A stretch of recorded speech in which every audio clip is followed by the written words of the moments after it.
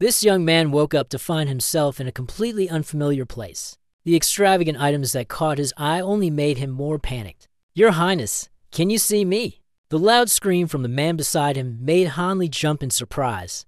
But at that moment, he still hadn't realized the seriousness of the situation. "Hello, who are you?" The man was briefly stunned.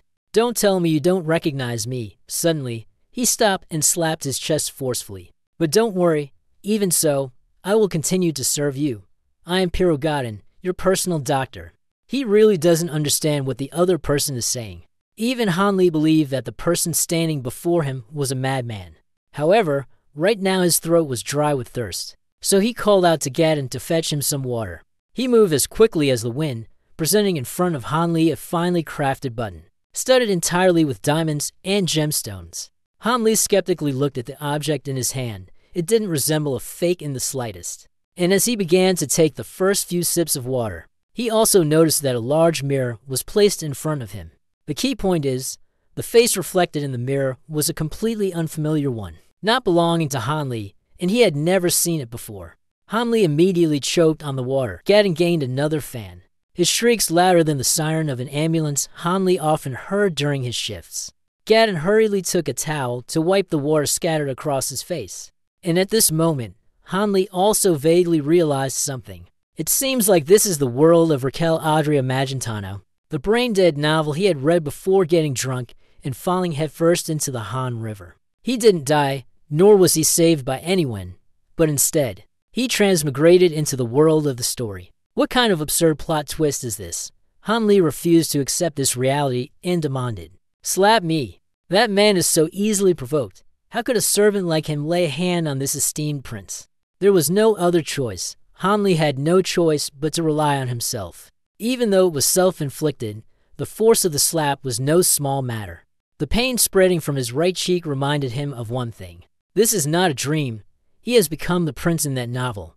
He has become Raquel now. That also means the mountains of debt and interest he had to bear when the clinic suffered losses have now become matters of a past life. Now, Hanli could live a carefree life, no longer needing to worry about debts. He was so happy that he felt like standing up and dancing the full Gangnam Style, just for the fun of it.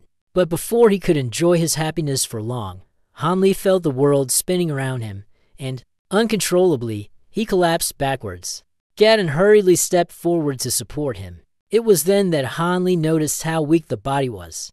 To be more precise, it is too weak. Hanli began to rearrange the details of the novel Demon Sword Emperor in his memory. Rachel in that book was merely a supporting character who appeared in the first half of the story. She was a character who had always been frail and bedridden since she was young. And then, at the age of 22, he passed away. Leah was momentarily at a loss for words. Damn it. The heavens had just turned him from a lord into a sickly ghost. "Huh, Gaden?" Lihan's voice began to tremble uncontrollably. "How old am I this year?" "Your Highness, you are 21 years old this year." Gaden's honest answer sent Hanli's mood plummeting, falling straight to the 18th level of hell. He cursed quietly under his breath. "Only 1 year left? I thought I could forget about the debts and live a life of indulgence, because the first was the crown prince. But now Hanli has turned into someone with only 1 year left to live. Or perhaps, since Raquel is the crown prince of this kingdom, Hanli must have been treated with all the best methods of the previous era, before I transmigrated into his body. However, everything was in vain, and in the story, it is mentioned that the priest began visiting frequently to bless Raquel.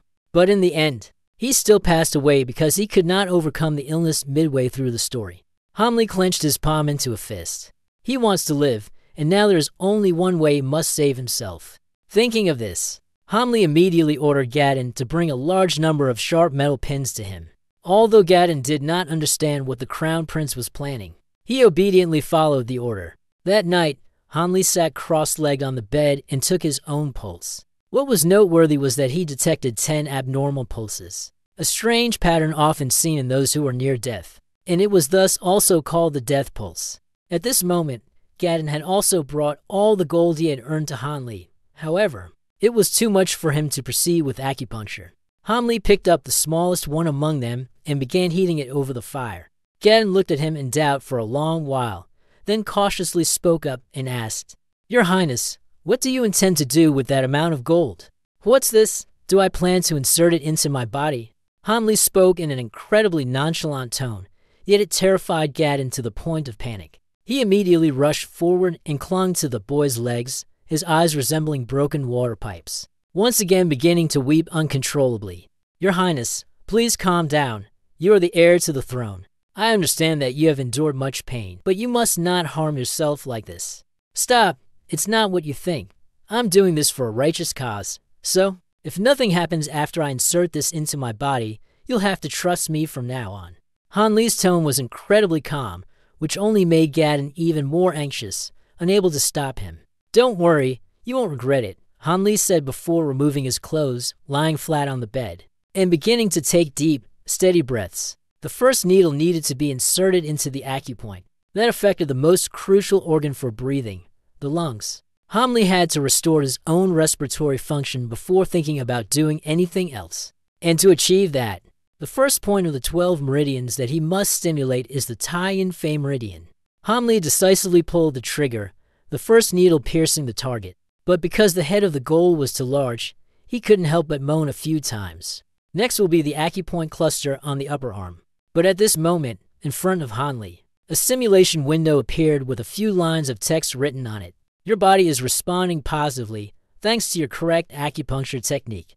The functions of the internal organs have shown signs of slight recovery. Your lungs have started to function again. Along with those words, Hanli felt that he was breathing correctly. He could sense the oxygen-rich blood flowing throughout his body as his lungs exchanged air more efficiently. The system immediately notified. This event has helped Hanli gain 100 HP. First, raise his current HP to 100 points. Hanli, no, now he should be called Prince Raquel. Wait, Dan looked at the virtual window for a long time, then tried to reach out and touch it. Seeing a series of his unusual actions, Gadon couldn't help but break out in cold sweat. Clearly, there is nothing in front. Yet now Raquel kept flailing about as if she were swatting mosquitoes. This made Gadon truly doubt, has the Crown Prince gone mad? Seeing him about to wash his face with tears again, Raquel had no choice but to speak up and comfort him. Gadon, I'm not crazy, so don't overreact like that anymore. As he spoke, Raquel picked up another needle. This time, he inserted it into the Van Man acupoint. The needle was still enormous, but Raquel's body had gradually adapted to the pain.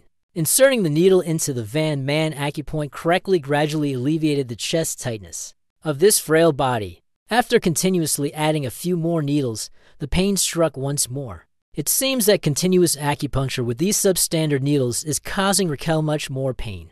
Then imagine, Gadon, standing to the side, was continually praying to God. He felt that the Crown Prince of the Magentana royal family had gone mad. The evidence was that he was continuously harming himself. The most important thing is that he couldn't get involved, looking at Gadon kneeling by the bedside. I couldn't stop rambling. Rachel was somewhat at a loss for words, but now, even if she tried to explain, he wouldn't understand. Gadon can only focus on completing the tasks he needs to do. Then, he continuously tapped on the Z by acupoint, Tianfu, Kong Sui acupoint, and the UZ meridian.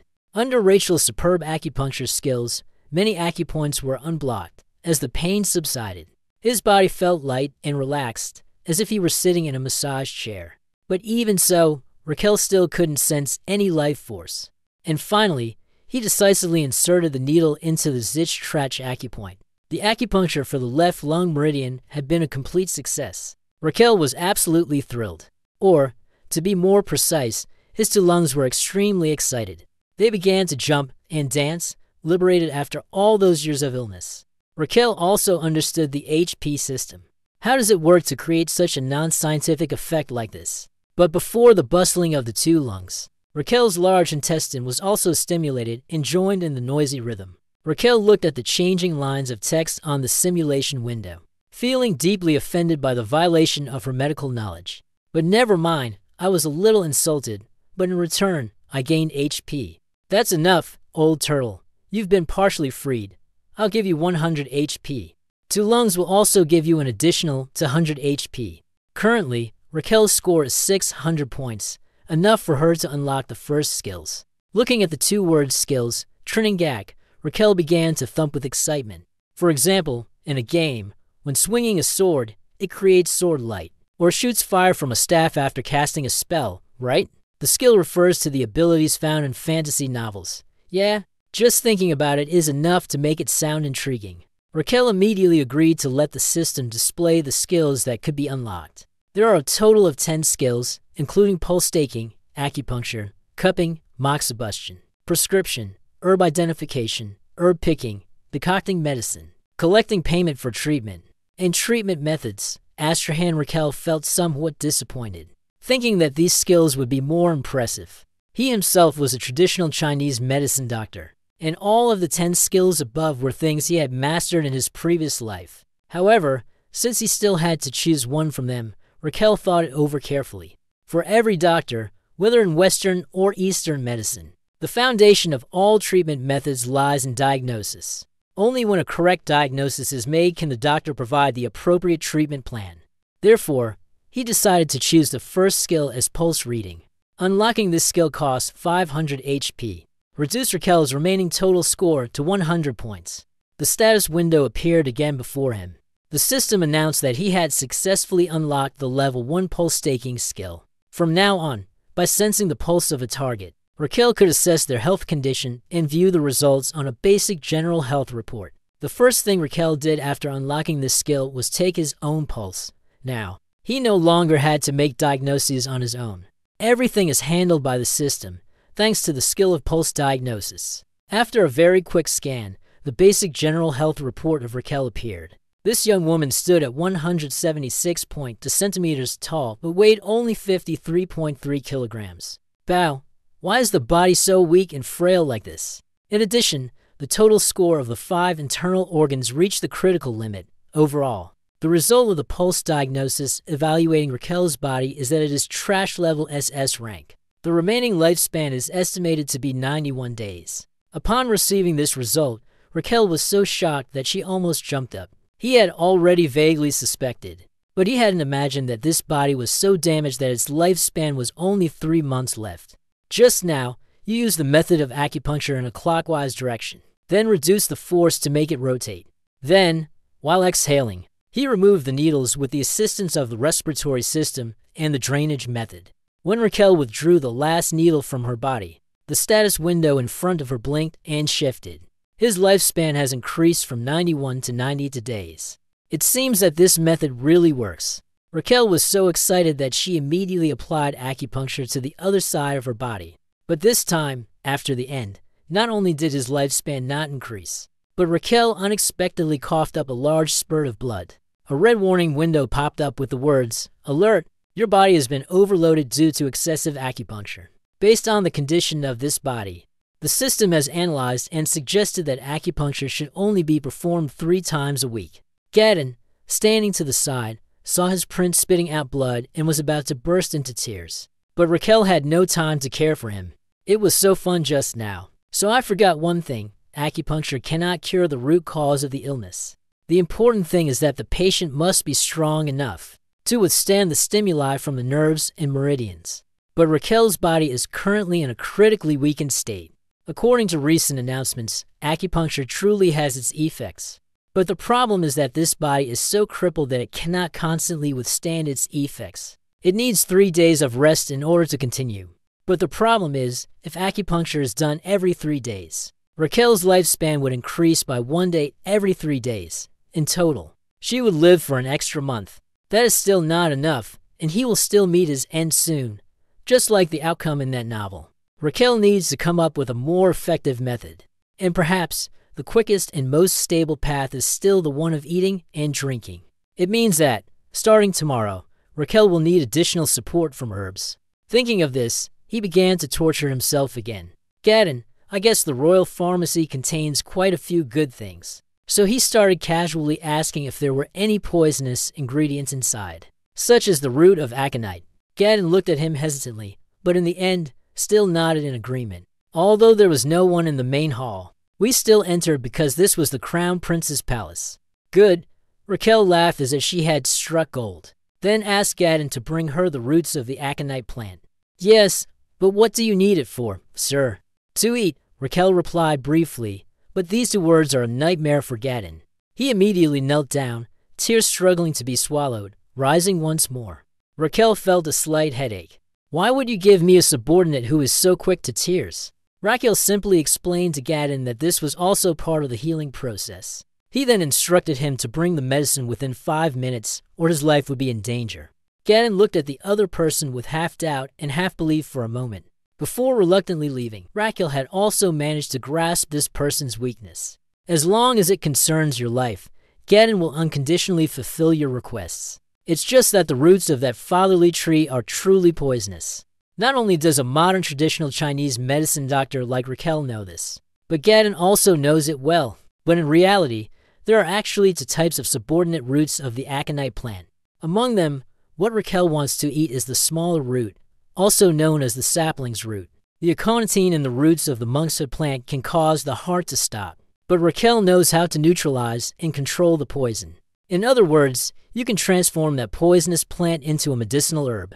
Although Raquel asserted with certainty, Gadon clearly still had doubts. He had never heard of turning a poisonous plant into a medicinal herb. Out of consideration for Gadon's loyalty and care for him, Raquel was also willing to explain a little to him. The process that you are about to undertake is called detoxification. After detoxification, the toxins in the rootlets of the aconite plant will transform into medicine. And that medicine is very effective in your treatment process. Do you find it convincing? Raquel spoke for a long while before finally stopping to ask. Gadon kept looking at him, then lowered his gaze to the ground, finally answering timidly after a long pause. Actually, not yet. I have never heard of this method before. I don't know where you got that information from, or if it is reliable. But if it helps you feel better, then I will assist you to the end. Immediately after, Gadon took the candle and left the prince's room. In fact, what he had just said was not very convincing. But Raquel's condition was worsening day by day, to the point where even the 7th prince was losing hope, because he couldn't find any effective method. Therefore, regarding the matter of detoxification, Gadon thought it might be worth trying at least once. In return, when the detoxification process is complete, Gadon will personally taste it first to ensure its safety. As soon as the father-son roots were brought up, Raquel was so excited that she couldn't wait until tomorrow and immediately began her preparations. For a career in medicine, Raquel began cooking with all the medical experience she had gained in her previous life. The cauldron of medicine bubbled furiously on the stove, emitting a strange, eerie scent. Gadon sniffed it repeatedly, still feeling that something was off. Anyway, this is a medicine brewed from poisonous ingredients, so he became even more uneasy. When Raquel wasn't paying attention, Gadon suddenly screamed and cried, then grabbed his hand. "Your Highness, please reconsider, I beg you." Raquel jumped in surprise, then suddenly she came up with a mischievous joke. "If you are afraid of it, then why not try it first?" He originally intended to scare Gadon a little, but unexpectedly, after hearing it, he immediately put on an expression of utter determination. "All right, Your Highness." Is Raquel a little shocked? Isn't this old man supposed to be quite cowardly? Why did he nod so quickly without thinking? Speaking of which, in the novel, Kier Gadon is a person who is extremely loyal and devoted. Initially, he was not Dr. Home, but merely a doctor's assistant. Even the doctors who had initially been full of confidence had left in the face of the crown prince's illness, and Gadon was the only one still remaining by Raquel's side. The people of Gadon have no flaws to criticize. Unfortunately, after the crown prince passed away, he was blamed for this matter and sentenced to death. Watching Gadon's back as he prepared to test the medicine, Raquel's feelings were very complicated. He was indeed a patient man, a loyal subject, because he felt that Gadon deserved to live a better life. Perhaps from now on, instead of fighting for her own life, Raquel will also need to strive to save Gadon from the hanging scaffold. However, you are not ready to share your good stuff with him like that. Anyway, it took quite a bit of time to finish brewing the medicine. If I let Gadon test the poison, how long would you have to wait then? So Raquel advised Gadon to stay calm and wait for the medicine to cool down before drinking it. He really believes it. It's just that when seeing Raquel Gadon's series of graceful movements, a doubt rose. Thinking back, how did you come to know about these remedies? Gadon's question made Raquel feel a bit uneasy. His loyalty is truly to Raquel. What he knows, you're not him, so it would be very troublesome. With that, Raquel didn't need to blink and began weaving an extremely exaggerated story. A wizard had come to visit him in his dreams every night, seeing his frail, near-death state. The wizard took pity on him and bestowed upon him several special medicines. The story sounds utterly absurd.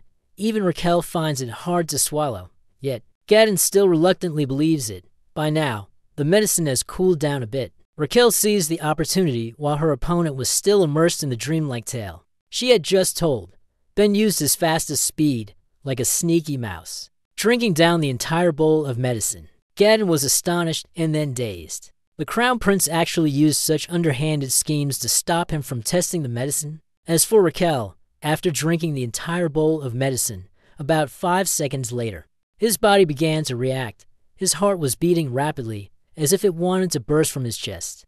Although a bit annoyed, Raquel did not believe that her medication was ineffective. Sure enough, after enduring a little longer, the system sent a new notification. The content is roughly that Raquel's medicine was brewed perfectly. The roots of the young plants had eliminated the cold energy and pain within the body, while also enhancing metabolism. The most important thing is that it has awakened the Astrakhan energy core. Raquel was somewhat astonished by this harvest. The Astrakhan energy core is a technique created by the legendary swordsmanship master, Javier Astrakhan, and the nobleman he served, Lord Frontera. This technique is only passed down to the direct lineage of the Majanado royal family and, therefore, is a technique bearing the royal insignia. Because the owner of this body is the Crown Prince. Therefore, he must have been taught the core of Astrakhan energy since he was young. It's just a pity that, due to his frail body, he has only now been able to awaken. The core skill of Astrakhan energy at level 1 creates a circle around Raquel's team, helping her process or increase mana, being absorbed by that circle, while simultaneously circulating mana. At this moment, Raquel could feel as if a donut were enveloping her heart. He could feel the vitality surging through his body with every breath he took. That was also the first time he felt something known as mana. This feeling made Raquel truly want to cry out loud. However, just a second later, the 8 sentries in Raquel's hand fell and shattered into pieces as a sudden pain overwhelmed her, squeezing her heart. Being a brother made him feel like his heart was about to shatter. It turned out that the circle around his heart seemed to be tightening. When Raquel Garin saw the Crown Prince collapse, she was also startled. But now he was no longer clear-headed enough to hear anything he said. The system is continuously sending danger warnings until the mana circle. Too much pressure is being put on Raquel's team. The balanced growth between it and Tim is no longer there. This leads to the risk that Raquel's heart could stop beating. Raquel tries to breathe in order to keep her mind clear. The system says that the growth between the heart and the mana circle has become unbalanced. This means the size of the team and the mana circle. Are we no longer compatible? Speaking of which, Raquel has been frail since childhood and has never had the time to train in the mana circle. At the age of 22, he was finally able to help him unlock this skill. Therefore, it could be said that the mana circle was like a ring that no longer fit, continuously tightening his heart. Raquel's right hand was placed on his left chest, intending to crush his heart. If the situation is like this, he can no longer shrink his heart. So, there's only one way left, which is to enlarge the size of that mana circle. Raquel gathered the last bit of clear-headedness, then closed her eyes and focused on feeling her body. He seemed to be able to see the scene within his left chest as the mana circle. It is constantly tightening his heart. If she wanted to live, Raquel had no choice but to expand that circle. And immediately, he grabbed it and used his strength to stretch it out. This is not an ordinary rope, but a mana circle. Therefore, it created immense resistance. Raquel felt as if she were about to faint from exhaustion. But thinking of her 7 defeats in her past life, reason once again urged her to fight. Raquel never forgot the moment when the rumor that his clinic was a hot spot for infection spread. The clinic had to close down, and he lost all his patients. Even because of the stress, his hair fell out in large clumps. Moreover, the rent, debts, and interest kept piling up on Raquel. At that time, she even had to mortgage her house to pay off the debts. Thinking of the beautiful house he had to mortgage, the power deep within Raquel's subconscious seemed to awaken. He poured all his strength into it, even though his body was almost numb, and the desire to fight of someone who had been defeated 7 times. Truly possessed an otherworldly strength, Raquel had succeeded in doing the unimaginable. It is to stretch the mana circle, tightening my heart as he regains consciousness. The first thing that caught Raquel's eye was Gadon's face, blurred with tears. Then there was a blue simulated window, no longer the glaring red warning. Thanks to the beneficial stimuli, the king of all internal organs, Raquel's heart, had also awakened. Raquel could clearly feel the sensation of his heart thumping loudly in his chest. It felt as if all his internal organs were having a celebration to welcome the return of this king. Although this body is still in a terrible state, at least the healthy heart shows that life is slowly returning. The system also notified that the growth rate is balanced between the heart and the mana circle. It has been reset, and Raquel is the first in history to earn the 10 mana slot. Raquel was a bit confused about the concept of this mana slot, probably quite similar to an item slot in a game. Anyway, later on, during the process of use, you will get to know its features clearly. Raquel suddenly remembered something important. He had to put out the worry of the person standing in front of him right now. Gadon had been crying nonstop. So, Raquel suddenly stood up, like a corpse rising from the grave, which startled Gadon. Suddenly, he was full of energy, making the man appear a bit doubtful. Just now, you seem to be in great pain. That's the side effect of that medicine, sir. I just choked a little. Rachel appeared completely unbothered, even slapping his chest loudly to reassure Gadon. But this action only made him more panicked. After all, it was Gadon himself who had just witnessed Rachel writhing in agony. So it was hard for him not to doubt the true condition of the man now. Raquel also had no intention of explaining in detail, so she called Gadon to clean up the shards on the ground. For me, and also, thank you. What did he suddenly say? Gadon seemed to be in shock because the Crown Prince had just said thank you, even though he hadn't done anything yet. If you don't hear, then just let it be. After throwing Gadon aside, Raquel began to seriously evaluate the item she had just acquired. It is the mana slot. If I'm not mistaken, I just acquired 10. I got something super amazing. A technique used to store substances infused with mana. Each slot will have a capacity of 1 OL. You can store it by consuming it.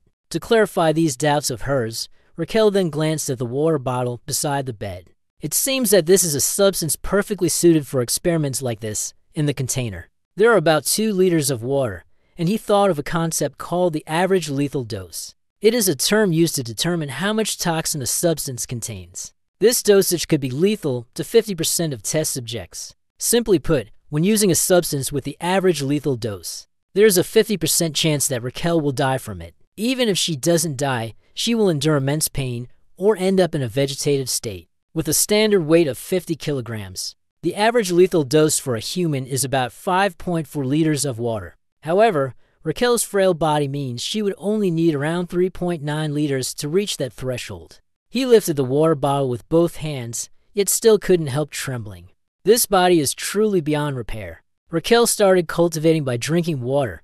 Do you want to try storing the water you're drinking? Indeed, after drinking about half a bottle, the status window began to appear. Raquel successfully stored 1 liter of water, while she felt no sense of fullness at all. To be sure, Raquel tried drinking a few more bottles. But even after drinking a full 10 liters of water, her body remained unaffected. And when Raquel wanted to withdraw the water, she could do so with ease. This feeling is incredibly subtle. Raquel felt as if she were a human version of a camel, when you can take as much water as you want. Now you know how to use the mana slot. Next, Raquel had another bold plan. It is the combination of this with the Astrakhan core technique. This technique specializes in absorbing defects and releasing mana. Who knows, it might be able to release the amount of water stored within him in another form. Raquel focused her mind, feeling the flow of mana circulating around her heart. Then a water orb appeared in the center of his palm. Raquel was somewhat astonished by this rather unscientific sight. After that, he intended to pour the stream of water back into the bottle. However, at this point, things did not go as Raquel had hoped. Originally, he intended to control the flow of water and slowly pour it into the bottle. But in the end, due to the excessive force, Raquel shattered the intricately carved glass vase on the table. Looking at the broken jar, Rachel felt a little guilty. He thought about mana. Storing up, along with the stream of water, will flow slowly, gently, and kindly a little. I didn't expect it to suddenly turn into a whirlwind. Moreover, another serious issue has arisen, because a loud noise suddenly came from the Crown Prince's room. Gadon hurriedly led the Imperial Guard team to rush in. They thought that an assassin had attacked the Crown Prince.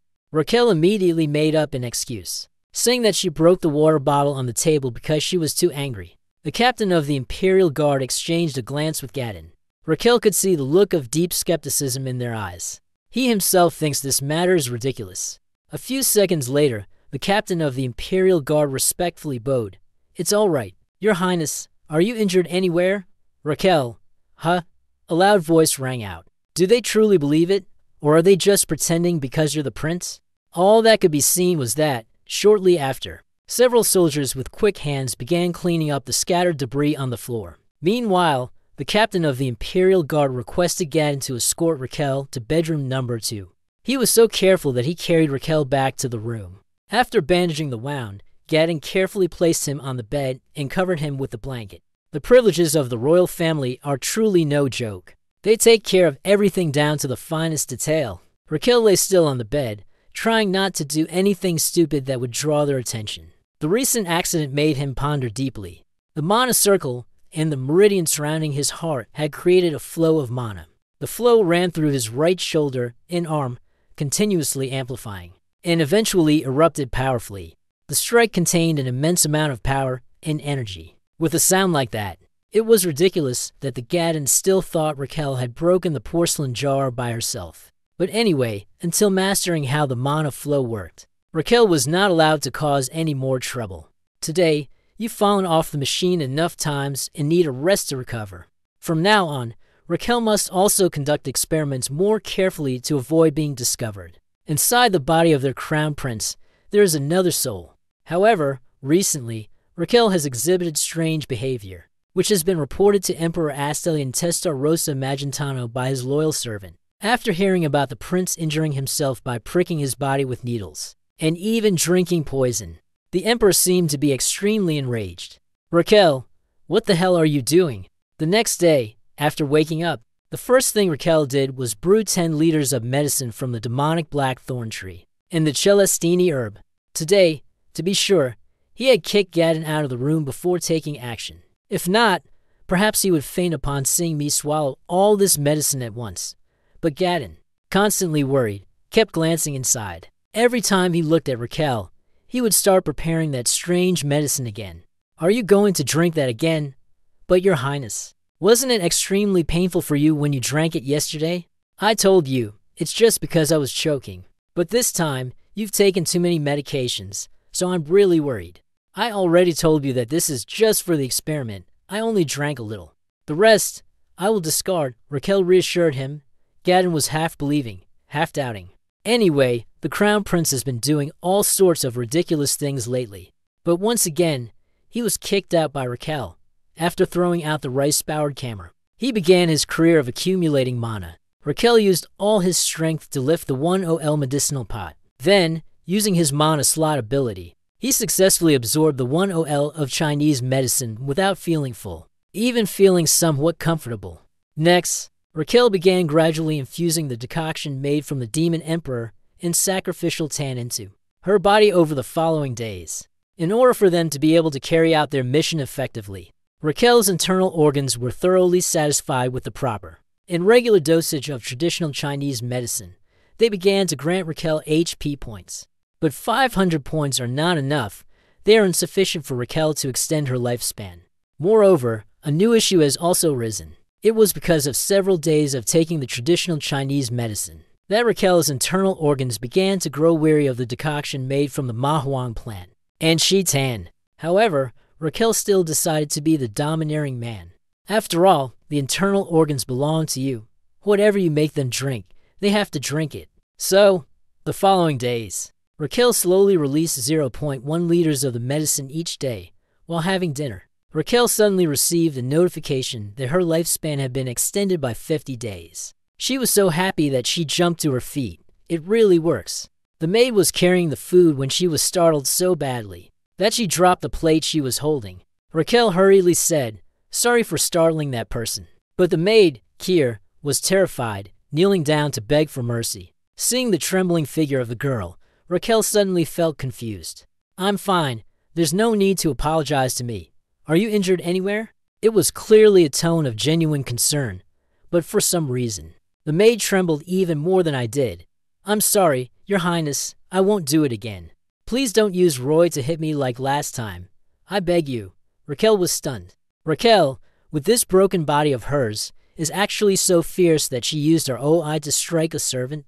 On top of that, she even made him suffer such a huge injury like this. Whip? Did I ever hit you with a whip? Raquel doubtfully asked. He just hoped that the maid would answer no. No, Your Highness. The girl replied, but before Rachel could even sigh in relief, she continued. You have never personally hit me before. The feeling of guilt once again surged intensely. Raquel asked the maid, Kier, to recount what had happened earlier. It turns out that it was because she had once spilled a drop of water onto Raquel's sleeve. And in fact, he should have instructed his subordinates to use her OI to strike her. Raquel, after hearing that, could only feel anger. That prince, weak and frail, was also the kind of beastly person. No wonder he was cursed by the heavens and could never recover. All right, you've cleaned up. Now leave. Raquel despondently collapsed onto the bed. The girl was happier to see that she wasn't being beaten than anything else. She ran out of the room, looking as if she had just escaped from a prison, which further devastated Raquel. Raquel then called Gadon into his room, claiming he was seriously ill and that his mind had been unclear lately, forgetting everything that had happened before. Therefore, he wanted Gadon to recount the things he had done and how he had treated Gadon and the other servants in the past. Yes, of course, Gadon seemed eager, but as soon as he spoke a few words, Raquel interrupted, If you dare lie, I will drink the entire bowl of poison right in front of you. It was just a sentence, but it was enough to completely suppress Gadon.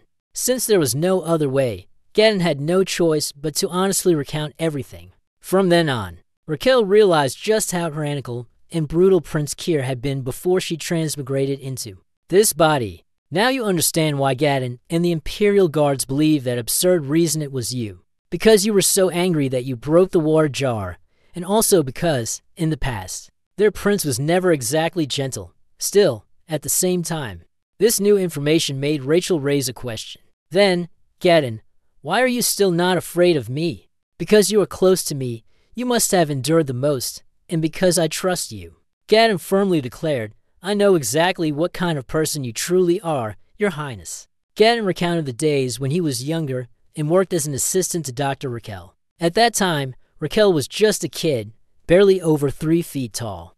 But one rainy day, when the entire prince's palace was in a panic over Raquel's disappearance, Gadon found him huddled under a tree, shielding a little chick from the rain. Therefore, when he grew up and became tyrannical, Gadon still believed that it was merely due to illness. And as long as she is cured, Raquel's true self will return. I am sure that my faith has been rewarded now, Gadon said again, recalling the moment when Raquel had sincerely thanked him.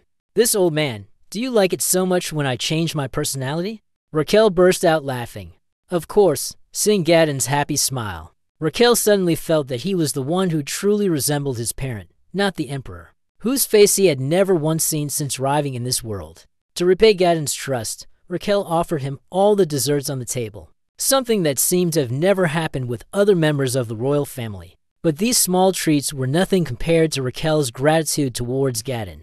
It was also for this reason that he swore on the honor of both his past and present lives that he would survive, partly for himself and partly so that Gadon would no longer have to suffer the unjust pain of being hanged as in that novel. While Gadon was busy stuffing a croissant into his mouth, the prince's door suddenly swung open. A servant rushed in, announcing that the emperor had ordered Raquel to be summoned immediately. At this moment, in the emperor's palace, full of majesty and grandeur, Zekiel donned the royal prince attire, stepping forward with steady strides. You looked directly at the emperor. Immediately, he knelt down, performed the greeting ritual, and said, I, Prince Zekiel Adria Magentano, wish to express my respect to the emperor, the legitimate ruler of this land. He is Asturian Zesterosa Magentano, an emperor of the Magentano Empire. He looked at him, lost in thought. After a moment of observation, he was astonished to see something. Astraline looked at Zekiel, silently thinking, the healing method of Astrahan is as weak as it is. Yet he was able to accomplish that? At this moment, his whole body suddenly began to tremble from kneeling for too long. He could sense something from him and silently thought, he seems uneasy in my presence.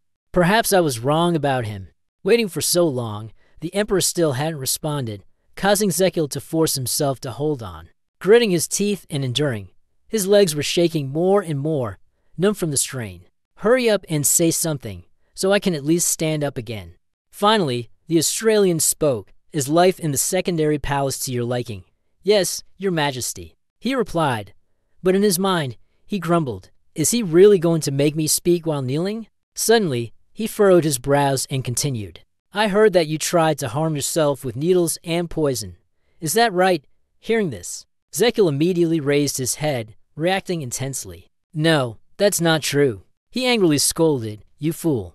How dare you claim to be a descendant of this royal family? Astel immediately propped up his chin and began to lecture. You are a proud member carrying my bloodline. You must not lose your dignity. After hearing that, he could only remain silent and lower his head. He mentioned the crown first and then continued. If you cannot bear the weight of the crown, it is only because of your health. Your eyes lit up, staring intently, listening carefully. Hasn't the time come for you to make a wiser choice? Zekil looked at Astelian's expression, doubtful thoughts crossing his mind. A wise choice? The old fox, he must be plotting something for this meeting. He propped his chin up, sitting above and looking down. I won't beat around the bush anymore. Suddenly, he became serious. I want you to give up the title of prince and pass it on to your brother. The two princes were stunned, secretly feeling happy inside. I thought it was something else. Zekil immediately responded without hesitation, saying, Your Majesty, please forgive me. But he smiled slightly and calmly said, I refuse. Hearing this, Astelian was furious, his hand gripping the armrest tightly, veins bulging. What? Suddenly, he stood up and shouted loudly, Dare you refuse me? Zekil calmly replied, Yes, that's right. You told yourself that the pressure was immense. But you must not falter. Obviously, he would act like that. From the very beginning, he already had the power to strip away his prince's title. The reason he asked? It was because he wanted his eldest son to voluntarily and kindly abdicate the title of prince, and graciously acknowledge his younger brother, deserving of receiving the crown from the eldest brother, truly a politically wise move. Perhaps I am still a useless person and unreliable, but I will not back down. Zekil, right? Yes, just by looking at the crazy expression on his face. It's clear he must be feeling really uneasy. Atheline stepped down the stairs and asked, Do you not respect my decision? Does the title of prince mean so much to you? He approached you even closer, looking down and asking, Do you only feel satisfied when you've brought shame to me and the entire royal family? Hearing those words, you hesitated. I don't care about that title. At that moment, you were calculating in your mind, I want to give it to the two princes or anyone else, and then enjoy my life from now on. That's enough. But if I agree to this proposal, this country will face destruction solely because of those two princes. In the Emperor of the Demon Sword, the princes appear to be talented and diligent. However, a chaotic era is about to break out. One of the princes is hot-tempered and lacks the skills to handle such turmoil. The era he rules will lead to the collapse of the entire empire and royal family. I must do everything to prevent this. Zekil stood up and said, I may look as frail as people say, but I have not yet lost my wits or wisdom. You continue. The title of prince holds no value for you. What matters to you is the prosperity and peace of our royal family. The emperor's sharp gaze turned toward him, and he said, Well said. You are all so full of confidence, and that's not all. Therefore, Zekil made a suggestion. Thus, you want to make a proposal. Astel immediately did not understand the suggestion. He placed his hand on his chest and said in a firm voice, Give me a chance. To prove who can bear the weight of the crown more than I, is it you or the two princes? At that moment, he had returned to his palace. A voice rang out, Your Excellency, Zekil. As Zekil walked in, exhausted, he heard a question from behind. Gadon, following behind, asked with concern, Why did the Emperor summon you? Hearing the question, Zekil slightly turned his head, smiling as he replied, Nothing. He just wants me to relinquish the throne to the two princes.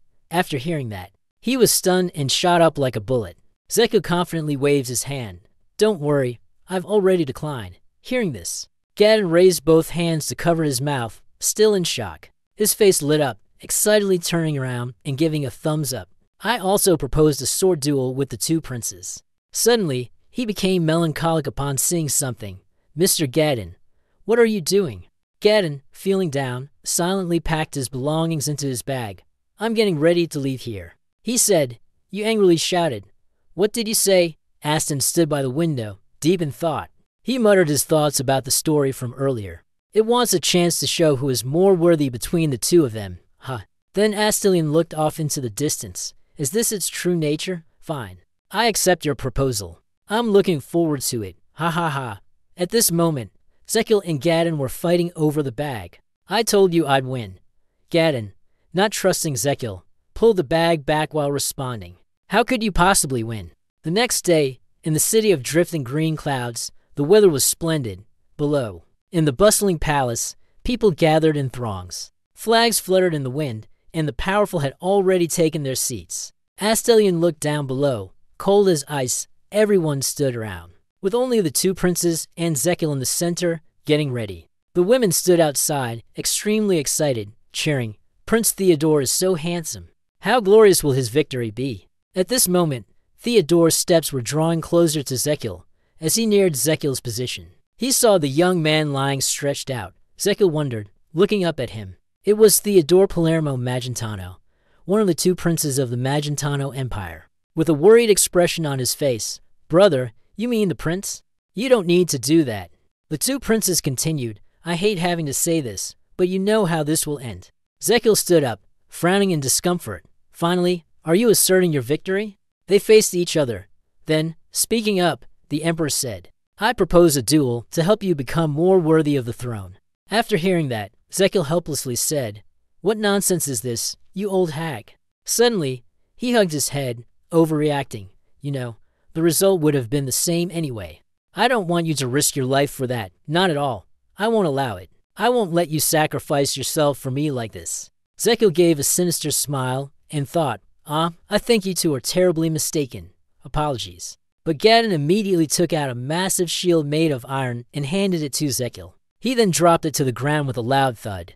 That caused everyone to be both startled and curious. At this moment, Astel couldn't help but feel surprised. He clenched both hands tightly onto the armrests, staring in shock and confusion. Even Theobo was frozen, stunned. The boy was excited, provoking, You're not planning to lose, are you? Zekil, with a face full of determination, was clearly visible in every feature. In the early morning, at this time in the castle, a voice could be heard. The crown prince is so strange. What if someone hears? At this moment, everyone surrounded a circle, bustling with voices both loud and soft. Didn't you see that? The prince, a natural talent in swordsmanship. With that magical aura around him, he even learned swordsmanship from a renowned knight. Zekil gripped the massive shield, assumed his stance, and flashed a confident smile. Gadon stood outside, somewhat anxious. For you, the crown prince won't stand a chance of winning. This is truly a joke. Scene shifts to the past, recalling the moment when he was training seriously. I told you I was being serious. I want to win. At this moment, Gadon, with a sad and fearful expression, hesitantly said, But, Your Highness. Before he could finish, he was interrupted by the prince. It's fine. It's fine. I'm actually glad that no one has any expectations of me.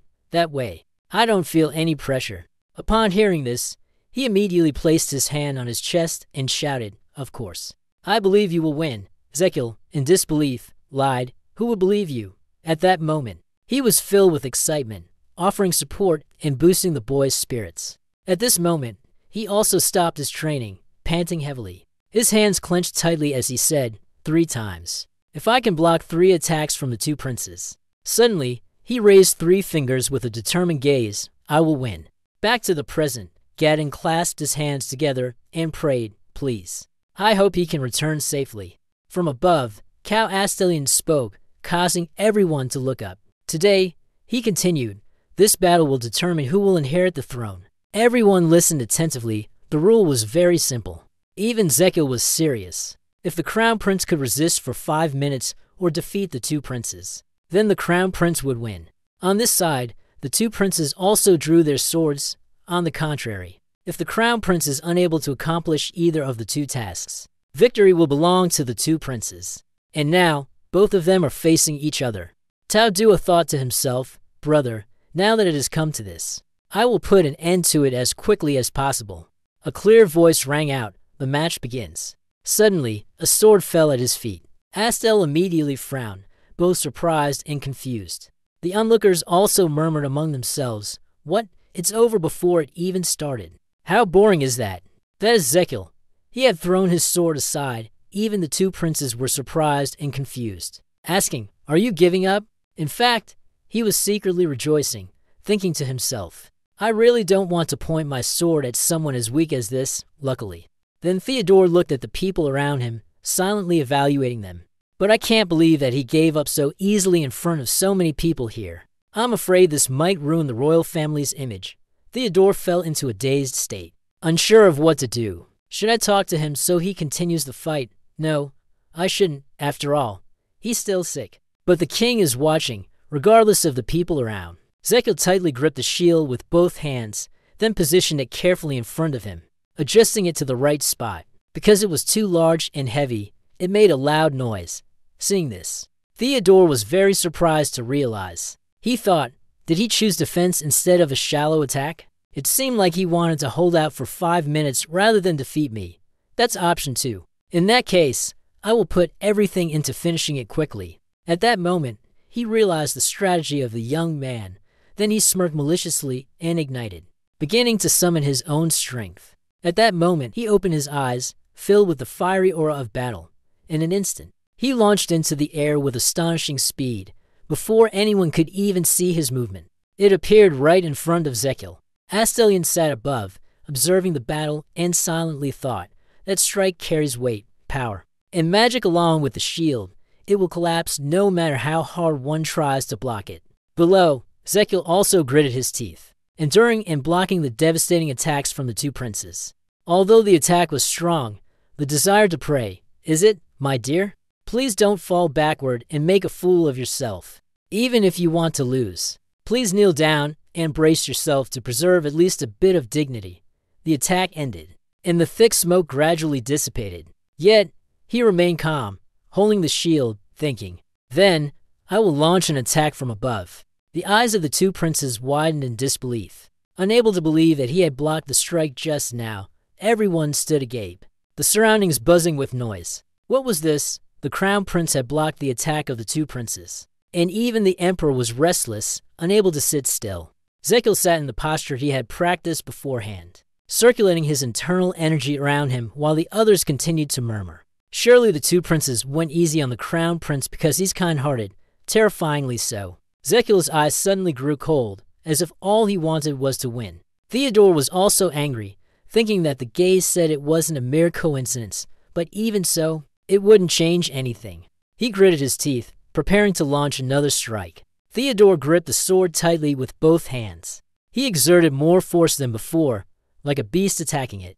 Zekiel's hand was weakening, unable to withstand the overwhelming force. Both were determined. One tried to hold on, while the other eagerly unleashed his moves. A moment later, unable to hold on any longer, he was sent flying far away. Gadon panicked and shouted, "Your Highness!" After that flight, he managed to regain his balance. "Damn it, my head is spinning." Jekyll's hands trembled, and by 7 o'clock, his wrists no longer felt anything at all. He immediately remembered the critical situation, however, back when he had been a police officer. "I've already blocked a ton of things. That last move was nothing at all." Thus, they were astonished to see that the shield was still standing firm. Both continued to attack and defend continuously, the shield along with their abilities. Despite all the effort, I still couldn't shake off that shield. Accordingly, continuing the attack, Zekiel persevered in defending from behind, blocking the blows. Zekiel thought, it absorbs power, slashing much better than I expected. Zekiel felt pleased. Smiling confidently, in this situation, this weapon would be even more effective. After a period of attacking, the two princes began to tire. One prince said, "I didn't know you were struggling so hard to win." But before he could finish his sentence, both of them shouted in unison, "Take this!" At that moment, a fiery light shot high into the sky. He charged straight down, striking. The sword scraped against the shield, producing a terrifying sound. "You've been waiting for this strike all this time." Zekiel immediately assumed his stance. "I've been training my lower body to prepare for this." At this moment, the system appeared. "I thought you were trying to die. Here, hug the lungs." But we have done our best to elevate the general classification to that level. We've worked tirelessly day and night, to the point where the sphincter nearly expelled everything. Do you remember when you had thoroughly prepared the shield specially crafted by the royal blacksmith? At that moment, Zekiel was continuously pouring the cup of tea into his mouth. and Zekil delighted in the incredibly delicious Thai reserved for his little, adorable younger brother. The system also notified the activation of the function to load empty slot number 1. Please choose the loading quantity. Zekil commanded, 0 point to L. Both streams of energy seemed to be merging together. Suddenly, Zekil's strength wrapped around Theodore's legs, immobilizing him. Everyone was confused. Staring intently, the Emperor was stunned to the point where even Theodore himself was perplexed, saying, "What?" Theodore and Zekil stood amidst the crowd, preparing to face each other. Theodore held a sword, assuming a defensive stance, while Zekil gripped his shield firmly. Theodore's whole body swayed unsteadily. His steps were chaotic, as if he were about to fall. His face turned bright red, his mind dazed, and he looked around in confusion. Not understanding what was happening, Theodore coughed a few times in embarrassment. "What is going on?" At this moment, Zekil confidently gazed directly at his opponent, Theodore. According to the description in The Loving Blade Emperor, he was someone who couldn't even endure a cup of wine. Seeing Theodore Zekil's staggering appearance, he couldn't help but grin triumphantly with a wicked smile. "I had placed a cocktail bomb containing 20 different types of liquor in there. Last night, it was all for this moment." Theodore tried to maintain his composure, stammering, "I'm sure I hit the shield, but something just entered my body, merging with my mana. My vision blurred. Everything turned upside down. Something entered, something. But the fighting spirit has been dragged along. Measure once more, grip the sword tightly, and face the confrontation. I must focus my mind. The result will remain unchanged. I just need to defeat my older brother within 5 minutes." He thought of the king and his ministers, paying attention to every compliment as the flames reached the desired position. Then father would notice him, receiving the praise of thousands of people in the palace. "I will be crowned and become the proud crown prince. That is the best." Theodore silently strengthened his spirit for the emperor, for the empire, and for his older brother, whose health was poor. Zekil cautiously checked his own condition. Had he subdued her yet? Suddenly, Theodore exclaimed, causing Zekil to be filled with doubt. Therefore, Theo furrowed his brow with determination, pointing the tip of his sword toward him. His face flushed from intoxication. "You will lose," he said, then shot forward to attack Zekil, each sword strike swift, clean, and decisive. With the momentum he unleashed, he called out fiercely, "Come here, little brother." Zekil hurriedly parried his brutal attack, incredulously sighing in awe. "Can't she withstand the bomb blast of my Thai?" Suddenly, missing, Doi raised his sword high. The sunlight poured down as if adding strength to him. Then, Theodu gritted his teeth and struck directly at Zekil's solid shield. He was tense, putting all his strength into the defense. "All right, least second round, the bottle bomb. I'll invite you to my uncle's place." The system displayed a notification, as per your request. 0.1 liters of the Thai character bomb within the circle has been released. Zekil's eyes blazed with fury as he muttered inwardly, drink it all, down it in one go." Theodore suddenly opened his eyes wide, as if sensing something was invading his body. In his subconscious, he sat at a bar under the warm yellow light. Theodore looked around, confused, and exclaimed, "Where's this place? I was just fighting." Across from him was a bartender, leisurely shaking the shaker in his hand. A moment later, he pushed a glass of enticing red wine toward Theodore. The polite waiter gestured to one side and explained, "The gentleman over there has paid for this glass of wine."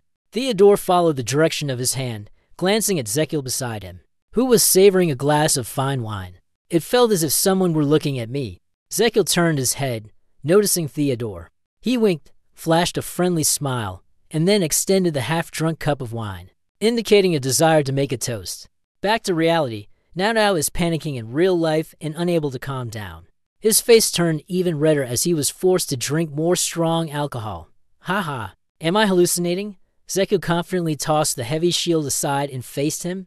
"Take a deep breath. Let me help you sober up a little." Then, he confidently lunged to attack Theodore, who was standing bewildered in a drunken stupor.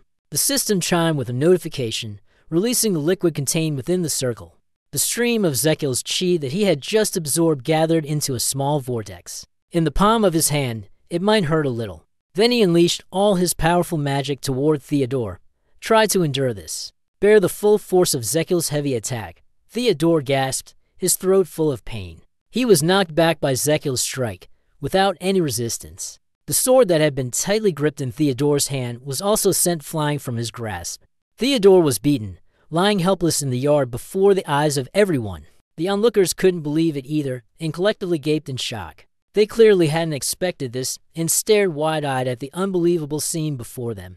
Even Aston Villa was astonished by the unexpected outcome of this match.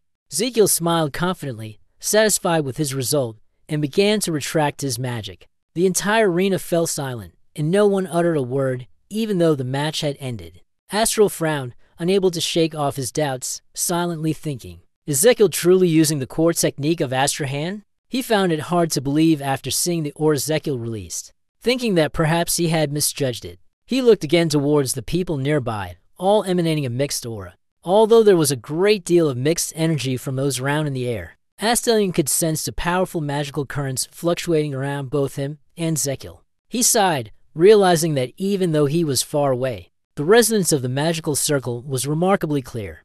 A moment later, Theodore vaguely woke up. He wondered in a daze. Huh? Suddenly, he sat up when he saw Ezekiel sitting down, calmly adjusting his ankle. Sweating profusely, completely bewildered, he exclaimed, big brother. Ezekiel interrupted his words, but still used magic to channel into his legs to heal himself. Sizzle had purified the tainted mana, watching the pure and untainted flow of energy emanating from him. Theodo, like everyone else, could not help but be astonished. That was the core technique of Astrahan Sao. How could it be? Ezekiel responded calmly, as if it were a matter of course. Why not? Perhaps I'm just a late-blooming flower. Then, he set fire to the scattered wind, looking around to search for the precious sword he had dropped earlier. Though unwilling, he had to admit the result of this match. You lost. Ezekiel didn't care much and casually responded, What? Didn't expect that? The wound on his forehead is still bleeding. Ezekiel didn't pay attention and sincerely continued, It's fine. Actually, he didn't expect that either. Theodore noticed and said loudly to remind him, Your head is bleeding. Lakil Adria was surprised and quickly wiped the streak of blood. I must have hit my head against the shield while blocking your attack. Theodore suddenly deflated, softly uttering, Brother. In his heart, he silently exclaimed, He truly used everything he had in the battle. Theodore remembered the image of Ezekiel's resilience in battle as he threw everything he could with that fragile body and fought without taking a step back. Then he remembered his earlier arrogance and chastised himself. As for your attitude during the battle, what about it? You acted as though victory was already within your grasp. Theodore pondered with a troubled heart and sighed, I have been too arrogant. Ezekiel spoke up, interrupting Theodore's train of thought. He suddenly exclaimed, It's done. He forced himself to stand up but still didn't forget to ask about his younger brother. How are you feeling now? Theodore clenched his fists and muttered self-reproachfully, I am deeply ashamed of myself. Ezekiel raised an eyebrow in confusion upon hearing his words. No. What I mean is your physical condition. Theodore, the foreigner, responded in astonishment. I feel much better now. Ezekiel placed his hands on his hips, proudly displaying confidence in his abilities. Is that so? You thought to yourself smugly, Of course. You have absorbed all the alcohol in my body. Suddenly, Theodo rose, knelt down, and bowed deeply with sincerity in front of him. With a solemn posture, he seriously exclaimed, I, Prince Theo du Palermo Magentano.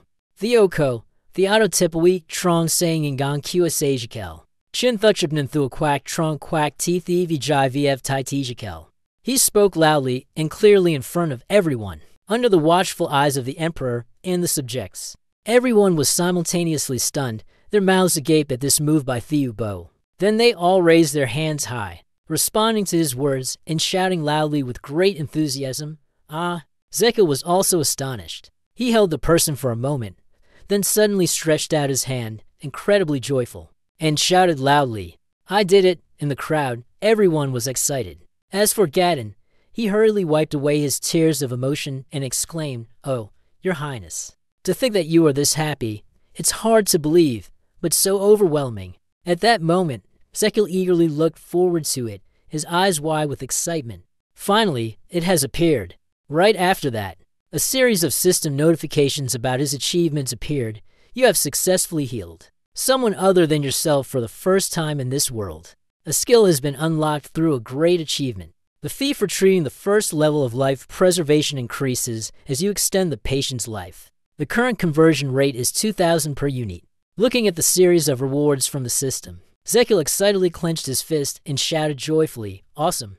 The system displayed a notification requesting the collection of a Level 1 treatment fee. The skill to extend the lifespan of the patient Theodore Palermo Magentano has been activated. No more than 5 days.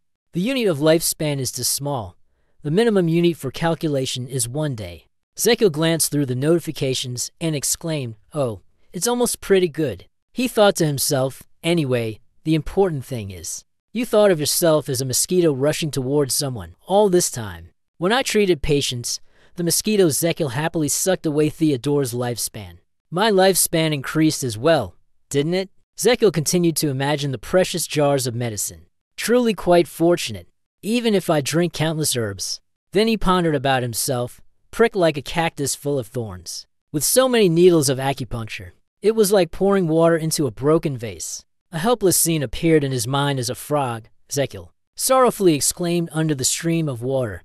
7 defeats, Zekiel smiled with satisfaction, full of anticipation for the future. But now that was all over, suddenly, Astel's words cut through his thoughts.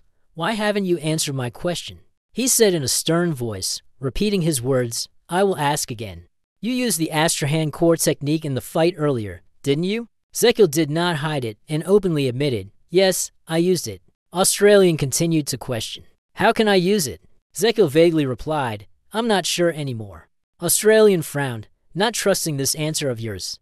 "Not sure," Zekiel repeated, affirming. "That's right." He couldn't help but feel distressed in his heart. "How could I say that it was the acupuncture throughout my body that created that skill?" Australian suddenly provided an answer to his own question. "That's right, on the day you were born. I personally engraved the Astrahan core technique into your heart." Zekiel respectfully continued, "Thank you. It is my honor, Your Majesty." Astel immediately spoke in a serious tone, "I understand. But your body is frail and cannot withstand it." Zekiel was unwilling to explain and merely uttered indifferently, "I apologize, Your Majesty." Astel immediately looked at him and praised him, but with his weak body. He had already surpassed his younger brother. Once again, Zekiel only responded out of courtesy, "Thank you." Asterion was angry, almost with a warning tone. "You have ruined my mood and my plans." Zekiel immediately bowed an apology, but the expression on his face lacked sincerity. "I apologize." In his heart, he couldn't help but feel doubtful. Was that a compliment or a rebuke? Then, Astelin turned as if to leave. But a promise is a promise, and an agreement is an agreement. Today, you have defeated your younger brother, and as per our agreement, I will not strip you of your title as prince. Suddenly, he turned his head, glaring at Zekiel. However, he continued, his voice stern as he reminded him, "I will continue to observe you, constantly doubting and testing your ability to inherit the throne. Do you understand?" Zekiel did not answer immediately, but clenched his fists, unwilling to accept. Astel immediately turned around in anger, looked directly at him, and questioned, "Why didn't you answer?" Zekiel then slowly continued, respectfully saying, "Your Majesty, you have openly criticized the powerful king. I have heard that recently you have neglected your swordsmanship training, due to the demands of state affairs. That is not advisable," he continued, advising in a tone that left Astelion astonished. "One must maintain the practice and relax their muscles." Zekiel stood amidst the crowd and spoke with a clear, authoritative tone. "You and the others should eat more vegetables regularly, if possible. Consider quitting smoking as well." Astel immediately became displeased and a bit angry, exclaiming, "Are you speaking to me like that?" Zekiel remained unfazed and confidently replied, "That is my sincere concern and advice." Some time later, in a dense forest, with beautiful rays of sunlight streaming through the leaves, a carriage sped along the path between the trees. The voice of a powerful figure inside the carriage spoke out, trying to avoid what was being said with naive requests like that. Artelian sat in the carriage, pondering the Astrahan core technique it employed, marveling at its intricacy. He stamped his foot in indignation at the thought of using that technique. It was too reckless for his frail body. It could lead to many unforeseen consequences. But then he thought it over and couldn't help but feel troubled. But that also showed just how desperate the boy had become. He remembered the lonely figure of Zekiel as a child and sighed. A child who loses a mother while giving birth to a child always endures pain. Astel thought back to the image of himself when he had grown up. He had hoped so much for the boy, hoping 100 times more than that. Suddenly, he hesitated a bit as he remembered Zekil's determined expression in the recent fight. But Astelion, once again, was filled with hope for Zekil. The small hope that the boy would show up today. It has stirred my heart once again. That afternoon, Zekil sat on his magnificent carriage, crossing the quiet street. He is a divine being, contemplating his sorrowful memories. His father in his previous life had suffered a stroke. He recalled the scene where he had killed someone when he saw the man lying motionless on the simple hospital bed. We had just been playing around together, and then suddenly a call came in. But it was all too late. Zekil was troubled by the fate of Astelion. The Emperor also suffered a stroke after Zekil died in the early stages of the novel. Zekil frowned, his determination firm. That cannot happen again. The Emperor needs to be healthy and maintain his throne. I will extend his life by charging a fee for the treatment. You continue to trouble, immersed in your thoughts. I never want to experience that pain again. Suddenly, Gadon raised his voice, interrupting the young master's train of thought. Seeing his pitiable expression, Zekil angrily exclaimed, "Ah, you startle me." 2 streams of tears flowed down Gadon's face, filled with torment. "Your Highness, please ask me what these tears are." Zekil broke into a cold sweat, forcing himself to respond. All right. What are those tears?" Gadon, fulfilling his desire, moved closer to him. They were truly sincere tears. "He is excessive, and continuing with sympathy must have been very difficult for you, right? So tired, isn't it?" Zekil helplessly stretched out his hand to stop him. "Again, I appreciate your feelings, but I need to rest.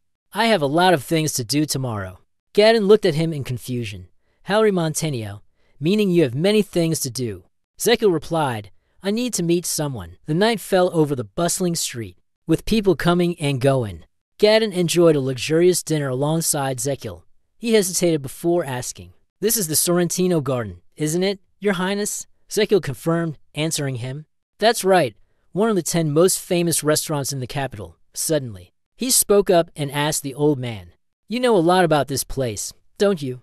Gadon quickly responded, "Yes, I'm quite familiar with this place." He couldn't help but feel doubtful, looking at the unfamiliar appearance of the prince in front of him. "Why are you disguised like this?" Zekil changed his clothes, putting on a gaudy orange wig. Suddenly, someone knocked on the door, interrupting their conversation. The staff member stepped in and respectfully asked, "What would you like to order, sir?" Zekil then listed the dishes he wished to order.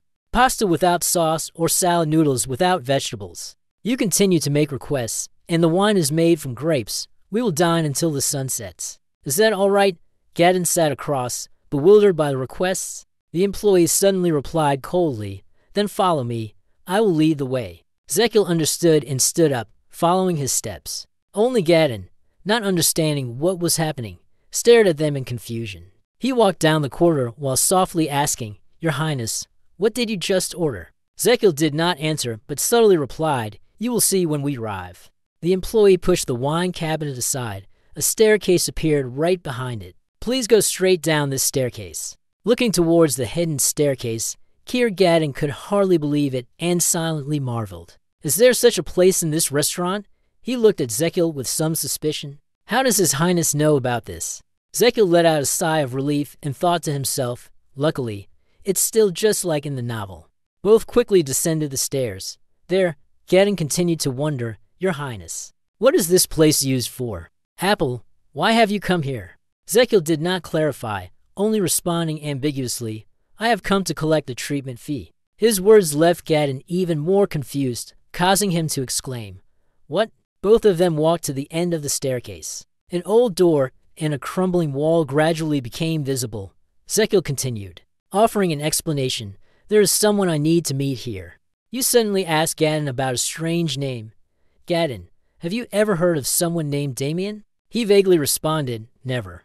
Zekil asserted, "Of course, you've never heard of it." Done, you stepped forward and swung open the door. Right behind that door was a blood-soaked arena, where the combatants fought to the death amidst the cheers of the gamblers.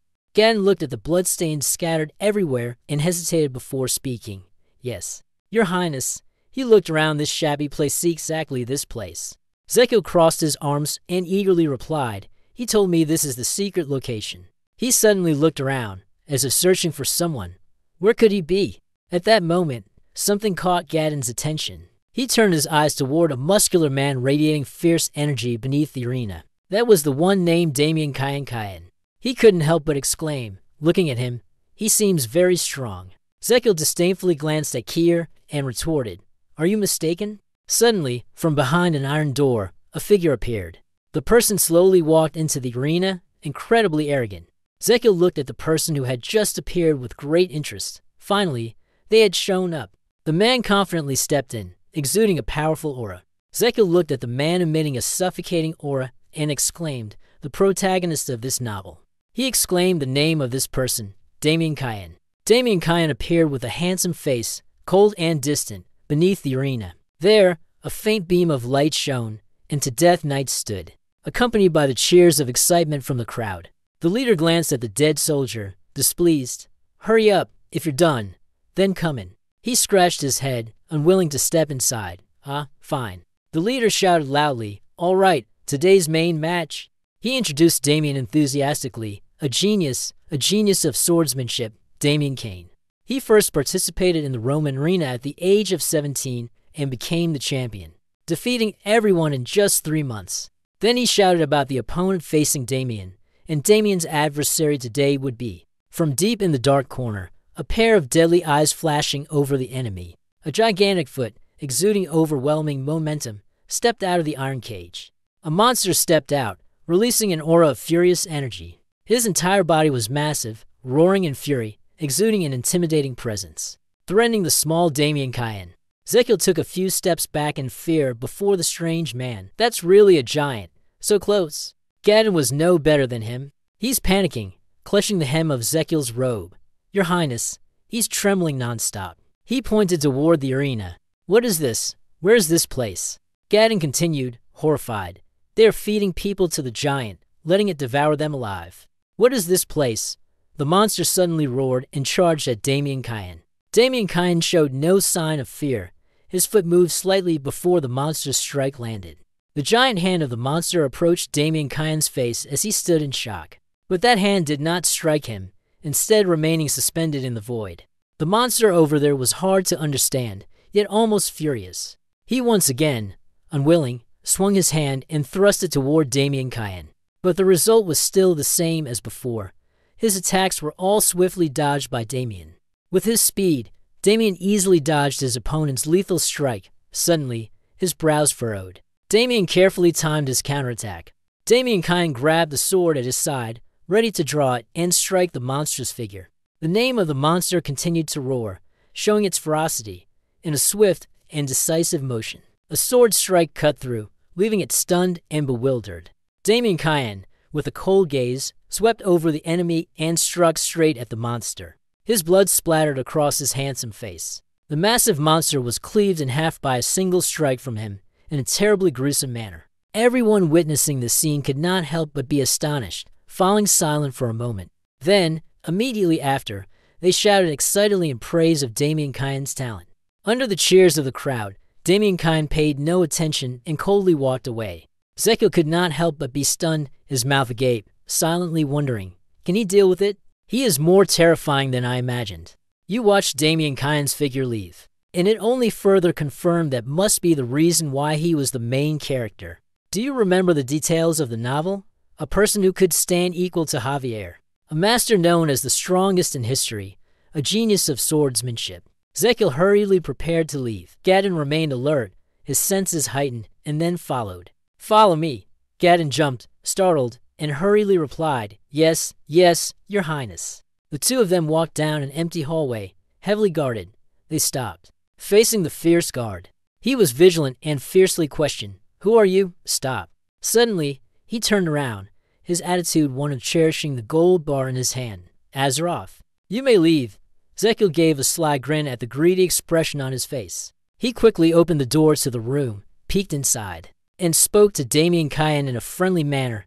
"Excuse me." Damien Kayan was wiping away the bloodstains splattered from the beastman earlier, while Zekil only stared at him with suspicion, not responding. Zekil stiffly stepped closer to him, trying to calm himself, and shouted, "Don't be afraid."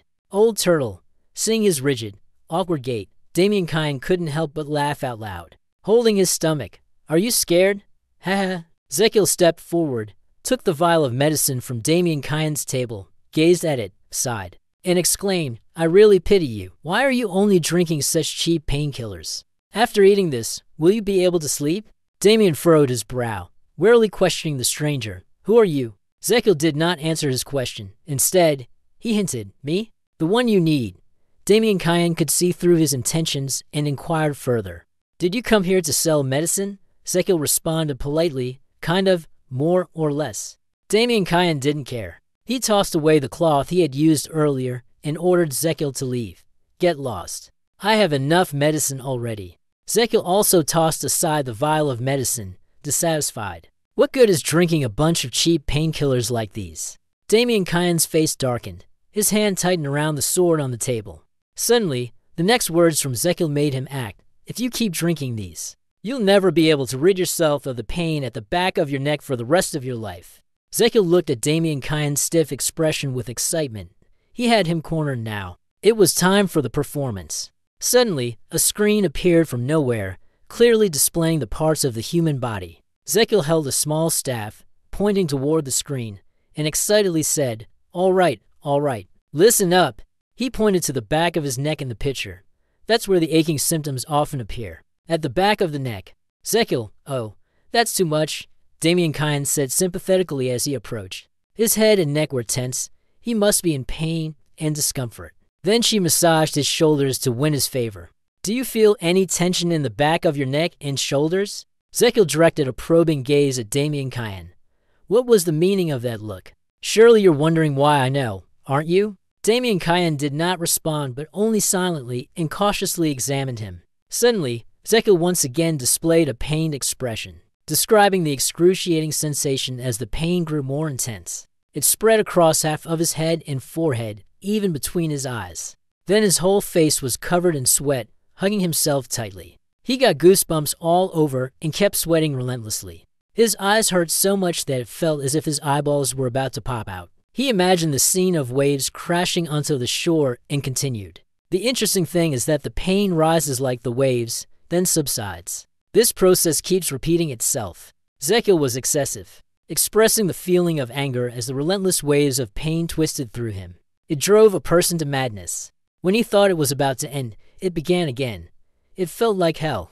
Damien Kyan coldly listened to the words spoken by Zekiel, but instead of eliminating the root of the pain, he became dependent on this pile of painkillers. At this moment, Damien Kyan finally spoke with doubt. You mean the painkiller isn't medicine? Zekiel quickly responded, No, that's not it. Damien Kyan was dissatisfied, somewhat annoyed. He said, So many of them. Should I kill him? Zekiel suddenly scolded him for his indifferent attitude. You have a mouth. Why don't you say something, you pitiful fool? Damien Kyan glared at him angrily. Do you give me a chance to speak? Damien Kyan once again questioned Zekiel's identity. Who exactly are you? Zekiel did not hide anything and openly admitted, I am the Crown Prince, obviously. Damien Kyan did not believe his words and drew his sword, preparing to strike. Die, Zekiel. In a panic, he hurriedly tried to stop him. Wait a minute.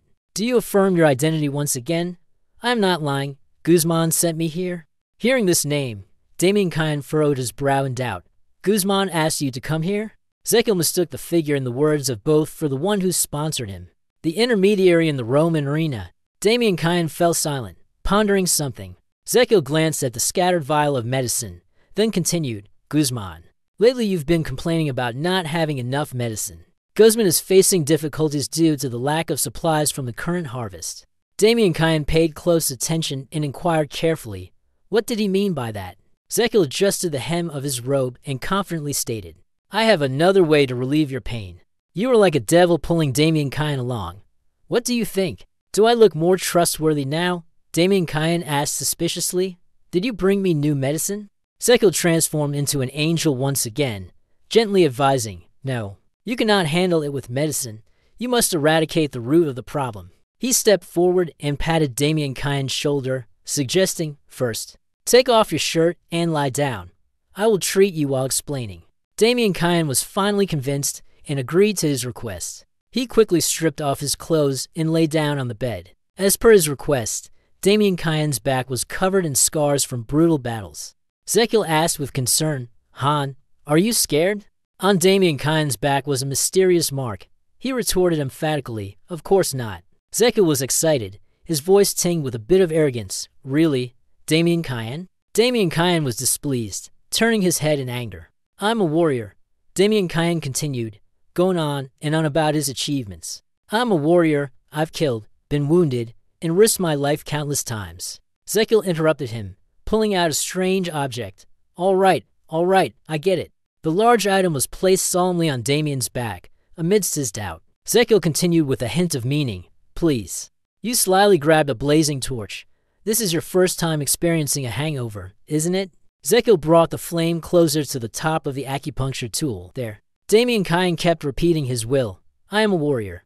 The head of the item quickly caught fire, blazing fiercely on his back. Damien Kian remained stubborn, firmly insisting, this kind of treatment won't affect me at all. And immediately after that came his scream of 7 tones. The people outside the room couldn't help but jump at the sound. The gatekeeper was so terrified that he exclaimed, "Oh my God," looking at Adam. His whole body trembling in pain, Zekil smirked mockingly. You really are a child, huh? You still dare to boast and call yourself a warrior. Wait, are you crying now? On the outside, he sneered, but on the inside, he was full of concern for his patient. He thought to himself, it might hurt a lot, but I'll endure it. Zekil pondered the mysterious mark on Damien's back. The reason Damien could not leave the underground world was because of this mark. A mysterious mark with a sword right in the center. The curse of those who bear this mark activates when blood circulation is triggered. You thought about the moment of battle, the puppets carrying that mark. The moment he went through the fierce battle in the arena, he would endure excruciating pain. Those people were like puppets, controlled by someone, forced to withstand that pain.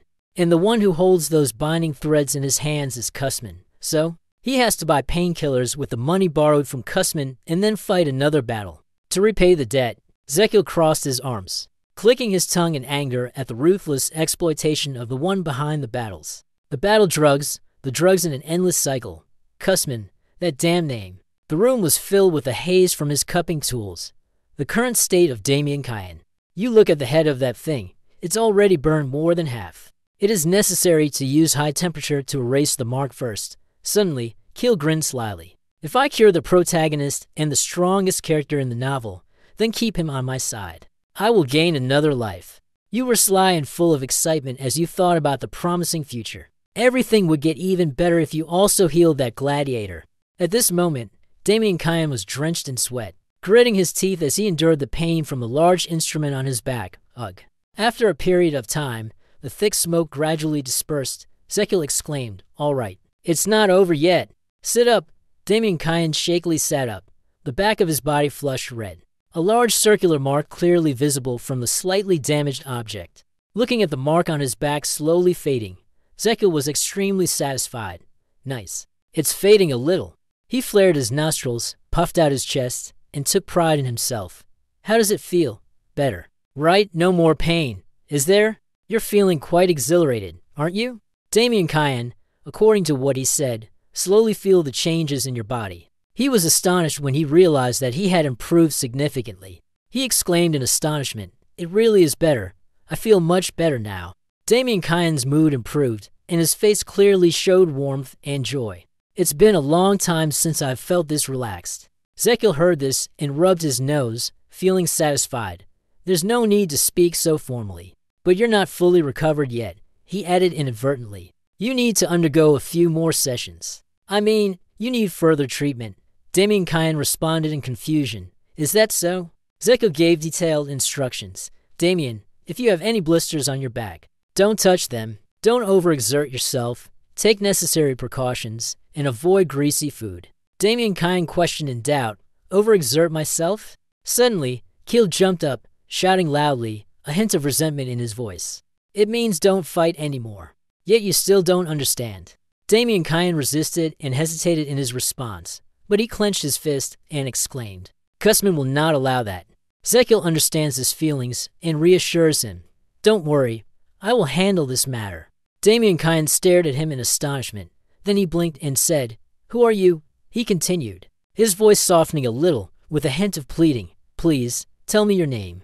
Jack Isle resisted, tilted his head back, and uttered the flowery, unrealistic words, Bo. Didn't I tell you? I am Prince Crow. The entire room fell silent. After a long while, his pompous words echoed.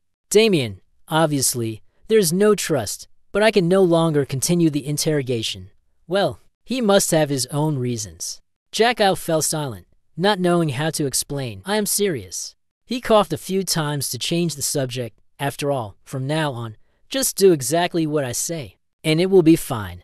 He sternly instructed, Damien Cayenne, no matter what happens in the arena tonight, you must not run off anywhere. You have to stay here, be obedient, and remain quiet. Damien Cayenne asked in confusion, why? Zekil suddenly became aggressive, pointing at him and raising his voice. Don't question it. Then he turned and left. Staying here will only keep you safe. Suddenly, he turned his head to look at Damien Cayenne, carefully giving instructions. Only then will you be able to meet me again. Damien Cayenne pondered something, not responding immediately. He suddenly knelt before Zekil, expressing his reverence.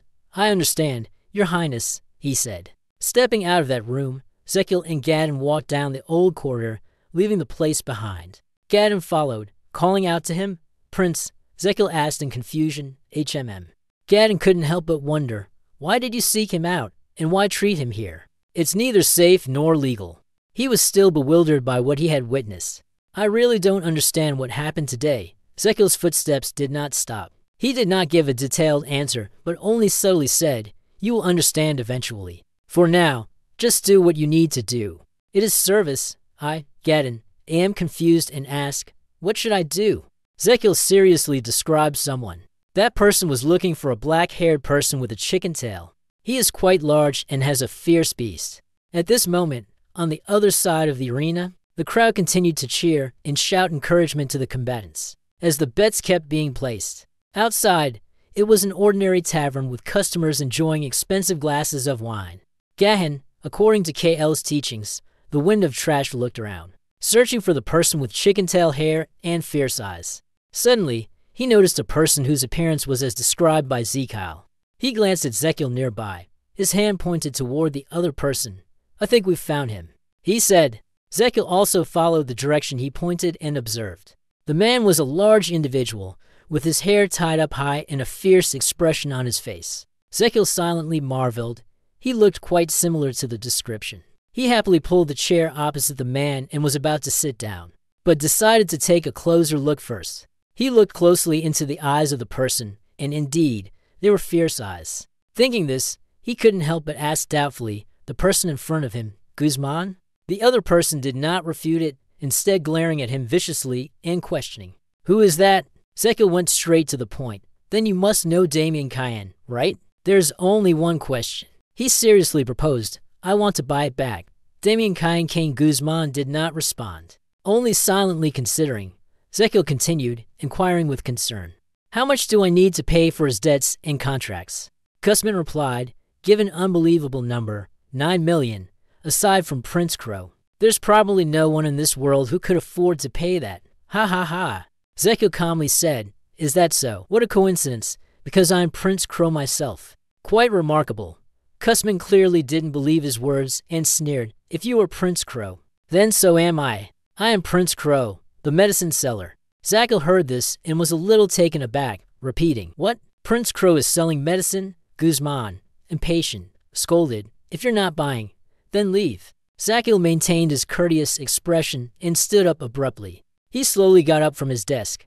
Guzman looked at him, unable to shake off his doubts. He carefully examined his face. I had never seen this guy before. Suddenly, he snapped his fingers and called the waiter over him. The servant quickly approached, bowed respectfully, and replied, Master Guzman. His tone commanding. That brat from earlier. He looked towards the departing figure of Zekil and instructed, that person. Find out who they are. Let's see if he's a worker in the arena or if someone hired him. The employee, Kier, clearly remembered every word Kuzma had said. Torture him if necessary. Suddenly, he viciously uttered a cruel remark in the end. Just tear his body apart and throw it into the river, like we always do. 1 hour later, the door to the tavern suddenly burst open.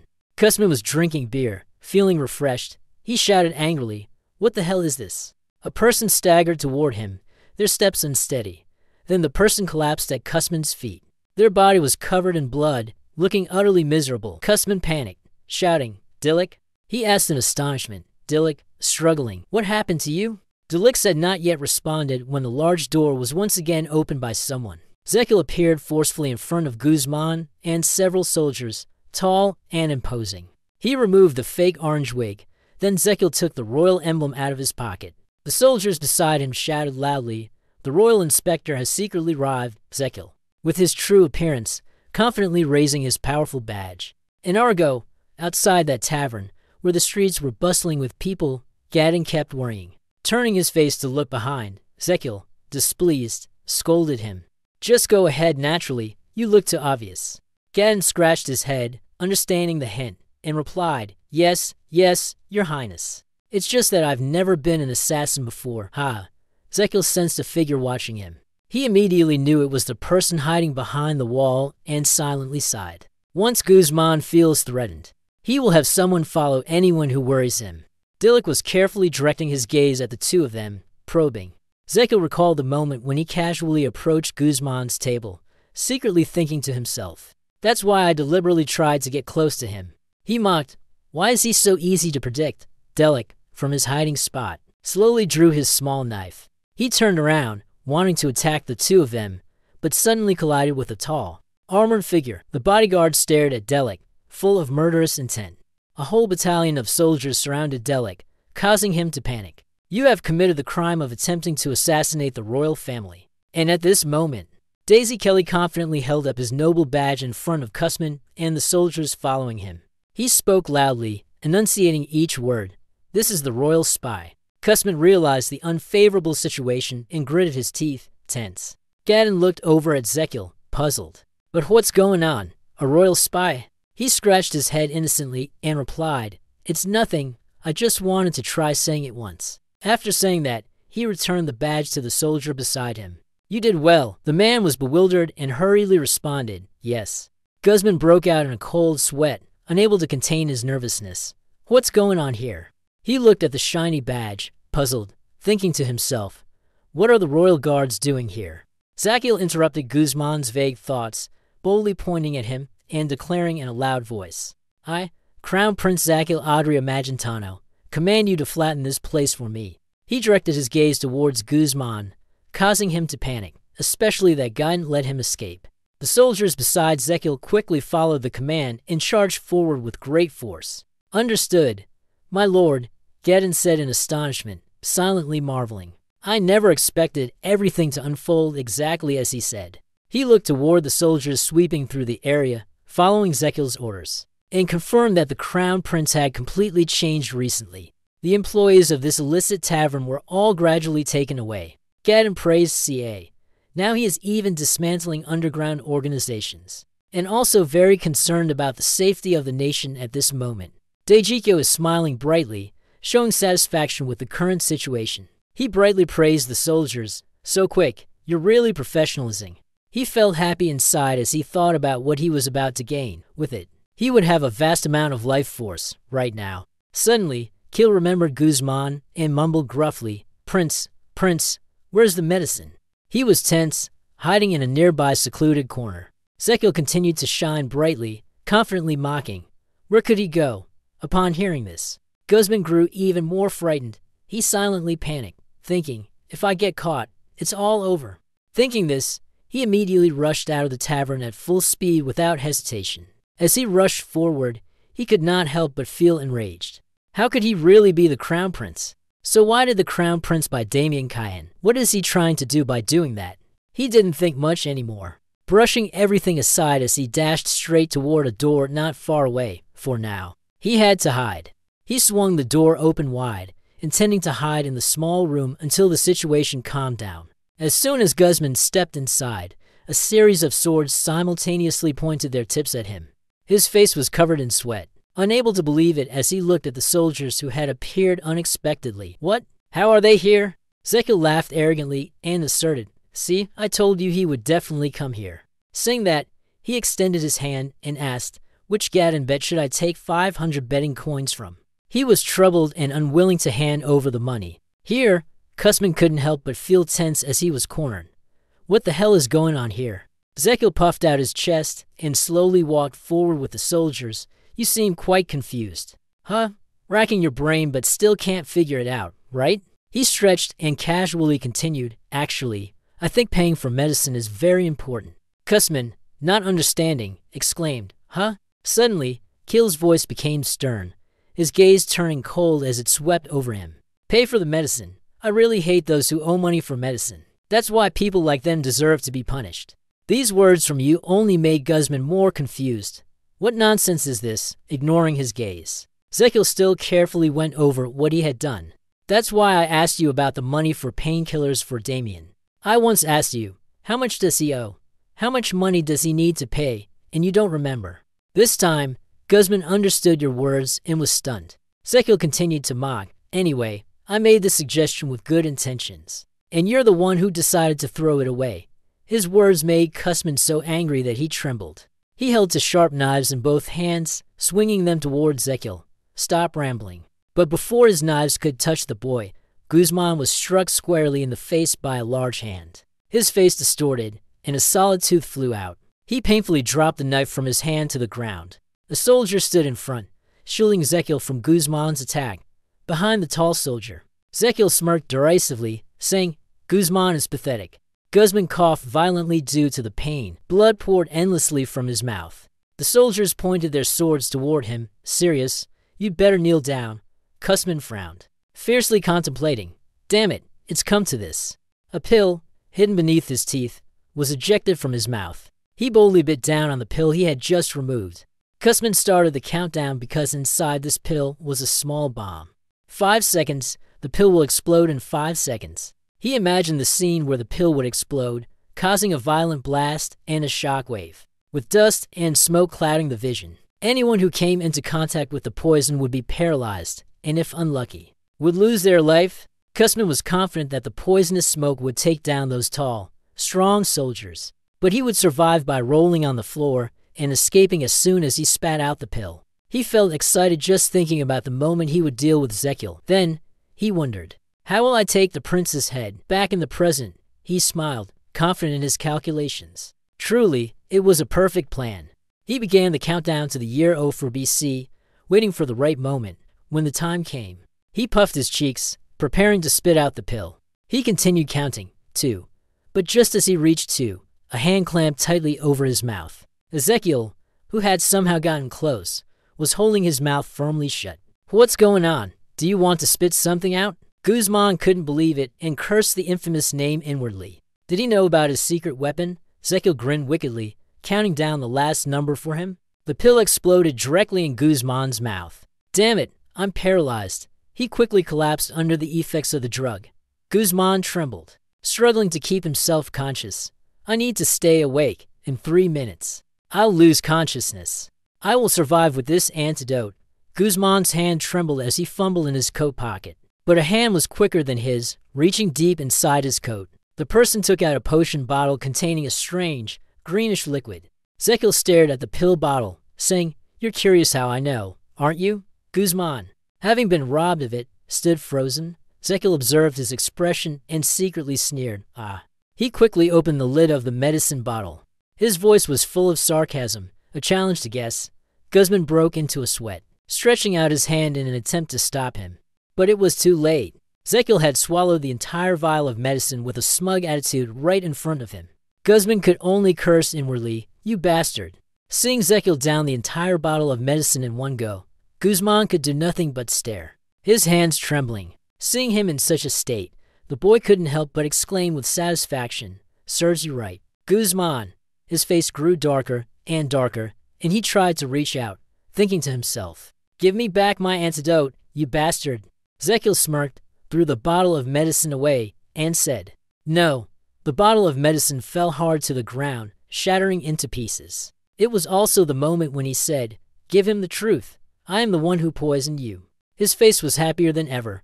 Looking at him, he secretly thought to himself, I must complete the mission to acquire the healing skill fee. Remembering this, the system displayed a notification.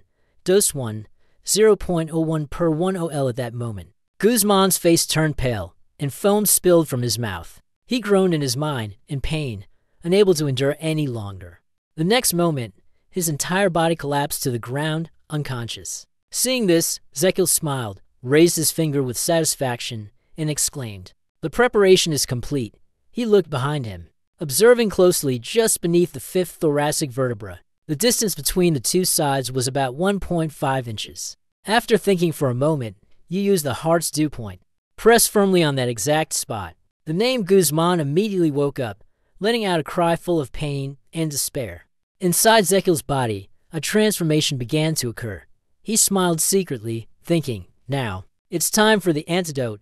The system appeared, pumping 0.01 liters of antidote. You still kept your hand in the same place, pressing it firmly against his body. His eyes rolled back, his mouth gaping, and he shouted loudly, immediately after. His head slumped to the floor, and his eyes closed tightly. The familiar sound of the system continued to echo.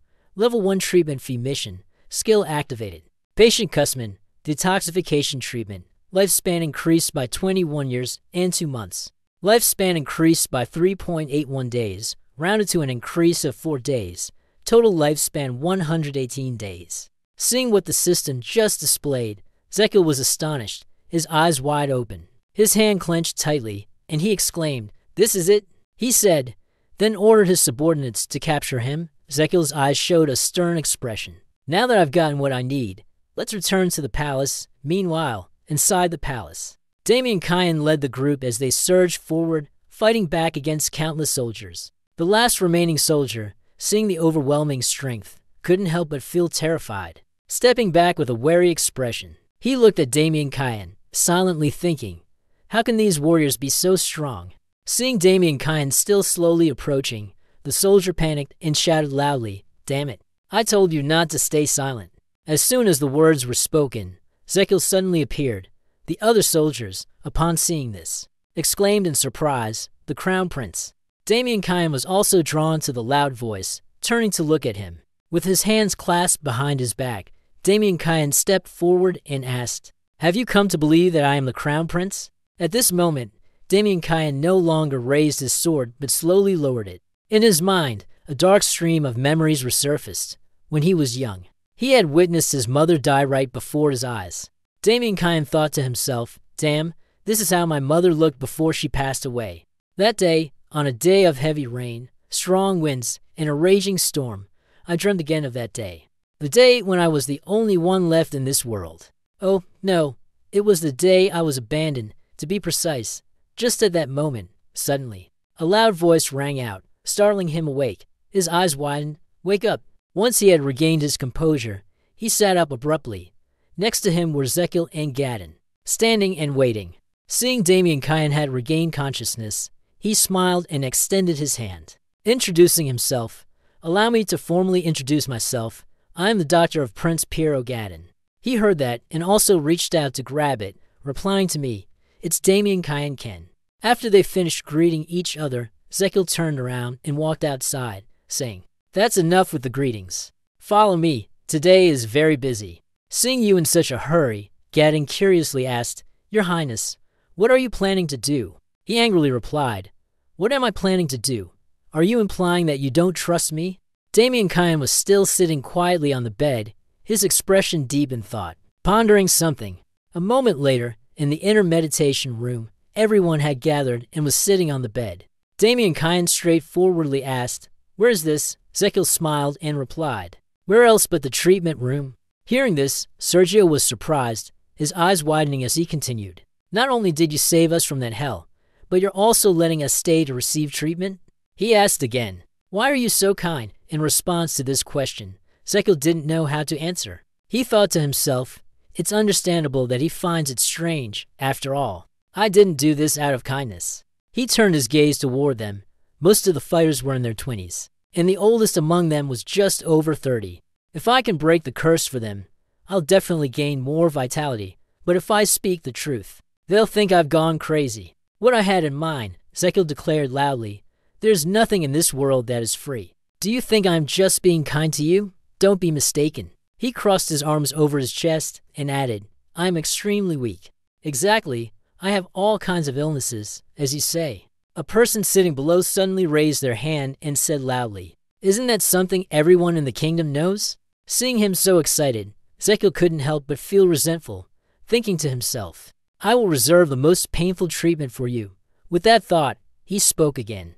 But right now, the imperial doctors cannot cure me. Zekil continued, although I have tried many treatments, my condition has only worsened.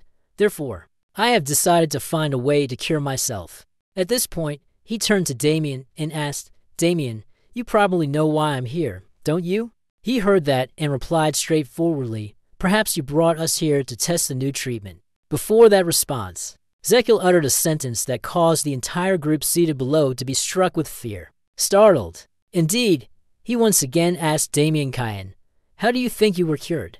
He replied, after the first treatment, the nerve pain in my body has almost disappeared. Hearing this, everyone was confused, exchanging glances with each other, silently thinking. Damien Kyan also confirmed that it works. Zekil asked again, did anyone feel uncomfortable during the treatment? Everyone sat in silence, with no one responding. Seeing this, he smiled and thought to himself, great, I've succeeded. No need to worry anymore. Just go all out and help. Just like that, he shouted loudly, let's begin the treatment now. All of you, take off your clothes and lie down on the bed.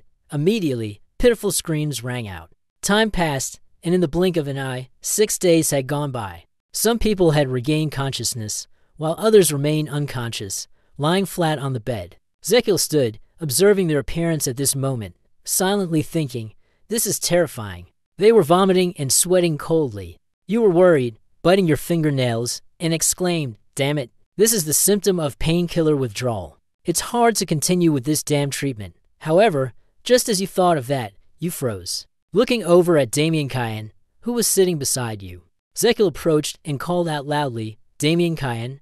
Hearing this, he turned and responded, yes, sir. You ask again, don't you feel dizzy? Damien Kyan responded, I do. Are you checking if there's nausea as well? He answered honestly, I'm trying to hold it in. The more Zekil listened, the more amazed he became. His eyes widened, his mouth agape. And he silently thought, this must be the reason he's the protagonist.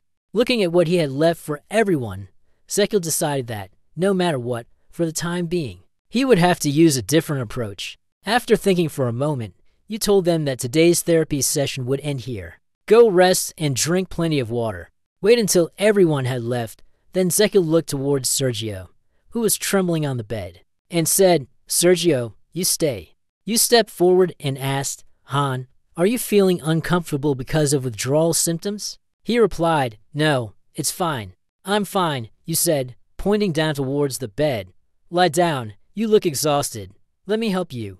Before his bewildered expression, Zekil drew out a sharp needle and continued, with this. He had a serious expression on his face, silently thinking, actually, I don't know if a cup pressure works, but he is the fighter who has been using painkillers the longest, so his withdrawal symptoms are the most severe.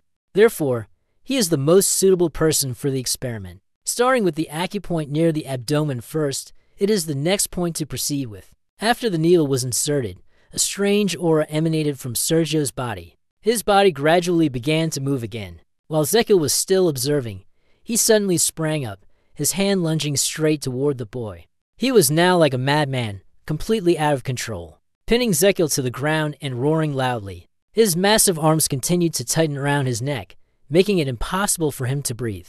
His face gradually turned purple, begging for a glimmer of hope to save him. At that moment, there was not a single soul around, only Zekil and Sergio inside. He struggled to push that hand away, but his body and strength were too strong. All efforts at this moment are completely futile. However, at the very moment of greatest danger, a loud noise suddenly rang out. Sergio's body slowly tilted to one side, his eyes turning completely white. Finally, Zekil managed to sit up, gasping for air with great difficulty. The one who just appeared to save your life is none other than Damien Kyan. He extended his hand, looked at him, and asked, Sir, are you all right? Zekil grabbed my hand and replied, I'm fine. As soon as he stood up, he glanced behind him, silently thinking, due to the withdrawal symptoms. The seizures occur even with the slightest stimulus. Sergio was still unconscious, lying there. He observed him and made a judgment. His nervous system must be extremely sensitive. With just a small stimulus, Kim's nose could make him feel as if he were stabbed by a sword. It seems like you've come up with another method to resolve this situation. I need a much smaller needle.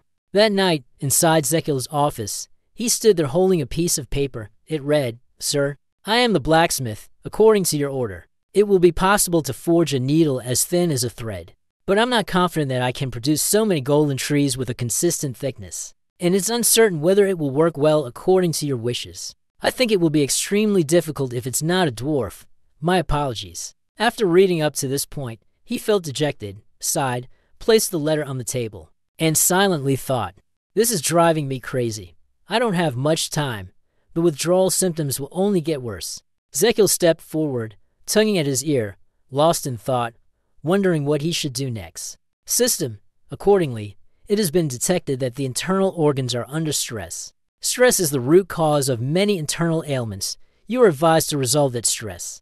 At this moment, inside his body, the two lungs were punching the back of his heart. They were punching and singing joyfully, "We are two lungs. We are two lungs." The heart let out a sigh, then spoke with a truly pitiful tone. "Should I give you a hint?" Even Ra ran over and continued to massage the legs. "Wouldn't it be great to hear a hint before the sphincter fully opens?" "What about Ra?" At that moment, outside, the system interface suddenly appeared, causing Zekil to be greatly astonished, wondering, "What is this?" Above the board, it is written that HP can be invested in. You have received it. You can unlock countless skills and or summon monsters. After reading it once, he silently rejoiced, thinking to himself, "I can summon monsters now." This is also mentioned in the novel. Without hesitation, you immediately choose to summon the system. It appears you have chosen to randomly summon a monster, a summoned beast with a strong ego, absolutely loyal to its master, and capable of using a variety of skills. Summoning randomly for the first time costs 300p. Current HP is 500p. Do you want to perform a random summon? Yes or no? Skull just raised his hand and pressed the word is. "Just pray. Please let it be something good." The system immediately appeared, initiating a random summoning, costing 300p. Remaining HP, 200p. Before the summoning begins, please state aloud the skill you wish to summon. The summoned beast will possess the skills you desire. Hearing this, he did not hesitate and shouted loudly, "I want a pile of tiny gold. I want 1 million units, with the ability to provide so much gold with high stability." Your request was quickly received by the system. The request was recorded in front of you. At this moment, 3 mysterious gift boxes appeared. On top of the red gift box, it is written, "Candidate for 1 million moments of joyful snuggling." On the green gift box, it says, "Candidate to Iron Shit Dog." Finally, on the blue gift box was written, "Candidate BA, the cactus like to poop." After seeing these names, Zekil felt dizzy and wondered what the hell was going on with their names.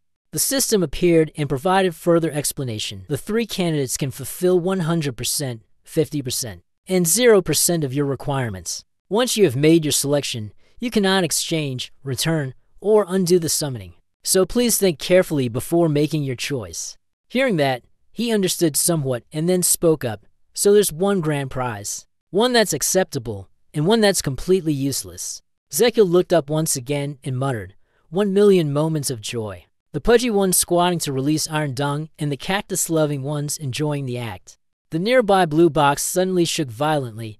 He stood there, deep in thought, contemplating which one to choose. After a while, the box continued to vibrate, and Zekil still stood there, his eyes tightly shut. Suddenly, the box clicked shut, no longer moving. My heart could no longer bear it, and I slapped my chest, angrily shouting. My heart is about to explode from frustration. Just randomly pick any cactus you like. Damn it. Seeing it so aggressive, I had no choice but to agree. The system appeared. You have selected candidate BA, the cactus that enjoys being lazy. As soon as the option was set on the blue gift box, a series of bright yellow lightning bolts shot out. Zekil stood there, praying with tears streaming down his face. Please, let it be something good. I'm not left with much HP. As soon as the words left his mouth, a cute little hedgehog suddenly fell out of the gift box and into his palm. He gasped in surprise. It's it? The sharp spines poked out as he looked at the tiny creature in his hand, stammering. It is a hedgehog. Suddenly, a red pouch appeared in the hedgehog's hand. The system displayed the user guide for Gogium. The size of Gogium can be changed by feeding it the sunflower seeds that come with it. Zekil pondered blankly. Where did that come from? In the bag, items continuously appeared, accompanied by complete information. The red sunflower seed made the massive goldium with a fixed form duration of 12 hours. The green sunflower seed makes goldium grow a little. Please feed goldium before the time limit expires, so it can grow large. The skill of Gosium is the infinite thorn of level 1. When one thorn is removed, a new one grows back in its place, the chestnut attack of level 1. Gosium turns into a chestnut and attacks. The thorn explosion BA of level 1. Gosium shoots at white, brown, and black thorns. The level of pain depends on the color of the thorn. They must, he exclaimed in astonishment. I was thinking of a hedgehog.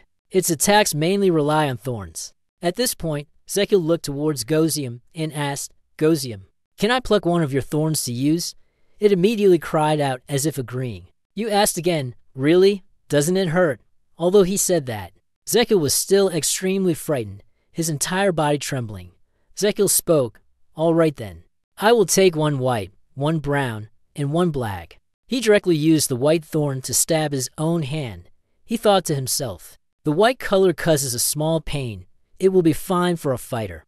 Next was the brown thorn, a brown color that stung like a bee sting. Suddenly, Gosium let out loud cries. Zekil asked, the black color is said to be at the cold level? Do you have any idea how much it hurts?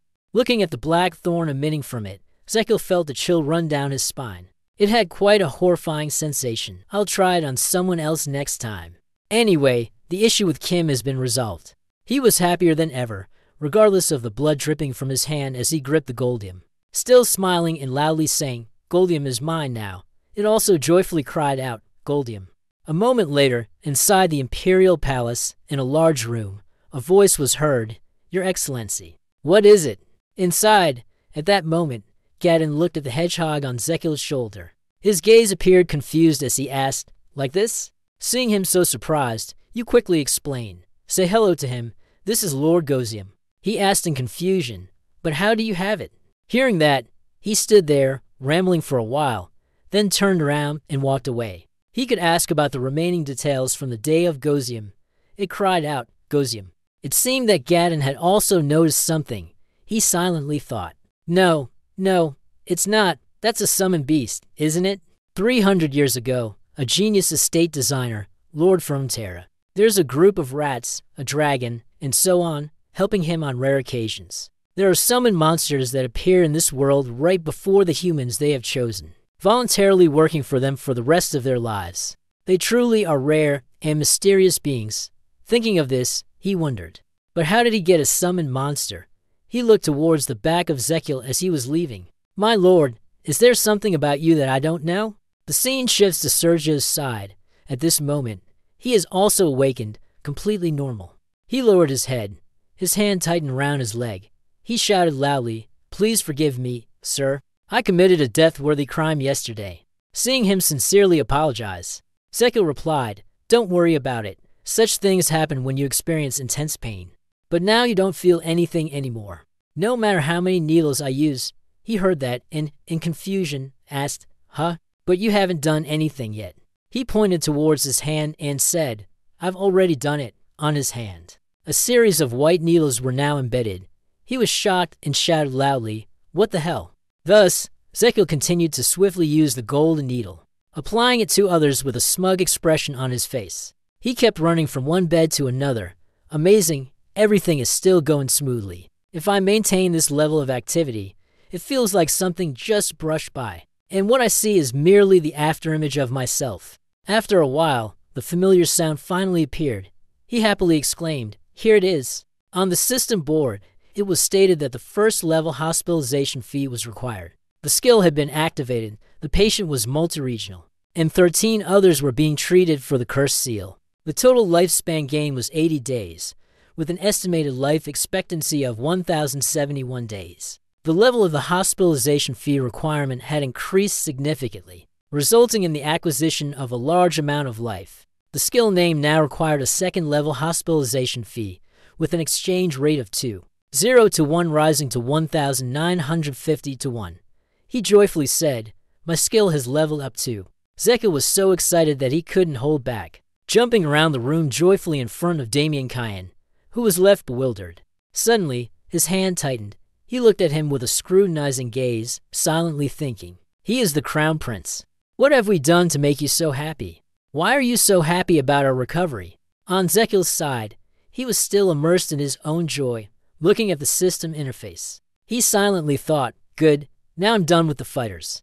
Having said that, he looked towards those who had recovered and were walking normally, deep in thought, but the corner of Zekil's mouth curled up, a malicious smile spreading across his face. A new plan flickered in his mind. At the same time, in another part of the palace, a person slowly took a steaming cup of tea. Suddenly, a soldier ran in from outside and reported, Your Excellency, may I provide an update on the Crown Prince's regular report? 2 days ago, all 14 fighters assigned as the Crown Prince's bodyguards. Hearing this, the Emperor was greatly surprised, lifting his head and asking the guard again. What? The subordinate immediately replied, Indeed, Your Majesty. They are now called the Royal Guard Special Forces, and have been ordered to be by your side at all times. He asked again, So, Zekil, what have you given them? The subordinate replied, The contract with them includes wages, along with numerous benefits. At this point, his expression darkened. He thought to himself, Zekil used to be weak and bedridden all day, but now he has established his own army, made up of fighters. The Emperor laughed joyfully, happiness shining in his eyes. It was becoming more and more interesting with each passing moment. The subordinate continued to report further, and he gathered all the servants and bodyguards in his mansion, beginning to stab them with needles mercilessly. He was in high spirits, but suddenly his smile faded, his eyes widened in shock, and he couldn't understand what was happening. At the same time, on Zekil's side, he was still actively using the white spikes to experiment on the servants in the palace. As soon as the steel needle was inserted, the other person jolted and cried out. He looked at the person in front of him in surprise and asked, Does it hurt? He replied, It doesn't hurt. It doesn't hurt. Before that response, Zekil nonchalantly said, Then why did you say it like that? It's just a needle. After finishing his sentence, he became excited again and shouted, All right. Next patient. A few days ago, on a beautiful day with white clouds and golden sunlight, Zekil stood in the courtyard, waiting for someone. After a while, someone stepped forward and cleared their throat, speaking up, hearing that. He happily turned around and asked, Hey, it's been a few days since the trash. How does it feel? The person who just arrived was Damien Cayenne. He responded seriously, It still hurts a little. Zekil continued, It's a shame that you won't have to treat that useless trash anymore. The more Damien Cayenne listened, the more confused he felt. He asked in bewilderment, Excuse me? Seeing this, Zekil explained, You have already completed the soul treatment. You have been healed. Are you really asking? Zekil replied, Yes.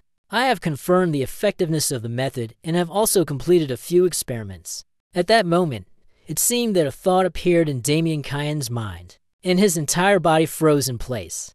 Immediately, he bowed before Zekil, sincerely saying, Thank you for everything. Before he could finish his sentence, you rushed over to stop him, shouting loudly, Wait! His expression was serious as he continued, Before that, let me speak first. He spoke frankly, continuing, I want your swordsmanship skills. I don't want to send you off anywhere. I don't want your talent to go to waste. So, at the end of the sentence, Zekil extended his hand in front of Damien Cayenne, suggesting, How about becoming my bodyguard? Of course, I'm not asking for things like gratitude for friendship or loyalty. I guarantee a generous reward, and you'll also receive a pension or time off. Looking at Damien, he silently thought, actually, he will soon reach the level of a senior sword master, and will have to go through the syndrome of a sword master. He probably knows that as well because he is the one who understands his own skills the best. The sword master syndrome is the level at which a person's senses become extraordinarily sharp, the level at which those senses can no longer be controlled. That person will have to endure severe insomnia, even more so than when they receive the mark. I can ask him to stay under the pretext of treatment, but it is highly likely that he will choose to leave. Based on the known information above, Zekil decided that, in the current situation, the most practical solution was to give and receive in return.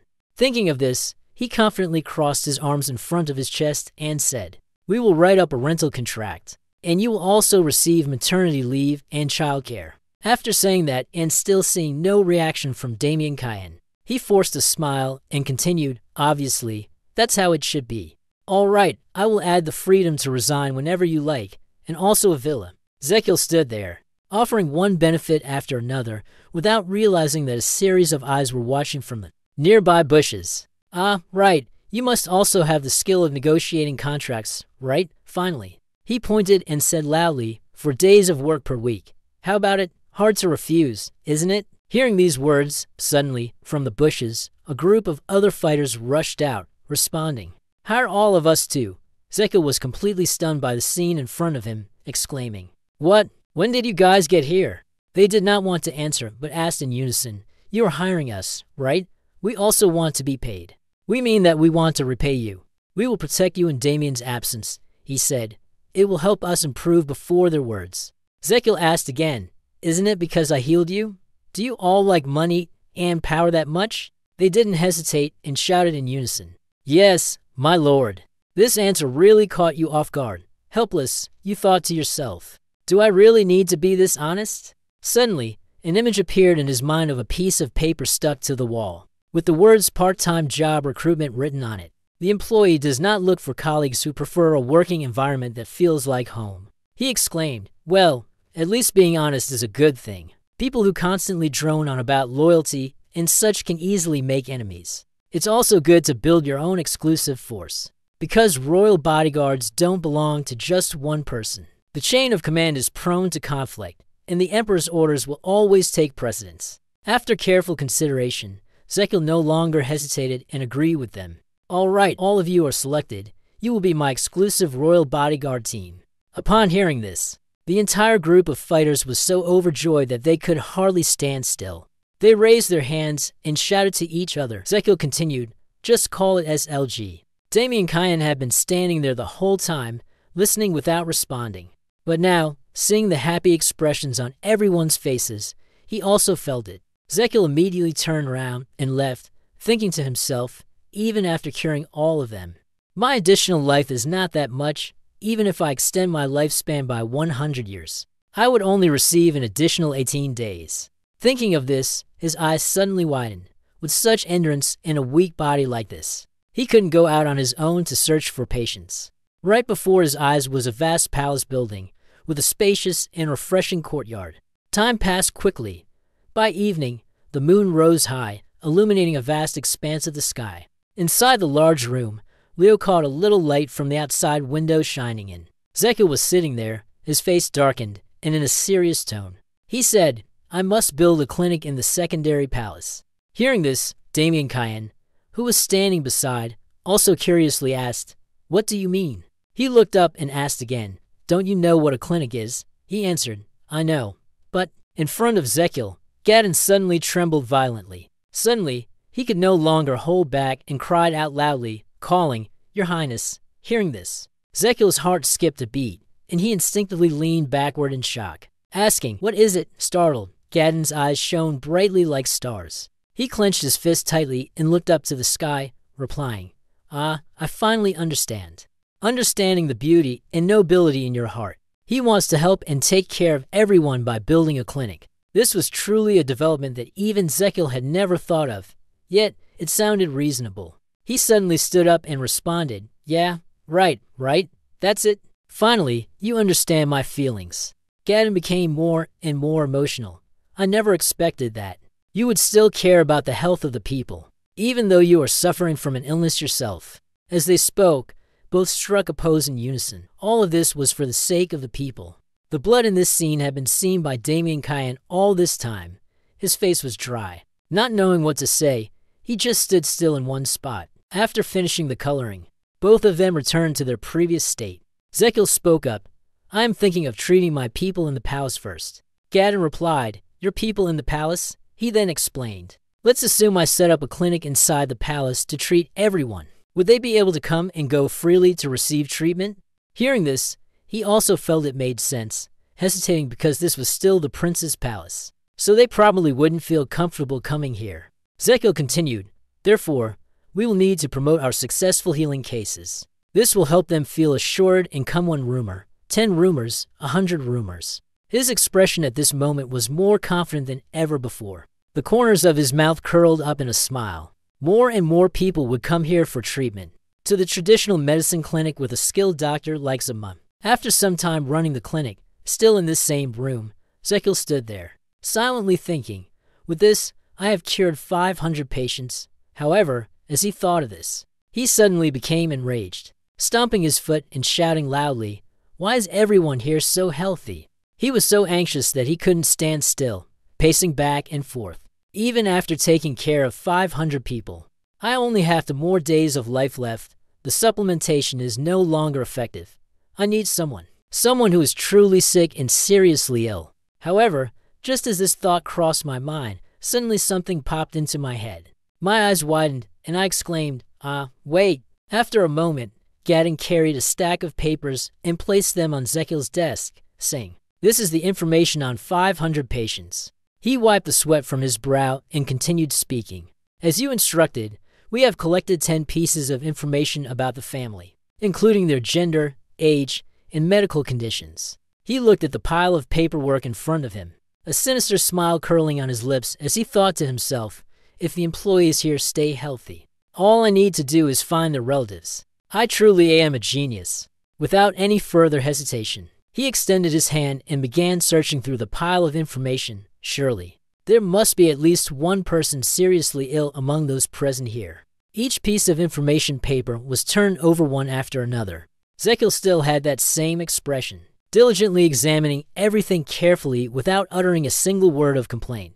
However, in response to his efforts, there was nothing at all. He was so discouraged that he became dejected, his face filled with sighs and complaints. Why can't I find anyone around here? The more it went on, the angrier his expression became. Why are all the relatives and distant cousins so strong like this? There are only 10 more resumes left. Suddenly, at this moment, Damien Kine spoke up. "Your Highness, I am truly disappointed." Hearing this, Zekil also stopped, raised his eyes, and asked, "You are disappointed?" He straightforwardly said, "Please forgive me. I would like to ask you a question. Do you only see the patient as a tool of yours?" Before these words, he only knew helplessness, confusion, and hesitation. What did you say?" Damien Kine continued. "You said you needed test subjects. So we tried to gather as many people as we could. But now, it's as if you're expecting someone to be on the brink of death." These words struck Zekil's heart like a dagger, causing him to remain silent. Dr. Gadden, standing beside him, couldn't bear to hear any more and immediately rushed over to intervene. "How dare you be so shameless? Surely His Highness must have some plan in mind." Damien Kine asked again, "Is that so?" Zekil's whole body trembled at that moment, and he forced himself to say, "Gadeen, thank you for speaking up for me. But what Damien Kine said isn't entirely wrong. Seeing that you have said it like that." He didn't know what else to do, scratching his head and stammering, "I'm sorry, Your Highness." Suddenly, the group from the region spoke up, reproaching, "Your Highness, you're being too harsh. How could you humiliate a loyal retainer who stood up for you like this?" Although being protected, Gadden still disliked it and turned to angrily shout back, "Look, weren't your words to the prince quite harsh as well?" Witnessing this scene, Zekil was also at a loss for words. He wondered what kind of act these people were putting on. The more he listened, the more his head ached. Without hesitation, he ordered both of them out, shouting loudly, "Both of you, get out, leave me alone." Returning to the unfinished work, he raised his hand to hold his head and sighed, "This is bad." Only 10 pages left. Just as he said that, a long, information-filled sheet of paper suddenly caught his eye. It read, "I'm not sure if I'm allowed to say this in the survey form, but I'll gather all my courage to write it. I have an 8-year-old younger brother, but once or twice a month, his entire body shakes violently and he foams at the mouth as if possessed by an evil spirit. I've asked several doctors to check, but they couldn't find the cause. The priests have also prayed many times, but they say they've done their best to exorcise the demonic spirit from his body." Upon reading this, Zekil could not help but smile and exclaimed, "I found it." The next day, Zekil immediately ordered the maid to bring his younger brother to his room. She hesitated before speaking. "Sir, this child." Beside her was a child with dark red hair, his whole body curled up in fear. She continued, "This is my younger brother, George." But after a while, everyone stepped back towards the door, leaving the boy to talk with Jackwheel. He spoke up to begin the conversation. "Hello." The boy hesitantly replied, "Hello, sir." Seeing the boy appear frightened, Jackwheel, smiled to reassure him. "Just call me Jackwheel." Seriously, he thought, Not only was this his first time coming to the palace, but he also had to meet the crown prince. He was probably more scared than curious. As he was thinking, he also reached into his pocket and took something out. This was the best way to help a young patient relax. Immediately after, Zekil extended his hand, which was covered by a white cloth, toward George's face, causing the boy to become extremely curious. It turned out that in Jacob's hand at this moment was a candy with an eye-catching color that every child would love. George was just like any other normal child.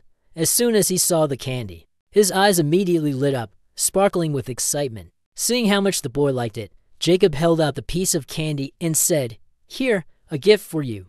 However, when he saw your hand about to touch him, George became fearful and cautiously stepped back. Zekil curiously asked, "Why is that?"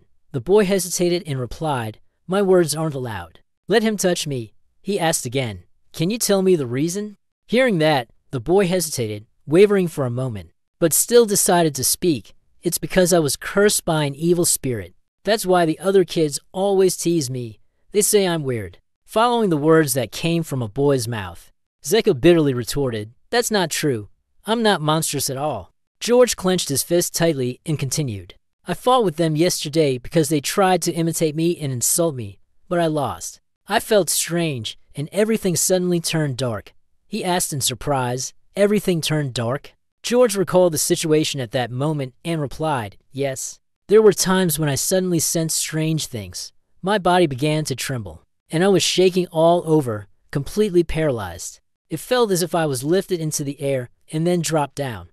The sky seemed to move farther away, and I could hear strange sounds." Thinking of this, the boy's expression became extremely sorrowful. Then, when he woke up, he had lost almost all of his strength. After listening to what the boy had said for a while, Zekil exclaimed, "I understand now. Even so, you're still able to endure all of those things, aren't you?"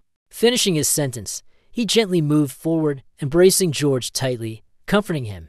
"George, you are truly brave." Held in someone else's arms, the boy was moved, tears welling up, stammering, "Prince, what I mean is, Zekil, you really shouldn't touch me.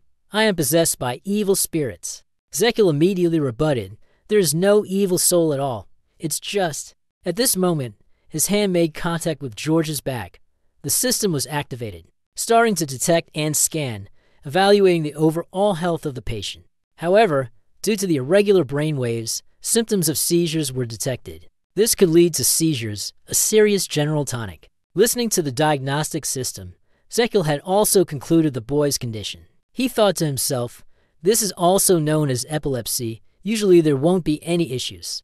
But because the brain waves became chaotic due to an unclear cause, that will cause the entire body to convulse, and the patient will lose consciousness." After thinking for a moment, Zekil slowly stood up and looked at the boy, saying, "No matter what happens, even if you are truly possessed by evil spirits, you are not monstrous in the slightest." The boy happily asked, "Is that true?" He confidently pointed at himself and replied, "Of course. I'm the crown prince. Remember, I'm always right." In his heart, he thought, "I'm so glad I discovered that she has epilepsy, but even if I try to treat her, I can't figure out the cause. At this moment, crazy, I don't have any tools to carry out the scan, something like an MLI machine." While still lost in thought, suddenly George's weak voice rang out, Your Highness." "Do you mean Zekil?" Hearing that, Zekil also stared down in confusion, exclaiming, However, what caught his eyes was George, who was now in a state of purple, his entire body convulsing. Trembling in rhythmic spasms, eyes rolled back, groaning in pain. "I feel strange, seeing these symptoms," she said. Zekil was also worried, wondering, a seizure? Why now, of all times? The others standing beside them were equally startled. Dr. Gadden exclaimed, "The child." The maid could not keep her composure and collapsed to the ground on her knees. He trembled as he backed away, saying, It has truly been possessed by an evil soul." Hearing this, Damien Kyan did not hesitate to draw his sword, pointing it straight at the child, and spoke, "Your Highness, please stay away from it." Seeing that everyone was wary of the poor boy, Zekil was extremely angry. His teeth ground together in frustration. "You couldn't hold it in any longer," raised your hand, and shouted, "Enough." His eyes displayed something indescribable. "This has nothing to do with an evil soul. This is an illness. She is just sick. Patients are people who need to be cared for and protected. Give the order. Give the order. This child is enduring immense pain. Someone took it. Give me a pillow right now. The maid trembled and replied, Why yes, Your Highness. Immediately after, the pillow was brought over, and George was gently placed onto it. However, the boy's body was still trembling uncontrollably, his whole body stiff, foam bubbling at his mouth. Gadden anxiously asked, The kid's mouth is foaming. Should I wipe it with a handkerchief? Zekiel immediately shook his head, stopping her. No, don't do that. His jaw is twitching uncontrollably. If it's not stopped, he might bite the handkerchief and swallow it. We can't do anything right now. I can only help her after the seizure passes.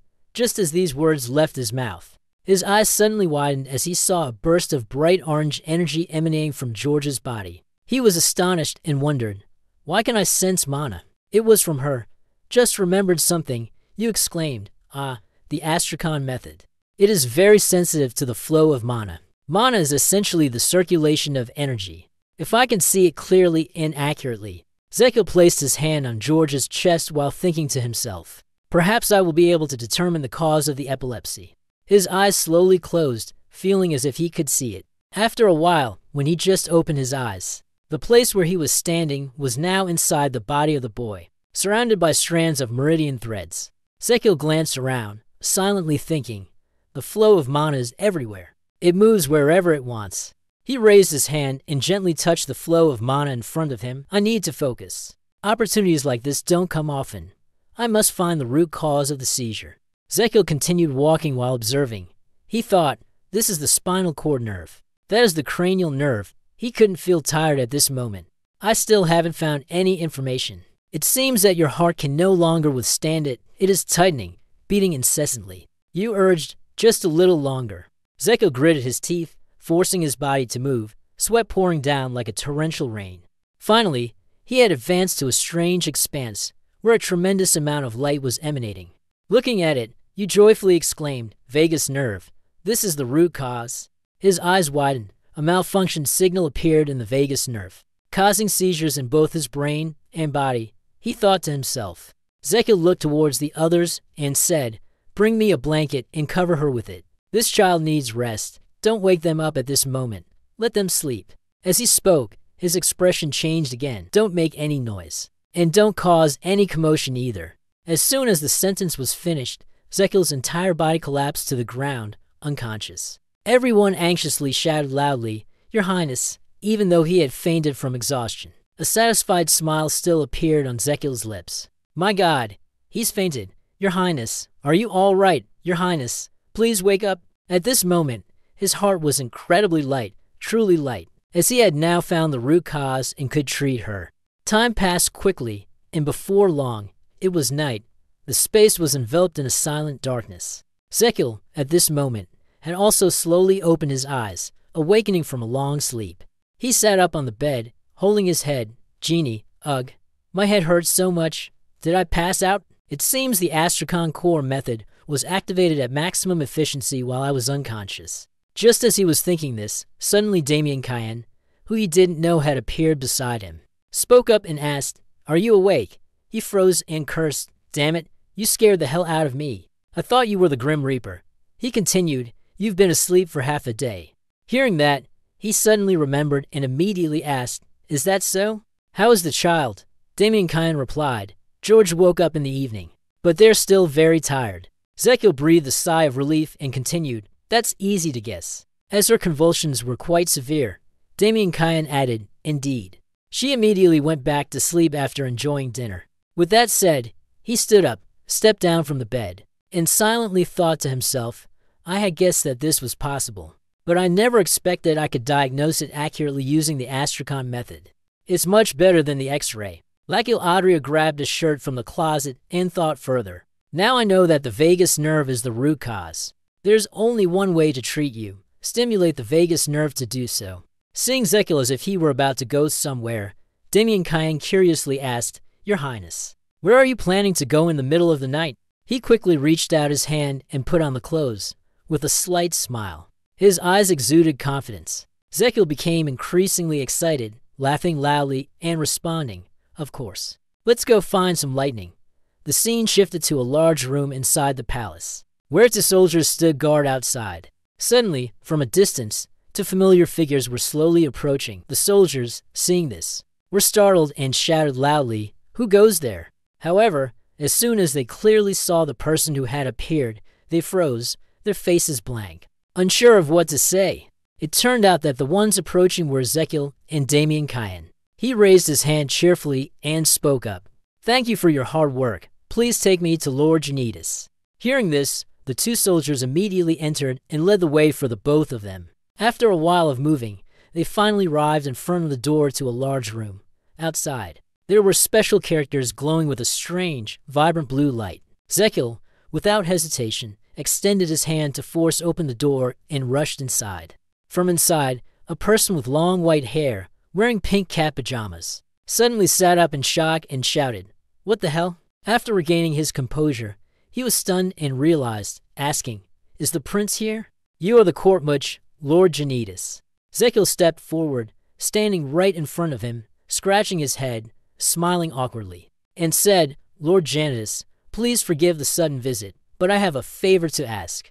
He asked in surprise, "Sorry, what?" He raised his hand and lightly tapped his forehead, then continued, "Please cast the thunder magic on my back." The words were like a thunder strike, leaving Janitas stunned and bewildered as he exclaimed, "What did you say?" Returning to the day before, Janitas was summoned by the emperor for a conversation. Recently, Ezekiel had changed so much. It had been doing many strange things. "That's right, it's been acting very oddly as well." The emperor's expression showed concern as he continued, "So much so that I must worry about what it will do next." However, as soon as he finished speaking, the corner of his mouth slightly curled up, a smile full of hidden meaning.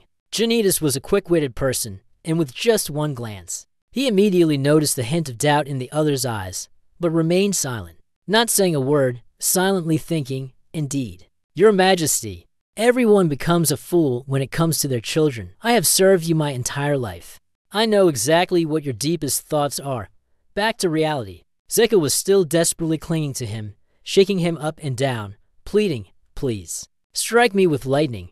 He was helpless, thinking to himself, "Your Majesty, he has surely changed a lot." Janitas cast a probing gaze down at Ezekiel and exclaimed, "He is becoming more insane." After thinking for a moment, he spoke up and asked, "Why would I want to hurt you? If anything happens to you, I will be executed." He replied, "Wait a minute. I'm not asking you to do anything strange like killing me. I just asked you for a little bit of electricity, something that can't kill me." Ezekiel smiled and continued explaining, "I only need you to do this, as it's related to something important. Please maintain it for 3 consecutive hours." Janitas was speechless, thinking to herself, "But that is definitely a bizarre request. As it is known, lightning magic possesses tremendous destructive power. When used by a high-ranking mage, it can be comparable to a natural disaster. However, he wants to reduce it to static electricity and maintain a stable voltage for 3 continuous hours. Does that require control with extreme precision?" Thinking of this, Janitas spoke up, "Your Highness, do you realize you are making an extremely difficult request?" He heard that, stood still in deep thought for a moment, and did not reply. After thinking for a moment, he said straightforwardly, "Of course, I know. It is similar to driving on a road with a 30 kilometers per hour speed limit for 3 straight hours. That is the reason I sought you out." Ezekiel placed his hand on Janitas' shoulder, his face brimming with excitement as he praised, "Who else possesses such a remarkable ability to control magic like you, Lord Janitas?" Hearing these compliments, he felt incredibly happy, reached out to rub the boy's nose, and continued, "Who is the most talented mage in our empire?" All of his heart and mind shouted in unison, "Lord Janitas." The soldiers and Damien Kyan stood there, witnessing the scene, unable to suppress the chill running down their spines. Their sweat dripping in beads, Janitas, after hearing everything, stroked his beard and thought to himself, "I'm starting to like the idea of accepting this challenge." After thinking for a moment, he spoke again, "But Your Highness, if I don't have the chance to..." He hadn't finished his sentence when Ezekiel interrupted, "If something happens to me, don't worry. I won't hold you responsible. Even if I get injured or die, you won't be held responsible for anything." Speaking of which, he pointed toward the soldiers and Damien. "They will be the witnesses." Upon hearing this, they were so scared that their faces turned ashen. Silently thinking, Don't drag us into this." Seeing that he still seemed hesitant, the young man put on a serious expression and explained, "It's not that I'm trying to do anything evil. I just want to save someone." Upon understanding his intention, the old man immediately agreed, "It's fine. If that's the case, then I'll give it a try." He asked, "So, should we begin?" Zekiel became more excited than ever, the corners of his mouth curling up as he replied with a smile, "Right now." After a while, the process was also prepared. Janitas looked toward Zekiel, who was sitting on the ground. He held a staff in his hand while Zekiel thought to himself, "I can't take the risk of using electricity on a child. I need to experiment first. Make sure it's safe." Thinking of this, he spoke up, "Your Highness, are you ready?" A stream of mana erupted from Zekiel's body. The bright green color, he closed his eyes tightly, slightly nodding in agreement. Received this response. He no longer hesitated, directly raising his hand and creating a stream of golden lightning. He shouted loudly, "If that's the case, I shall cast the spell now." Janitas tried to keep the current as light as possible, at a level as faint as static electricity. Feeling the electric current zipping toward her, Lakiel Adria was slightly startled and exclaimed, "Ah, it feels like an ant bite." He closed his eyes, calmly smiling, thinking to himself, "Perfect, just as I imagined. In a wizard's palace, I know he can do it. Now it's my turn. I'll absorb the current and convert it into electrodes. Then, I'll activate the electrical signal, directly triggering the electrical signal that is symmetrical to the distorted neural signal in the child's vagus nerve, and completely control these neural signals." The corner of Zekiel's mouth curled up slightly, a satisfied smile forming. The Astrahan core technique was truly an incredibly powerful technique, capable of controlling many things. "I didn't think I would succeed on the first try." Suddenly, he turned towards Janitas, extended his hand, and said, "Enough." He was startled and asked, "Do you want me to stop because it's enough?" "No. I can continue? I could do this all day." Before that sentence, Zekiel screamed in terror. "It hurts. I said stop right now." The next morning, all the fighters and servants in the palace were gathered at the door of the large room. They whispered among themselves. I wondered, why has he gathered so many people again? What is he planning to do? Another person spoke up. "I heard that he wants to gather people who enjoy spreading rumors to help him with something. I really don't understand what he's thinking." At this moment, the door was slowly opened. The scene inside startled the maid. Her eyes widened in surprise. Inside the room at this moment, George was sitting across from Zekiel. In addition, there was Lord Janitas. "You hold a needle, raise it up, and smile as you say to the boy, 'I won't tell you to hold back your tension. Bitter medicine heals ailments, and medical procedures will always hurt, but I'm not lying to you.' The boy, frightened, stammers, 'Does it hurt a lot?' Zekiel answers, 'Just a little bit,' like a playful pinch. The more George looked at the sharp needle, the more terrified he became. It sounded like it would hurt. He reassured, 'Ah, this won't hurt, I promise.' The boy asked again, 'Really?' Without noticing that the needle had already been inserted into his neck. Zekiel said, 'That's right, I've already pricked it. You didn't even notice, did you?' Done. Zekiel stood up and walked towards Jana. The two nodded, silently understanding each other's thoughts, both thinking, the pain worse than this is only just beginning. He did not hesitate any longer, directly using his staff and striking towards Zekiel. From within his heart at this moment, a stream of energy was being accumulated. He happily thought to himself, "Great, the electrical energy is gathering smoothly." And this is the reason why he gathered everyone. It was to make them see, to observe closely, and spread the rumor to everyone. Go and spread the good words, the praises about this breakthrough treatment. This is what is known as viral marketing. Only Dr. Gadden, at this moment, was in trouble, fainting repeatedly. "Ah, I can't believe the prince is being roasted by lightning." Zekiel gently placed his hand on the needle on George's neck, thinking to himself, "Now, insert it into the processed current." His whole body entered inside. The boy's body took quick strides. After a while of moving, he finally reached the area where the mana was in turmoil. However, Zekiel seemed to sense that something was wrong. His eyes widened in shock. "Wait a minute, this feels very wrong." You hurriedly ran, worried, exclaiming, "Damn it, the mana flow is interrupted. It's going to explode soon due to the blockage. The convulsions are about to start." At the same time, outside, George's expression slowly darkened. The boy clenched his chest with one hand and asked, Zekil. How much longer do I have to hold on like this? Inside, Zekil was still doing his utmost, trying to salvage the situation. We have at most 3 minutes before the seizure begins, and in the worst case, 1 minute. You look toward the streams of mana. It was chaotic, more and more so. He thought to himself, I need to activate the opposing signal to this electrode. Damn it, there's not enough time. Even if I use the Astrahan core technique at its maximum efficiency, this process will still take 30 minutes. Should I stop now and treat it next time? If I let the boys' seizure happen, they'll spread bad rumors about this. I also don't know how much longer Lord Janitas can hold on. Damn it, a person with a terminal illness like me won't have time to relax in this situation. Thinking of this, he spoke up and called out to Lord Janitas. Zekil didn't show any expression, slightly turned his head, and continued speaking. Please increase the power of the thunder magic by 3 times its current level. Before the statement, Janitas was utterly surprised, her eyes wide open, and she exclaimed, Sorry, could you repeat that? Do it right away. I'll explain later. He tried to remind him that it would hurt a lot, but now, Zekil didn't care about that at all. With a determined expression, he said, It doesn't matter. Seeing that determined attitude, Janitas did not hesitate any longer. He directly increased the electrical current 3-fold. Just strike directly at Zekil's body, Your Highness.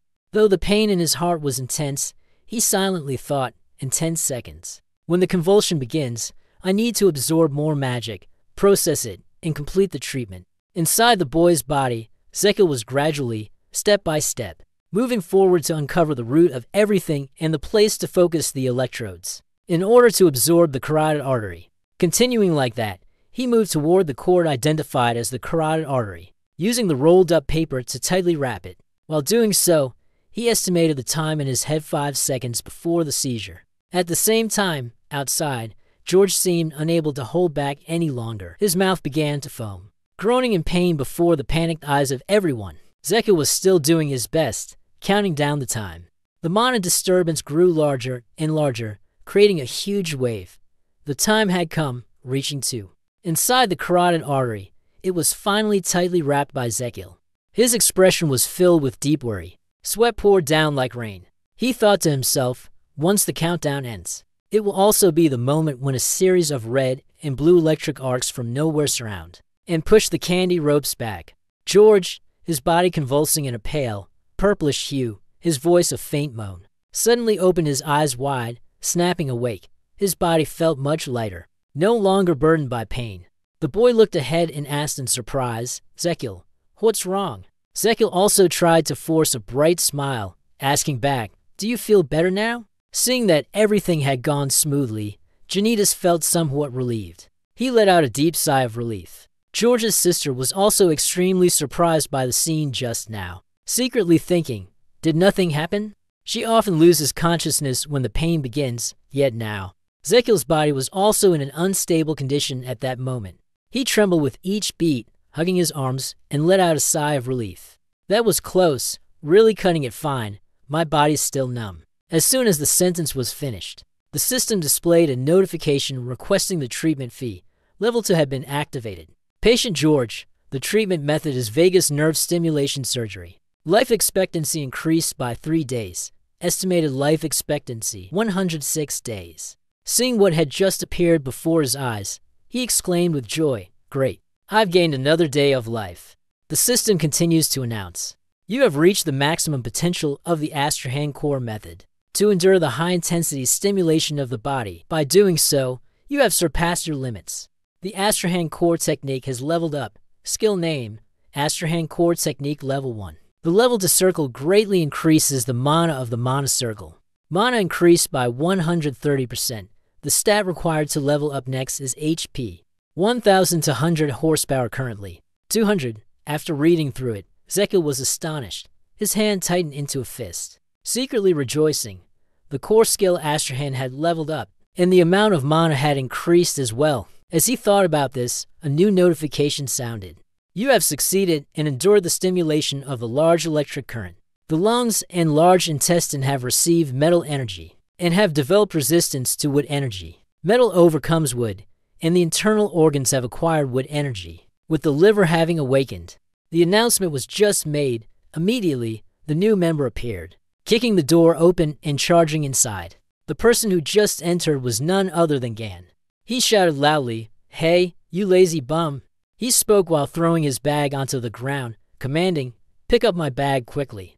The scene caused the other internal organs to freeze, dumbfounded, not understanding what had just happened. Contrary to the joyful expression of the old man, Tim coldly spoke up and asked the newcomer, "What?" As soon as the words were finished, the intestines quickly tore off their clothes and raised them up. It joyfully ran over, shouting loudly, "Finally, I've escaped the mortal coil. I'm so happy." However, despite its friendly appearance, its guts were anything but harmonious. It stood there coldly, staring ahead, saying nothing. Then, it swung its hand up and slapped the intestines straight in the face, twisting its mouth. It looked at the intestines and said in a near growl, "You trying to turn me into a new person? Do you want to die?" The system then appeared. "You have been granted 300 HP. The lungs, heart, and large intestine rejoiced as another part joined, giving you 500 HP. The birthday party of Gan has begun. You gain an additional 300 HP. Current HP, 1,300. Seeing this, Zekil was overjoyed and thought to himself, "A new mechanism ahead. I can receive more HP from now on.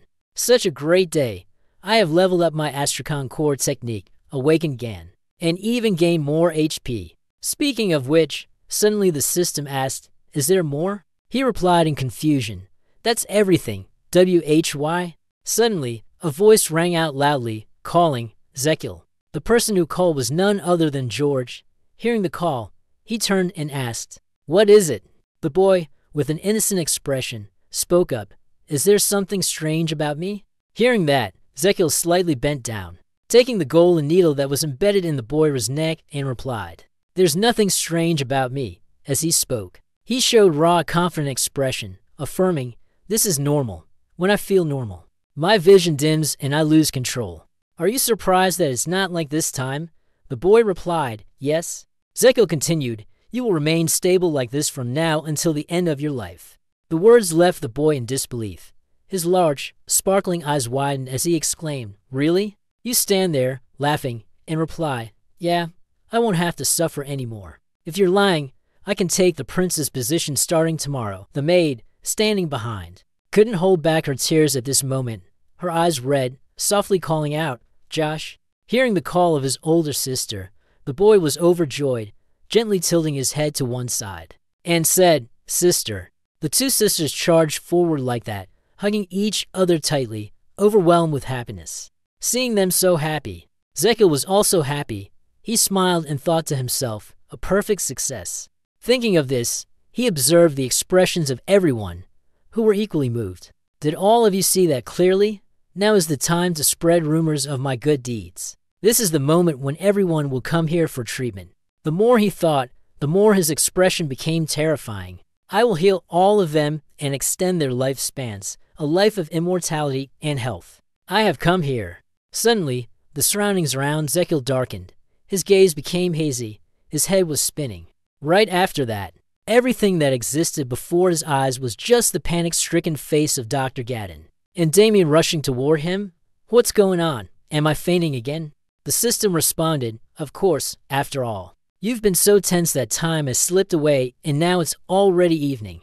In the large room of Zekil, he was lying on the bed, resting after a long and tiring day, his breathing steady. Suddenly, Lim's eyes flickered open slightly, looking up at the ceiling. Wondering how long he had been unconscious, his body felt too stiff. Seeing that Zekil had awakened, Gadden, standing beside him, spoke up, "Your Highness, you are awake already?"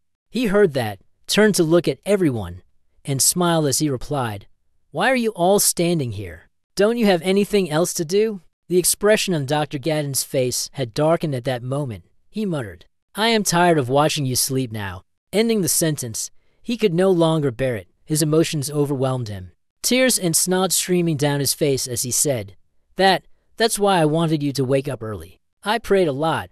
The prince, seeing this, Zekil asked in astonishment, "What's this? Why are you crying again?"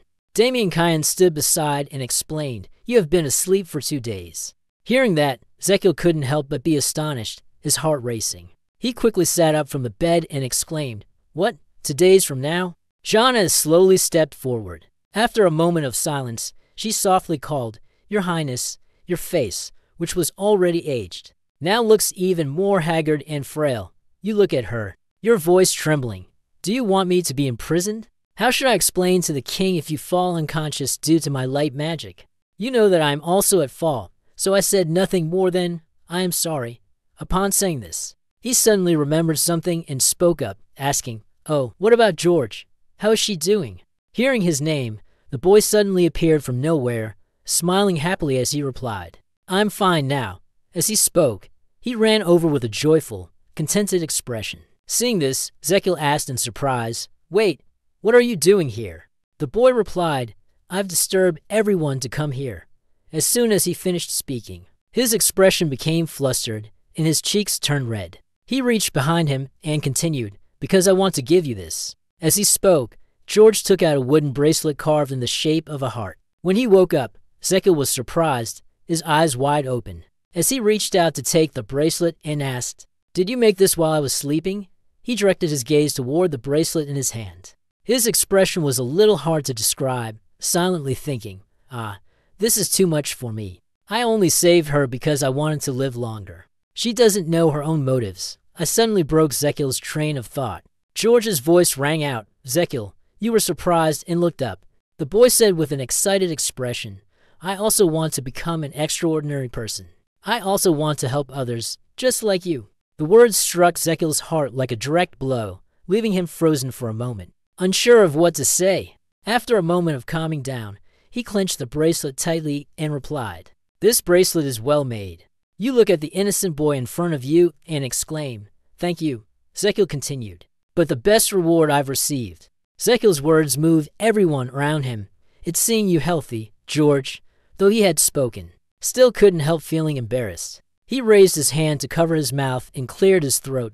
"I want to rest a bit longer. I'm still feeling tired." Everyone immediately understood the meaning and replied in unison, "We will leave, Your Highness. Please rest well." Thus, everyone slowly moved towards the outside door, leaving Zekiel with his private space. As they were walking, George suddenly stopped, turned around, waved his hand, and said, "See you later." Upon seeing this, Zekiel also turned his head, waved back, and replied, "Yeah, see you later." After speaking, the door was closed, and the room returned to its usual quiet atmosphere. Zekiel was sitting on the bed, his gaze deep in thought as he looked down at the wooden bracelet that had been given to him. He lifted it up, examined it for a while, sighed, and said, "Who would give me something like this?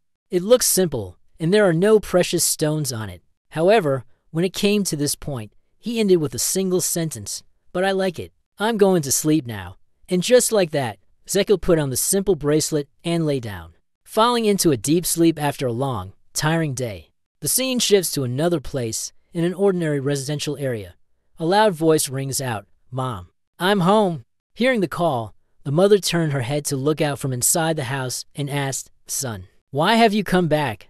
A young man with a radiant face, carrying a handbag, walked in. Smiling, he replied, "What else? I got some time off, so I came home." The mother was still surprised and asked again, "Taking leave?" He replied, "Yes, a special leave. During that day's family meal." The mother couldn't help but ask curiously, "Prince, suddenly giving me 5 days off?" He replied, "Yes, most people in the palace are getting time off." The father also responded, "How's the prince's health lately?" Hearing that, he smiled and said, "I think it's better than before." He asked again, "Really? That's fortunate." He hesitated for a moment and then added, "I think it's because." His face clearly showed confusion and bewilderment. He has been doing some strange things lately. They were increasingly taken from one surprise to another. When asked something strange, "How about you?" the boy replied, "He said he wants to treat others like a doctor." With that, he reached into the side of his bag and pulled out a roll of paper. "Look here." He placed the roll on the table, then unfurled it neatly. The three of them leaned their heads together, their eyes fixed intently on the contents of the paper. Their expressions were filled with astonishment. Suddenly, a strange gust of wind surged from nowhere, sweeping the piece of paper out the window. These sheets of paper appeared everywhere in the town, along with the busy city where many people passed by. They were even pasted all over the bulletin boards to make it easier for everyone to see. They were all extremely astonished, exclaiming, "What is this?" At the top of the paper, it is written, "Congratulations on the grand opening at the traditional Chinese Medicine Palace. Grand opening celebration, free treatments. Everyone is invited to come for treatments of back pain, joint stiffness, acupuncture, orthodontics, and obesity. Direct treatments provided by Prince Zekil Adriana Magentano, Royal Chief Medical Expert Piero Garden, specializing in the treatment of complex and difficult diseases." After reading, everyone wondered, he still treats spines too? At the same time, in the royal palace, the sunlight was shining brightly and warmly. Zekil stood happily inside the room, looking out the window, and said, "The rumors must have spread everywhere by now, right?" Just as he finished speaking, Dr. Gadden opened the door and walked in, saying, "Your Highness, it is time to go outside." Hearing that, he turned around and asked, "All right, shall we go?" Both of them walked side by side along the corridor. Gadden asked, "You're up early, aren't you?" He replied, "It's the first day the Royal Traditional Medicine Clinic is open." At this point, he suddenly remembered and continued, "Oh, and I've brought all the medicine you need." "You ask, even liqueurs as well?" He replied, "I have made sure to purchase it with great focus, sir." Hearing this, Zekil was extremely pleased and praised him, saying, "Very good. I need a lot of them. So even if they are expensive, I still want to buy as many as possible." When you were about to step forward, he suddenly called you back. "I understand, but Your Highness." You turned your head and looked back, a surprised expression on your face. Gaddy seriously asked, "May I ask, where did you learn these things?" Zekil asked in confusion, "What about these?" He spoke as if he were creating a new medicine or relieving joint pain. "By stabbing someone with a thorny branch. As a doctor, I am very curious about these things." Seeing you silent, he explained, "Actually, I haven't been sleeping well lately. I'm very curious about the techniques you obtain, though, but I still don't understand how they work, no matter how hard I try." Upon saying this, he did not dare to look directly and lowered his head, continuing, "So I am a bit sad." Seeing him like this, Zekil stood still for a moment.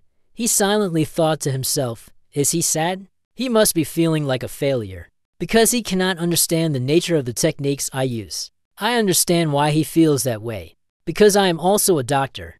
He thought for a moment, then his face darkened, not revealing the slightest expression. After a moment, he finally spoke, "To be honest, I come from another world." Gadden, upon hearing this, was stunned and exclaimed, "Yes?" Zekil continued, "In that place, I am not a prince, just an ordinary person named Hanli. I make a living with the traditional medical techniques I've mastered." The more he listened, the more confusing it became. His brows furrowed. "Prince, why did I say this after thinking it through carefully?" Faced with that attitude, he scratched his head and smiled widely. "That's why I told the truth." He pouted, "I would be very upset if you did that, because I don't believe the words that were just spoken." Gadden asked again, "Can you stop joking with me and tell the truth?" He replied, "I've already told you, and furthermore, why do you want to know?" He answered straightforwardly, "Because I want to become a better doctor. I want to experience the sense of satisfaction that you've gone through." Zekil directly interrupted his words, "It's already like that, isn't it?" Upon hearing this, he was stunned, frozen in place, and uttered, "Yes." "Enough talk." He turned around and walked away. "We've talked enough, time to get to work." At this moment, only Zekil could truly understand the full extent of his abilities. He smiled inwardly and thought, "I've come this far because he has always been there, helping me outside." The signboard had already been set up. "This path leads to the royal family's medical clinic." He thought to himself, "I hope we'll have patients on the opening day, not just a few flies. I hope people won't avoid it, because this is the place where the prince lives." Just thinking about it, he already imagined the shop having to close early. It seemed like he'd been overthinking. Zekil walked while praying, "Please, please, please, to a pile of patients, please, attend to a pile of patients." After a while of moving, they finally reached the door. Excited, he threw open the window and shouted loudly, "Welcome to the Traditional Medicine Clinic." However, as the words royal family left his mouth, there was not a single person below. The place was completely empty. This had completely shattered his spirit. His face became hollow, drained of color, as if he had vanished on the spot done for. Zekil lacked all vitality, his steps slow and heavy as he descended the stairs under the concerned gaze of Dr. Gadden. He was walking when suddenly he stopped, glanced to one side, and hesitantly said, "The prince." He sighed and replied, "Why?" He quickly urged, "Please, look down below." Hearing that, Ezekiel also glanced down below, and then suddenly, the scene left him frozen, his eyes wide open, exclaiming, "I've been saved." Right below, countless people had gathered to wait for their medical examination. They were jostling with each other. "Hey, stop pushing. Hey, don't cut in line." "But I was here first." "What are you talking about?" Thus, a day of work began. Outside the door, countless people waited. Ezekiel was excited, thinking to himself, "That's right, the first day is always the busiest."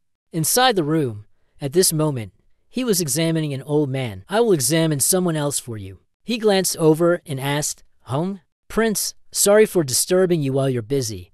He awkwardly asked, "But what should I do now?" You replied, "Can you take a walk around here and see if there are any patients who need help?"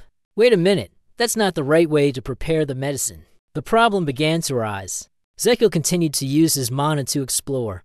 The healing system was still in a poor state, and it would take some time for it to become a complete system. At this moment, the system also displayed a notification.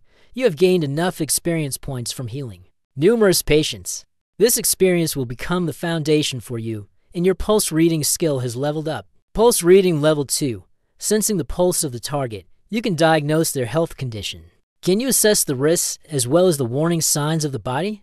You can obtain the results by checking the general health checkup report, and you can see additional information about the patient's internal organ symptoms. If you awaken them within your body, upon hearing this, Ezekiel exclaimed in shock. "What do you mean?" Inside his body, the internal organs were already prepared for a comprehensive, large-scale medical examination. His heart, while gently combing his hair, spoke up.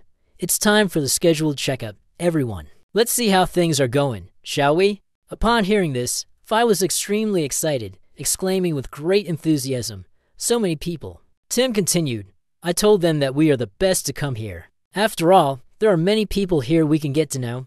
Even though I'm old, I'm just as excited. This is truly the best. However, my liver doesn't feel the same way." It spoke up. "Tell them to wake up." Right in front of them, all that could be seen were elderly old men, sitting across from us. There were only a few old couples. The system displayed a notification with the results of the consultation on the internal organs. "The heart has been deceived. There's nothing abnormal with my heart or lungs. Yeah, no abnormalities. The colon shows mild constipation, no other issues. The liver shows signs of inflammation. For this old man, he needs to stop drinking alcohol." He asked in surprise, "Alcohol-induced inflammation. Is his liver in bad condition?"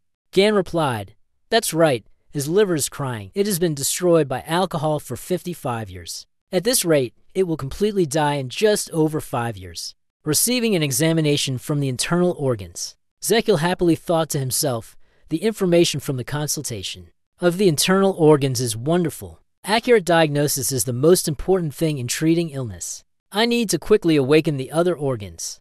Thinking of this, he looked at the man in front of him and said, "Sir, your liver has been severely damaged." The man responded, "Yes." He continued, "That is why you feel tired and your skin has turned more yellow, because his liver has grown weary. I will prescribe him a small Zihu, a type of herbal remedy, for today. He should take it for 10 days. Based on the next checkup, I can prescribe more cinnamon twig and poria." After giving these instructions, Jackwheel's face darkened, and he emphasized, "You should stop drinking alcohol from now on." These words struck him like a thunderbolt, causing him to be stunned. Exclaiming, "What?" he continued, "Because your liver is in terrible condition. You won't live for another 5 years if you continue like this." He stammered, "But I," Jackwheel asked, "Can't you eat without drinking alcohol?" He immediately nodded vigorously. My next words turned him to stone, his heart sinking right then and there. I commanded him, "No drinking alcohol. It is not under the title of a doctor, but under the title of a prince. If you dare defy the order, we'll throw you into prison." Time passed quickly. By evening, a loud voice came from inside the sick room. "All right, that's it for today. All patients are not in critical condition. Please come back tomorrow." After the recent work session, everyone approached Ezekiel, complimenting him. "Well done, Prince. I apologize for the mistake I made while preparing the medicine. I don't know if I'm doing it right." Hearing everyone, He smiled and reassured them, "Don't worry, you all did great. Just keep it up like this tomorrow." In his heart, he silently thought, "Because healthcare doesn't exist in this place, this is good enough. But we will face difficulties if there are many patients needing nursing care. We need to establish a nursing system for rotating patient care. Speaking of which, you recall your previous colleagues. I wish Ms. Kim and Ms. Lai were here now." At the same time, outside, a series of hurried footsteps were rushing toward them in unison. One person shouted loudly, "Over here, doctor." Gadden. The door opened, and the doctor looked inside, calling out, "Your Highness, there's a patient in urgent need of emergency treatment." The man behind him, carrying a woman on his back, added, "I am the eldest son of the Dinier family. I respectfully greet His Highness." The woman, the situation now is far from good, her face flushed red. Breathing heavily with difficulty, he begged, "Please, save my mother, please." After a while, the woman was laid neatly on the bed. Zekil sat beside her and asked, "Her fever is too high. How long has she had the fever?" He heard that and replied, "She was fine earlier this afternoon." While Zekil was taking her pulse to examine, he continued, "She started feeling cold around noon, and her condition has been worsening ever since." After a moment of examination, he finally identified what the illness was. However, it was unlike any other ordinary disease. This was a disease that had wiped out 40,000 soldiers. Zekil's face showed nothing but worry. Sweat poured down as he silently thought of Napoleon. According to what is known, epidemic rash fever is a dangerous disease, the origin of which is caused by the bacterium Borrelia burgdorferi. Zekil asked again, "Are you serious?" It replied, "Definitely. I saw a fever-causing bacterium in the liver of this woman." Hearing Gan's firm affirmation, he was terrified, sweating profusely, not knowing what to say. After a moment of calming down, he looked towards the man again and asked one last time, "When did she take a bath?" He was stunned, his face blank, and muttered, "Huh?" Zekil explained, "I need to know more about the patient's condition." He replied, "Yes, she also took a bath yesterday." He had a serious expression on his face and asked again, "Yesterday?" He answered, "Yes, she usually bathes in warm water every day."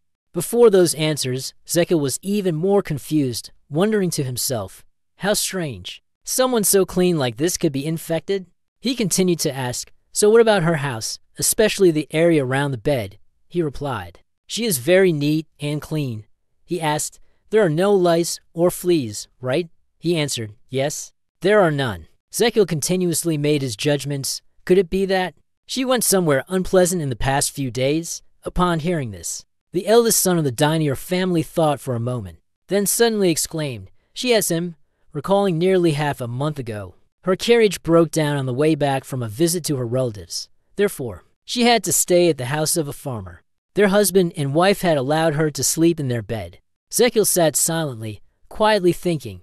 Today, she showed signs of a fever, and the last time she slept at the farmer's house was half a month ago. The more he thought, the more certain he became. This was bad. Everything was brutal with the plague of sacrifice. Thinking of this, Zekil turned and said, "Perhaps that is where she contracted the disease." The eldest son of the Dinier family was surprised upon hearing this and asked, "Contracted the disease?" He explained, "Her illness is an epidemic, transmitted through flea and tick bites. Her condition is getting worse and worse. This is terrible. She is already old, yet her fever is very high." Zekil gritted his teeth, silently thinking, in the worst-case scenario, she could suffer from a lung infection, internal organ damage, or limb necrosis. With that thought, he looked toward the maids and gave an order. "Everyone listen carefully, remove her clothes, and wipe her down with a clean, warm towel. Then, help her put on the patient clothes." Hearing this, a maid spoke up and asked, "What about her old clothes, madam?" Zekil replied, "Burn them, the bed and the mattress she is lying on as well. After you finish bathing, bathe again and burn your clothes clean."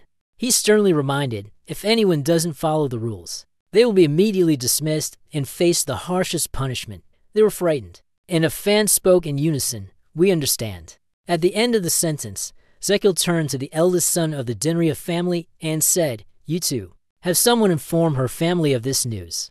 He waved his hand and shouted loudly, "Hurry up." They immediately rushed straight out, replying, "Yes, yes, my lord."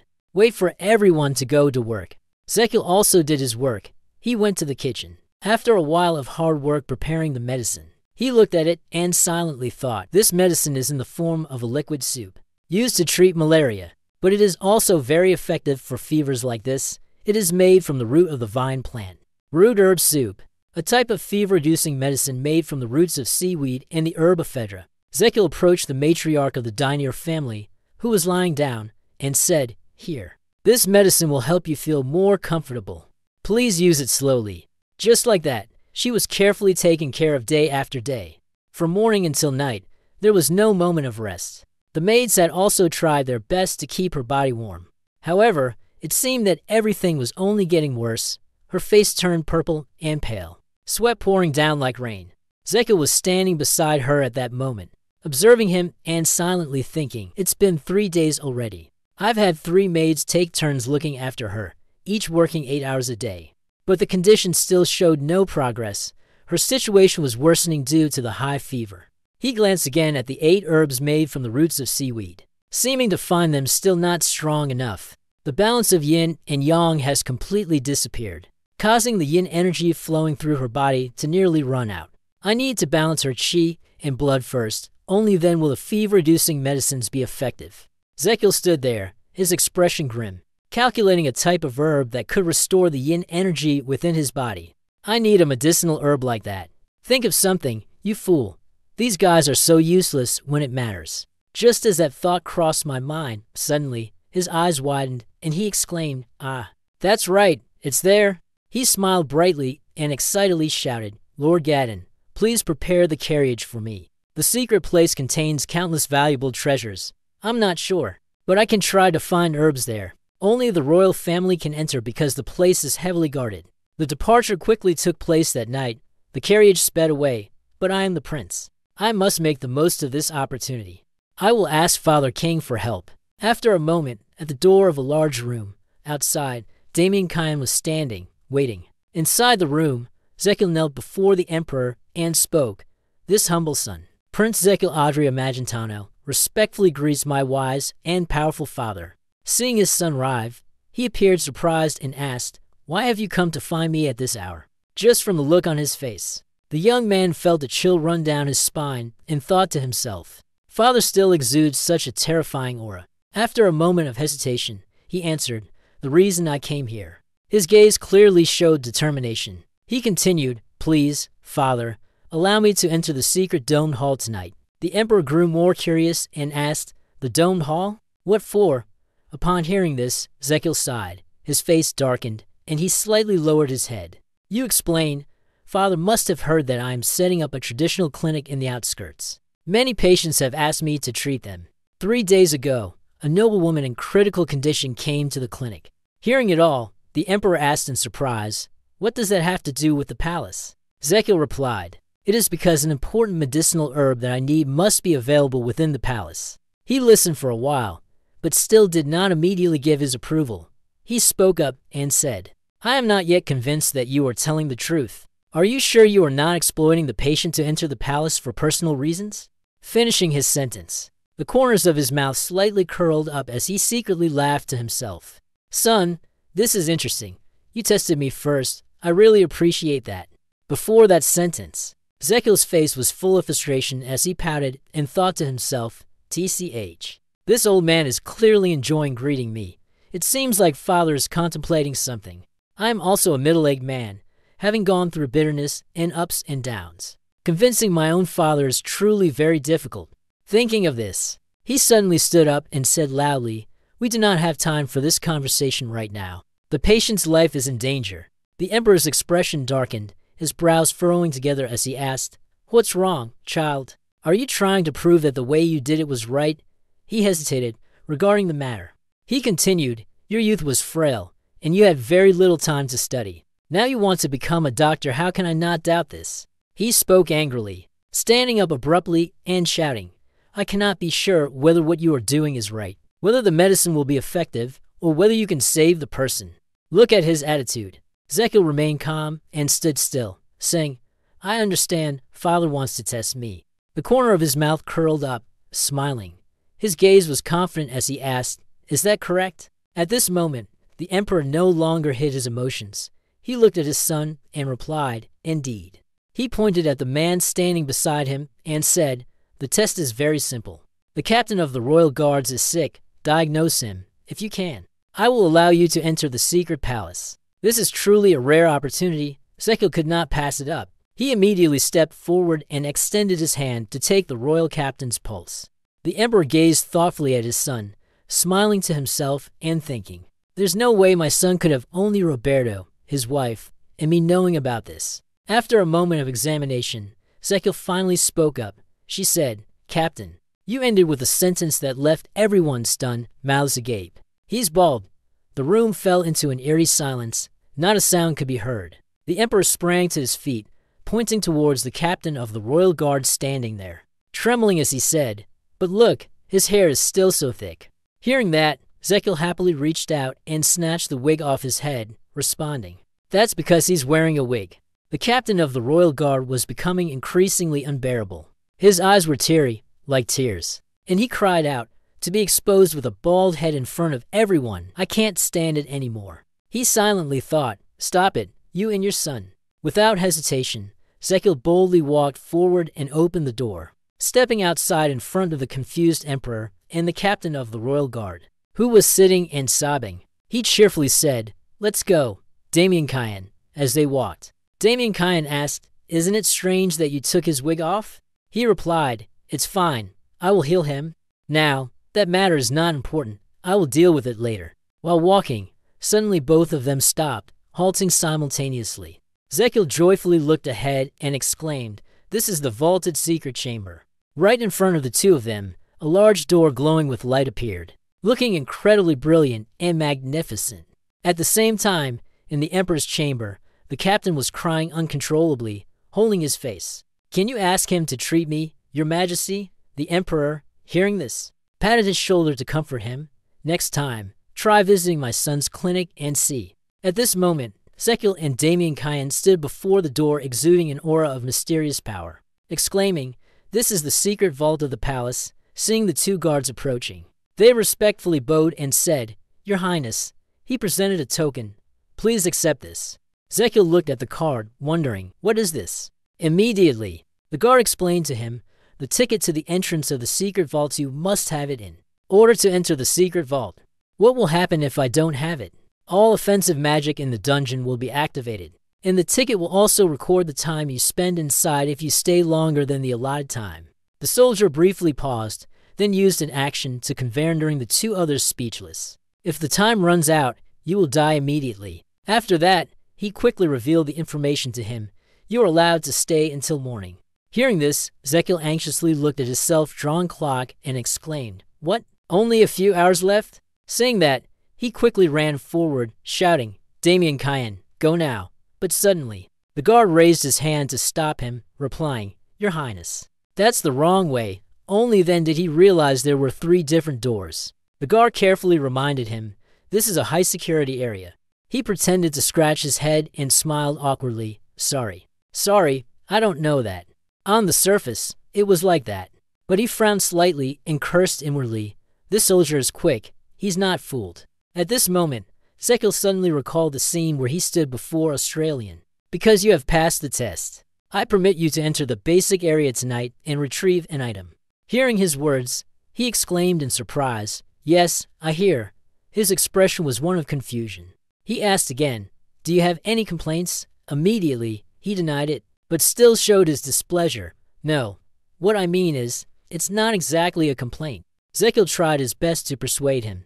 "I have worked hard to pass the test, but you're only allowed to enter the basic area."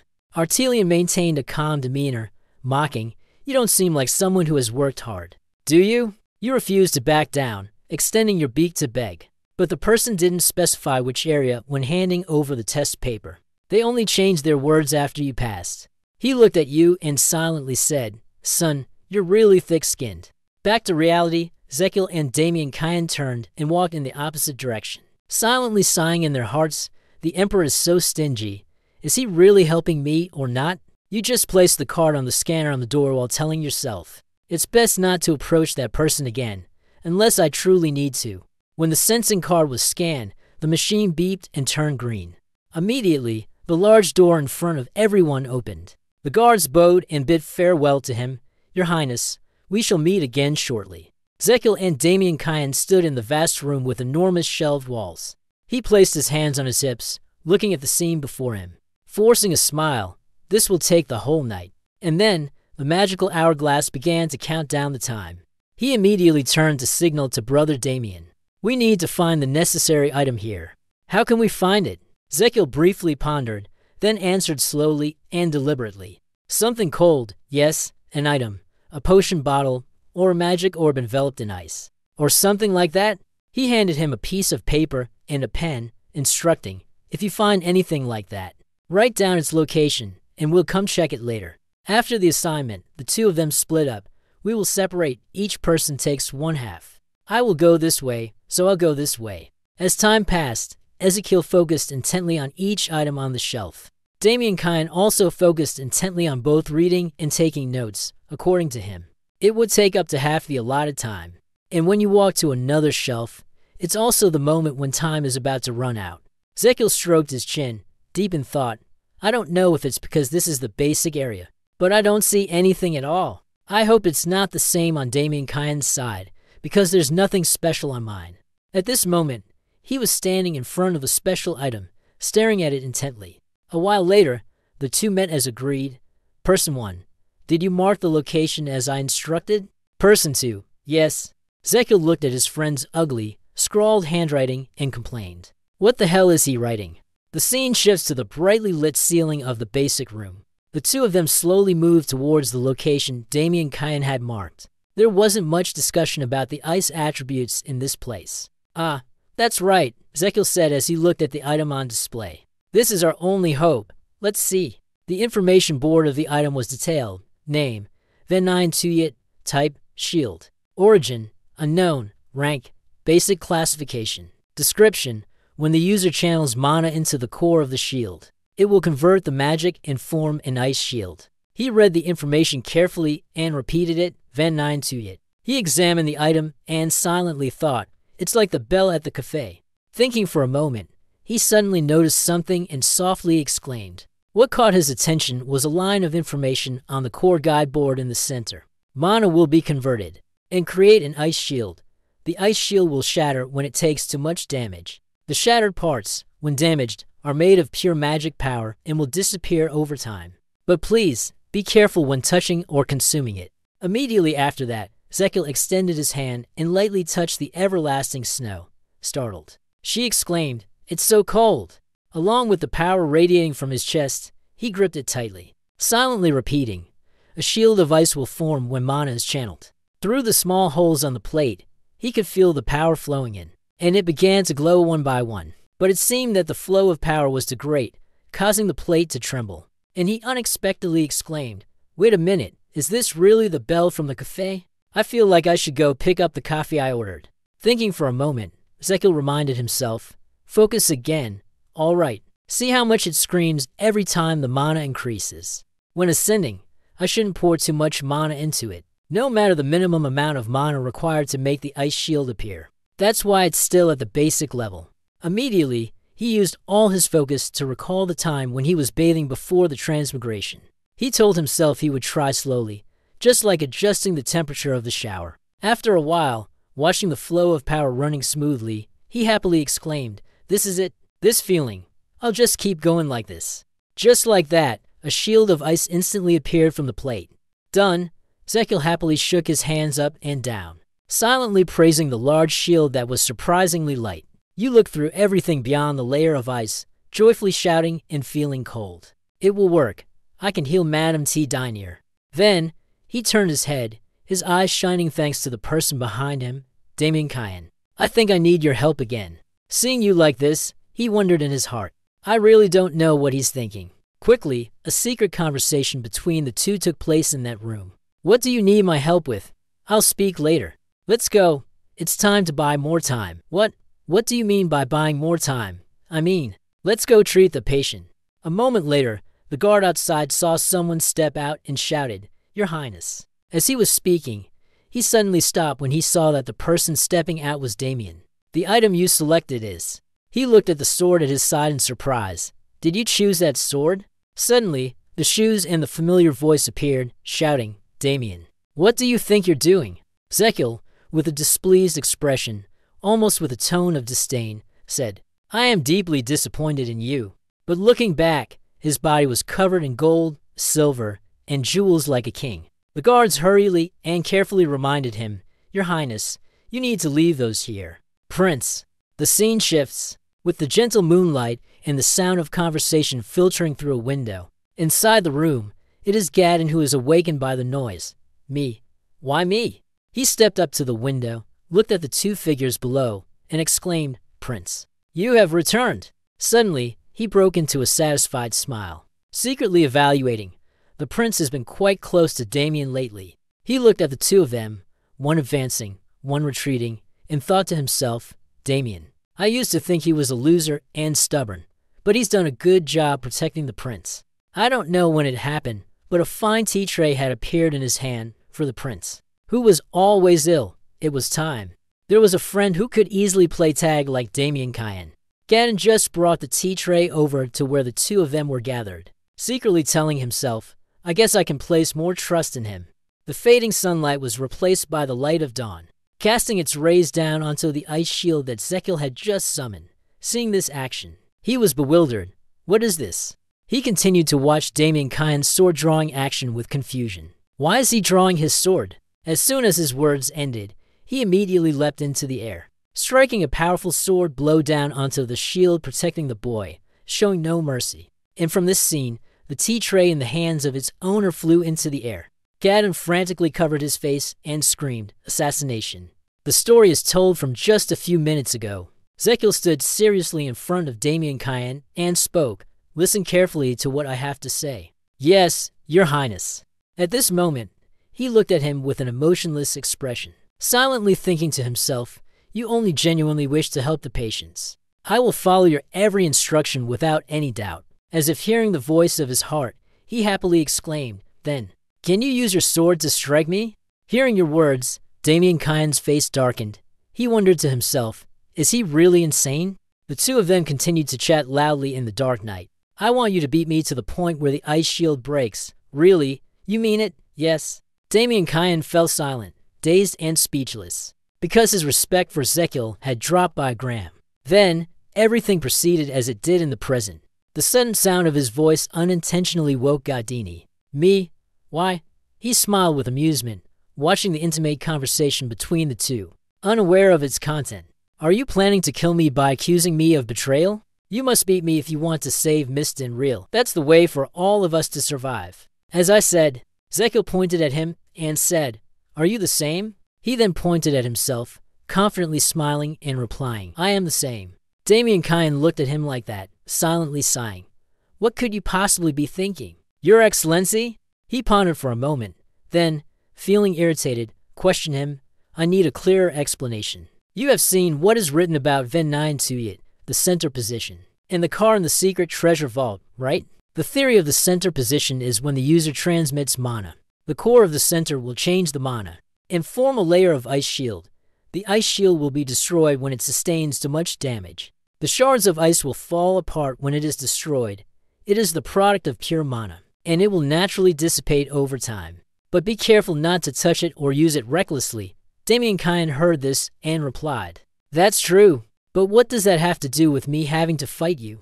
Zekiel replied, Yes, I will use the ice slash form from striking the shield and the act of making medicine. Hearing Zekiel's words, the group fell into a brief moment of contemplation before suggesting, You can put the shield down, and I'll handle the attack. He immediately shook his head and said, No. Immediately, he transferred his strength, activated the shield, and said, Now you see. Then, he stopped transferring his power, watching the shield disappear. And Cuckoo said, Now it's gone again. From the above illustration, you carefully explained to him that in order to maintain the ice shield, we must channel mana.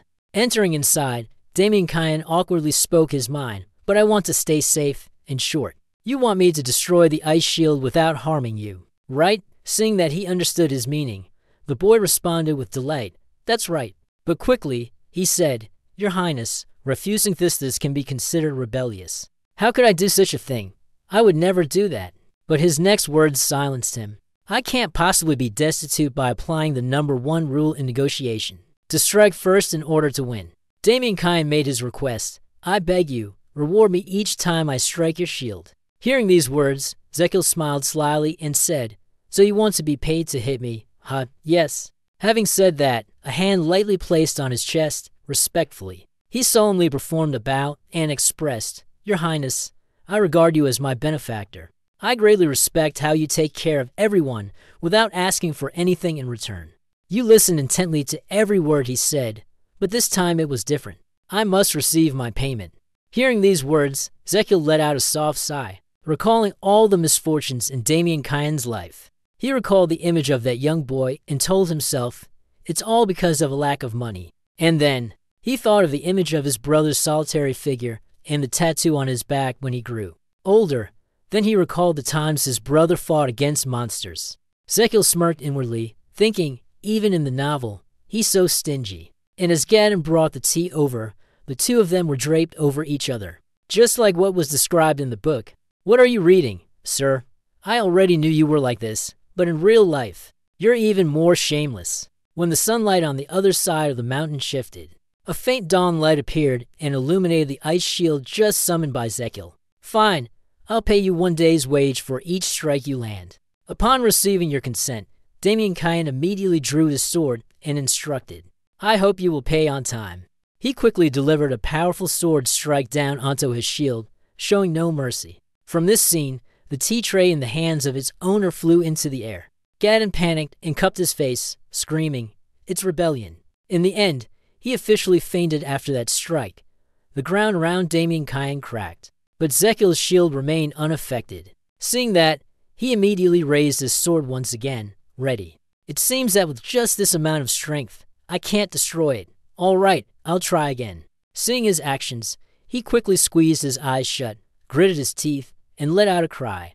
Seeing that you were scared, he calmly teased, I haven't even drawn my sword yet. Zekil trembled, urging him to hurry. As soon as he finished speaking, Damien Kyan once again struck down on the shield. Right after that, he continuously struck the shield without pause. After a moment, the attack stopped. He remained in the same position, trembling as he held his ground. He continued to raise his sword, silently wondering if he needed to strike harder. Suddenly, at that moment, Zekil angrily spoke up, Curse that bastard. You just want to get more money, don't you? Damien Kyan did not care about what he said. His eyes filled with determination as he responded. This time, I will speak seriously. He used all his strength, charging straight ahead, striking forcefully into the shield. This blow caused the shield to crack. Immediately, the shield shattered in his joy. Zekil, filled with joy, spun around in delight, shouting with excitement, Success, you did it. A long life without illness, a royal life. After a moment of joy, he turned around and said, Let's collect the 10 ice veins and then leave. Suddenly, they noticed Gadon fainted in the distance. It was puzzling. Was he sleeping outside like that? The landscape gradually changed. Zekil was standing in the kitchen at this moment, beginning to prepare a herbal soup with kudzu root, demunking, jujube seeds, peony roots, licorice roots, and Chinese cinnamon bark. This was a normal kudzu root soup. You just do it like this, put the next thing in an hour, and I will put the ice shards in. Then put this into the circulation. After you put the herbs into the pot, the system displayed a notification.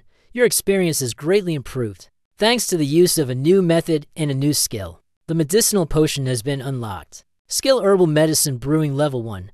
The medicinal potions you brew will be 10% more effective than regular potions. And through the analysis of the ingredients, you can find detailed information about the benefits, side effects, and toxins contained in the tonic. Immediately, a bowl of ice-cold medicine was placed on the table with the sound of the system. You must find a new formula based on traditional tonics, the kudzu root tonic. The system's notification ended. Team, with a joyful expression, loudly called out, Lord Zekil. This is the kudzu root tonic combined with ice that you requested.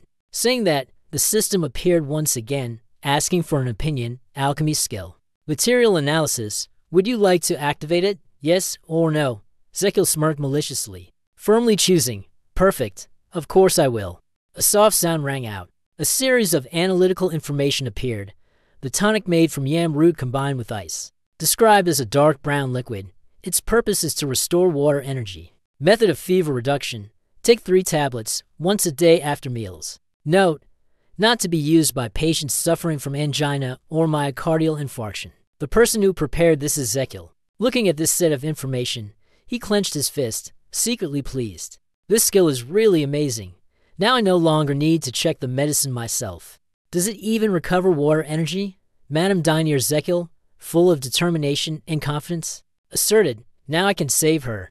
After thinking for a moment, you and Damien Kyan carried the tonic to another room.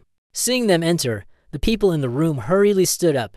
Your Highness, you brought the medicine forward to the eldest son of the Denril family, asking anxiously, how is she? He slightly lowered his head and slowly replied, she is still not well. Upon hearing this, Ezekiel glanced in a certain direction. He observed Madame Denril, silently assessing the diminishing level of her energy.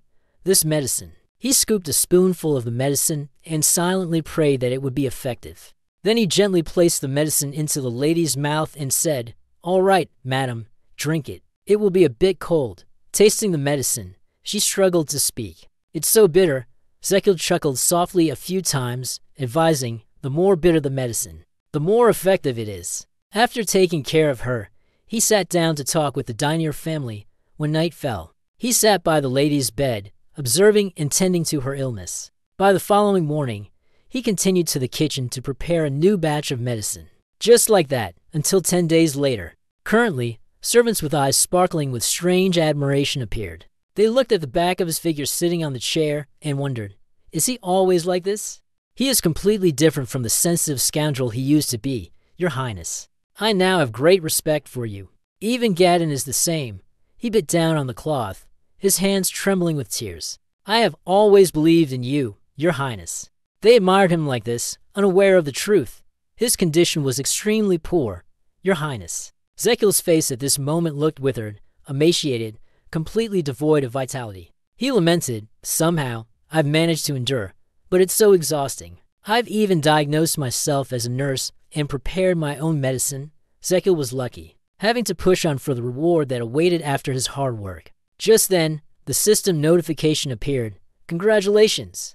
You have successfully used the root powder of kudzu to cure the measles. Your dedication to the patient's health is a manifestation of self-sacrifice. Those who witnessed it hold you in great respect. They praise you. 2 angels, Ezekiel, immediately appeared, blowing their trumpets loudly, more so than the honors you had already received. The effectiveness of the skill demand for level to medical fees has increased by 1.5 times. Reading up to this point, his eyes widened in surprise. What? The reward tileth effectiveness of the skill increased by 1.5 times?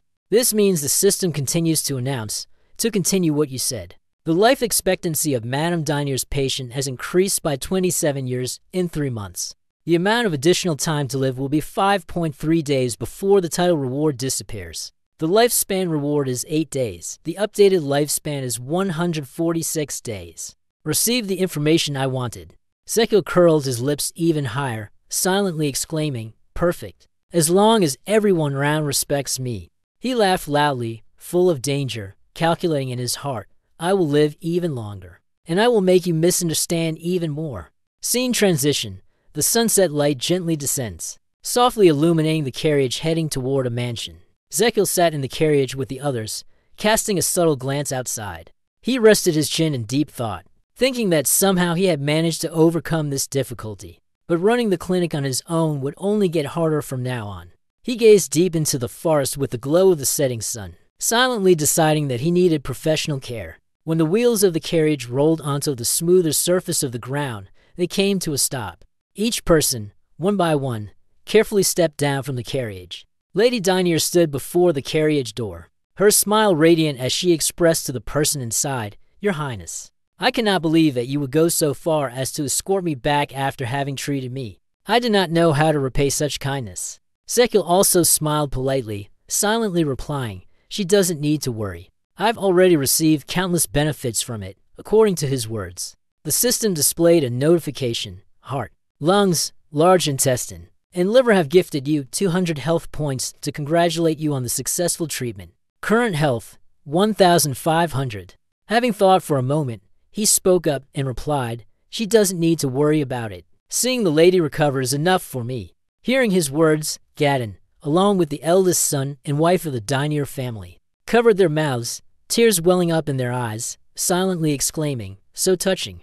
Immediately after that, as soon as the two of them were about to perform the ceremonial greeting, preparing to say, "Then, allow me to take my leave," a hand quickly reached out, stopping them. "Wait." Zekil stood right at the car door, speaking loudly and authoritatively, "I want to talk to you."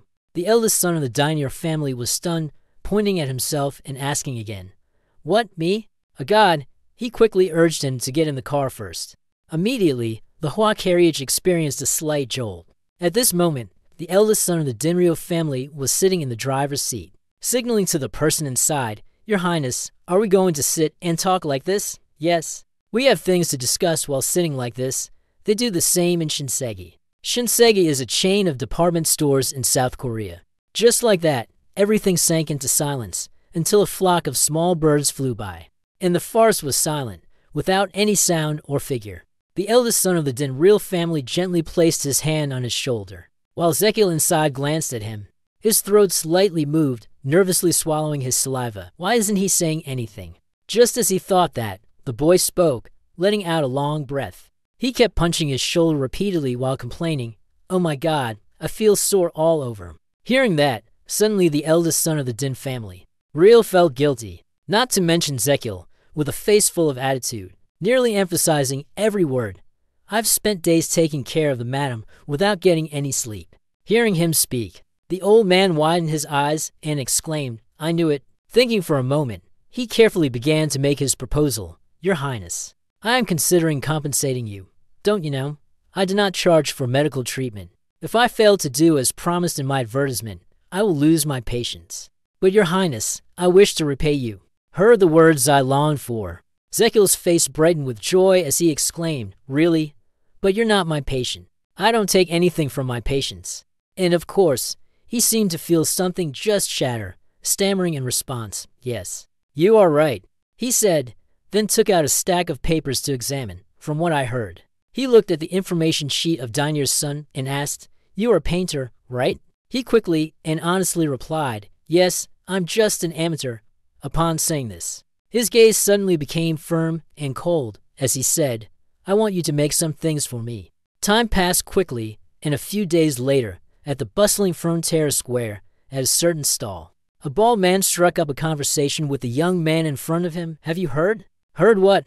The man revealed shocking information. "The prince is looking for a servant for the palace." The young man, upon hearing this, was puzzled and asked, "Why are you telling me?" The man, with a gleaming expression, placed his hand on his shoulder and said, "I think you're interested in it. It's been 7 years, and you've been stuck at your weak point." He angrily retorted, "Why do you care if I have 7 sins or not? Please stop talking. I haven't skipped my rent." He coldly extended his hand toward him, his expression threatening. "You're late twice now." Immediately, his attitude shifted, and he ran off. "I'll go make money right away." He just ran past like that. The shadow that had been standing there for who knows how long had heard everything. The person in the cloak tightly gripped the apple in their hand. The person frowned, revealing a fang, lost in thought and saying nothing. The scene now shifts to a museum, where the exhibition tape is affixed for the firstborn son of the Dinner family, from the people within the Dinner territory. The people took turns entering the museum. Inside the museum, at this moment, the people were gathering in large numbers in front of a massive painting. Zekil beside him clapped his hands to congratulate the host of the exhibition. "Congratulations on becoming a professional artist. We thank you, Your Highness." He looked at him, confused and wondering, "Why is your face so long?" He glanced at the painting of Zekil in a stylish suit, with the words "I want you" written on it, then looked at the painting of the 3 people titled 3 Lives, and hesitated before saying, "I feel like." He continued to gaze at the painting "Life Returns to You," paused briefly, then looked at Damien Cayenne, wanting to draw his sword at the painting. "I sometimes cry too," he threatened. "I don't know why, but I really want to slash this painting." The eldest son of the Din family genuinely expressed, "Are you scamming like this?" Zekil smiled brightly, patted his shoulder to reassure him. "He's fine. He's fine. People also use Photoshop a lot these days." Hearing this, he was confused. "What is Photoshop?" He then voiced his curiosity. "Your Highness, Do my paintings truly help with your advertisement? He gestured toward the enormous painting being crowded around and proudly replied, Of course, it will be useful. Damn it, this is great, amazing. Bring the nurse here. The emotions of those watching the painting at this moment were confusion and astonishment. I came because I heard the tickets were free. What is this painting? After a while of discussing, they suddenly noticed a slip of paper on the podium in the corner. The paper noted that medical care was to be brought here to fight on the fabric. You can become one of them, those angels in white. Learn experience and happiness in life by becoming a nurse. Moreover, you will be paid by a handsome boss, the prince. Sign up now. Upon reading this recruitment notice, voices immediately began to murmur, Brother, I have to be honest, my dream is to become a nurse. What? Because of that recruitment announcement, the nursing registration office and the entrance exam were bustling with people discussing. Is the salary really that good? I heard that the monthly salary can cover 2 years' rent. Among the crowd, there were the 2 people from the market earlier. The young man held the registration form, crying, Mom, I will become a caregiver. It pays well, and I will repay your upbringing. On the registration form, it clearly explains all the necessary information. The working hours depend on health and mood. The prince requires relocation to within the capital. To register, fill out the form and go to the office at Frontal Square for the test. The piece of information that the person wearing the black robe paid attention to was the request to be transferred inside the capital. After reading the instructions, the person in the black cloak tightly grasped the jar, took the piece of paper, and spotted Zekiel from behind the crowd, letting out a few amused laughs. Damien Kine looked at the excited, drooling expression on his face and reminded him, Prince, are you really that happy? Realizing he had gone a bit overboard, he wiped his drool with his hand. After calming down, he replied, Of course, why wouldn't I be happy? Zekiel looked at the bustling crowd and explained, For you, if we can attract talented individuals to the palace, we will be able to heal even more people. You stretch your arms out in front of you once again, shouting loudly, Why is that? You passionately sing a song. How can I not be happy? Then, you joyfully think to yourself, My lifespan will be extended. Witnessing this scene of yours, he silently admired you, truly amazing. He also pays a very generous salary. And then, the timeline changed. 6 days later, the familiar figure in a black cloak swiftly passed through the brilliant sunlight, shining directly onto the fluttering banner in the sky, bringing the medical team here. The crowd had now gathered in front of the gate of an extremely luxurious mansion. The person wearing a black cloak, slightly fluttering in the wind, looked up ahead. That person was Annis. She stood with her hands on her hips, full of pride and anticipation, telling herself, It's time. Just as her words ended, the host lifted a spoon, ready to say something. He loudly shouted, Everyone, please pay attention. He was full of vigor, speaking loudly to make the announcement. We will begin the first part of the selection test for the common people below. Focus your gaze upwards, listen carefully to every word he says, organized by the prince. Bring the nurse here, the first part. The host shouted loudly with all his strength. It will be him, bowing low once more. He repeated loudly, It will be. The host stood on the podium and loudly declared, The cheers are organized and sponsored by the Crown Prince. The nurse selection competition demonstrates your abilities. Let's go, he said, then pointed ahead and shouted, The first task is to head to the exam interview location. At this moment, there were voices of astonishment among the crowd as they whispered to each other, Strange. It feels like I've been hearing this for an entire week. You're overthinking it. Immediately after, the gatekeepers gave orders and directed the people inside. They would all be divided into 5 groups, each consisting of 10 people for inspection. They provided a detailed map, starting from here and moving quickly to the main building of the auxiliary palace. Only the first 10 individuals from each group will be interviewed. As soon as the soldier finished speaking, the people began to stir. Wait, what about the remaining 40 people? The guard coldly replied. Those who did not make it into the top 10 are not qualified. Just as they were still complaining about how ridiculous it was, the host shouted, causing them to run for their lives. All right, group number 1, start. They screamed while running at full speed past the position of Gadon and Zekiel. After counting for a moment, Gadon raised his hand to stop one person and coldly declared from behind, Those behind are not qualified. And then he looked at the ones who had passed, panting heavily, and said, Good, but he pointed to the plates on the table seriously. Here are the instructions. We will begin the next mission right now. The second mission will be. Gadden looked at the contestants beginning to examine the materials and said, "Find the medicinal herb among the 6 herbs on the table." He looked at them intently, continuing to speak as he tasted. It has been affected by improper storage. At the moment, those people were focused on their cultivation. There was someone wearing a rather strange cloak. The person in the cloak suddenly felt discomfort, trembling and letting out a few cries of pain. Right after that, the hem of their cloak suddenly fluttered lightly. Suddenly, the person in the black cloak fell heavily to the ground, startling the others. Those around him became silent, standing still in place, watching the person lying there. In their hearts, there was a brief moment of panic. They looked at each other, wondering. The person just fell down. Are they all right? Why not? Who else would help? Should I help? But then another thought quickly awakened within them. What am I doing? There's no time. The exam is about to end. Zekiel has been standing beside them all this time, silently watching them intently. Suddenly, he turned to the side and gave Gadden a slight nod. Then, the sound of light footsteps echoed in the air. Gadden stepped toward the contestants and spoke. "Stop. They can continue now." He smiled gently and thanked them. "I'm glad to see everyone so focused. The candidates who pass will be notified at a later date." Hearing him say that, those people had no choice but to turn around and leave with heavy hearts. I couldn't find that medicinal herb. Have I been eliminated? After everyone left, only one person in a black cloak remained lying there. Zekiel approached the person and spoke. "Order given. You may stand now." He had just finished speaking when the person in the cloak stood up. It was Damien Kyan. He raised his hand to brush off the dust from his robe and slowly said, "Luckily, I managed to deceive them all." He quickly exhaled and continued. He was worried it looked too exaggerated. Hearing this, he scratched his head, puzzled, and asked, "What? Did he say that?"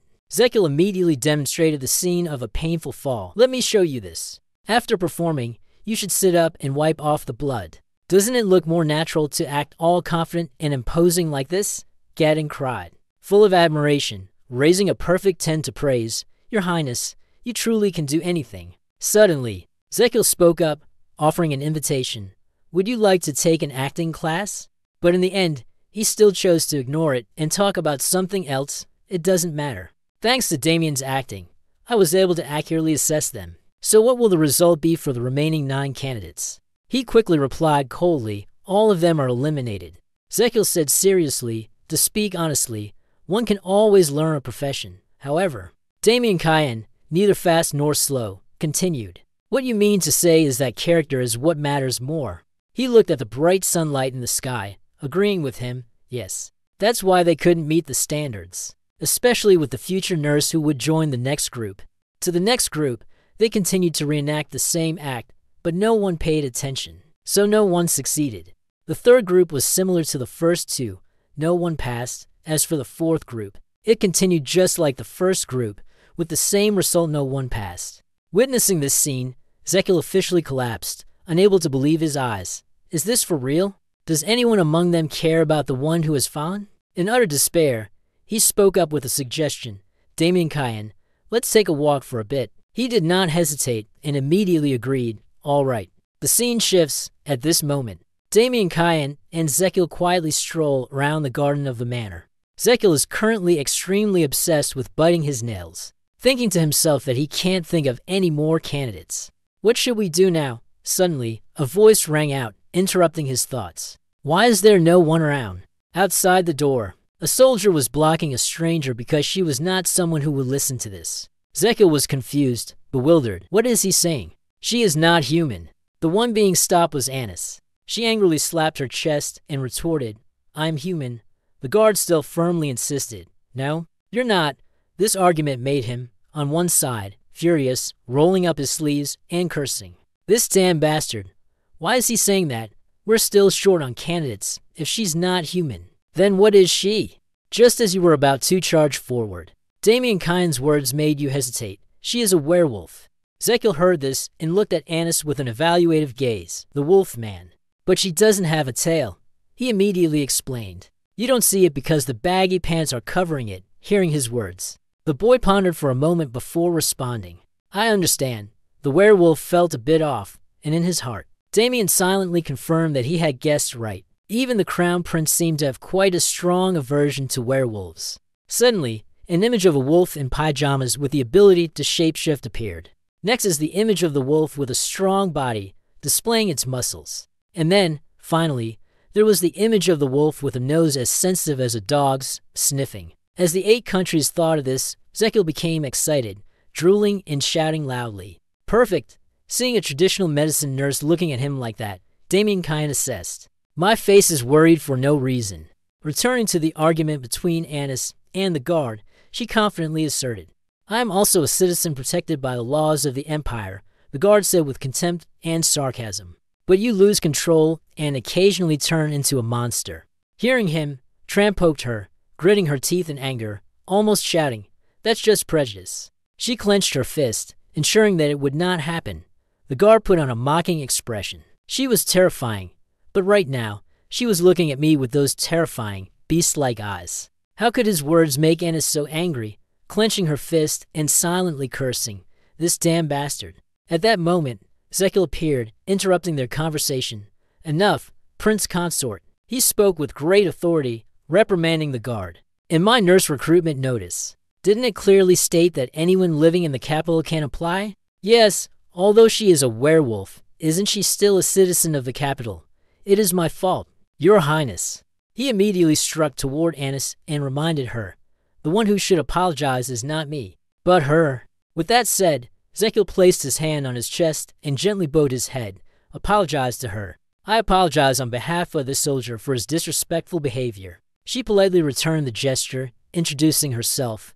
I am Anis, the daughter of Hassan. It is an honor to meet Your Highness, the prince. And then, he continued to ask her, So, you want to participate in the test? Yes, my lady? Receive her answer. He happily turned around and clapped his hands. All right then.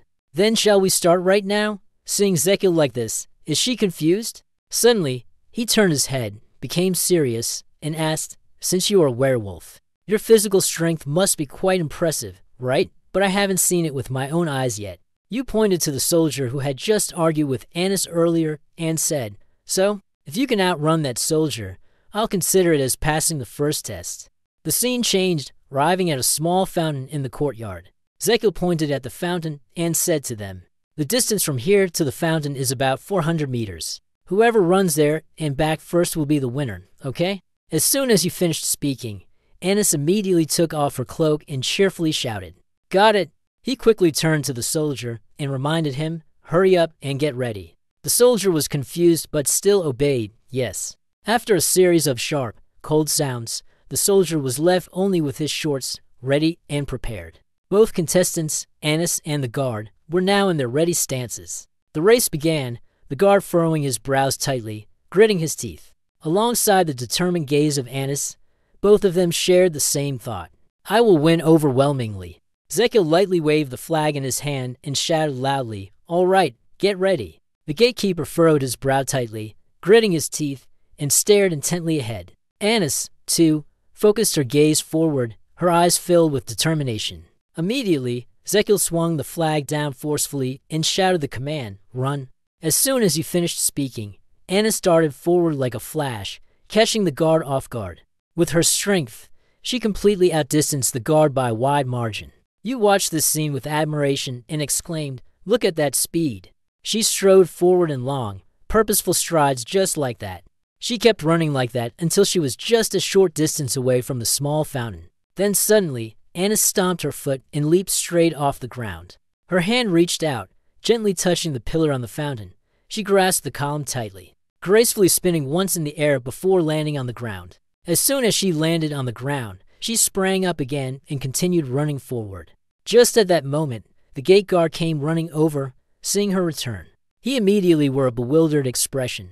Without thinking much, he let out a heavy breath and tried to dash past her. At this moment, Anis subtly glanced at him, secretly evaluating in her heart, to slow, I'll win. At the same time as her current thoughts, there was the miserable expression of the gate guard. He furrowed his brows tightly, his face drenched in sweat, angrily cursing, Damn it. Suddenly, his ankle twisted to one side. Red horn, huh? Immediately afterward, he fell to the ground and rolled several times across the surface. Pull, Immediately after came a shout that drew Annis's attention. She turned her head and noticed the guard crying out in pain, wondering if he had dislocated his shoulder. Her forward speed seemed to slow down. She appeared momentarily pensive, silent, making no sound. After a moment of silence, Annis gritted her teeth in frustration. Immediately, she stamped her foot hard on the brake and cursed, "Damn it!" She quickly turned around and ran back. Just as she was about to reach her destination, she galloped forward with full force and shouted loudly in regret, "Damn it. I wanted to have an overwhelming victory right away such as life." Her action caught Zekil's attention, and he focused on observing her closely. Annis ran at full speed straight toward the fallen gate guard, startling him. Without saying much, she gripped his shoulder and arm tightly, causing him to panic. "What are you doing?" His voice trembled with fear. Her tone was chilling, threatening. "Shut up and stay still." Immediately after, a small jolt followed by the sound of cracking joints echoed. Her action caused the gatekeeper to feel intense pain, screaming loudly to the heavens. Just at that moment, a familiar figure appeared, rescuing the soldier who had been scared out of his wits. "There, good, that's enough." Zekil presented a lavish, heart-shaped necklace, declaring that she had been chosen. The scene now shifts from the courtyard to inside the study. He pushed forward a stack of documents and instructed, "This is the employment contract. Read it carefully." Annis picked up the stack of papers, examined them carefully, and sighed. "It seems quite complicated." He immediately laughed and cheerfully reassured her.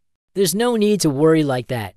Just take it easy, easy, easy." Seeing you like this, Gadden and Damien Kyan behind him were quietly discussing. He suddenly turned into a middle-aged old man like me. He must definitely be older than his actual age. While Annis was intently reviewing the documents, he silently observed and assessed her. Zekil satisfiedly offered his comment.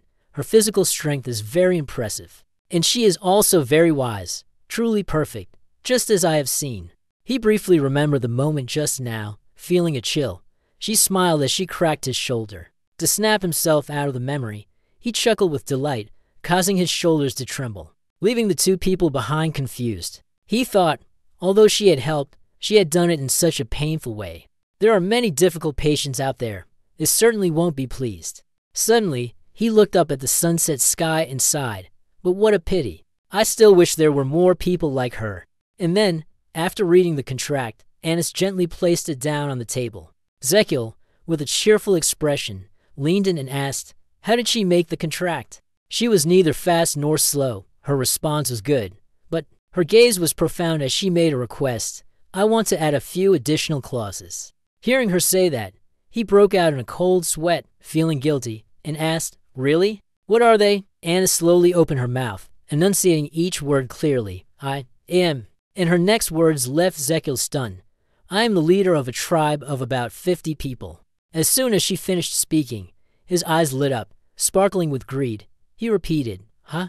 There are 50 people like you?" He immediately flew over to her, massaging her shoulders to win her favor. "Yes, Kai, you should have said that earlier." In his mind right now, he was imagining a pack of werewolves, telling himself, who could possibly resist owning 50 S-rank nurses? Having said that, Annis continued to speak and suggested to him, "Then please allow them to take the nurse examination." As well, Zekil didn't say much, simply nodded in agreement with his own thoughts in mind. "Come with me now." Rank S. Not stopping there, she went on to make a suggestion that made him freeze and even said, "Please help solve the congenital problem of our tribe." Hearing that, he asked with a puzzled look, "A congenital problem? Are you lacking food?" "No." "Then what is it?" Annis immediately recalled and explained. "Our tribe has encountered many ironic situations in society because of that issue." She thought of those dangling things behind us and said they were our tails. Zekil widened his eyes in shock and exclaimed, "Tails?" She imagined the image of the wolf dog with its wagging tail, and lamented miserably, "It's because our tails move on their own." Your simple mind is still full of confusion. Let me ask again, is that really a bad thing? At this moment, Annis lowered her head and replied sadly, "Yes, because we cannot hide our emotions." When thinking about the movement of their tails in moments of joy or sadness, he seemed to understand something and silently exclaimed, "Ah, it's because they are easily readable in terms of emotions. So they often become targets for scammers." With that thought, Zekil looked at her attire and said, "That's why you're wearing those baggy pants, to hide your tail, huh?" Annis gently rubbed her hands together and replied, yes, but even so, our tails are still too strong, and we can't hide them when we become excited. He immediately brought up several scenarios, asking, even if she tied the tail to her leg. She immediately shook her head and replied, it'll find a way to escape on its own. Suddenly, the tail, as if imbued with sentience, spoke up reproachfully, hey, what I like to do is my own business. Worry about yourself first. Witnessing this, the waistband shouted in alarm, is it a muscle bundle with its own consciousness? Then he asked another way, what about cutting it off? Annis quickly answered him, we've already tried that, but it will be difficult for us to walk, stand, and live normally without a tail. That is impossible. Moreover, she revealed that it would grow back on its own in less than a month. Suddenly, he imagined that bizarre image and burst out laughing like a lizard. But shortly after, his attitude changed and he became quiet. Zekul's eyes flickered slightly as he exclaimed inwardly, wait a minute, do they want me to handle this? A vague stream of thought flickered through his mind. And that's the only way I can get S-ranked nurses. Gadon and Damien Kyan stood beside him, looking at him in utter misery as he held his head in despair and complained. I've never tried healing a tail before. Zekul's expression was grave, his face pale as he lamented, I can't even think of a way to do it. Zekul approached Annis, standing beside her. He said, then what if I become your guardian? Ensuring your safety, Annis didn't understand, puzzled. What do you mean, my lord? According to Zekul's words, the image of the werewolf tribe with its distinctive emblem appeared. It means I will use my status and authority to support your tribe. Hearing him say that, she immediately raised her hand in refusal. Annis said, although I truly appreciate the offer, I must respectfully decline. She shook her head helplessly and said, because that can't solve the core issue I'm facing. In the room, Annis's resolute voice still echoed, if something happens to you or you change your mind, wouldn't we still be the same as before? Or perhaps even worse? Lifting her eyes to look toward Zekul, she said, I didn't come to you for a temporary solution. Hearing Annis say that made him reconsider. Zekul sighed. She wanted to find a solution to the core issue, HMM, catching the point he was aiming at. She immediately replied, yes, your highness. He sighed and said, all right then. Hearing Zekul agree, Annis became excited and expectant. Does that mean you'll help us? You said, yeah, I have no other choice. She asked, have you come up with a solution yet? Zekul, with his eyes closed, spoke with a hint of helplessness, actually, not yet. He said, now we'll start looking for a way. Annis looked at Zekul with admiration, thinking to herself, he is truly sincere. Looking at him, Annis kept pondering deeply. What should I do? As for her, she silently evaluated, if he is the type to make empty promises, I would be truly disappointed. Annis stood up and said, all right, I will leave and wait for your contact. Zekul immediately responded, all right, don't go anywhere else. Just stay in the palace and wait for me, okay? The door of the room closed as Annis left. Inside the room, it suddenly became silent, without a single sound, contrary to his calm appearance on the outside. Inside he was constantly screaming. They were too talented for him to refuse. I have to make it. I didn't expect there to be a whole team of 50 top nurses. Yet they still couldn't cure that tail disease. They don't work for me. Zekul lay sprawled on the sofa, waving his arms, kicking his legs, pounding on the seat, and sighed. His thoughts continued to stretch on endlessly. Wait, what am I supposed to do with this tail that has a mind of its own? Zekul clenched his teeth tightly, his head humming with a low growl. His expression filled with irritation. His face suddenly turned pale, growing thin at an alarming rate. He sat on the chair, taking a book from the library with an utterly haggard face. Zekul thought to himself, I've searched everywhere, but still haven't come up with anything. Gadon suddenly shouted beside him, skill name, Crown Prince's Roar, level 1. Hearing his shout made him jump. Jack was startled out of his wits. You did it on purpose, didn't you? Gadon stood upright and replied, no, sir. Hearing his answer, Zekul asked further, so what, do you have a problem with that? Gadon's face turned serious as he said, if you keep frowning and let your anger build up, you'll end up with all sorts of illnesses. Sit down and calm your mind. He patted his chest and said, if you keep scaring me like that, I really will get sick. I might have heart disease. Lost. He looked up and said, no, your highness. Zekul cast his gaze downward and asked with a hint of curiosity, What right do you have to decide whether that illness exists or not? Gadden's hand pointed to the center of his forehead, saying, if you frown too much, it will leave wrinkles, sir. He, with a face full of meticulousness, said, once a wrinkle appears, you won't be able to erase it. Why don't you stop frowning? Are you that indifferent? A mysterious smile appeared on Zekil's face. Looking at the shelf filled with countless books, he silently thought, is he trying to make me feel better? Clearly, that's what he's doing. At the same time, I felt truly embarrassed and deeply grateful. On the other end of the line, a gleaming line of text appeared. KL. He was so kind. You shrugged and casually said, it's nothing. So what if there are wrinkles? I just need to use filler and Botox. That's all. Gadden didn't understand what Zekil was saying, so he asked, forgive me, but what are filler and Botox? He shook his head helplessly as he explained. That's something I know that are very good at helping smooth out wrinkles. Realizing something in the previous sentence made Zekil's eyes widen.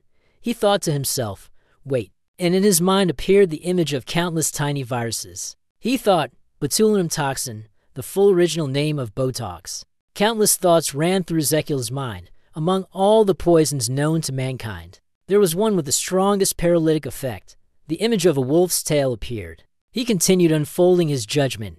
The muscles in a werewolf's tail could move independently at will, and if paralyzed, those muscles would become useless. Kussman appeared in Zekil's imagination. Perfect. I happen to have just the poison for this.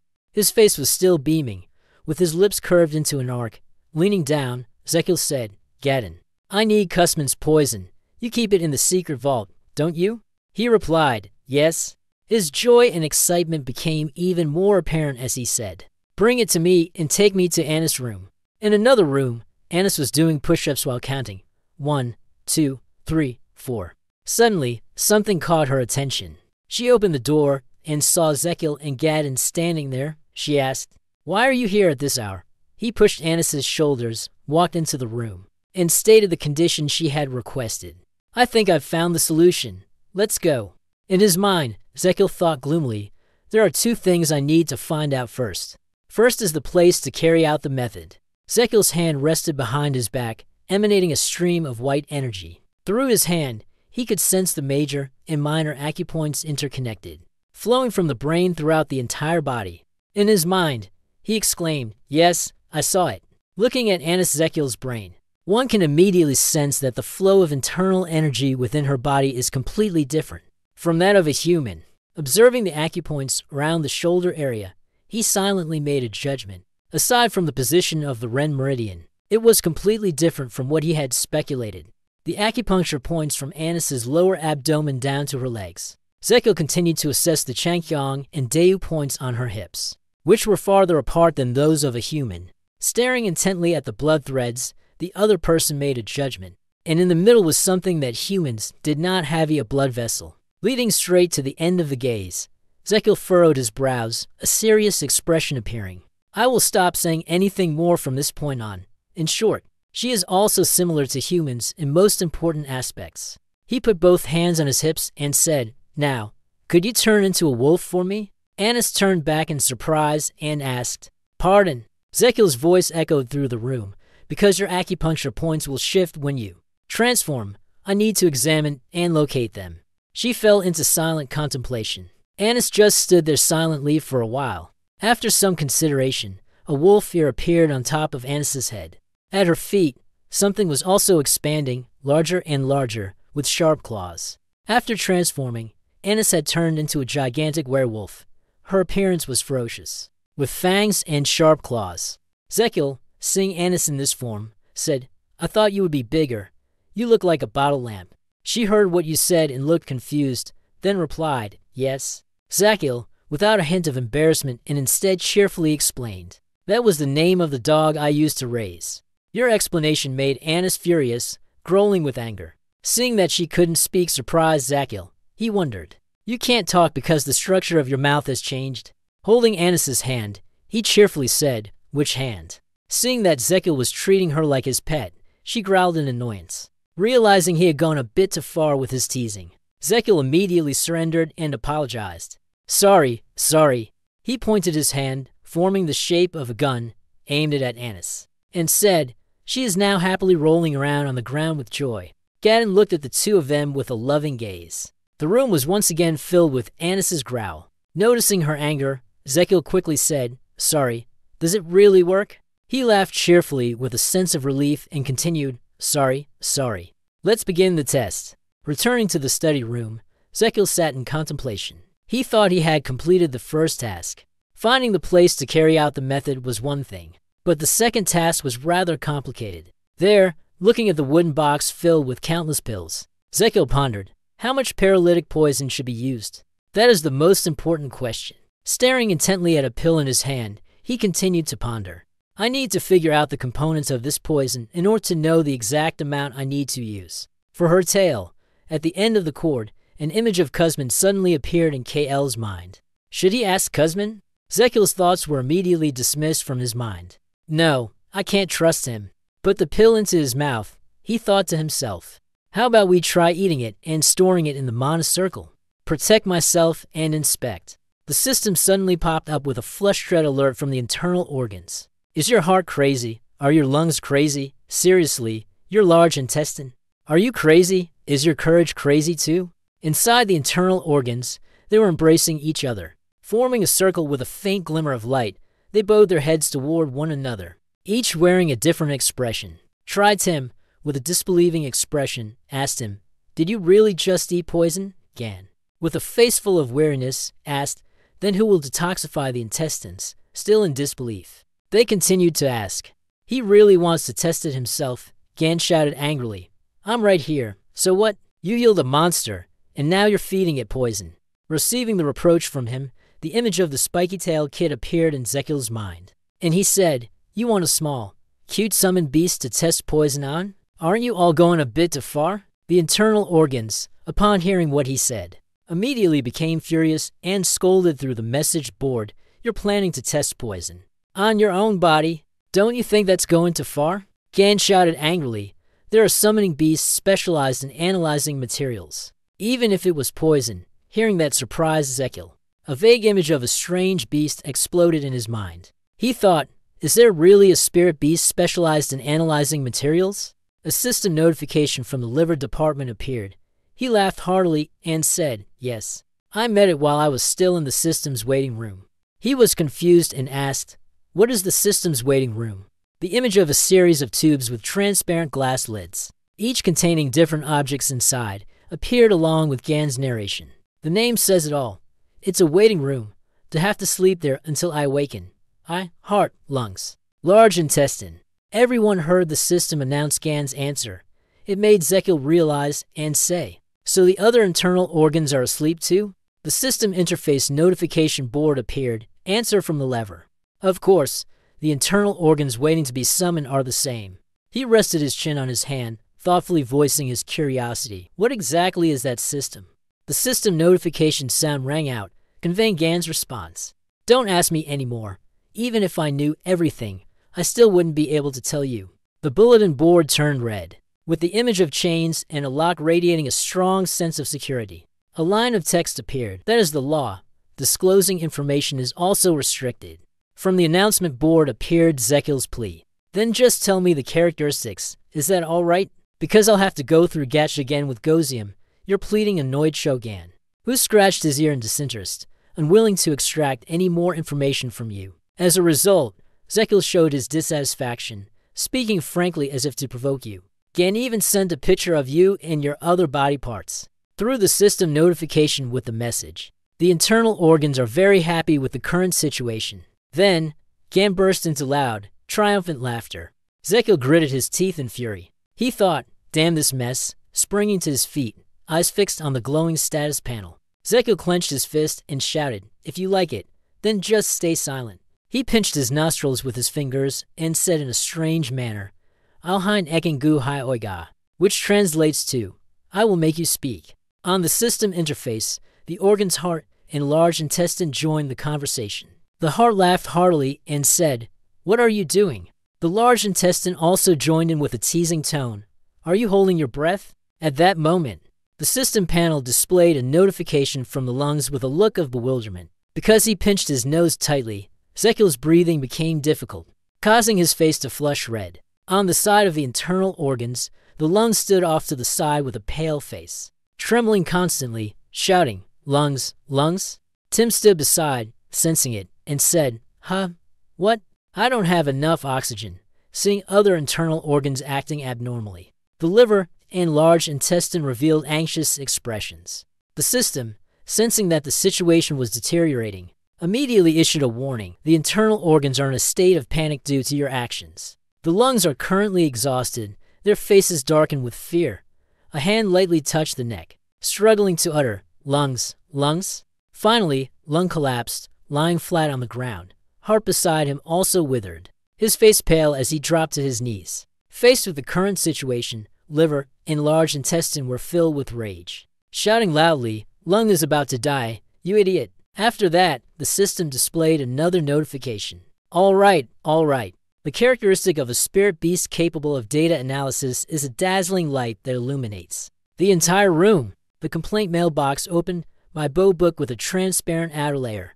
Lao Ra shouted, looking at the Bibo book swaying back and forth before his eyes. Zekil the pig exclaimed in surprise, "Goldfish." Zekil called it, and immediately it heard him and turned its gaze attentively in response. Zekil looked at the Bibo book with an unimaginably terrifying gaze of desire. From now on, "Let's be at peace," it said. Bibo saw that expression on his face and was immediately frightened, trembling as he cried out, "Boo!" Bibo book happily greeted Boo when it met the little spiky-tailed kid.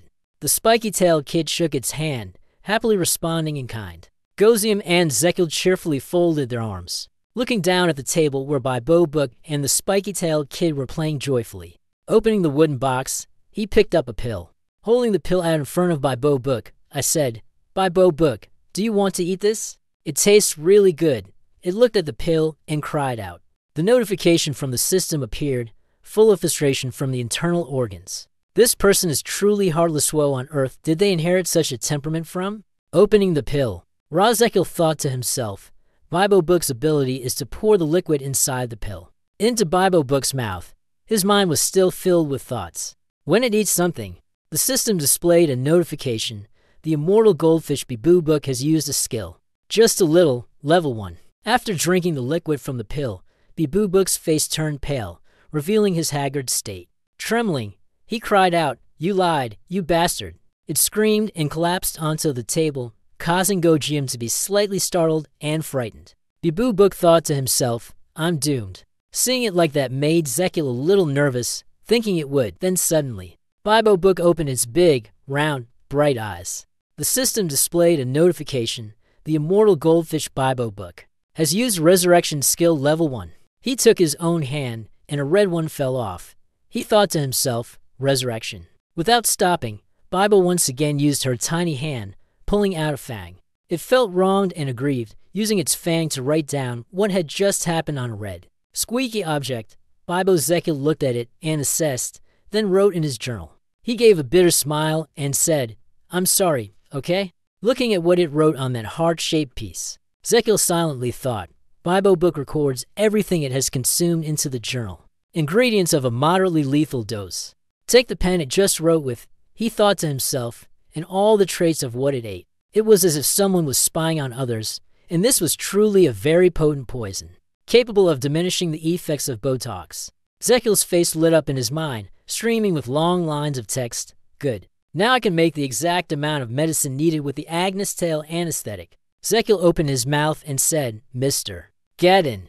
He swiftly appeared in an urgent manner, standing with utmost solemnity, and said, "Yes, Your Highness." Seeing him appear so quickly made the young man suspicious, prompting him to ask, "Where did you crawl out from?" Gadin exclaimed in surprise, "Another spirit beast?" Zekil boasted, "The transformation made my nose feel like it grew 10 more centimeters. You said, it searched for me all night. I must be really famous." Hearing Zekil's flattering words made him respond with nothing but a dazed, wry smile. Seeing Gadin's expression like that, he asked curiously, "Why are you smiling?" In the room echoed Gadin's voice, "You remind me of a great figure mentioned in the history books." Zekil, upon hearing him say that, immediately felt a surge of curiosity. A great figure saw his curiosity, so Gadin immediately said, "Yes, sir, that is Lord Frontera." According to his account, Zekil immediately imagined a large statue holding a shovel. He asked the master lamp designer who once lived in the empire when he was still a king. What? Hearing Zekil's question, he immediately replied, Yes, I remember history mentioning that he had 5. You asked in confusion, is he really that skilled? Gadon said, Anyway, he is the one who built the foundation of this great empire. I heard he was very famous on Friday. What do you mean by asking that? Zekil suddenly interrupted the conversation. Just give the order. Never mind, bring Agnes here. Give me Gadon first. I turned away and said, Yes, Your Highness, from a door of the palace, looking up at the vast blue sky. It was truly beautiful. Annis followed behind him, silent, thinking, I know he's the crown prince. But can he really cure it? It hasn't even been a day yet. Turning towards Annis Gadon, he said, You seem quite worried. My sudden return caught you off guard. Gadon smiled politely and said, You look quite worried. Annis, wary, responded, Are you sure that's what you think? Have you seen my tail? Hearing her ask like that surprised him. Ah, that thing. Gadon slightly lowered his head. He scratched the back of his neck and said, I'm sorry. A gentle and helpless smile appeared on Annis's face. She waved her hand and said, It's fine. I'm used to it. We haven't officially introduced ourselves yet, have we? Gadon shook hands with Annis and said, I'm the chief physician of the crown prince. My name is Piero Gadon. She responded cheerfully, I am Annis, the heir of the Robo tribe and the daughter of Jacinto. He gestured politely and said, Miss Annis, I apologize. But may I give you a piece of advice? Annis nodded and said, Yes. Gadon walked while speaking. I hope you won't be surprised. No matter what method the crown prince uses for treatment. Hearing him say that made her feel a bit confused, and she asked, Huh? What do you mean? Standing in front of the slightly ajar door, with golden light spilling out, Garden spoke when he mentioned the treatment method to her. I think you'll think he's crazy. Annis heard him say that and whispered in confusion. What method could it be? Inside the room, Zekil was sitting on a chair next to a bed, smiling as he said, There you are. He stood up politely, gesturing for her to sit and said, Come in, sit here. Annis sat on the bed and said, Did you really find a way to cure it in just one day? Sit down confidently, Zekil said. Of course, just trust me. She appeared surprised and asked, Could you tell me what the treatment method is first? He was quite relaxed and said, You seem quite worried. All right then, for beginners. Zekil held a needle and raised it with a relaxed expression, saying, I will use this needle to prick your tail countless times. Hearing him say that, Annis froze for a moment, silently screaming in her mind, What? Zekil's other hand raised a pill and said, Then I will inject poison into your body. You said it with such a sense of accomplishment, like you're saying she looks so cool, right? Behind a group of servants, in response to Zekil's words, they clapped enthusiastically and continuously. Contrary to the prideful mood about her achievements inside her, she was silently cursing, Damn monkey. Annis's dazed gaze, filled with a silent plea, was directed toward Gadon. He caught her eyes and responded with a face that shimmered with a message, Trust His Highness. Turning toward the servants, they all nodded in unison, conveying the message, Yes? Then, towards Zekil, she smiled as well, sending the message to Annis, Trust me. The scene before her caused an overwhelming panic inside her, as she thought. The crown prince isn't the only mad one here. Everyone else is as well. In Annis' room, she sat holding her head. On one side was a long line of servants, and opposite Annis sat Zekil. She sat, resting one hand on her forehead, feeling everything with meticulous attention. Zekil said arrogantly, It's fine. Don't worry too much. Just trust me. She glanced at him, silently thinking, looking at his expression. He's really not trustworthy at all. But I still have to try. Sitting in silence, Annis thought deeply, if the crown prince succeeded, her tribe could be free from this monster's tail. Her will was firm, and she gathered her spirit. No matter how dangerous it was, she had to try. Annis said, All right, I trust you. He snapped his fingers with great confidence, Zekil said. Very well, first. Suddenly, the servants presented a large white cloth with a round hole in it.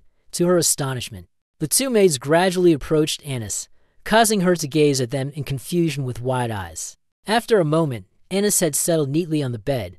A white towel was draped over her body, revealing her tail. Zekil stood to one side, silent, raising his hand to face him. Turning around, he spoke. Everything is ready. let's proceed. The servant stood to one side, observing every move of Zekiel with admiring eyes, or, when comparing themselves, with envy. Your hand rested near Anis's tail. Zekiel transferred a surge of blue energy, and then, a heart gradually appeared in front of his chest. Through the energy transmission just now, Zekiel was able to sense and imagine Anis's body in its entirety, causing him to involuntarily exclaim inwardly, "The Astrahan core technique is truly magnificent." Zekiel stood amidst the intertwined straight lines. He silently thought to himself, it was proof of the existence of acupoints. Even with thousands of years of experience and accumulated knowledge, coupled with modern medical equipment, no one has been able to verify the acupoints yet. I always feel quite uncertain about this issue when studying traditional medicine. Such a bright spot, Zekiel. He thought to himself, although I believe it, I still can't verify it. But now, it's different. I can not only confirm it, but also see the acupoints. He opened a handkerchief, inside of which were many needles. Then he thought he shouldn't delay any longer. Taking the Zekiel needle, he stabbed it directly into a glowing point. First was the Zhuang Ku acupoint, 1.5 centimeters deep. Along with that, the system notification activated the splitting function in the first slot. Your hand held the needle. Following that was the system notification, 0.01 milliliters of paralyzing toxin contained in this vial have been released. Feeling the golden tree piercing in, Anis shuddered. Zekiel observed the tangled network in front of him, then pondered his next move. Next is the Mingmen acupoint, to 0.1 centimeters deep, followed by the Yao Yangwen acupoint, to 0.4 centimeters deep. Your arm moved swiftly, forming a beam of light that traveled to the spine, directly connecting to the meridian node at the Zhuang Ku acupoint, which had been unblocked. Now, the flow of magical energy would be able to circulate along the spine. Holding the golden rod in his hand, Zekiel stared intently at a particular acupoint. Observing closely, he thought to himself, her tail could no longer move. Now comes the most important part. Simply crippling the tail is not enough. I must make it irreparably unrecoverable. The moment Zekiel's thoughts came to an end, Anis's tail moved once more, brushing against his face. Zekiel silently thought, how is it that the tail has already healed so quickly? Its recovery ability is truly powerful. His gaze sharpened, silently determined. It's fine. It's still within my calculations. The speed of Zekiel grew increasingly faster on the intricate network of acupoints. He collided with a bright spot, and a continuous stream of thoughts flowed through him. It's time to speed up the progress. Demon's resting point. And finally, Zekiel's face was tense, his jaws clenched tightly, as he drove the needle into the back of Anis' neck. The acupuncture point at the back of her neck failed to register the needle, leaving her filled with confusion and irritation. What's going on? This god. Did he just stick a needle into my neck? I asked him to deal with my tail. Why is he moving all the way up to my head? A jolt of electricity ran through her, cutting off Anis' thoughts and leaving her surprised. Anis's tail suddenly trembled. After a while, her tail lost its strength and fell to Anis' feet. At that moment, her little finger twitched. Seeing this, Zekiel was overjoyed, raising both arms straight up to the sky and shouting loudly. It's a success! He moved toward Anis' neck, retrieved the needle from the back of her head, and said, it's done. Now you can take a look. Step 2. The feet touched the ground. Anis asked skeptically, is it really done? Zekiel, with certainty, replied, yes, it is. That's right, it was successful. She had a bewildered expression, full of doubt, silently wondering, is it really possible for it to be this fast? I haven't even had the chance to understand anything. He raised his voice at that moment and asked, do you feel anything special about the tail? Hearing Zekiel's question, Anis finally paid attention and looked at her tail. Her face instinctively turned to surprise. A multitude of questions appeared in Anis's mind. I am feeling anxious, and my tail should be curled up by now. It isn't moving at all. She looked up and asked him, what is it? Zekiel immediately explained. I paralyzed the tail and then tricked the nerves in your body. She looked at Anis's foot, where her little toe was constantly twitching. He said, your little toe.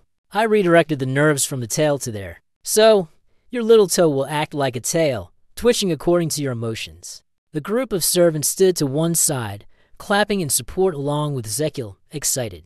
Zhang raised both hands towards her and said, wow, you have a tail now. That's really surreal. She sat silently to one side, her lips pressed together. Suddenly, tears welled up in Anis's eyes. She wiped away the tears streaming down her face. He stood there watching, seeing her shed those tears, and smiled faintly, thinking, from now on, all the suffering and humiliation that the Wolf clan has had to endure, they will no longer have to bear it for even one more day. Annis wiped away the tears streaming down her face with her hand and said, thank you, Your Highness. Zekiel crossed his arms, tilted his head back, and spoke with a somewhat arrogant tone. Yeah, thanks, but that's not enough. I've done my part, now it's your turn. You held a stack of papers in front of her and said, you remember the special agreement between you and me, right? Is that correct? You said you would bring your tribe here if I could cure that tale? Zekiel was overjoyed, eagerly holding up the pen and paper, saying, come on, sign here now. Come on! Seeing his actions, Annis thought to herself helplessly, this prince is truly exceptional. At another time, in the palace, a loud laugh suddenly echoed. Inside the palace, there was the hearty laughter of Zekiel. He stood with his arms crossed, joyfully laughing out loud. Gadon saw Zekiel like that and asked, Your Highness, are you so happy? He turned to look at him and said, Of course. Zekiel stood with his arms crossed, observing the room. The room was decorated with numerous beds, and there were many people, such as nurses, doctors, and patients, bustling around the space. He thought to himself, in front of me are as many as 50 S-rank nurses. Zekiel's face beamed with self-satisfaction, his mouth curved into an arch. 50 wolves. He looked to the side of the bed, where Annis was carefully taking notes. He thought to himself, they have nursing and basic first aid skills, and they have also completed the entire professional nursing course. Each nurse's work displayed a mastery of skill. Zekiel thought to himself, they know the difference between the various types of medicinal ingredients, methods of preservation and handling, how to make a nutritious soup, how to bandage a wound. The other nurses were discussing the work they had completed and the necessary training required to operate a treatment room. A nurse came up beside him and reported, Your Highness, we have finished scheduling the new shifts. Seeing the progress of the work unfolding perfectly, Zekiel wore a satisfied smile. He silently assessed, good. Recalling the medical examination chain, Zekiel thought to himself, now the traditional medicine clinic at the edge of the palace will be able to operate 24/7. The werewolf's tails were replaced with little toes. Zekiel thought to himself that it seemed everyone had already gotten used to their new toes. He let out a smug smile. Right now, the only word in his mind was perfect. A system notification appeared. You have successfully completed the minor surgery to paralyze the tail of Annis and 50 werewolves.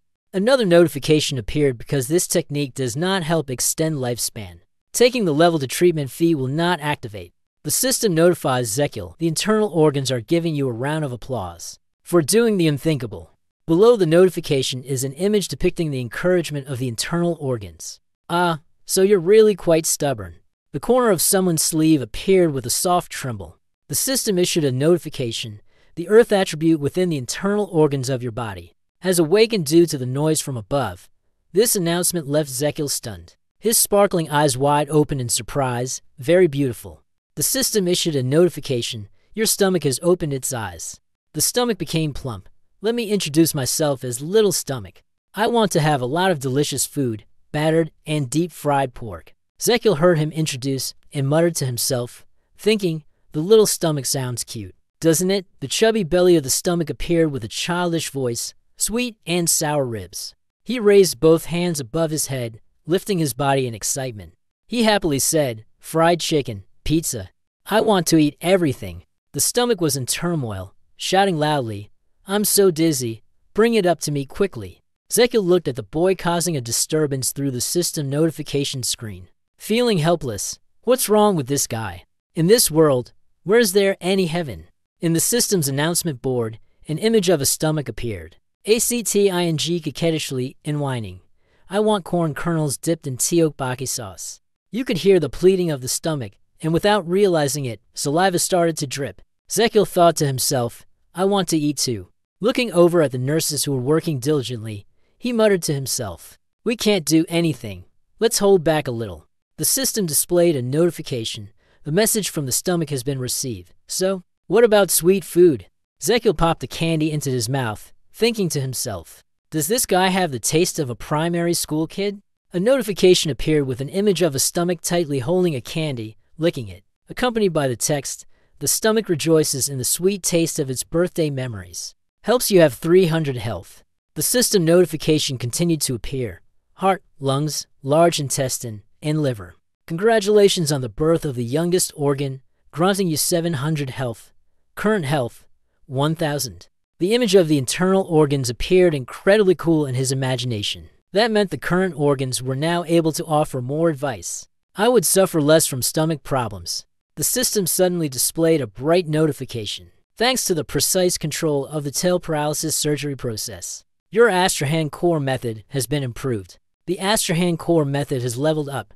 The heart sits between two interwoven rings. The notification displayed the skill's name. Astrahan core method. Stage 1, BA level round. Mana increased by 150%. Two circles spun round the glowing heart. A notification system sounded. The mana storage space had expanded. Zekiel thought to himself, "It's like a small water balloon expanding inside my chest." His face was full of joy. Zekiel clenched his fist, thinking, "It's still early, and I've already received this much reward in blood." A voice interrupted, "Your Highness." A male nurse pointed and said, "The patient in Area 6 seems strange." Zekiel asked, "What's strange about them?" The male nurse continued, "His body odor seems unusual, and he looks like he's about to develop a fever." He hurriedly walked away, saying, "Let's go check it out together." Zekiel thought to himself, "No matter what, the foundation of the traditional medicine clinic is now more reliable. Our clinic will become a stable place." The person is sitting at the desk typing on the keyboard. He quickly swept the abacus aside with both hands and said, "If you use this much this month, the head butler of the palace will assist you, perverted Pavlov, and he'll say he made a mistake in his calculations. What then?" Throwing the abacus aside, he grabbed the book, examined it carefully, and said, "Impossible." Holding the book, he trembled, causing it to shake as well. The book was slammed down violently, placed upside down. He screamed with a face as if the sky were about to collapse. Pavlov's hand trembled. "We're doomed." His feet hurriedly ran. Pavlov pushed the door open and said, "Your Highness." Zekiel was sitting in the chair, and the two people standing beside him were startled by Pavlov's scream. Zekiel turned to Gadin in surprise and said, "Wow, you startled me. What's this, Gadin? You're here." "You continue. What's going on with Pavlov? Are you feeling unwell?" He bent down, breathing heavily. "I have an urgent matter to report. Please forgive my rudeness, my lord." Zekiel blinked in confusion and wondered, "What is it?" Barry leaned in close to his face and whispered, "Your Highness." In fact, the operating budget for the unit guards at the end of his sentence caused Zekiel's face to turn pale with panic. It's almost depleted. He stood up suddenly, slamming his hands down on the table, and said loudly, "What? We're out of money, but I'm the crown prince." Zekiel's face tightened, and he silently thought to himself, "This is bad if we're out of money. We won't be able to do anything, and we definitely won't be able to continue maintaining the traditional medicine clinic anymore. My dream of living a long royal life will also collapse," you say with great worry and panic. "Why are we out of money like this?" Details followed. B.A. hastily said, "I truly apologize," but he added, Zekiel's face was filled with extreme panic. This was because he had reduced the operational budget for Kufeng last autumn. At this moment, he silently thought, "Is it because of me?" Zekiel spoke harshly to himself. "Zekiel, that damn madman, that idiot, B.A., seeing you like this," silently thought. "Does he really not remember?" Moved to the sofa. Zekiel and Paver sat down and spoke seriously. He said, "I thought it was because you wouldn't live much longer. That made me think a lot." The sound of his voice echoed in the room. "Do you mean to say that I have chosen to give up?" Paver responded, "Yes, I believe you have your reasons for doing so. Back then, the palace didn't have as much of a budget as it does now." Hearing him say that, Zekiel felt deflated and said, "I've been struck by karmic retribution." Ba hesitated and said, "But your Highness, you look healthier this year than last. I think you should be happy about that." He felt discouraged, letting himself slowly fall to the ground, saying, No way. This is not fun at all." Seeing Zekiel like this left him feeling helpless. He was frustrated, closed his eyes, and said, "How can I be happy when I'm out of money?" Zekiel, with his hands dancing in the air, kicked at the atmosphere and angrily said, "Everything's about money. Is it really all about real money?" Lying on the floor, staring straight at the ceiling, he thought, Zekiel Adria Magentano, Is this really how you want to play it, huh? Why are you doing this to me? Zekiel imagined as he lay neatly on the bed. In his mind, streams of thoughts continuously flowed. Sighing, well, it's not that I can't empathize with Zekiel, and complaining won't solve anything either. He suddenly sat up and said, "Isn't it this year that we can request an additional operational budget for the SAO Palace?" Pavard's answer was like an invisible knife stabbing straight into Zekiel's last hope. "No, it's not possible." He sat down, pulling his legs close, huddling up with a look of deep sorrow, and said, "Without money, we will have to close the traditional medicine clinic, and I will die." Upon hearing Zekiel say this, he was puzzled and asked, "Your Highness, how is closing the traditional medicine clinic related to your death?" Without answering, he simply asked, "Can't we ask for more?" The conversation between Zekiel and Pavard echoed through the room. He said, "It's not possible. That would break the Empire's laws. The budget can only be requested at the end of the previous year." According to Pavot's words, an image of the Emperor appeared, and he said that the only one who would not be bound by the rules was himself. And what can be done? It's just the Emperor. Upon hearing that, Zekiel became excited again. His hand clenched into a fist, and he said, "All right." Zekiel added, "In that case, I will ask my father for help without delay." He then drove the carriage swiftly, like a gust of wind.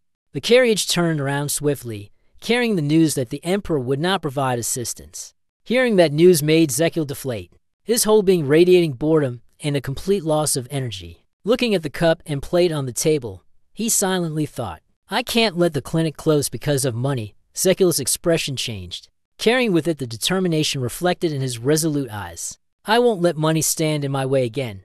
If that's the case, then this is the only way." You looked at him and asked, "Pavard, do you have the list of the concubine's assets?" He replied, "Of course, I do." Zekiel became excited and said, "Good. Bring it here. Let me ask the question. I beg your pardon. Why is that?" The expression on his face became enchanting and terrifying. "Say that I will sell all of them." In the exhibition room, there were countless beautiful paintings and sculptures, exuding an air of solemn grandeur. Zekiel exclaimed, "Paintings, stone statues," before looking in another direction. With the eating utensils arranged neatly on display, he said, "Golden and silver utensils. Sell them all." Hearing Zekiel's arrangement, Pavard cried, his heart filled with sorrow, as he touched the paintings and said, "Oh, my dear, I have taken good care of you all." Yet, he turned to him and persuaded, "Your Highness, please reconsider." Zekiel, with a cold expression and without the slightest hint of emotion, replied, "No, I will not change my mind." Unable to convince you, Pavard turned around and left, crying miserably and saying, "Prince, I hate you." A few days later, in Zekiel's office, Zekiel said seriously, "All right, listen up." The sound of his voice still echoed in the room. "I have sold the luxuries and the things that are unnecessary to us, but this is only a temporary plan." Damien Kyan heard Zekiel's words and immediately asked, "Have you prepared the next step?" He then confidently said, "This temporary method will help us breathe a little easier. If we cannot build a stable long-term income source, the funds we have just acquired will be depleted in the blink of an eye." Pavard wiped away his tears and said, "Your Highness, we have sold everything we could sell." Zekiel heard him say that and laughed loudly, saying, "I know. From now on we will make medicine and sell it." What you're saying surprises Damien Kyan and Pavard, doesn't it? He flashed a smile and said, "Yes, from now on, I will be the prince who sells medicine." In the bustling district, with the crowd flowing through Frontalis Square, the old man smiled and asked, the one who failed the nurse exam, "Have you heard the latest news regarding the concubine?" He, with a tired and haggard face, replied, "The concubine? What happened?" The old man continued, "It seems that the crown prince has sold all the luxurious, expensive items in the palace." The young man, upon hearing this, was extremely surprised and asked, "Huh? Why?" He replied, "Why else? I heard it's to continue maintaining the traditional medicine clinic." He said, "If that's the case, does he sell luxury items to make money and continue taking care of the patients?" The old man replied, "That's right. Isn't he just amazing? The crown prince is truly a good person." The old man proudly continued, "No one dares to do that." The two of them, upon hearing this, agreed, saying, "Even when looking through history books, those who achieve what you have are extremely rare." The young man nodded in agreement, saying, "I agree." The old man thought of Zekil's image as that of a sage, exclaiming, "Oh my, our prince is truly magnificent." The old man spoke while imagining. Zekil spread his hands wide, his face warm, and said, "I will heal everyone. This is the infinite Zekil church." The old man continued, "He is the sun on the other side." Zekil sat at the table, deep in thought. "I need to make money. I need to keep the traditional medicine clinic running." Zekil thought, only then would he be able to continue living. At this moment, the two men, Damien and Pavard, entered the prince's private chamber. "Your Highness, do you wish to create the medicine yourself and sell it?" Butler Pavard asked, hesitating. "If capital is the issue, isn't it possible to collect a small fee from the patients?" Zekil immediately protested after hearing this, saying, "No way, we will lose customers. Losing him, I think I must take as many patients as possible to extend my own lifespan." Zekil declared clearly, "I will never charge them any money, not now nor in the future." He continued, "Instead, I will make money by selling expensive yet highly effective medicine. It will be the kind of high-grade medicine that everyone seeks, only to display it." Zekil set up to this point, suddenly stomping his foot, and continued, "A branded product." He was excited, pointing and speaking at the same time. "Produced solely by the Crown Prince." Zekil proudly said, "Joining slightly wealthier and more arrogant families can make one become arrogant. If they possess it," Zekil smirked proudly, "it is the thing that will determine a person's social status. A super high-grade medicine." Damien Kyan, after hearing this, asked in doubt, "Does such a thing really exist? What is it?" Zekil was still lost in self-admiration. He immediately replied, "Of course there is. A type of medicine made using the gallstones of Minota."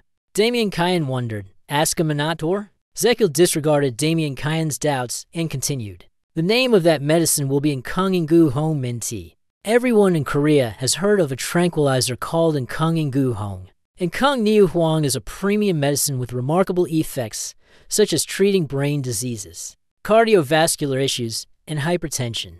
Then he imagined everyone drinking that medicine.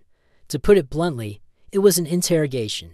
"It is a very powerful sedative." At this moment, Zekil and Damien Kyan were strolling around the garden. Damien Kyan suddenly asked, with Minato's gallstones, "Do you plan to create the Nkung Hong medicine and sell it?" Zekil replied, "Yes."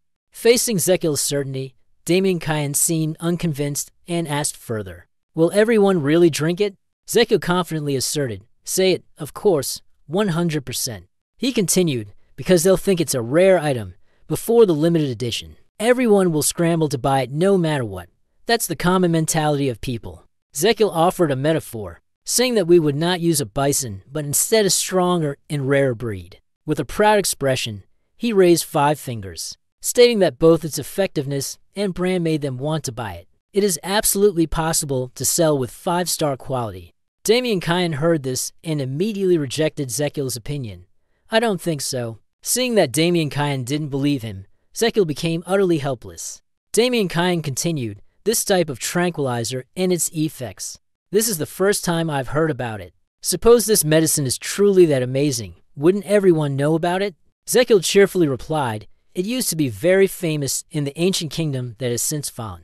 Damien Kyan asked in doubt, "The ancient kingdom has fallen? Which kingdom was that?" He replied, "It is called Hossein." Damien Kyan said, "I've never heard of it."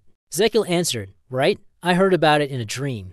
He cheerfully continued speaking, "Did I learn all the methods of acupuncture and the preparation of tonics from my dreams?" Damien Kyan seemed unperturbed by Zekil's response. In reply, he said, "I heard that since the day of Gadon." Damien Kyan thought, but he didn't expect it to be true. Damien Kyan imagined Gadon's affectionate expression, laughing and saying, "Your Highness, you are the best."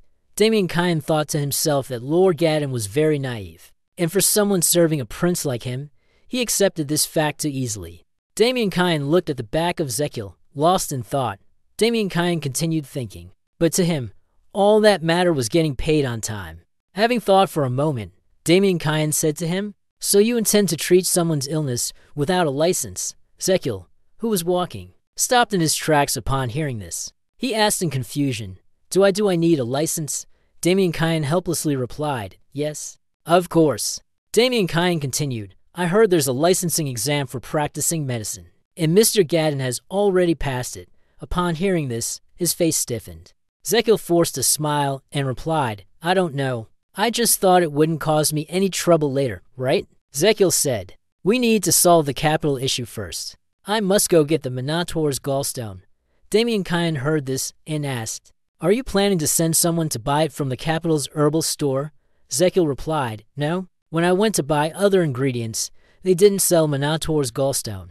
Perhaps they don't use bulls to make medicinal ingredients here. Damien Kyan was puzzled and asked, then how do you plan to get it? Zekil excitedly said, we will buy a live Minotaur.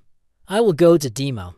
On the map, the Demo kingdom is depicted, with its capital, Magenta. Zekil walked while saying, the shopping mall in the northeast corner of the empire, where the top monster auction house is located. Damien Kyan asked in doubt, are you planning to go there yourself? He replied, of course. Zekil smiled and said, I will go check on the condition of the Binoto myself. I also need to examine its gallstones. Damien Kyan, after hearing Zekil's crazy plan, thought to himself that the man must have short-circuited somewhere. On the other side, the carriage was moving. Anna sat on top of the carriage. Zekil stepped forward and cheerfully spoke to Damien. Hurry up, it's time to depart. Damien thought suspiciously. Now, right now? Zekil walked up to the carriage and said, all right, let's go.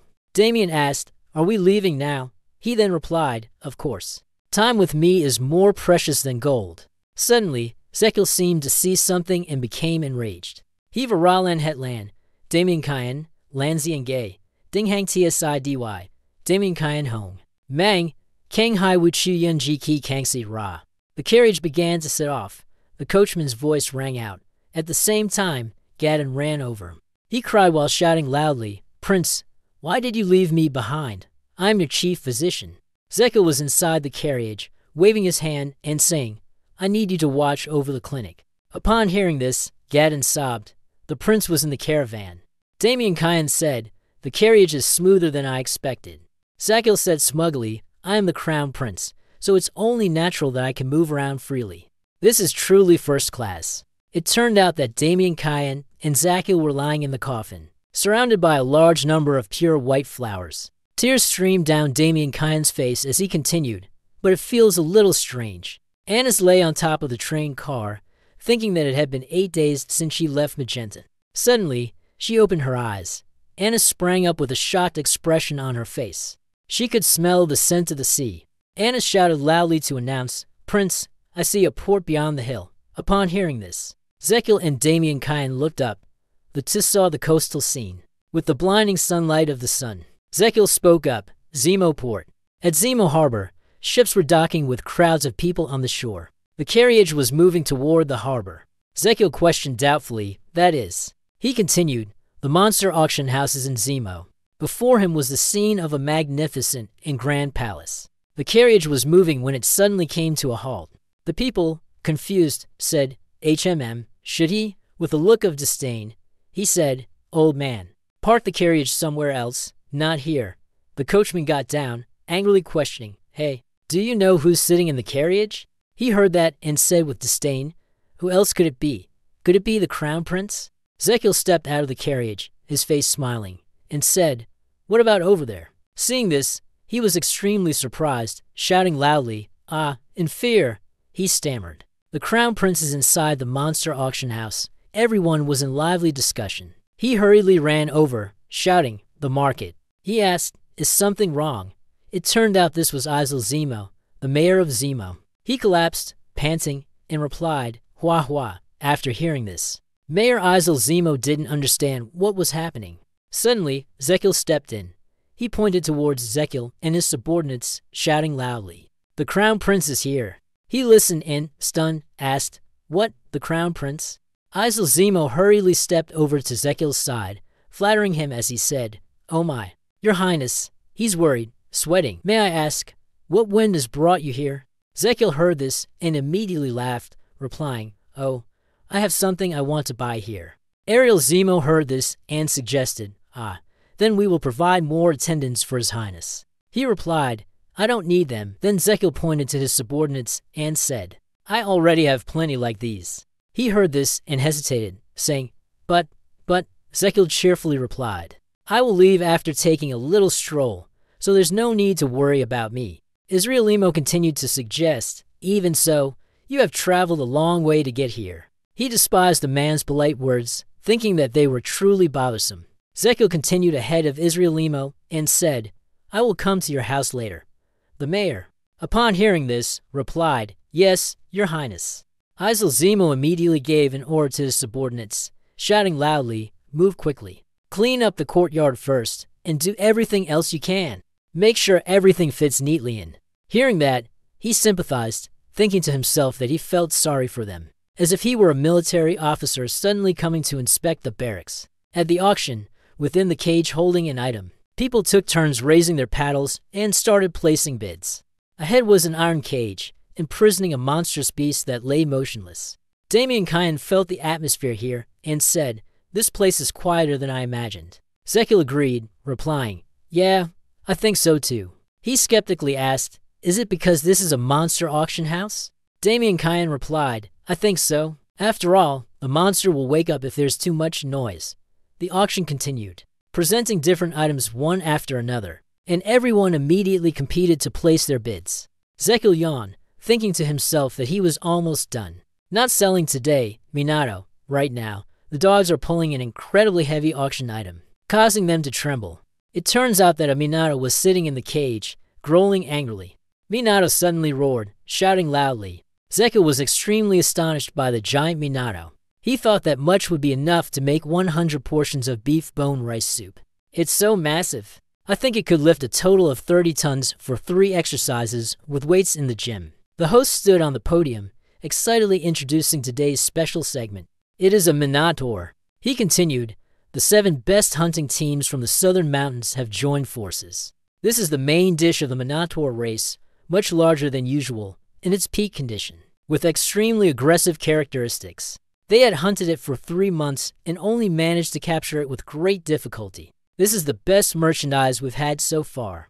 We highly value its use for breeding or display. The Minotaur roared angrily, and seeing this, he excitedly thought to himself that he needed out in it. Zekil was excited like a child, her eyes sparkling brightly. She thought they must have used a large amount of anesthetics and all kinds of sedatives on this creature. But it can still be like that. I will kill it, dissect it. It has to be mine. The host continued, Now, we will start from 50,000 magan.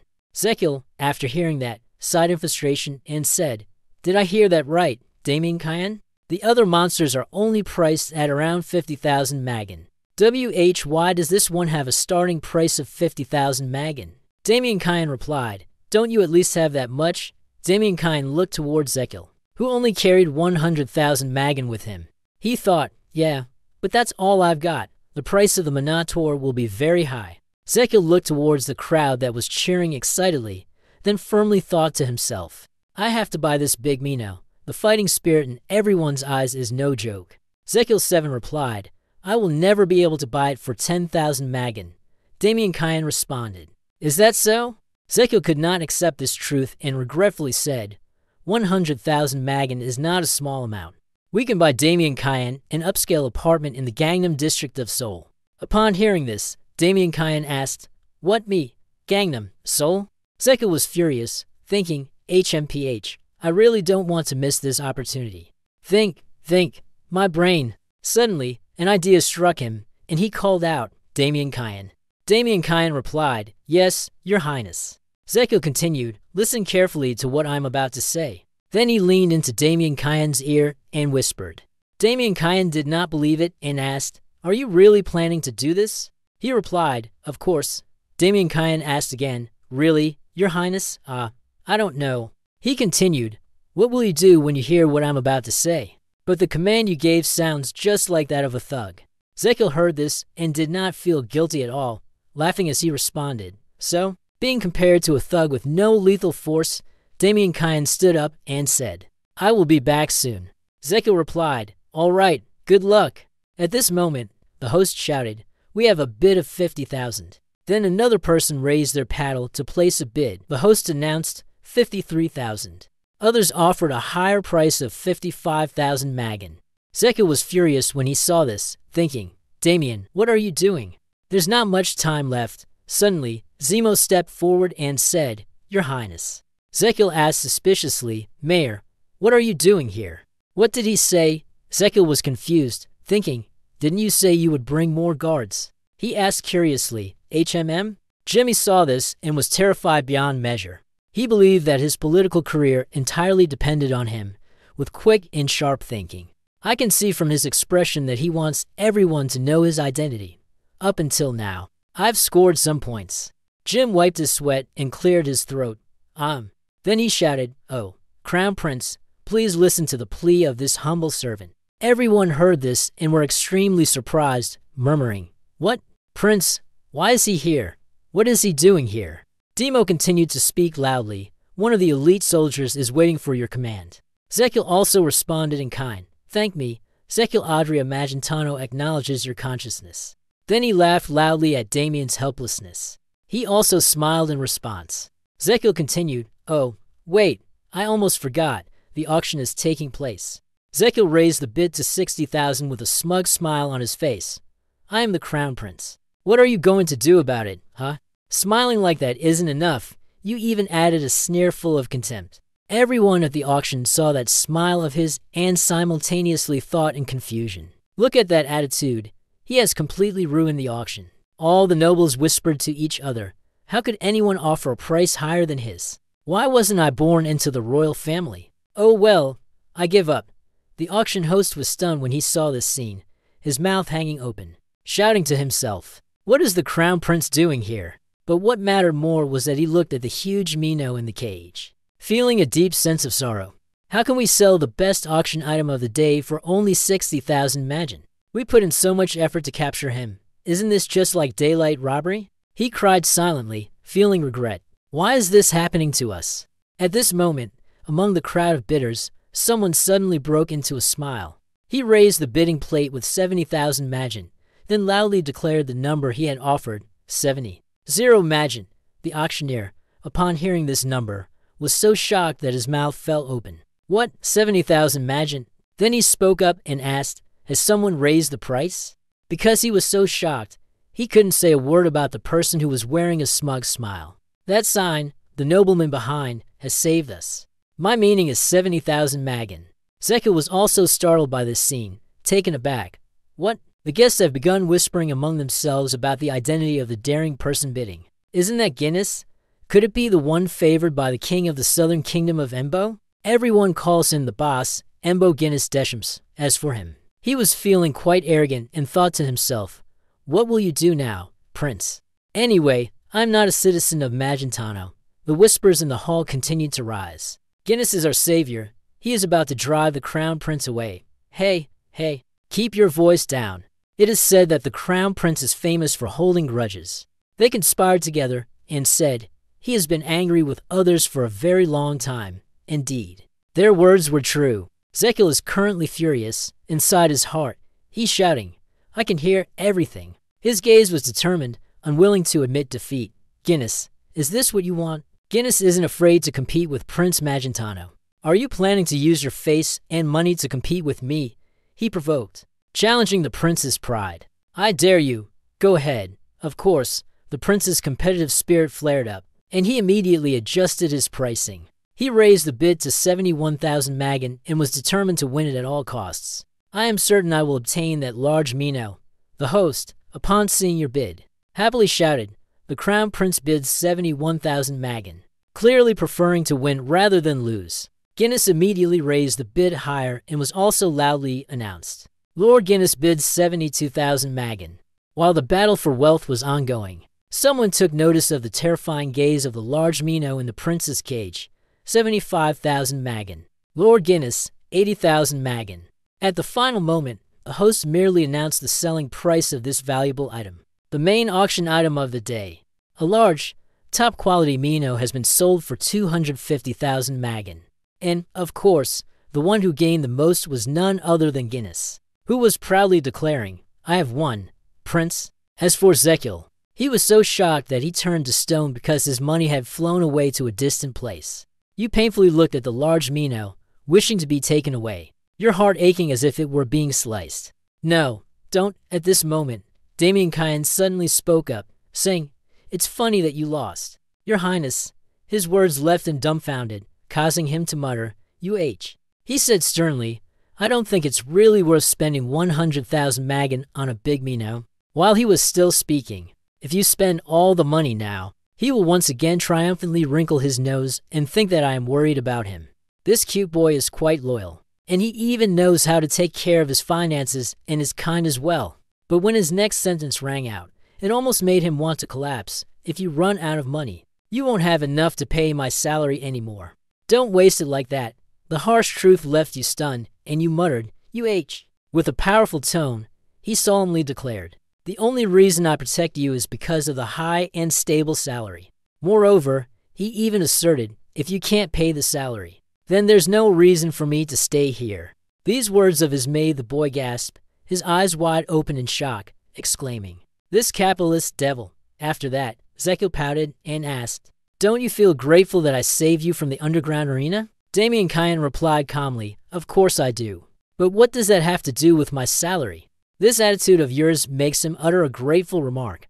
Are you separated from finances? He said that sentence while inwardly sighing. Ha, really? Still keeping his indifferent expression. He replied, of course. Suddenly, he fell unusually silent and stared intently at him. In his heart, he was thinking, the main character I admired while reading is the Demon Sword King, Damien Kyan Kane. He is someone I hold in extremely high regard when it comes to evaluating his potential for future development. I don't think there's anything in this world more reliable than having him on our side. Also the strongest person in this universe, protecting us. Give me a reason why I need you on my side, not just one. In his heart, he has his own reasons for wanting him by his side. I am sure that he will follow me toward a stable life, because only then can everyone be safe and happy. After a moment of silence, Zekil finally spoke helplessly. I know, don't worry. I will never be late with your payment. Hearing this, Damien Kyan immediately bowed respectfully. Understood. Your Highness. Then, he called Mayor Isel and ordered, first, go to your place. The mayor, startled by being called, replied, what? Yes, Your Highness. However, when he saw you running headlong, he was bewildered and ran after you, asking, but why do we have to run? Of course, you couldn't tell the truth. You couldn't explain the reason to him. So you could only reply in your heart, because I'm embarrassed. What else could I do? At the same time, Guinness looked up at the spot where Zekil had just stood but saw no one there. The scene transitions to a beautiful, large villa. Below the basement was the large Mino, which had just been auctioned and was now bound by iron chains. Its eyes gradually opened, and it let out a faint cry. It just called out, opened its eyes, and then saw the silhouette of someone in front of it. As soon as it fully opened its eyes, it saw that the person standing and gazing at it was Guinness. He cheerfully said, it looks even better up close. Suddenly, he turned around and said to someone with a delighted voice, you should have seen the prince's face when I took this from his hands, from the darkness. Someone stepped out. This person spoke with a sigh. How pitiful. This name, with a blank expression, asked him, should we start the classification process today? He agreed and replied, all right. Guinness also praised this name, which is why I called you here, the best classifier in Zemo. He heard this and flattered in response, you flatter me, my lord. I have come here because you have been very generous in your compensation. He then looked towards Minoto and asked for his opinion. But may I ask, what kind of classification do you prefer?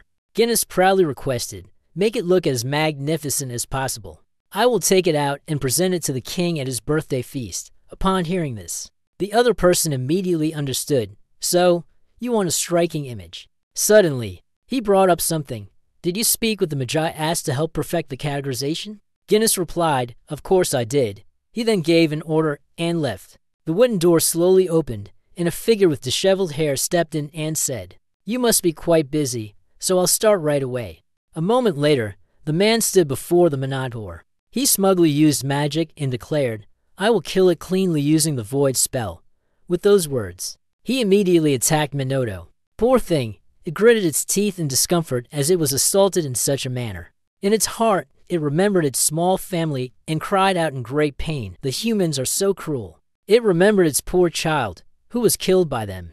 Then it recalled the time when it was captured in a cage and tortured, abused. These memories build up into a surge of fury, making it want to fight back. Despite being both restrained and attacked in this way, it kept crying out in pain, unable to breathe.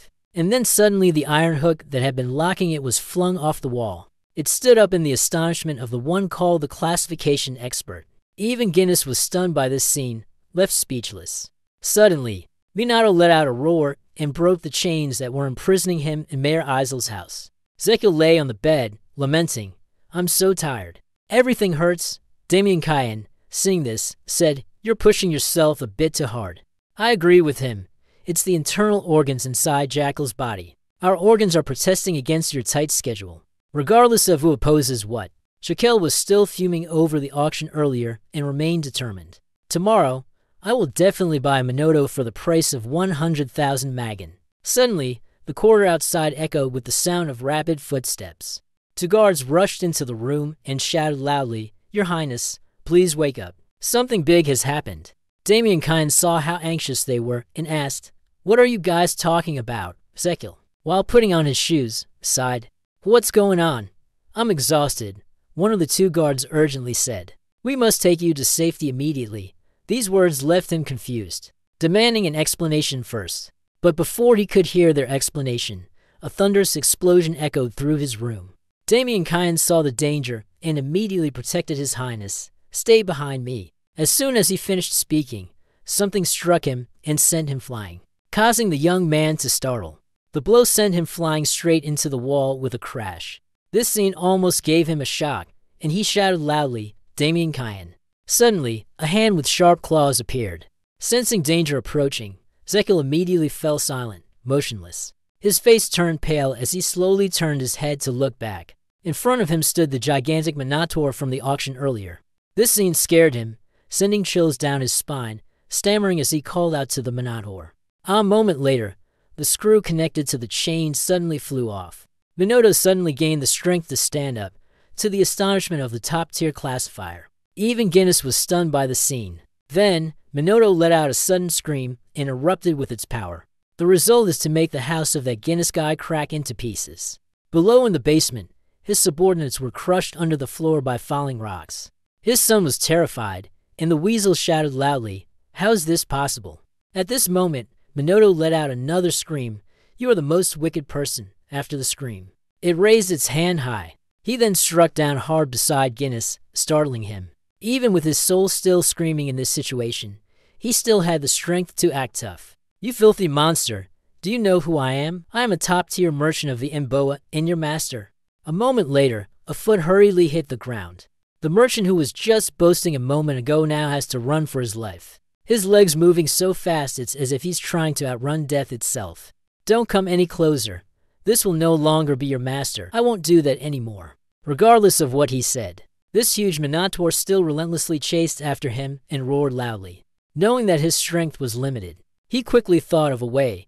He must find a safe place to hide first. After a while of searching for a place to hide, he discovered that it was the house of Mayor Jimbo. So he pointed in that direction and shouted, "What's that? A huge Minotaur," while also looking at Guinness with a blank expression. As for him, he seized the opportunity to slip away unnoticed. When it remembered and searched for him, he had already hidden himself in a corner, sitting curled up and trembling. This made it somewhat angry, as it realized it had been tricked. In its fury, it slammed its shoulder into a house, causing the house to immediately crack open.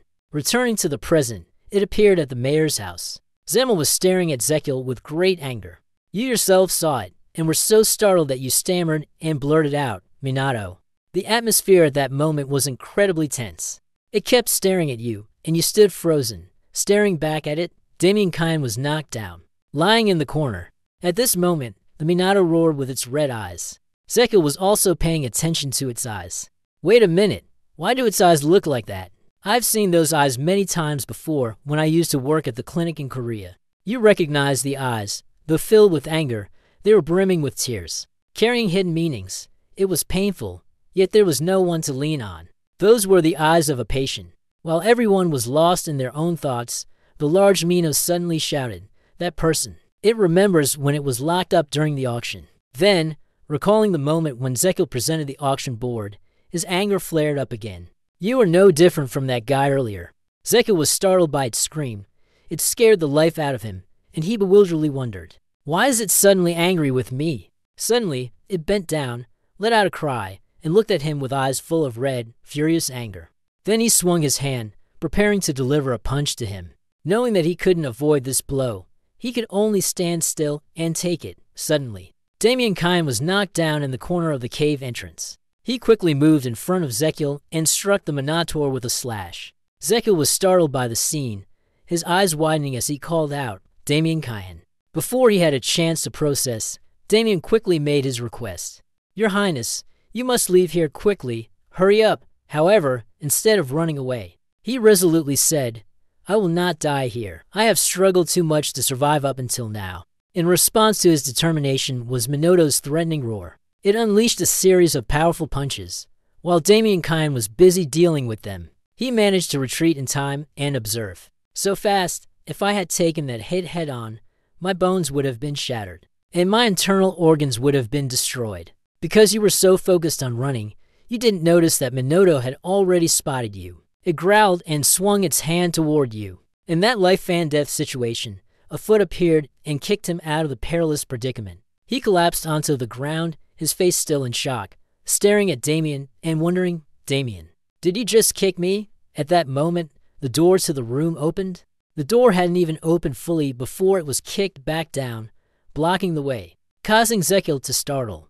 In this situation, Damien Kine still had the energy to mock. "It seemed like both of us were stuck here." His words made Zekiel angry, and he snapped back. "Do you think I don't know?" Suddenly, he fell unusually silent. His gaze scanned the surroundings before he spoke. "Your Highness, I have something I need to discuss with you." His voice faltered as he spoke. "If we survive today, and you bluntly ask Zekiel to make him feel uneasy, then reward me, all right?" This request immediately provoked a rebuttal from him. "Are you asking me to do that? What if I don't?" He didn't mind and replied, "Then I'll run alone." This answer left him helpless, and he said, "You're really evil, you jerk. I won't let you scold me." He hurriedly said, "When I count to 3, I will charge him to fight Minoto and clear the way for you to escape." This plan made Zekiel feel somewhat anxious, but as he looked around at the surroundings, surrounded on all sides, he couldn't help but wonder, "Where should I go now?" Hearing your question, Damien Kine pointed directly at the fish that was pierced on the wall, causing you to scream in panic. "We're on the 2nd floor." Regardless of your retort, Damien Kine replied nonchalantly, "It doesn't matter, you can jump down.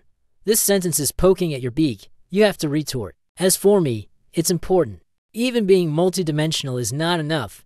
Fighting with one hand, answering with one mouth. It's better than being crushed here." The reason he was determined to make Zekiel jump out of the building to escape was that, based on the sounds from outside, the guards were preparing to come and deal with Minato and the damage it had caused. As you said, below, the IEO market is giving orders to the guards. "We won't let our careers go up in smoke like this. Rescue the prince." These words made Zekiel ask again, "What you're saying is that even if I fall and break my leg, they'll take me to a safe place, right?"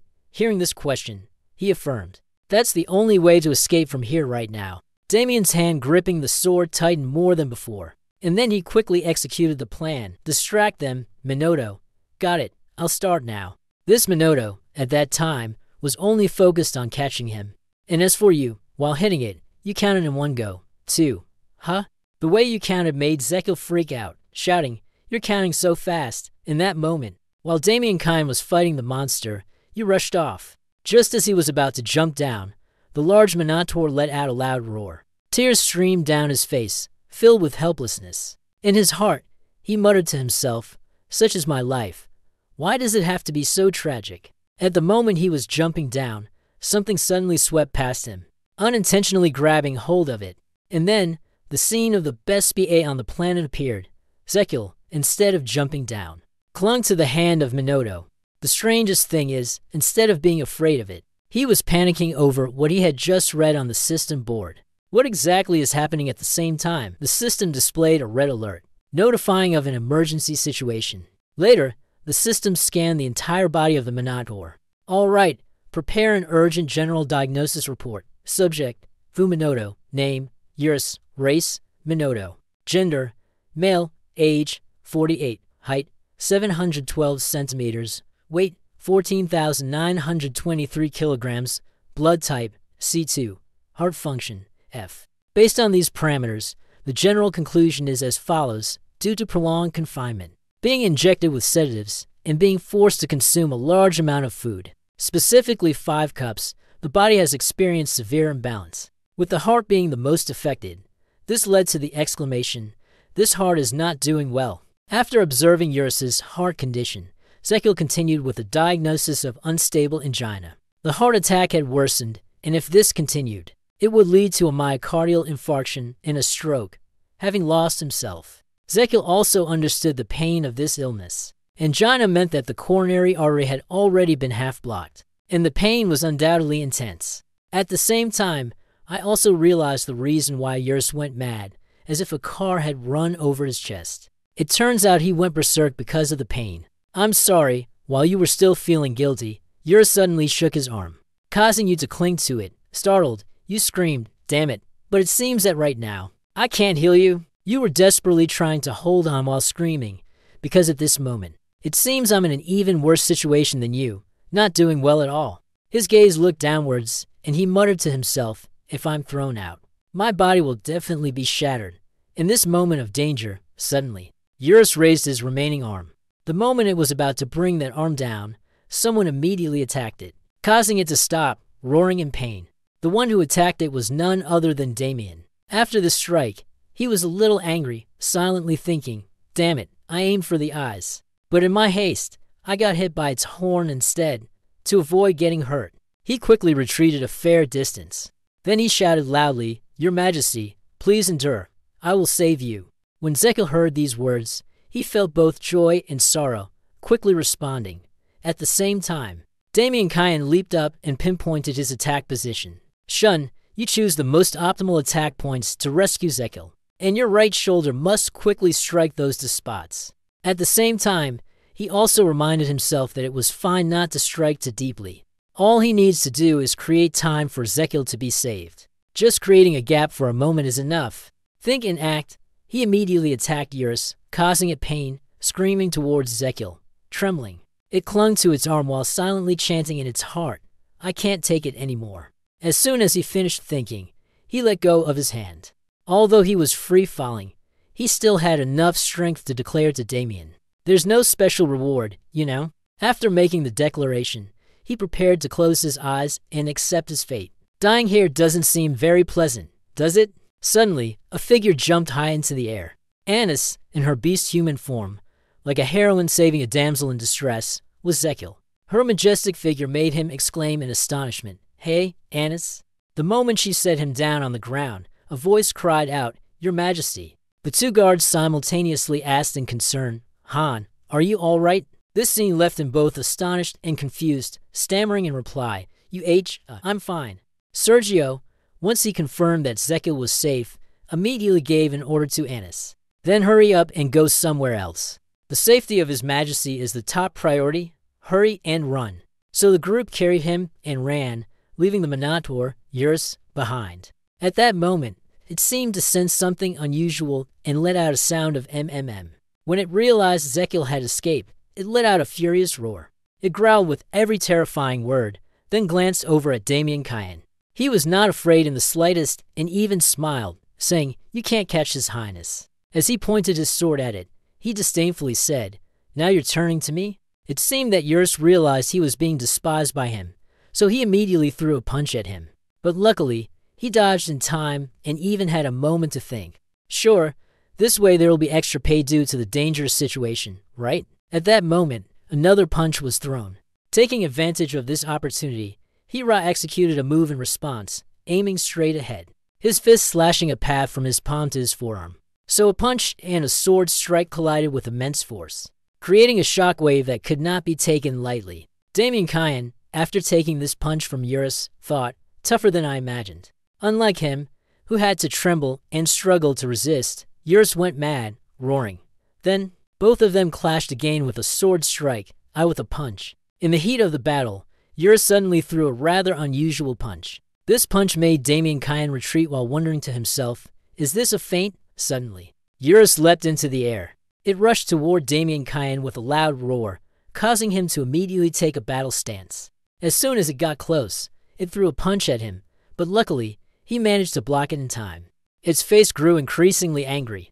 And then the unexpected happened when it used its other hand to hook his jaw. This jaw hook sent him flying straight into the wall with a thud. The wall also cracked, leaving a hole in it. Outside, the earth and rocks also collapsed before everyone's eyes due to the recent blow from Eurus. The rocks and stones kept falling, causing the two soldiers to startle, their hearts racing in the swirling dust and smoke.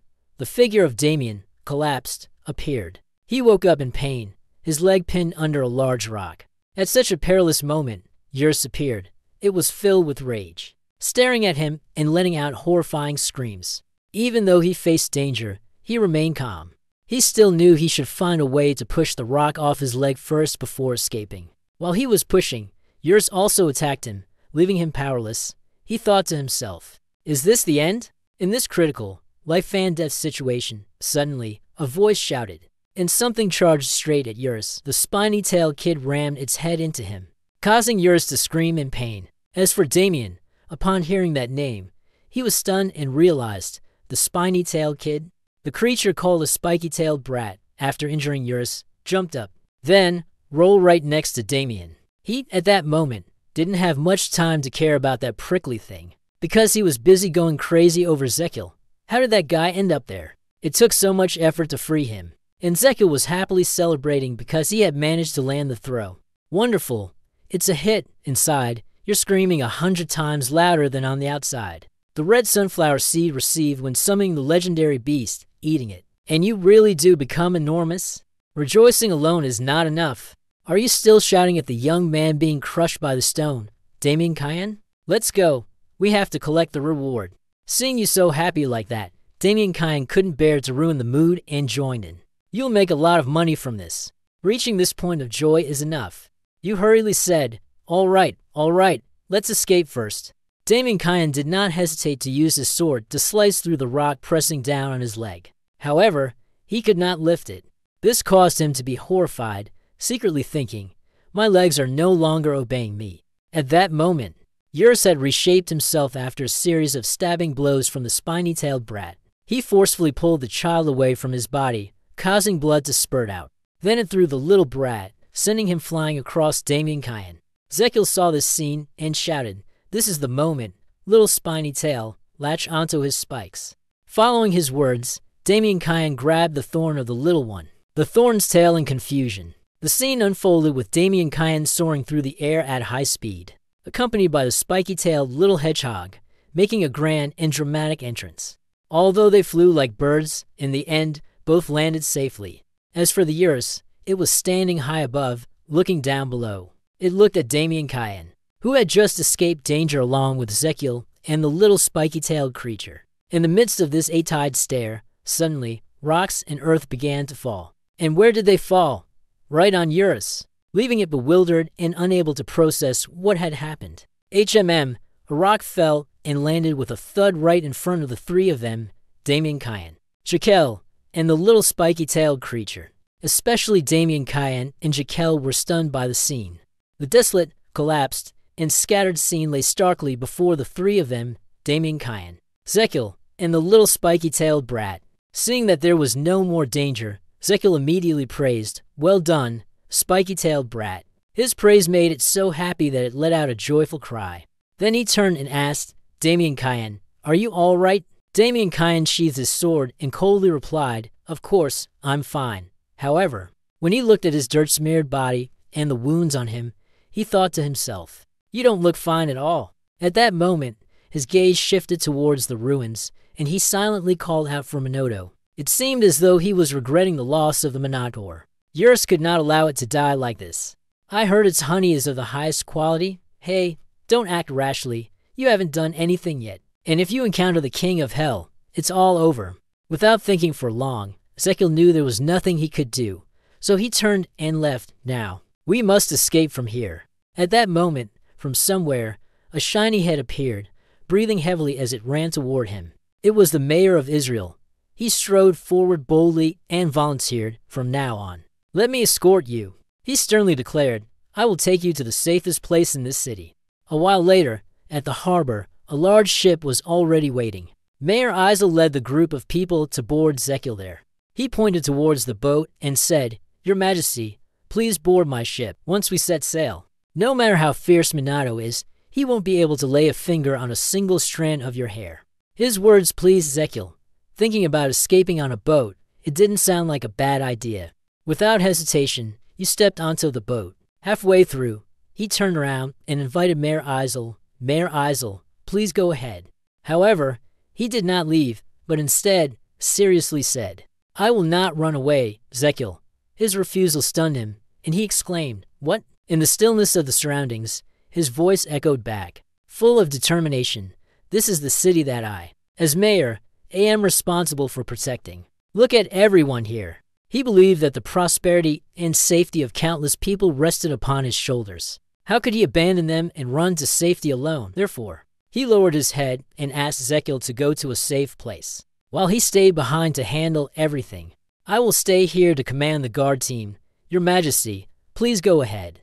Eisel's words caused Ezekiel to calm down and reconsider. I thought he was someone driven by fame and profit, but it seems that leaving him behind wouldn't be the right thing to do. At this moment, Damien Kind spoke up, urging, "Your Majesty, we must leave quickly." He hesitated and replied, but, seeing his hesitation, Damien firmly advised, "You don't need to feel guilty. Your Majesty, everyone has their own role to play." His words seemed to awaken him, and he immediately boarded the ship with the thought, "Yes, the mayor's role is to protect this city." Looking at everyone present on the bond ship, Ezekiel realized their role was to protect him.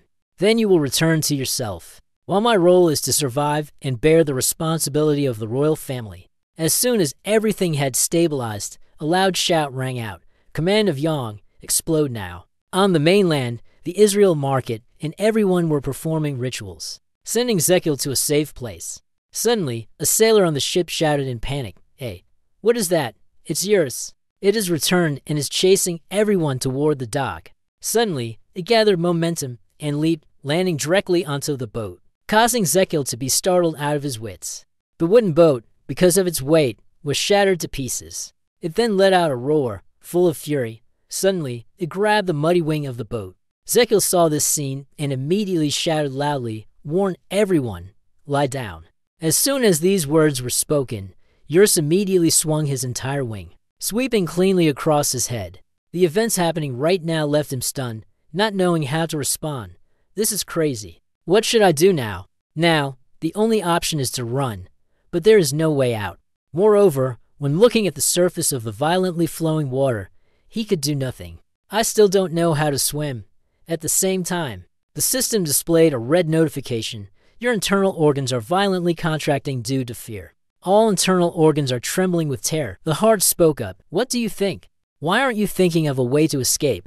What use is your brain right now?" As soon as these words were spoken, all the organs simultaneously recalled and cried the line. "Yes, that's right. He doesn't have a brain."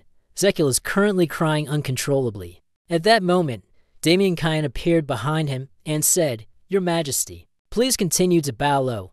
The sail has collapsed. It might actually be better."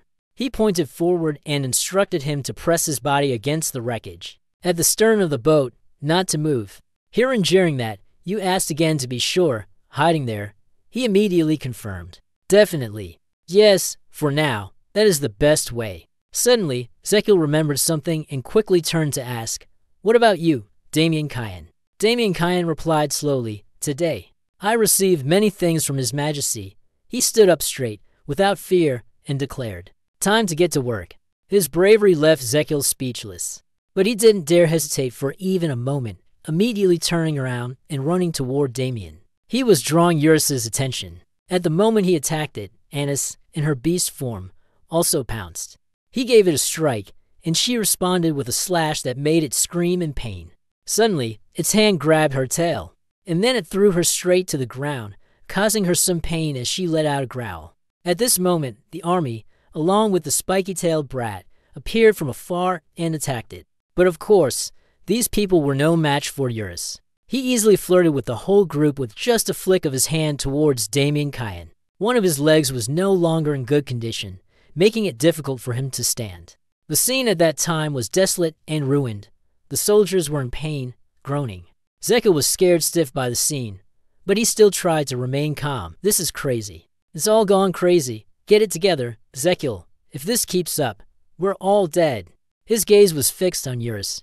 His breathing, his movements, not a single detail was to be missed. You observed the heart inside it. In this critical situation, suddenly the system issued a notification. Have you faced a dangerous situation yet? Never having experienced this extreme, it greatly enhanced the development of the Astrahan diagnostic method. At the same time, the system also proceeded to the next step. The Astrahan diagnostic method was added to the pulse taking skill as a supplementary feature. The scene of the Eurus was suddenly separated in detail. Along with that came the notification of the supplementary feature, a meridian scan, that can scan the meridians of a target within range to predict its movements. This skill is one note. The number of targets that can be locked applies only to living beings. This new skill left Zekiel utterly amazed. What the hell is this? It's no different from hacking the edge. Every movement of Eurus became incredibly clear in his eyes. The angle of the muscle movement, the timing, and the landing position were all visible as if it were broad daylight. This made him extremely happy. Wonderful. Now we can dodge every attack. While moving to escape Eurus, Zekiel suddenly stopped. He looked at the shattered ship in front of him and wondered, wait, can I keep avoiding him here forever? Seeing everyone being surrounded, including himself, he decided that he must come up with a plan before his strength was exhausted. I have to do something. Your brain started working at full capacity. Think, remember. The scene where everyone collapsed forced him to think of a plan to cope. I must survive. Both they and I. Zekiel's gaze was filled with determination in this moment. At that moment, he suddenly saw the little spiky-tailed creature lying awkwardly on the ground. A crazy idea popped into his head, causing him to sigh. I don't know if this method will work. However, at this moment, there is no other choice, so I must force you to try. But I have to do it because that is my role. At the same time, Eurus suddenly ran loudly across the wooden boat. It wanted to punch the crew members on the ship, but suddenly something happened that caused the two crew members to be startled, exclaiming, "What the hell is this? There. It turned out that what they saw was Zekiel, suddenly growing larger and blocking Eurus's attack. His interference made it furious, and it let out a roar. Meanwhile, he gritted his teeth, trying to withstand its blow. At the same time, the system displayed a red notification. You have used the red sunflower seed for legendary. Beasts without permission. Both of them played one-on-one with each other, neither of them willing to admit defeat. Although he was busy fighting Eurus, deep down, he was still feeling confused. He'd grown up, truly grown up. He muttered to himself, though he hadn't expected it to grow this much. Aside from you, who are still in a daze. The two sailors you saved were also startled by this scene. Stammering, they shouted, "Your Majesty!" Even Damien Kine could not believe what was happening before his eyes. This guy, in the end. At this moment, the system continued to send warning messages. You are not a legendary beast, but a red sunflower seed, which can cause extremely serious side effects to the human body. Please consult a doctor or medical professional. Zekiel read to this line and then shouted at himself, I am the doctor here. The system simultaneously provided a usage time limit for the red sunflower seed. The duration for maintaining the giant effect is limited to 3 minutes. Just as the system was still warning about the severe consequences that would occur. After the giant effect ended, Eurus was already preparing to land a punch on ZKL. The system remained professionally focused, announcing, you will fall into a coma for 5 days starting from the moment the giant effect ends. It also informed him of the remaining time for Zekiel to use the duration of the giant effect. With 2 minutes and 37 seconds left, you were just busy worrying about punching and kicking with Eurus, while also panicking at the notification, which means we have 2 minutes and 30 seconds to settle everything, right? Not to mention the bonus 5 days of unconsciousness. This situation seems quite difficult for you. Time is short and your strength is weak, so you are trembling somewhat while taking Eurus blows. In his heart, he understood one thing. If it is not resolved within the time frame, you and everyone else will likely survive, but I am 100% certain that I will die. As soon as this thought crossed his mind, he gained a bit of motivation and shrugged Eurus's hand off. Eurus didn't stop, though, and continued landing another punch on Zekiel. This time, you couldn't block it, and it struck directly into your avatar. So he staggered, about to fall. But luckily he didn't and was still able to stand firm after the stumble. This scene left Eurus somewhat confused, while he muttered to himself with irritation, this hurts like hell, but I can still handle it. It's fine. Just a slight touch and I'd be dead. Playing by the rules, you hit me, then I'll hit you back. He decided that he would teach it a lesson. So, you used a headbutt to charge at it and shouted loudly, "Die," after landing the blow. Zekil also felt a bit of a headache, but he still managed to hold on and think of a way to deal with it. Anyway, within 2 minutes, it's impossible to kill. Now, I can only. His gaze shifted towards the spiky-tailed kid, and then he came up with a bold idea, to stop its fury and calm it down, even if I were to fall unconscious. Damien Kyan and the guards were also able to handle it, without a moment's hesitation. He immediately leapt forward. You ran towards the prickly tail and asked, "Prickly tail, where are your spikes, prickly tail?" Understanding your intent, it immediately handed you a handful of thorns from its body. When he grasped the thorny bundle, he turned his head back to look at Eurus, which made things somewhat awkward, not understanding what was going on. Suddenly, both sides charged at each other. One side planned to retaliate with a headbutt, while the other ran forward holding a sharp spear. Suddenly, Lakiel Adria's hands were placed on Eurus. You use it as a cushion to jump over him. Without hesitation, he immediately pulled out a spike. One hand tightly gripped its neck, while the other raised the sharp spike and enthusiastically said, "It's time for acupuncture for this golden dog."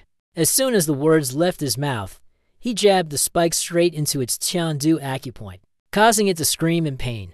However, because Eurus' flesh was too thick, even though the spikes were sharp, they could not pierce through. The spikes did not reach the flow of mana. All right, Zekil was now somewhat frustrated with his own strength, this pathetic stamina. But in the midst of hardship comes wisdom. He shouted loudly to his ally, Damien Kyan.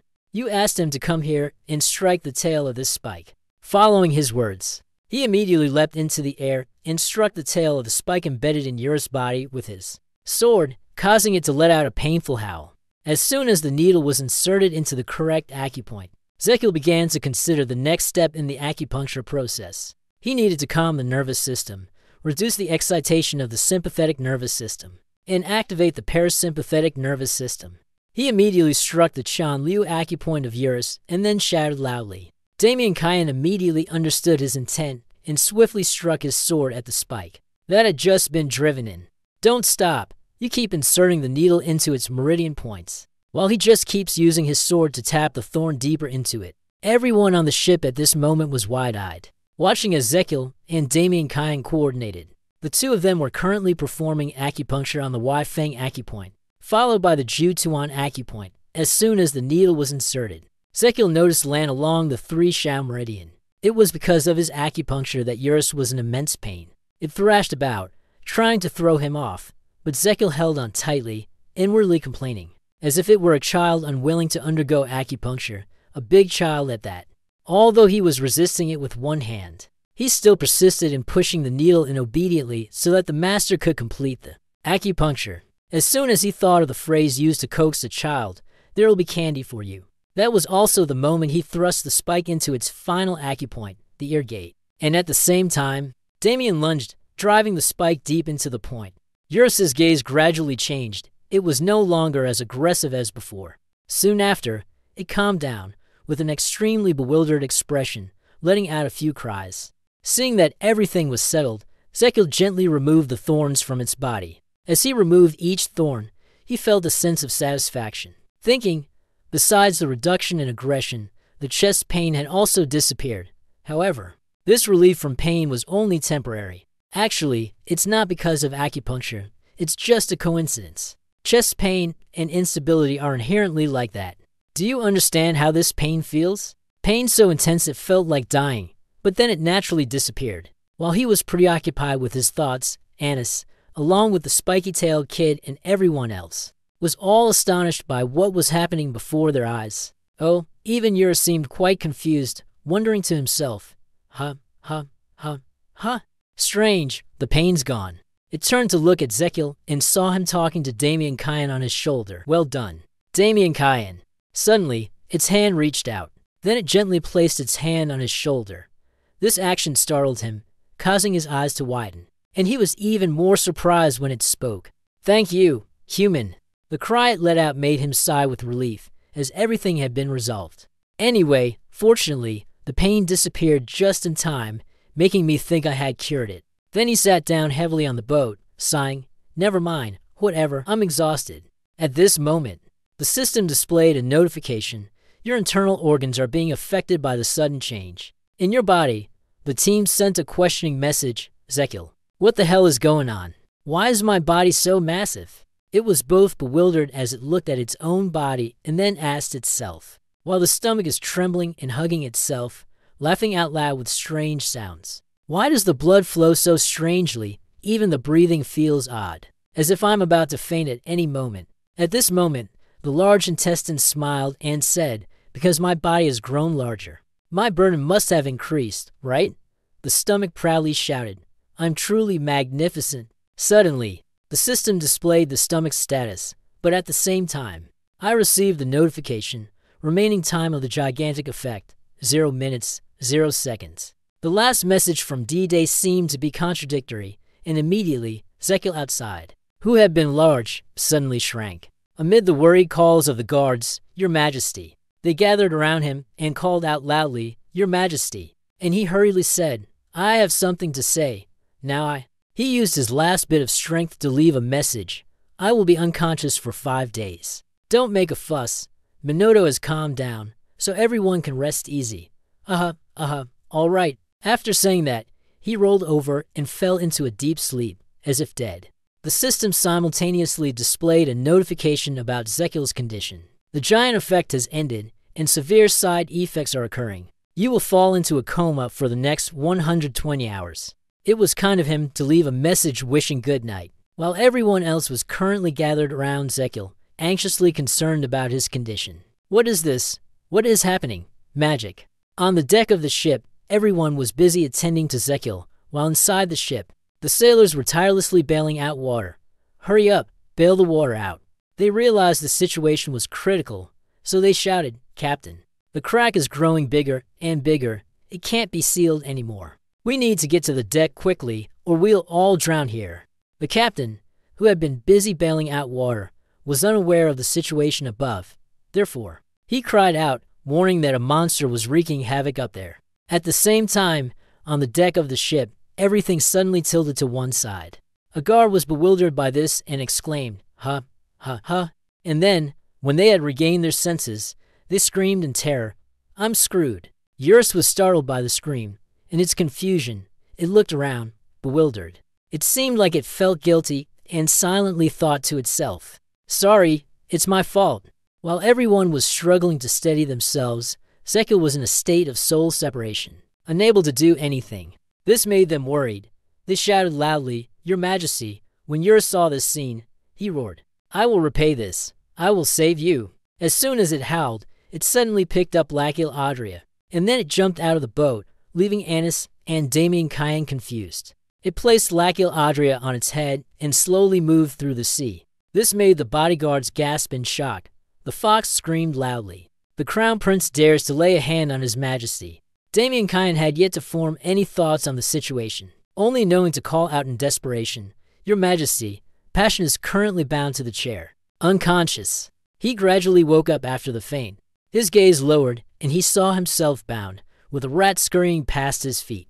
He then looked up again and wondered, is it a dream? Suddenly, he broke into a smile that was both mocking and nostalgic. He silently thought, "It's been a long time since I've seen this scene.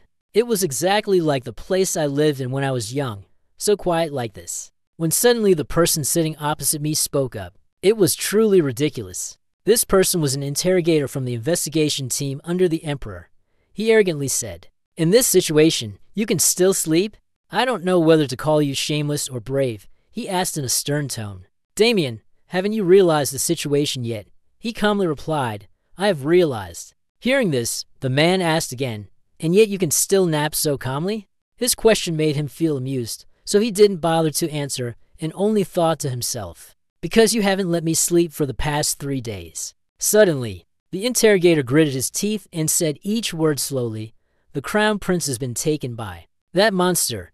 He slammed the table and shouted, "It's been 6 days already, and the news that Zekiel was taken by Eurus has reached the imperial palace." It took a day for the news to reach the capital. At that moment, Australian had ordered him to come here. The distance from the imperial capital to this place is quite far. and it took me 2 days to get here." As soon as he arrived, the news that Zekil had not been found still made him somewhat angry. "Yet, for the past 3 days, have you still not found His Highness?" "No, not even any clues or traces." Moreover, he didn't even ask anything, but had already accused Mayor Eisel. "And everyone, this mayor, you, and the other accomplices have wasted valuable time just pretending to search." The interrogator himself did not worry about going to find Zekil, but only knew how to stand here questioning Damien Cayenne. Where had that Minotaur gone? Where had the wings tattoo of the ancient family? The one who had purchased that Minotaur disappeared too.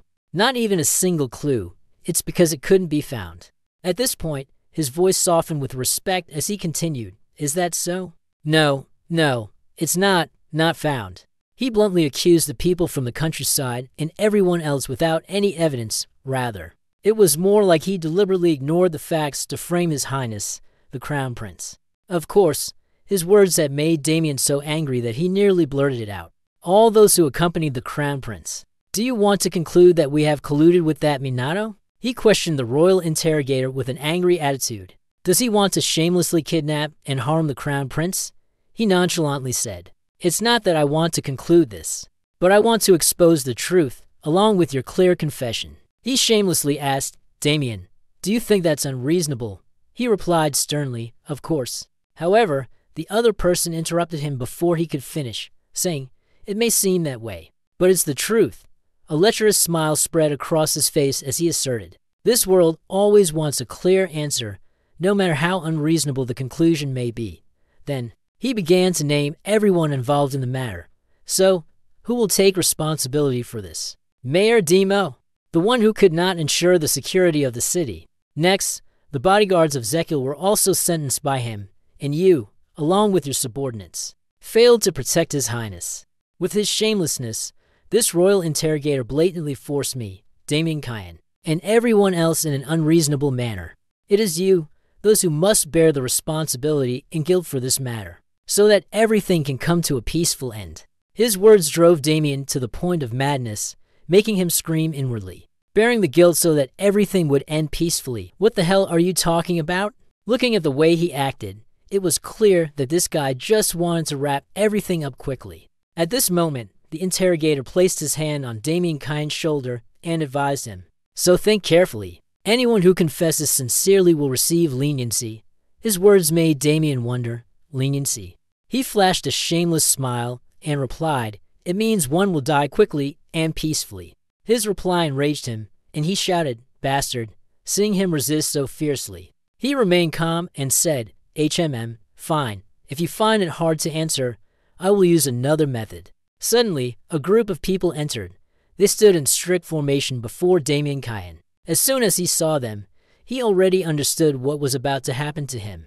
Soon after, he was thrown into a cage, and the cage was then hung high. Besides him being imprisoned, there's also the idolized mayor, and the others were in the same situation as him. As soon as they saw him, they panicked and shouted loudly, "La Damien," at the same time. He was also in shock upon seeing that everyone was imprisoned like him. "Damn it, Anis, and the mayor too." Then, he glanced down below. He could smell the gasoline while watching the soldiers pour it onto the pile of firewood placed beneath the cages. The smell of oil. Is he planning to burn us alive? At the same time, someone approached. That person was none other than the bastard named Vinvian. He spoke indifferently. "Now that everyone is here, let's go over the conclusion one more time."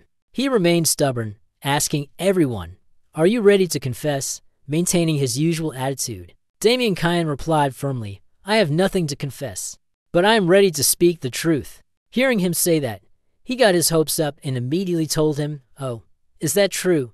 Tell me more." He calmly uttered each word, "You are under the guise of interrogation." With all his anger, he accused him of obstructing the search for the missing crown prince. His words angered him so much that he had to ask again, "What?" He, on the other hand, still held onto his rage, questioning him, "You are the one who can find the crown prince the fastest, and yet you are doing such useless things?" At this point, the interrogator still remained stubborn, letting out a sigh. "Do you think you're going to escape?" And then he ordered his subordinates to eliminate Zekil's underlings. "Never mind, it's fine. Now, the interrogation ends here." Seeing that the situation had reached this point, Damien Kyan angrily thought to himself. Sorry, Your Majesty, I do not want to die in vain here. I must survive. At this critical moment, suddenly, there was the sound of rushing footsteps. Eurus appeared out of nowhere, causing Damien Kyan to be somewhat surprised. His eyes widened in astonishment, silently calling out to Mino. Mino to Eurus easily cut through the chain and hung the cage high. It held the cage containing Damien Kyan with one hand and gently landed on the ground. On its shoulder, it carried a person. It was none other than Zeke. The appearance of you caused Damien Kyan Annis and even Mayor Idol. Everyone was startled and confused. Both the name of the interrogator and his subordinates, upon seeing you and Eurus, became filled with fear. At this moment, he slowly lifted his head and then questioned them. Why are you here? Before returning to the reason why Zekiel could safely return like that, let's first take a look at the short documentary by the prince about where he has been these past few days. This episode is titled The Prince and the Golden Dog, Special Episode. 6 days ago, Zekiel, the crown prince of the Magentano Empire, woke up in a cave by the shores of Eurus. The person who had wanted to kill Zekiel the day before now appeared incredibly adorable. When you wake up, you are startled by its expression, giving you a fright. What the hell is this? It scared me. Then, it waved its hands and gestured as it recounted the entire story to him. But he could only summarize it in one sentence. So you're saying you saved me from drowning? So, he sincerely thanked it. Thank you. Now we are friends. At that moment, in his heart, he silently thought, it seems like the misunderstanding between us has been resolved. At the same time, the system also asked him about this sudden 180-degree change in their relationship. Why have you suddenly become so close with Eurus? He replied blankly, it seems that our wild bull friend is misunderstood a bit. It thinks I cured its illness and sees me as its benefactor. The true reason is, actually, it's just that the pain naturally disappeared on its own. However, you had no intention of explaining this misunderstanding. But I think this misunderstanding is also NDTO. The system received this answer from Zekiel and immediately wondered, why do you think that? He hesitated before replying, because a smile, along with a response full of manipulation, was uttered by you. It will think that and follow me. The special episode ends here, with the script of Moon Baek Kyung's adaptation, the part with the black outline drawing. The short documentary The Prince and the Golden Dog is over. At the same time, there's also a comment cursing, Zekiel, this evil demon. Back to the time when we were still on the island, you had proposed to Eurus, I want to help you. Just like how you helped me. Is that all right? Your sentence made it cry out in confusion, while you explained it with a smug attitude. Actually, your heart condition is not fully recovered yet. If you leave it like this, you will experience the same pain as before. Hearing you say that, it also let out a cry, as if to indicate that it understood. Then, he placed his hand on its body and said, first, let me check the condition of this person's body. It did not resist him, but it let out a few sounds as if trying to explain.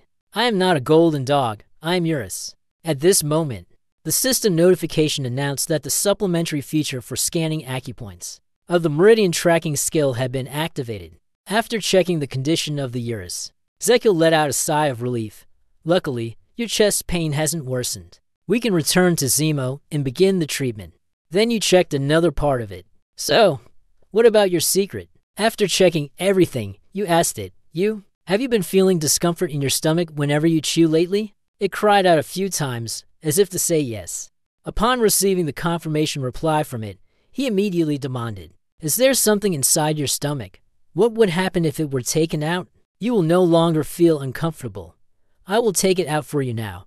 Just follow my instructions, and it will be fine. Zekiel then performed the technique, leaving Eurus confused and bewildered, pressing on the main acupoints along the gallbladder meridian. Afterward, he pressed on the Yuan Wick acupoint, located along the armpit on the 4th rib. Next, press the Sun and Moon acupoint, located between the 5th rib. Then move down 3 inches to the 5D acupoint, which is right behind the Kuvi acupoint. Finally, the Zhongquan acupoint, located along the straight line from the Danzhong acupoint to the navel. Once done in one breath, tell it to press with a finger following your instructions, and it obediently listens to you and does as told.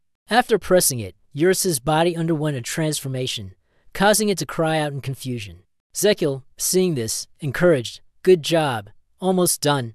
Now, Tighten your fist and strike hard into the person's chest. His words made her somewhat worried, and she called out to words. Understanding its worry, he immediately reassured, "Trust me. Punch right now. Trust in yourself." It immediately punched its chest hard, several times in succession. Those punches made it cough loudly, as if trying to spit something out. Seeing that, he silently encouraged, "It's too big. It's almost out." Immediately after, Eurus spat out something large. Zeka was stunned when he saw that thing. His heart almost skipped a beat.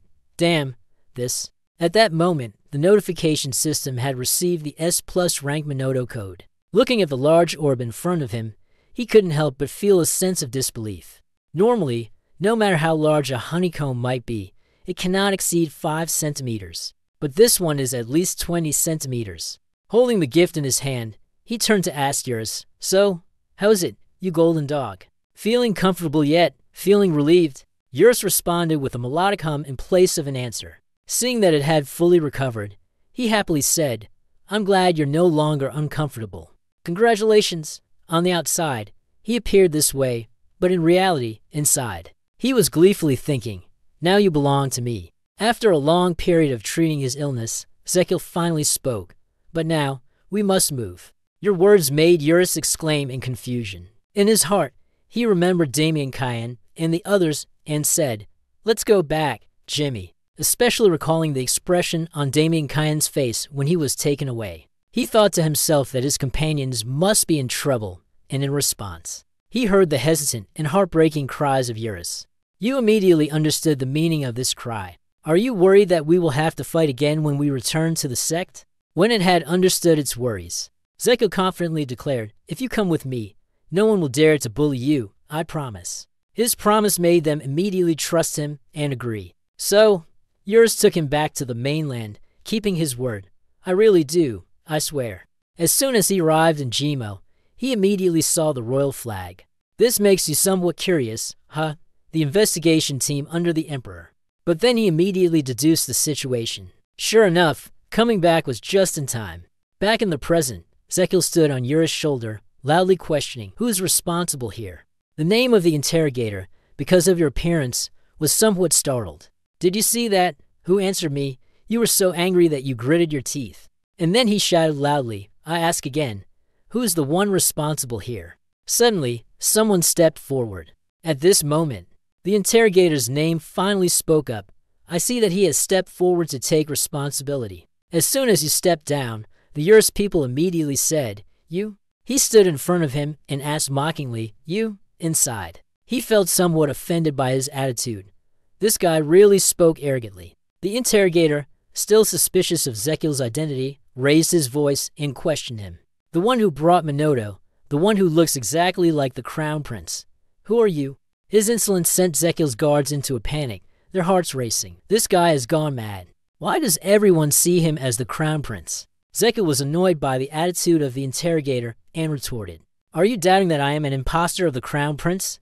To his surprise, the interrogator boldly admitted, "Yes," because in such a critical and extraordinary situation, with the Crown Prince missing, many would seek to take advantage of this opportunity to harm the royal family. Tired of hearing him talk so much, Zekil asked directly, "So, do you want to confirm my identity?" The interrogator calmly replied, "Yes." You, of course, are not satisfied and even asked him back, "So why didn't you verify the identities of these people before your words?" This made him exclaim in surprise. "What did you say?" Zekil pointed to his friends who were being imprisoned and loudly questioned. "These people right here, why didn't you acknowledge their sacrifices, suffering, and contributions?" His bold question sent the interrogator into a panic, hesitating as he stammered, What? What?" Ignoring his confusion, the boy shouted, "Damien Cayenne Khan. Then you list the achievements he has made? You have protected me, Zekil Adria Magentano, the Crown Prince of this empire, with your very life." Your recognition astonished him greatly. And you, with great pride, recount the things that he has done for you. You were the one who bravely fought against Minato to buy me time to escape. And you also showed great courage, giving your all when fighting against Minato, even though you were alone. As soon as Zekil finished speaking, Eurus was startled. The iron bars of the cage moved, and a foot stepped out from within. Damien Cayenne has been freed. As soon as he stepped out of the cage, he lowered his voice and called the Emperor. Zekiel saw his friend and smiled proudly. Just now, Damien Kyan shattered the cage. Sit down right next to Zekiel. His face darkened, not showing any expression, and he spoke. Next, he directed his gaze towards Annis and continued, Annis, daughter of Jacinto, the veterinary nurse, my werewolf. Speaking of which, Zekiel recalled the event from that night. When I was thrown out of the mansion by Minoto. In the market, you risked your life to catch me and said, Eurus, quickly grab the iron cage and rescue her. Had it not been for your quick reflexes and brave actions, perhaps I would now be a broken corpse, buried beneath the ground. After the cage was shattered, Anna slowly stepped down to the ground. Zekiel also stepped forward, standing beside her, and said, That is courage and noble sacrifice to me. Finally, he looked up at the remaining cage, then at Sergio. You continued, my special forces team leader that night. You were the first one to run and protect me when I was fleeing. The more he listened, the more moved he became, tears falling from his eyes. Your Highness. Zekiel added, if it weren't for that courage and sacrifice, could I be at peace and safe as I am now? Knight Frandon, you have demonstrated the honor and example of a knight-errant by bringing the injured team members to safety. Montero and Pedro, their arms injured as they blocked the horns of the Minotaur. Are you all right? Zekiel looked at everyone, expressing his heartfelt gratitude. I cannot forget the contributions of Knight Hamilton. Even though you lost your sword and shattered your shield, you still displayed unwavering fighting spirit. Hearing this, Sergio couldn't hold it anymore. Tears and mucus streamed down his face. His voice trembled, stammering, I. They looked at Zekiel's expression and demeanor, no longer having any doubts in their hearts. They already had the answer. They shouted loudly, Your Highness, after hearing the conversation just now. The soldiers also felt bewildered. Turning to each other, they whispered among themselves. It seems that he really is the crown prince, but how could he possibly return? The two of them continued, moreover, how could he have tamed that Minoto? Hearing this, the interrogator broke into a cold sweat, his body freezing in place. He was stunned, thinking to himself, something doesn't feel right. Speaking of which, he remembered what he had seen earlier. I was certain that the crown prince could not survive after being taken by Minoto. Therefore, I placed all the blame on the crown prince's subordinates without any legitimate reason. Whether they were innocent or not didn't matter to me, because things had always been this way. It was the usual procedure. When a member of the royal family dies from illness, the doctor will be executed. The death of someone of noble status must have someone held accountable. Those things had embedded deeply into the interrogator's subconscious, causing him to no longer be able to distinguish right from wrong. He lifted his eyes towards Zekiel, who was intently staring back, wondering to himself, but why did the crown prince survive and return? How could this be? Thinking of this, the interrogator was filled with fear, kneeling and bowing his head to the ground, creating a loud noise. He trembled, his voice loud, Your Highness, I beg to atone for my sins in daring to doubt your identity. Before that sentence, Zekiel's gaze darkened, his brows furrowed, deep in thought. He continued to look up at the cage hanging in midair and said, The market of this city is Idamo. Hearing his name mentioned, he was moved, extending his hand, tears streaming down his face. He made a call, lowered his voice, and continued speaking that night. Despite facing countless dangers and hardships, he never fled and always strove to protect this city. Thus, his cage was slowly lowered. That was the noblest and most admirable quality of a noble. He had placed his responsibilities above all else. Zekiel stepped forward and gently placed his hand on the praise. That is the noblest and most meaningful mirror of a nobleman, he acknowledged, receiving the compliments just given. He was deeply moved, looking at him and replying, I am your highness. After saying that, Zekiel immediately turned around, looked at the interrogator, and shouted loudly, And you, the interrogator of the investigation team. Hearing that, he was so scared that he almost shot himself, sweat pouring down like rain. You asked me to prove my identity. Before the eyes of everyone, he continued, But I am not the one who proves myself. But it is not me, but rather those who have stood by my side. Those who are willing to sacrifice for me. The expression on Zekiel's face appeared, a hint of anger, almost as if the loud voice itself was what proved it to me. Looking at this attitude, the interrogator knew he had completely made a mistake. His lips trembled, unsure of what to say. You didn't give him a chance to speak. You interrupted him. You don't need to explain. Because I already know exactly what you're going to say. He recalled the people with such qualities who had lived in his past life. I have seen through you, just like in Korea. Thinking of this, he asked again, I have asked you, who's responsible here? And you have taken it upon yourself? Zekil did not hesitate to ask directly, do you understand the meaning of that? The person responsible is the one who must bear the responsibility. They will have to answer for their careless investigation and must be appropriately punished. Just like that, everything was resolved smoothly. By the next day, the rubble had been called in for cleanup. They were cleaning while chatting with each other. One of them asked, what is the charge of that stupid interrogator? Another person continued, it was intentional negligence in the investigation and obstruction of the official search for the crown prince. The list of charges is indeed long, and the more severe the crime, the longer the list of charges. If he's unlucky, he'll be executed. At the very least, he'll have to spend his entire life in prison, right? It's definitely going to be like that. Bringing up the melon here, one person still curiously asked, by the way, he said, with a serious expression, looking down at the others, is that true? The old man heard this, and his expression turned serious as he recalled that night. I have personally witnessed that fierce Minoto obediently listened to His Highness. It moved according to His Highness's instructions, breaking through the iron bars in an astonishing manner. Not far away, a person was also trying to listen carefully. Moreover, no one knew how His Highness had managed to make his body suddenly grow as large as Minoto's. The conversation became more and more lively, drawing the attention of everyone nearby. Then fight it with bare hands after that. Several sharp thorns pierced large spikes into its back and neck. After a few words, someone who didn't believe replied, stop it, old man. Enough with the lies. I can see he doesn't believe you. The man angrily shouted, it's true. One person beside him suddenly remembered something and spoke up. Now that I think about it, I also remembered something. There's a rumor circulating in the palace. Has anyone heard the legend about the king and the crown prince?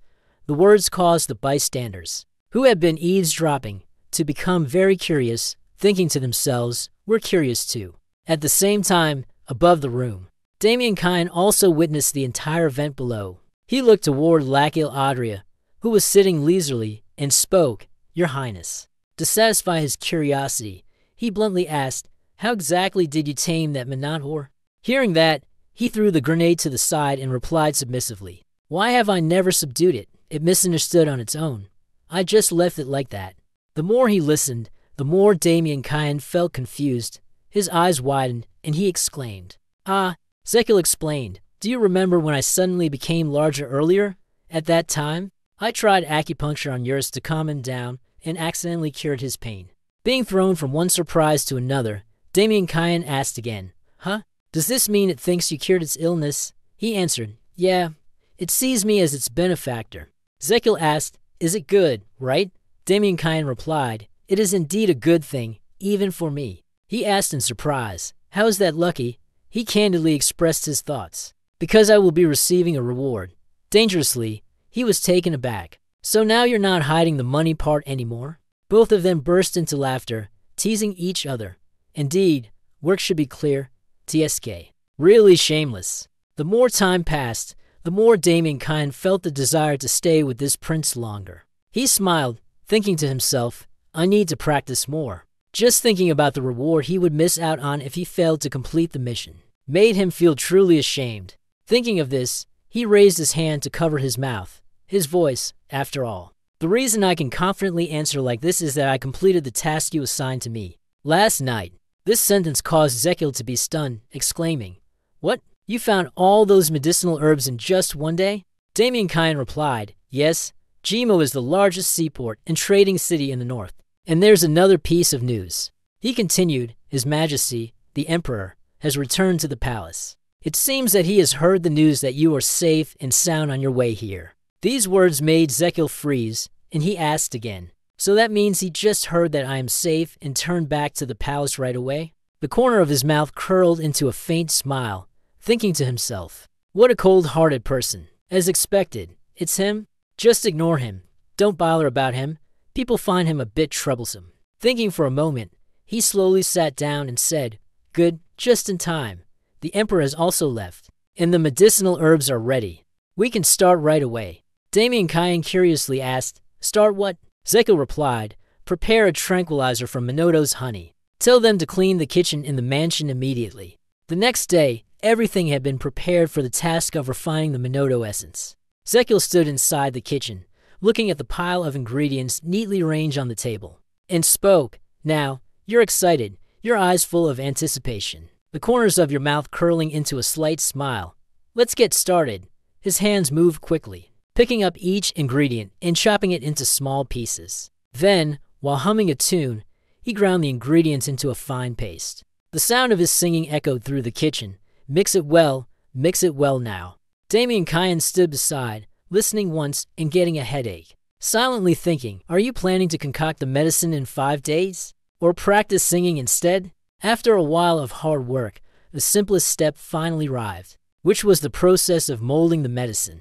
Zekel happily looked at the round pill in his hand, thinking to himself, the calming medicine made from Minoto honey is complete. Without hesitation, he tossed the pill directly into his mouth, a little regretful, but it was still best to test it. The system displayed a notification. Your internal organs are glowing brightly. Due to the gift from Minoto's nectar within your body, the heart was in extreme excitement, and the body was burning fiercely. He shouted loudly, power, power. I'm filled with power. Only the stomach clutched at the belly, sighing, why are these nourishing things so hard to eat? The system continued to display a notification. The internal organs have granted you 500 health. Current health, 1,500. Discover the medicine you personally concocted. Activating the component analysis feature of the alchemy skill. A quick information board appeared. Sedative medicine from Minoto's bile. Active ingredients, cholic acid, bilirubin, vitamin D, rhodophanicide, oleanolic acid, panicinin, coumarin, xamarin, kirin, laser H, AMAU, simifuzin, imperial, pill form, pill, spherical shape. The function and effectiveness of reducing calcium ion concentration, and so on. Skimming through the table in front of him, Zekel sighed inwardly, thinking, why is it so long?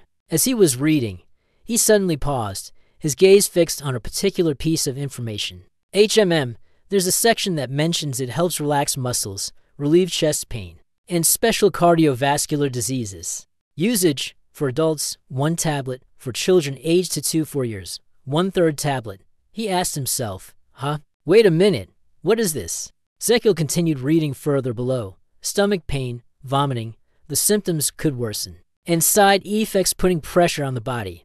Helps you sleep well and deeply without causing any side effects or addiction. He could hardly believe his eyes and exclaimed, this is crazy. At the same time, outside, Eurus was still lying comfortably on the soft green grass, enjoying the fresh air. Suddenly, a person hurriedly ran over, shouting loudly, Eurus? Hearing someone calling him, he sat up abruptly, turned his gaze in one direction, and exclaimed, the one who just arrived is none other than Zekel. He then asked, did you rest well? How do you feel today?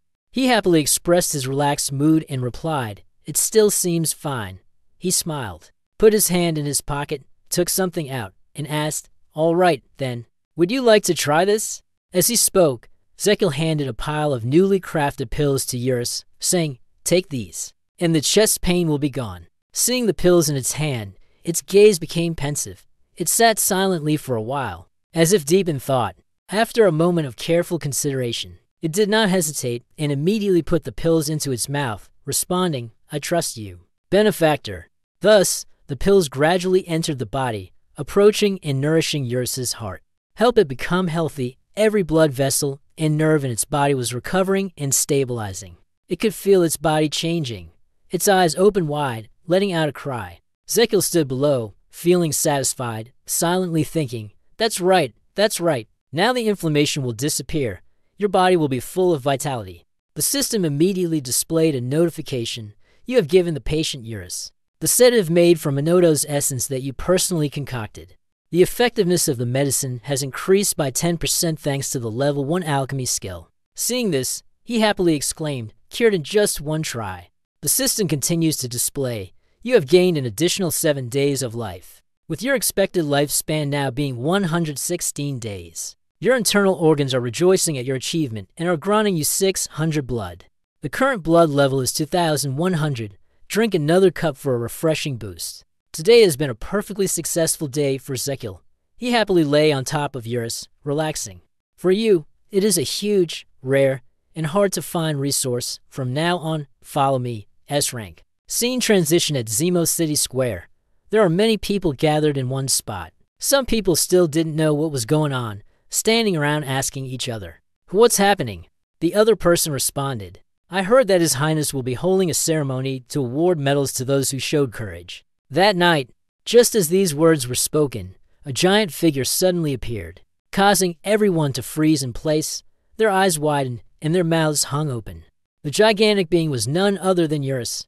On its shoulder, Zekil sat, waving his hand to greet everyone. A loud cheer rang out. The Crown Prince has arrived.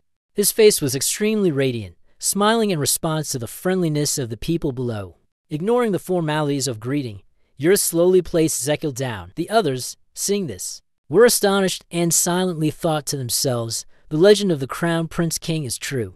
At the same time, Zekil was staring at the gem on the table, wondering, is this the gem of the Great Sound Defect? It's been a long time since I've been the center of attention like this. Ever since the battle with the two princes. Don't be afraid, Zekil reassured himself. Then, he gently reached out and touched the sound-absorbing sphere. Then he spoke loudly, addressing everyone. Damien Kane, MBABA, the other one. You fought bravely, never wavering in the face of the Minotaur's ferocity, to protect the bloodline of the royal family. As he spoke, Zekil reached into the folds of his robe. Therefore, in the name of the Crown Prince, I hereby acknowledge your merits. Having said that, he took out a box with a glowing pill inside, shouted loudly, and bestowed the pill upon you. Seeing this, everyone was stunned, frozen in place. The group exclaimed, "Oh!" Only the mayor would be extremely delighted, smiling with satisfaction. He looked down at him and thought to himself, the mayor is indeed a person with great skill in handling situations. He is a very valuable talent. To understand the events that took place, we must go back to days. While Zekil was lying down, relaxing, suddenly a person approached and spoke. You called for me, Your Highness? Seeing this person appear, he smiled happily and said, I have something I want to ask of you. You looked towards the idol. Jimmy continued, I was planning to organize a ceremony to award medals in order to promote the new medicine. He heard this and, surprised, asked, Is the award ceremony for promoting the new medicine? Zekil nodded and responded, That's right, because the previous incident had caused a lot of people to worry. Therefore, I want to take this opportunity to award medals to those who have protected me. At this point, he raised his hand and held up a pill, continuing, And I want to give this pill as a reward. Zekil explained the sedative made from Minoto honey that I had just concocted. Looking at that pill, Idol Jimmy was startled, his face filled with panic. Thinking to himself, what is this? Think. What does he want? After a moment of contemplation, he exclaimed, I understand now. However, before he could finish speaking, you interrupted him. I haven't finished talking yet. He continued, the type of medicine granted, along with the medal bearing the title of the Crown Prince. Just that alone would be enough to make all the nobles in the empire curious about this medicine. He happily added, this medicine. However, before he could say anything more, Idol Jimo put on a delighted expression, raised his hand to the sky, and shouted loudly, Wonderful. Truly a perfect promotional move, indeed the Crown Prince. We must organize the awarding ceremony in a grand manner. Only then can it be effectively promoted and sold at a high price. Finishing his sentence, Idol Jimmy immediately ran off. Give me to days. I have something urgent to take care of. Seeing his appearance, Zekil thought to himself, this guy will definitely notice as soon as I change something. Back to the present, he looked at him, giving a thumbs up, satisfied. I will never forget this favor. Thinking of this, he raised his hand to his mouth, cleared his throat, and then said, Tazil Adria Magentano, the Crown Prince of this empire. To express my deep gratitude for your courage and sacrifice, I have concocted this special medicine. Hearing that, Anis and Damien Kyan exchanged glances, silently thinking. It feels like this is not the main purpose. Zekil's voice continued to echo. You are brave warriors, the ones who fought against Minato. Therefore, you deserve to receive this special and powerful medicine, created from the nectar of Minoto. This made everyone become surprised fans, wondering if this was a good type of medicine. If it has been refined by Minoto. Zekil raised the pill high, further explaining its effects.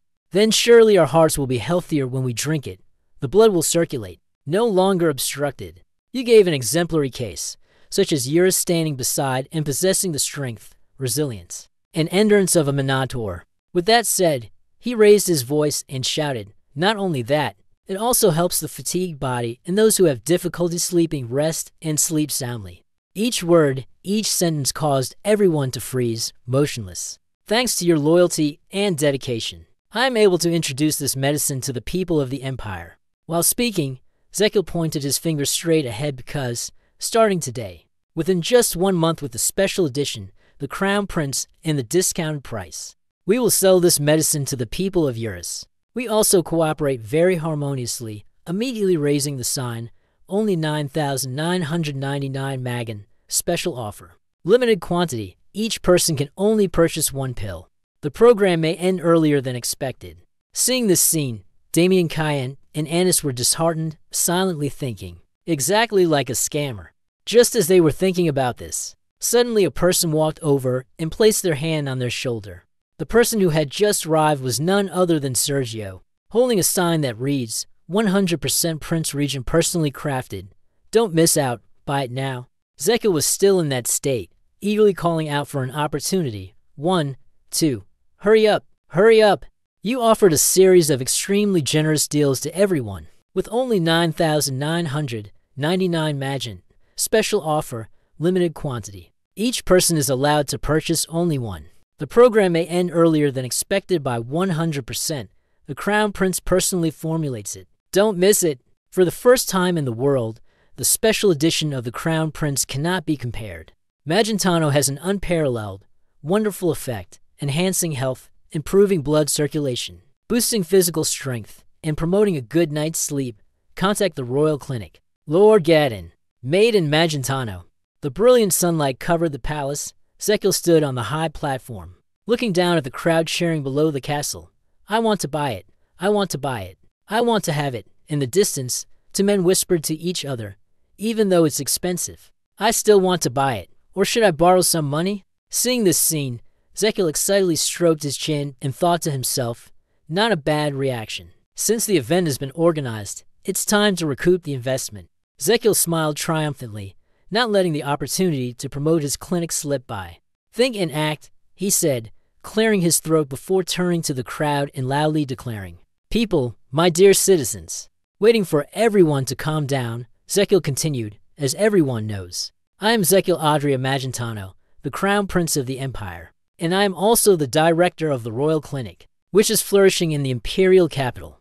Everyone glanced at each other in astonishment. Zekil paused for a moment, turned his head, and looked at the 3 people behind him. The expressions on everyone's faces were all speechless. Then they heard Zekil continue. On this special occasion, I would like to introduce a bit about my clinic. Damien, Cayenne, Anis, and Sergio had expressionless faces. In each person's hand is a billboard for the Magentano Royal Clinic Hospital. Anything you need, as long as it's necessary, come immediately for specialties in acupuncture, acupressure, and spinal adjustments. Treating obesity, specialists cure all types of diseases completely free of charge. The Royal Clinic specializes in internal and external medicine, treating all types of illnesses and rehabilitating functions. It operates every day of the week. Medical consultations are free of charge. Even yours is no exception. The large hand raised the advertisement board high and, with excitement, let out a roar. Orthopedic specialty. Come to the Royal Clinic, open 24/7, treating all kinds of diseases. Zekil continued to enthusiastically promote the Royal Clinic, which, although newly established, offers medical services in a completely new format. Next, he happily asked everyone, has anyone here ever heard of the Royal Clinic? The surroundings were so quiet that the sound of a needle falling to the ground could be heard. Suddenly, an elderly man and a young man raised their hands. I have heard of it before. And I have as well, Zekil smugly said. It turns out quite a few people know about it. Lucky me. Under Damien and Anis's scornful gazes, he continued muttering, since we've gone through the trouble of coming here, we must prove it, right? Then, Zekil happily said to everyone, I can't just advertise without substance, can I? As he spoke, Zekil thought to himself, it's time to release the prey. Zekil said excitedly, what is Zemo like? Is it the most bustling and beautiful commercial center of the North Sea, the heart of the empire. Right? Only when everyone is healthy can Zemo develop. What you said moved the audience to tears. The people were all deeply touched by your words. And as Jimmy develops, the empire will grow stronger. Zekiel bowed deeply, his expression sincere, and said, I hope everyone remains in good health. If anyone among those gathered here feels unwell, please step forward, even if it's just a slight ailment.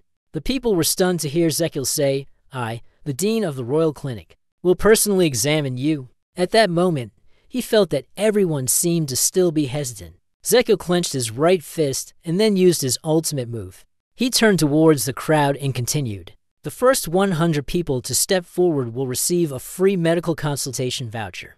Hearing that, Anis immediately retorted, Isn't it always free? Damien Kyan could only sigh. With one hand, Zekiel tightly gripped the glass orb, while his other hand was raised high into the sky as he excitedly shouted, First come. First served, let the game begin. As soon as they heard the word free, everyone rushed forward, fighting to secure a spot for themselves. Zekiel smiled smugly. Oh, my esteemed guests. Thinking of the scene where everyone competes with each other, the smile on Zekiel's face grew even brighter. No, the customers with lifespans. The people stood in line, neatly waiting for their turn. In front of Zekiel was an old woman. Please take this. You handed her a piece of paper, saying, Take this prescription to the Royal Clinic. I will prescribe the best medicine to improve your constitution. Next, the old woman also heard him say, Of course. The travel and accommodation expenses from here to the imperial capital will be fully covered. Of course, it's free. The old woman continuously nodded her head in gratitude toward Zekiel. Thank you, sir. After the old woman left, Zekiel clapped his hands excitedly, his voice brimming with joy. I've given out 100 free tickets. It's free now. Just 10% of that coming to the clinic would be more than enough, right? Contrary to Zekiel's excitement, there were at least 10 stunning patients, and Anis's face was dark with meaning. Free medical treatment. Additionally, the travel expenses to the imperial capital are covered. I wonder if I will be able to manage in the future. Zekiel continued to laugh carefree, asking, Anis, are you all right? Anis could only silently cry in her heart. The head of the guard said, We might have to sell off all our assets. Then, she heard Zekiel continuously imagining the bright future of the clinic. Now, over at Zemo. Certainly not. Who doesn't know about our clinic anymore? You even confidently claim that this is a strategic promotional investment with a 4-to-1 return. Damien Kyan stood guard to one side, looking at him with concern. It's been 9 hours already. Are you all right, sir? A moment later, Zekiel stretched. Oh, heavens. Suddenly he felt a sharp pain and grabbed his arm.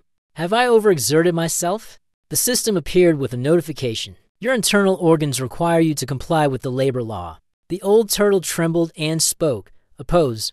Working continuously for 9 hours without rest. This person has gone crazy. Why is Gen also so angry, shouting like that?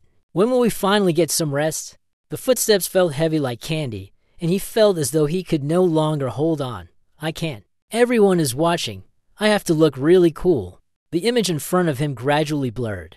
The panic-stricken faces of everyone appeared before him. He must not let them see this weak appearance. But in the end, he still couldn't hold on and collapsed to the ground. Damien Kyan immediately rushed over. Your Highness, Your Highness. Before everyone's greeting, are you all right? His Highness Zekiel trembled, forcing a smile to reassure them. But in his heart, he muttered, This weak body. Suddenly, a system notification appeared before him. You have diligently treated many patients in less than a day. The result is that you have been exhausted. Your image has caught the attention of the people of Jimmy. The sight of the exhausted crown prince collapsing after tirelessly treating the people deeply moved them. The people of Jimmy have felt your sincerity. They are incredibly grateful to you. Their admiration, gratitude, and praise have created a new strength for your medical abilities. The GP Great Doctor Point attendance system has been activated. Zekiel's voice still echoes in your ears. Your Highness, are you all right? But right now, you can only focus on the new skill. The GDP check-in is a type of reputation check-in. You will earn points by curing diseases, saving people, building a reputation in society, creating achievements that are recorded in history, or moving many people emotionally. You have received 101 GDP. The current GDP is 101. Zekiel thought to himself, roll call. It sounds good, but what is it used for? The system immediately responded. You can use GDP to purchase a free live voucher. The free live voucher is a type of discount coupon that can be purchased for 100 GDP per voucher. When using the token, the designated target will trust absolutely and forever in a lie of yours. Hearing this, Zekil chuckled in confusion. What the hell? Then, Zekil felt as if he were brimming with vitality again. A game hack system? He grabbed the hand extended in front of him. Then, Damien Kyan slowly pulled him up. At the moment, it is still the reminder from the system when using the ticket. You must specify the target. Each time, the ticket can only be used for one target.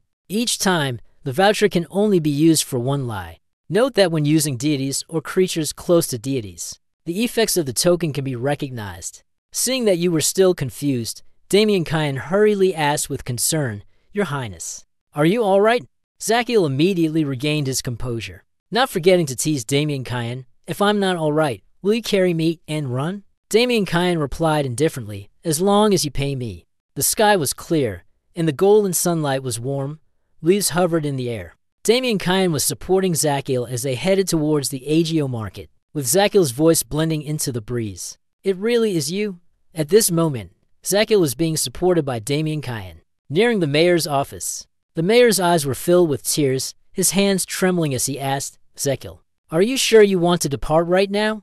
The prince, though seeing that Zakiel was still as cheerful as ever, couldn't help but feel anxious.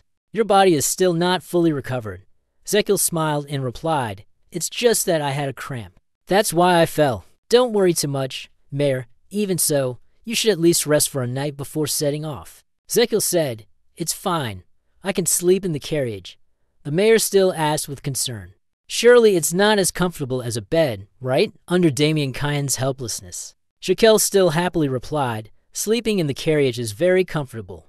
Shakel placed a hand on the mayor's shoulder, speaking in a formal tone. After all, I have received your wholehearted assistance during my time here. The award ceremony today was also a great success. The mayor responded emotionally, That is thanks to the efforts of your highness. Before Zakiel got into the carriage, she didn't forget to turn around and say, Whenever you have the chance, please visit the royal clinic, along with Lord Roberto. The mayor was surprised. Huh? The prince recalled the image of the elderly, emaciated, tearful, and snotty Mayor Roberto, and broke into a cold sweat. Fortunately, after that, Zakiel simply said, It's nothing. See you later. Zakiel stepped onto the carriage, not forgetting to turn his head and wave goodbye to everyone. The carriage gradually rolled out of the city at the imperial capital of Magentano. Everyone panicked as they looked at the scene before them. What the hell is that? This. A gigantic monster. Following the convoy, suddenly the sound of hurried footsteps was heard. As soon as the prince saw Eurus, the other person immediately flinched. Eurus gave a sharp glance and snorted at the person.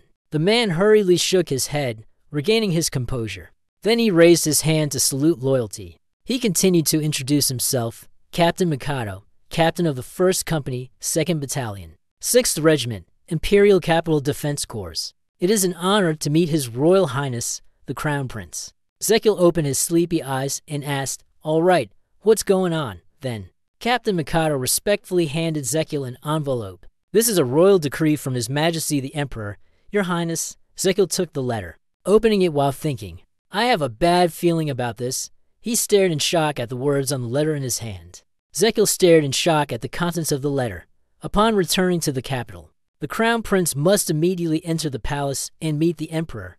He was stunned. What? Zakiel was putting the letter into his coat pocket as he said, He's not the kind of person to call me just to look at my face. If he asks me to do something strange or goes beyond the limits, you can happily think to yourself, I will use the free lying ticket. On a dark night in some palace. Zakiel bowed deeply, kneeling on one knee in the middle of the Crown Prince's palace. Zakiel Adriana Magentano, requesting an audience with His Majesty, the Emperor, the lawful ruler of this land. The Emperor sat on the throne, silent, quietly observing Zakiel. Zakiel knelt for so long that his legs started to tremble.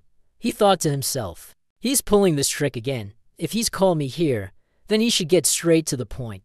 After a long while, the Emperor slowly spoke.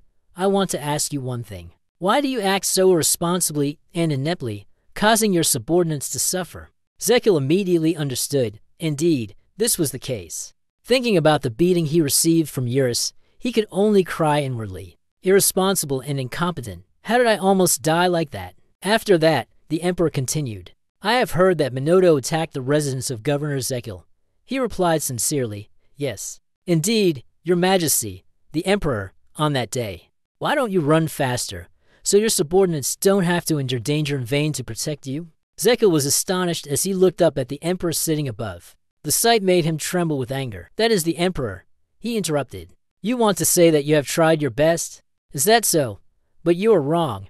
You should stay away from danger before it strikes. If you are aware of the importance of your position, then you must always be prepared for any situation. Zekil tried to suppress his anger, cursing inwardly. How should I have known in advance? Am I a fortune teller? The old man saw that he remained silent and did not answer. So the emperor furrowed his brows and asked, What are you thinking? Zekil bowed his head and replied, It's nothing. The emperor immediately became enraged. He pointed at Zekil and scolded. The consequence of that negligence is putting those who follow you in danger and difficulty. Zekil sulked, thinking that he didn't care about him at all. It was so unfair. In the silent palace, only the sound of the emperor's scolding could be heard. You are the one who will inherit my throne. Take care of it and lead it, to protect and take responsibility for the millions of citizens of the empire. Yet you allow a few dozen of your subordinates to fall into danger and difficulty? At this point, the emperor flew into a rage, slamming his fist down hard on the armrest. Along with the loud shout, How shameful!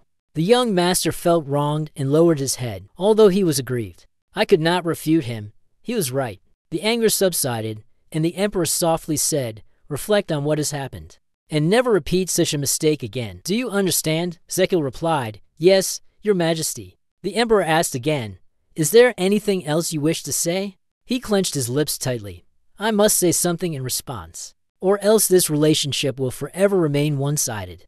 Thinking that, he quickly spoke up. Yes, your majesty. Please forgive my abruptness, but I wonder if your majesty has. Zekil continued, Have you quit smoking, as the divine advised before? The emperor immediately froze in shock. What? Zekil continued, No matter what his majesty gives up, he must definitely quit smoking. Only then can his majesty be healthy enough to manage the affairs of the state. The emperor gritted his teeth and listened to Zekil's lecture. As his majesty had just mentioned, it was his majesty who was taking care of, guiding, and protecting millions of the empire's citizens after saying what he wanted to say. Zekil was satisfied, thinking to himself, How about that, old man? The emperor was puzzled, stroking his beard. That matter. Zekil tried to express his loyalty to him. Therefore, your majesty must quit smoking. Your majesty's health is the peace of the royal family. This is not an empty statement. In fact, after Zekil's death, the emperor suffered a stroke due to excessive smoking and stress. I must make him stop using the poison, so that the empire will not be dragged into the upcoming war and to avoid following in my father's footsteps. After a brief moment of confusion, the emperor smiled and leaned back. He crossed his arms and said, Since that day, the day you dared to lecture me, he said sternly, I have stopped using the medicine. Zekil was surprised. Is that so? Did you hear that? The emperor replied. Do you have anything else to say? Zekil trembled as he stood up. No, the deity requests permission to withdraw. The emperor slowly walked towards him. By the way, Astel immediately advised him not to casually eat the food of legendary beasts, even if it contained magic. He awkwardly clenched his fist, covered his mouth, turned his head to the side, and coughed a few times. Surely, it will not be good for your health. The cold night wind blew through the window. Emperor Astel sat on the throne, silent, without a sound. He laughed. Are you that worried about me? Suddenly, the emperor spoke up and asked, What about the new medicine that my son has concocted? The person respectfully replied, As your majesty has instructed. We have mobilized all the royal intelligence forces to spread the news about the tranquilizer, made from Manat Astelian's honey. Turning around, the emperor asked, What are the results? The anonymous person continued to report. Even the nobility in the farthest regions of the empire will come to know about the tranquilizer, made from Minot's honey. The emperor immediately became happy. Very good, very good. In the quiet late night, the moonlight illuminated the entire sky. The sound of footsteps echoed clearly. Damien watched Zekil's actions, confused, and asked, What are you doing? Zekil counted. Biehi had arrived. A man, at the fastest speed, rushed forward, tears and snot dripping down, crying, whining, calling Zekiel helplessly, comforting him. Then, as if seeing something disgusting, he quickly shouted, "Wait a minute."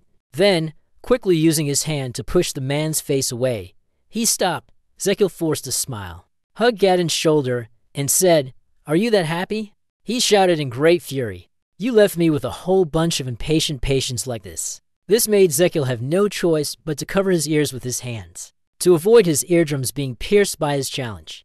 He hurriedly reassured, "I will prescribe a medicine for you later. Thank you for taking care of the clinic while I was away." Gadon sobbed and replied, "It's nothing. I am fine, Your Majesty." Looking at the haggard face of the doctor, Zekiel said, "Fine? You look completely worn out." In the quiet of the late night, only the sound of their conversation could be heard. "Zekiel, by the way, have you heard the story in Demo?" Gadon, "Yes, Your Highness." "I am quite surprised." Zekiel slung his arm around Gadon's shoulder, turned his face back, and said sincerely, "So, do you know what? You will be even more surprised." Suddenly, Eurus appeared out of nowhere and shouted loudly, startling the doctor. Zekiel reluctantly praised him. "Your acting skills have improved. You've heard the rumors that I brought it back, haven't you?" Gadon replied with a smile, "I've improved a little, so what?" Damien Kine helplessly watched the two people walking ahead. What's going on again? This clinic is full of strange individuals. Zekiel and Gadon continued walking while chatting happily. Zekiel asked, "Is there anything else?" Gadon replied, "Since yesterday, we've received some strange requests." You curiously asked again, "Strange requests?" Gadon replied, "They want to buy a type of medicine that we don't have." Gadon led Lakiel Adria and Damien Kine into a room. Looking at the thick piles of paper in front of him, he was extremely astonished. "All these letters are requests to purchase tranquilizers. Why?" Gadon hurriedly replied, "Yes. Even the servants sent from noble families are lining up to buy the medicine."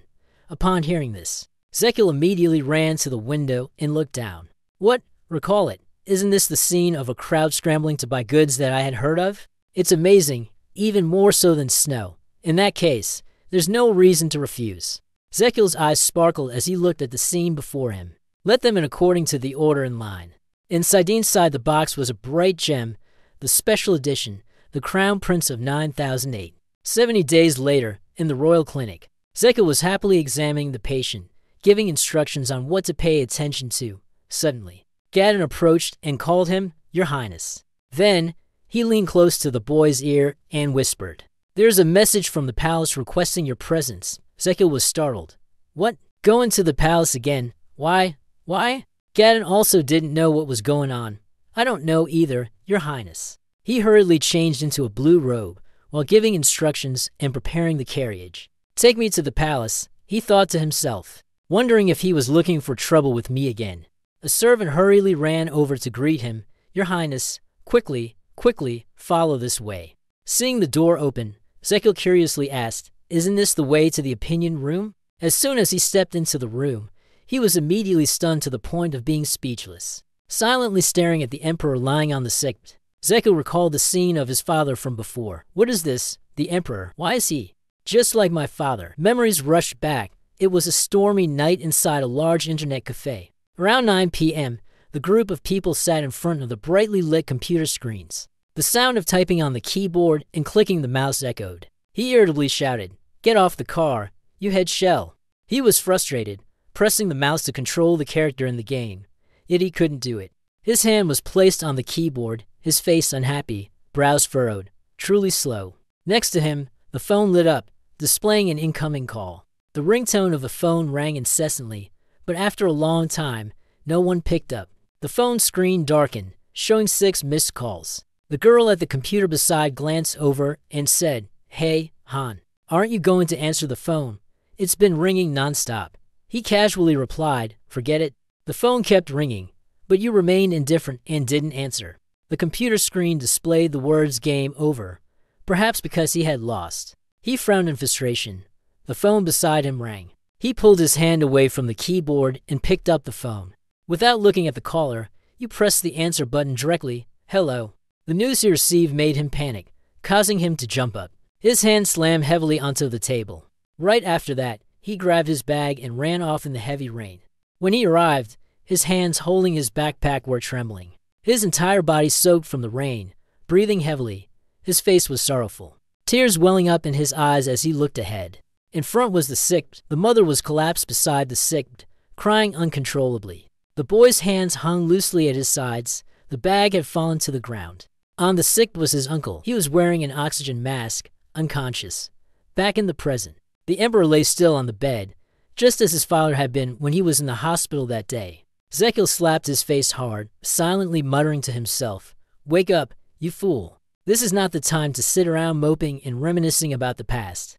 He touched his chin, observing the emperor's situation to see what was going on. A stroke. Central position. The muscles on the emperor's face twitched slightly. Zekil silently commented. Both the muscles and the neural signals controlling them were disrupted. The crown prince turned to ask, "What happened?" The head of the guard stepped forward. "I can answer that question, Your Highness." He gestured with his hand, and a royal physician wearing glasses stepped forward. Introducing Baro, the royal physician of His Majesty the Emperor, respectfully requesting an audience with His Highness the Crown Prince. Zekil turned his body fully towards the imperial physician and asked seriously, "How long has His Majesty been unconscious?" Baro hesitated and replied, "About one night." He secretly flinched when he heard the answer. "What, all night?" The withered flower on one side signaled an ominous omen. The crown prince continued to ask, "What is the cause?" The wind gently stirred, carrying with it the dry, withered petals that fell to the ground. The imperial physician hesitated before replying, "Last night, after dinner." His Majesty appeared to be unusually drunk. Zekil crossed his arms in front of his chest, asking in a drunken haze, "Unusual? What do you mean?" Recalling the situation of the emperor last night, the head of the royal guards reported, after just one glass of wine, his tongue began to slur, and he started to stumble as he walked. Seeing the signs of instability, I advised him to rest early. But this morning, when the deity arrived, he turned back to look at his father and continued asking, "So, was he like this?" Zekil clenched his fist, his hand trembling. She thought to herself, "This is a typical symptom of a stroke." Looking at the imperial doctor's name, he silently blamed him. The goldener had been missed because of this person's poor treatment. The imperial doctor lowered his head anxiously, not knowing when he would be reprimanded. Zekil turned away, no longer looking at the imperial physician. He gazed at the emperor lying on the bed, lost in thought. It was no problem that the emperor had quit smoking and took great care of his health. So why had he ended up like this? Suddenly, he jolted with worry, realizing it was no different from the events with the demon sword emperor. Zekil thought to himself, of course, even if the emperor passes away, things won't unfold like in the stories. It's not as if the two princes will become emperors. But that is something I absolutely do not want. Thinking of the pile of memorials stacked up, needing to be read and approved, he came to the conclusion the position of the emperor is not a leisurely one. Zekil seemed to see himself becoming emaciated, worn out, with a lifespan of less than 200 days. I cannot bear such a mountain of work. Thinking of this, he suddenly came to his senses. If the emperor dies, I will die too. Zekil focused, using his energy to assess the emperor's situation. The most important thing is to find out the cause of the stroke. He closed his eyes and placed his hand on the old man's body, hoping it wasn't a brain hemorrhage. He used his medical knowledge to analyze. Strokes are divided into two main types. One is a hemorrhagic stroke, caused by the rupture of a brain blood vessel, and the other is an ischemic stroke, which occurs when a blood vessel is blocked by a clot or atherosclerosis, leading to a lack of blood and oxygen in the brain. Which one has a higher mortality rate? He gritted his teeth, sweat dripping down, and said, "Stroke. Hemorrhagic stroke is more dangerous." He tried his best, silently praying, "Please, please." Immediately after, he opened his eyes wide, as if he had discovered the cause of the stroke. Zekil concluded, anterior and posterior cerebellar artery infarctions. Each blood cell became visible. So, it was an ischemic stroke. He silently felt fortunate. Maybe there is no hemorrhagic area. In that case, he will be paralyzed, have dysfunction, and lose the ability to coordinate movements. Without stopping, Zekil's energy flowed throughout the emperor's body. He murmured to himself, "Now I need to find which blood vessel is blocked. Only then can I assess the recovery potential and treatment direction." Zekil suddenly froze. What is this? Inside, the red blood cells were strangely obstructed. This was not a natural blood clot. Why?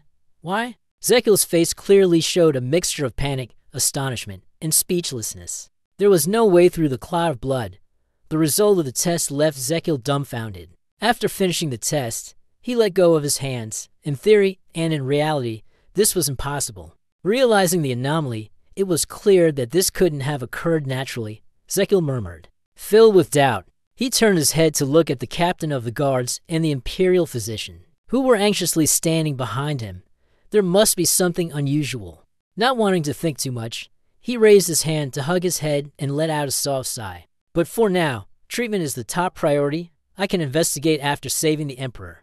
You can't think like that. It's not safe here. He turned to the other two and said, We must take him back to the clinic for intensive treatment. Just as he finished speaking, the door opened. A priest holding a crucifix entered and prayed, May the Lord bless everyone. The head of the guard spoke joyfully. The archbishop, a priest dressed in a yellow robe, wearing a hat and holding a religious staff, radiated a brilliant light. He placed his hand on his chest and introduced himself, Archbishop Bertona. I am honored to meet His Highness, Crown Prince Zakil. Zakil also greeted him in return. I am Zakil Adria Magentano. The Crown Prince, have you come here to treat His Majesty? The Archbishop replied, Yes, Your Highness. He explained that his purpose for coming to the deity was because he sensed someone in need of his prayers. But the deity did not expect it to be His Majesty. The situation seemed very serious. Let's get started right away. Spelling and description are accurate, with minimal changes needed for flow and clarity. The Archbishop raised his hand to his mouth and recited a prayer. Golden energy radiated outward. The divine golden light blazed out, blinding to the eyes, causing Zekil to raise his hand to shield them. Yes, this morning it gently covered the Emperor. Suddenly, the system notified, activating the feature to scan meridians. With the support of the system, he saw the cells that had been damaged, as if revived under the influence of the energy from the Archbishop. He was astonished and raised his hand to examine the cells that were regenerating. The Archbishop tried to use golden spiritual power to intervene inside. Seeing the green planets appear on the Emperor's forehead, absorbing the impurities, Zekil exclaimed, The cells are regenerating. He covered his mouth in surprise. Normally, brain cells, once the brain is damaged, are almost impossible to regenerate. You hold on to a small hope. Archbishop Betona is still focused on performing the ritual. Perhaps we can save him? Zekil clasped his hands together in prayer. Please, please. A moment later, the ritual was completed, and the golden energy surrounding Betona vanished. As soon as the task was finished, he collapsed, his body trembling and gasping for breath. He trembled and turned to Zekil. Your Highness, it is finished. Zekil anxiously looked at the bishop and replied, You have worked hard. You extended your hand to check the condition of the Emperor. Zekil closed his eyes and used his inner observation skill. The blood clot had not yet been removed. It was still blocking the blood vessels. It was essential to completely eliminate it, otherwise. Therefore, even if the brain cells are restored, they will die again. He seriously looked at the blood clot. Zekil seemed to merge with the cells, trying to find a way to resolve the feeling within himself. The blood clot was blocking the blood vessels. There, he made a firm decision, silently telling himself. The gaze was determined yet somewhat hesitant, for it could take the Emperor's life. I must eliminate it first. That is the top priority. Pull your hand back. You crossed your arms, thinking of a solution. What should I do now? The most frightening thing at this moment is the injury, the need for blood replenishment. The knowledge learned about reperfusion injury appeared in his mind. Reperfusion injury is a phenomenon where cells and tissues are further damaged when blood flow returns to an ischemic area caused by a blockage in blood vessels. However, he was also worried, although normally, blood replenishment would help with recovery when blood replenishment-related injuries occurred. This is a difficult problem that requires an absolute solution. The affected area will suffer irreparable damage. Thinking of this, he subconsciously sighed, feeling helpless. Suddenly, as if he had thought of something, Zekil slapped his hand and turned his head to shout, Knight Roberto, call the royal mage here. Roberto was startled, not understanding, and asked again, Do you want to be called Janitas? Zekil walked over, remembering what the prince had done earlier. He was startled and panicked. Could it be that he's sweating profusely because he's afraid you might do something crazy? Are you planning to use lightning to treat His Majesty? He decisively replied, No. Roberto immediately breathed a sigh of relief. Immediately after that, Zekil declared boldly, I will freeze him. Roberto panicked and shouted loudly. What? His shout was powerful, resounding throughout the entire hall.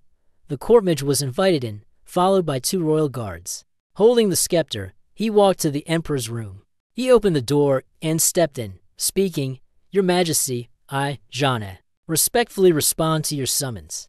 In front of him was the emperor lying on the bed, and the 3 people, grinning like hungry wolves, had been waiting for their prey for a long time.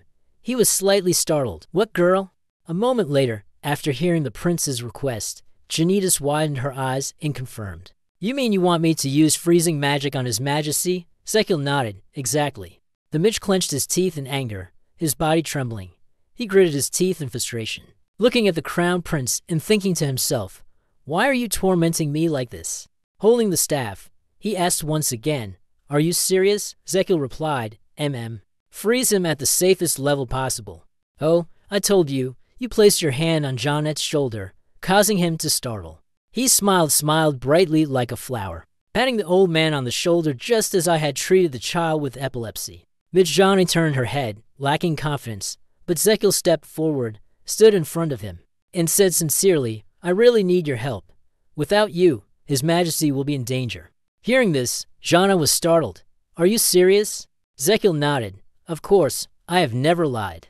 The imperial palace mage thought to himself, although it is difficult, it is not impossible. However, if His Majesty the Emperor were to meet with any misfortune, thinking of a few things, he glanced at the crown prince beside him.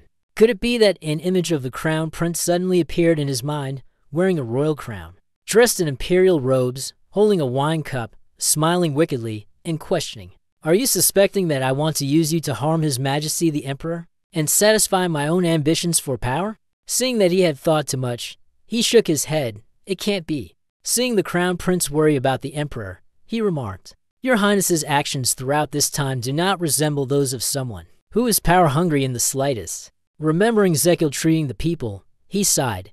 He never prepared for political power, instead focusing solely on treating patients in the royal clinic. Thinking back, his actions were truly strange. Finally, he silently drew a conclusion. Therefore, we can trust this strange order from His Highness. Immediately after, he spoke aloud. Yes, Your Highness. Zekil was satisfied. Very good. Thank you for trusting me, he thought to himself. Now I can begin the treatment. He turned his head and called the spiky-tailed kid. A creature that looked like a cute hedgehog ran over upon hearing the call. It jumped onto Zekil's shoulder. He smiled and asked, What do you mean? Can I borrow your thorns again today? The spiky-tailed brat gave a thumbs up, signaling his agreement. At the same time, immediately shoot the spikes at Zekil. Holding the spines of the hedgehog and a large yellow pill, he silently thought, Everything is ready. He glanced at the person resting in the corner. Oh, one more thing, the perfect blessing spell. The archbishop was sitting in the chair, still gasping for breath and trembling all over. Seeing the figure approaching, he lifted his head. Zekil respectfully said, I have a question I wish to ask His Excellency, the Archbishop. He replied, Yes, Your Highness. You asked about the blessing spell that you just used, and whether you can use it again in 3 to 4 hours? Archbishop Bertona slightly bowed and apologized. I'm truly sorry, Your Highness. But that is impossible. This left the other 4 people in the room stunned. Zekil calmly asked, Why is that? Mr. Bertona explained. Because the blessing spell can only be used once a month. Upon receiving an answer, you hugged your face and gritted your teeth. If only I had known earlier, I would have saved up and regained my composure. You continue asking, I have one more question. Can I learn the blessing spell? Zekil thought to himself. Although it's hard to learn, once mastered, it would be very useful. Combining medical skills with blessing magic will help us easily receive more bonus lifespan points. You fantasize about the system granting additional lifespan by the year. Hearing that, the Archbishop clasped his hands together and said, What you mean is that I have been resurrected. He eagerly asked, Do you wish to convert? Seeing him like that, Zekil widened his eyes, not understanding what he meant. He immediately grabbed Zekil's hand, his eyes sparkling. That's a good question, Your Majesty. In fact, faith is not something so distant. He paled slightly, pointing to himself as if to confirm that the man was talking about him. Even for those with noble blood like you, it is the same, the Archbishop continued endlessly. The blessing magic may sound profound and hard to reach, but in reality, He extended his hand and joyfully shouted, "It is for everyone." Having said that, he clasped his hands and placed them on his chest. As long as there is a sincere heart and the will to practice. He began to impart his teachings. Stay away from women. Do not engage in physical relations. Not even holding hands. Do not speak to them. Do not look into their eyes for more than 3 seconds. Do not stay in the same place with them for more than 3 minutes. Do not breathe the same air. Hearing these conversion demands, Zekil was stunned. Botona continued, "Offer all your love and care to the faith." Hearing this, both Zekil and the 4 close aides seemed petrified. "Just accomplishing that in 35 is enough, Your Highness." But Botona still remained immersed in joy. "Transmit the teachings, Your Highness." "Just 35, isn't that too short a time for such faith? Once done, you will receive the blessings of the final blessing spell." He looked at the prince with shining eyes, eagerly awaiting the conclusion. "So, how is it? Easy, right?" He sighed, turned around, and left, leaving the archbishop frozen behind him. He turned back, commanding his 4 loyal ministers to begin the treatment. Behind the door to the emperor's chamber, Zekil helped the emperor sit up. He was lost in thought, considering methods of treatment to prevent the recurrence of blood replenishment damage. The key was to slow down the body's metabolism rate. Then, he turned and nodded to signal the Manhwa. In his mind, he continued to analyze. In this way, sudden changes in the cells will be reduced, and tissue damage caused by ischemia will be minimized. The most effective way to do this is to lower the body temperature within a safe range. The palace mage held the staff and began casting a spell. Blue magic spread out, and the surrounding temperature dropped, according to Zekil's analysis. This is called hypothermic therapy. You were always by my side, observing and analyzing the situation. The metabolism of the entire body slowed down as the body temperature dropped. The emperor's body temperature dropped to freezing point, his heartbeat slowed, and his breathing became shallow. Seeing this, he clenched his fist, readying himself. Zekil signaled the wizard to stop, keeping it as it was. When the mage focused his mind to control his magic, he turned around, preparing beside the emperor's bed. The serving cart had already placed the spines of the little spiny-tailed creature, and a bowl of golden medicine. The round pill had previously been diluted by Lakil Adria. Did he think the sedative made from Minota's honey had been diluted beforehand? Be careful when administering the medicine to the emperor. This will aid in the dissolution of the clot from now on. Understood. Please provide the text you would like translated, and I will provide the English translation accordingly. Thanks to the system's vision, he could feel the blood clot beginning to dissolve. He focused his mind and told himself, "I must act quickly, or there will be other side effects."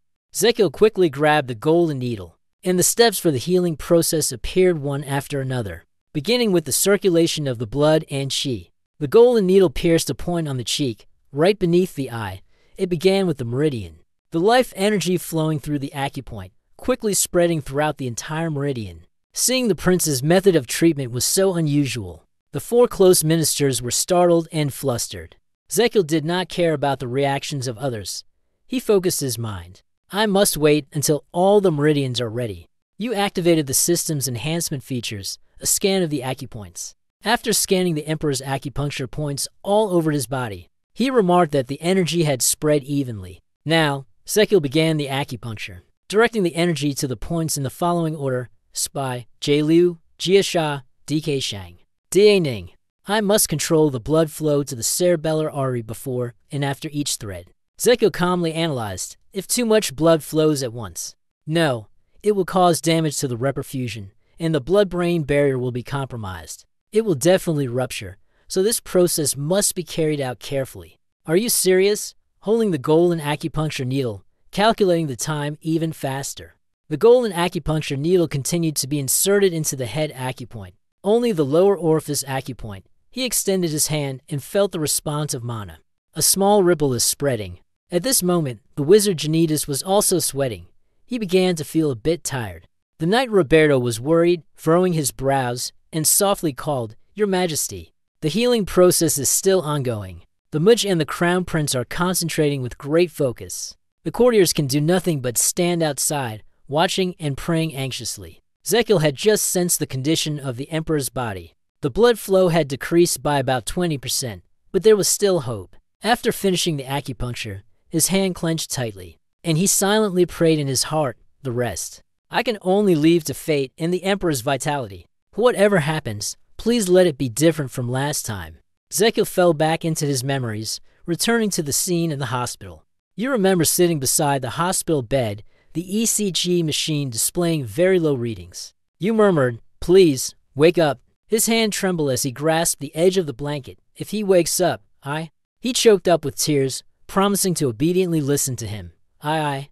Before she could finish her sentence, the electrocardiogram displayed flatline readings. The patient had passed away. His hand hung down. Despite my earnest prayers, you sank into despair, collapsing beside the bed, crying out loud, but in the end, he still could not open his eyes. The day of the funeral, tears seemed to turn into rain. The cold hand, the chest holding the box containing the ashes. The youth longed, if only I could hold your warm hand once more, just once, even for a moment. Back to reality, there was a soft whisper by his ear. He had fallen asleep, eyes closed, eyes open. Waking up, feeling the warmth in his hand, he glanced at Zekiel, suddenly wide awake. His inner voice screamed, "He's awake." On the bed, the Emperor had woken up. He smiled gently. Is the sun really a sun? Glancing at the basin of water and the towel draped beside the bed, he said, "My son, Zekiel, thank you." Zekiel bit his lip, thinking to himself, "But I am not your son. Did you instruct the Emperor properly? Don't try to speak, just rest." Upon hearing this, the Emperor nodded and closed his eyes to rest. Zekiel frowned, turned his head, and couldn't help but think to himself, "I can't take this anymore." You said, "I'm going outside for a while." He silently left, walking down the palace corridor. Painful memories surged back, and he recalled that rainy day. Blaming himself inwardly, if only I had received the news sooner that day. In the silent palace corridor, he kept making hypotheses. Suddenly, it started to rain outside. Zekiel stopped in front of a glass window, gazing at the rain curtain outside, deep in thought. If I had arrived on time that day. Today is also a rainy day, he thought to himself. But Zekiel clenched his fist, placed it on the wall, and leaned his head on his arm. This time, I haven't arrived too late. The suppressed emotions felt like finding a place to release them. Zekiel's tears fell like the rain outside. He sniffled, "I'm sorry." Crying for a long time, he sat down by the window. Outside, the rain kept drizzling. He shook his head and silently thought, "No, do not wake up, Hanley." He clenched his fist, regaining his determination. This was not the time to be sad. If he lost his composure like this, everything will go wrong. I have just overcome a major challenge, and there are still many difficulties ahead. However, there is no guarantee that there will be no complications. Zekiel closed his eyes, touched his chin, and began to plan the treatment. I also need to devise a rehabilitation plan for him, depending on the extent of the aftereffects. Just hold on for one more month, and I will be able to use the blessing spell to completely cure him. Suddenly, the system displayed a notification. You have treated the patient with hypothermia therapy, precise acupuncture, Minoto honey sedative medicine, and dedicated care. Zekiel stared in surprise at the notification on the system. Astelion Testarossa Magentano has overcome the critical condition and is on the path to recovery. A miracle never before seen in history is being repeated. During the treatment process, you were the first among the 6 Larezer territories to introduce the concept of blood regeneration injury. You have left a significant mark in the history of medicine across the 6 Larezer territories. The system confirms that the concept of damage caused by revascularization, as proposed by you, will be recorded in the medical textbooks of future generations. Medical students will cry, suffer from headaches, and lament as they prepare for exams. I wonder who was the first to discover this. Future medical students will curse you for the ever-expanding scope of the exams. The system notification kept ringing. You received attendance, and the accumulated experience points increased, along with a free lying voucher. You receive 121 GDP. The current GDP is to 122. The number of free lies that can be used is 2. He smiled contentedly, thinking to himself, to start tickets. What an unexpected reward. The chief bodyguard beside the Emperor stepped forward and spoke. Your Highness, Your Highness. You have saved His Majesty and the royal physician Passaro. I bow my head in shame for this matter. I have realized how incompetent I am as a doctor. I was too complacent and self-conceited. Zekiel casually replied, So you've realized it now? The imperial physician became even more confused and embarrassed. Yes, Your Highness. He coldly stood up. then you should also recognize your responsibilities. This sentence startled the imperial physician for a moment. Zekil patted Passaro on the shoulder. When His Majesty was on the brink of death, you couldn't even determine the cause, and is also unable to provide the appropriate treatment and handling methods. He said that, then turned his back on him. I said, "Is that wrong, imperial physician?" I stammered those words. Zekil walked. "So what should you do? Do you have to take responsibility?" The imperial physician was frantic and anxious. He turned around and made a phone call. H.A. Zekil, not wanting to listen, did not turn his head. "Just raise your hand. Don't justify yourself anymore. You should reflect on yourself. From today onwards, I will personally take care of His Majesty." The imperial Dr. Passaro's face turned pale, and he broke out in cold sweat. As a doctor, I silently commented, "This imperial doctor is truly incompetent." Taking a few steps forward, he turned back to instruct the head of the palace guards, "Make sure that the news about His Majesty's health does not leak out. Now, everyone, please leave. His Majesty needs complete rest." The palace guards and the imperial physician both replied, "Yes, Your Majesty." Seeing the two leave, he pondered in his heart, "I cannot trust him, neither in terms of his abilities nor in other respects." The next morning, the warm sunlight streamed through the window, casting light into the room. Zekil had been keeping watch by the emperor's bed the entire night, so exhausted that he fell asleep. But then the sound of a phone call rang out, and the head of the guards entered, softly calling, "Your Highness, the Crown Prince has awakened." He rubbed his eyes and asked, "What's going on?" The captain of the guards raised his hand to his chest, bowed, and reported on the matter that His Highness had instructed him about yesterday. The Crown Prince raised his head. "Have you silenced everyone in the palace?" The guard replied, "Of course, Your Highness has instructed that it be outside. Please say that His Majesty has a severe cold and is resting." Stretching his muscles, Zekil asked, "How many people know the truth?" The other person replied, "Only you, Lord God, and those who were present at that time." The Crown Prince praised, "Well done, you have worked hard. But it seems like you have something else to report." The chief guard scratched his head. "The envoy from the Angoma Kingdom arrived early this morning, requesting an audience with His Majesty." Hearing this, Zekil Hell stood up abruptly and forcefully, causing the chair he had been sitting on to fall to the ground with a loud crash. Remembering the treacherous character in the story, his image appeared. "You are worried, somewhat panicked, and asked the Angoma envoy again." The Angoma Kingdom, although having a short history of only about 155 years, is rising as a new powerhouse full of potential. A few years later, they will launch a war to eradicate the Magentana royal family, and the kingdom of Magentana will collapse under the Angoma dynasty. Zekil stood in front of Australia's Sigd.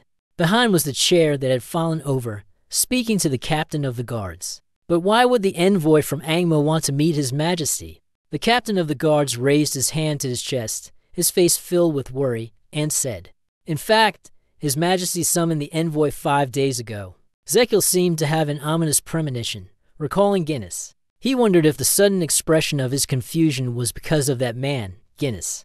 The captain of the guards explained, "He wants to hold him accountable for not being able to control Minato." Zekil asked again, causing confusion.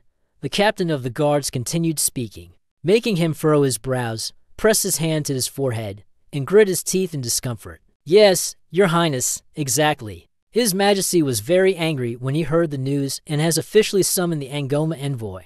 To question them, Zekil's face darkened, his voice icy. Today is the day of the meeting. The head of the guards had a worried expression, his voice hesitating. Perhaps we should apologize to the envoy and let him return. Zekil suddenly widened his eyes and said, "Let him return?" The captain of the guards was flustered, sweating, and said, "Then let's tell him exactly what was announced, that His Majesty is resting due to a cold." He was listening to him speak while glancing toward the Sigd. He had gone to the trouble of summoning the envoy. Yet was he going to let him leave just like that? Zekil lifted the chair, his mind deep in thought. If he is allowed to return today, it will be very difficult to focus again. Moreover, if the meeting is cancelled because of a cold, the other side will surely be suspicious. He sat in the chair, saying nothing, lost in thought. They could guess that the emperor was facing health issues. And we are talking about a potential enemy who could wage war against us in the coming years. He gently tapped his fingers on the chair, silently contemplating. "No," he spoke up, breaking the silence, "I will meet him." The captain of the guards raised his hand to cover his mouth, unable to believe it, exclaiming, "Yes, Zekil." His gaze became serious as he said, "I will attend the meeting on behalf of His Majesty in my own way." Benjamin sat in front of a table with a thick stack of documents, some cookies, and a teapot. In his hand, he held a hot cup of tea. He brought the teacup to his lips, savoring the still hot taste of the tea. His face relaxed as if he were savoring it. His hand still holding the teacup near the face of Count Benjamin, the envoy of the Angoma kingdom. His face suddenly became sullen as he gritted his teeth. He thought, "That shameless merchant made me travel all the way here." He furrowed his brows in contemplation, recalling an explosion. His hand slammed the teacup onto the table. If the crown prince had been killed in that incident, perhaps a war would have already broken out. This meeting will surely not be easy. Benjamin reached into his robe and pulled something out. But who am I, after all? I'm Benjamin, a diplomatic expert. From his pocket, he took out the cards, holding one card in his hand. He used the other hand to present the card with a shield inside, which featured the image of a rose.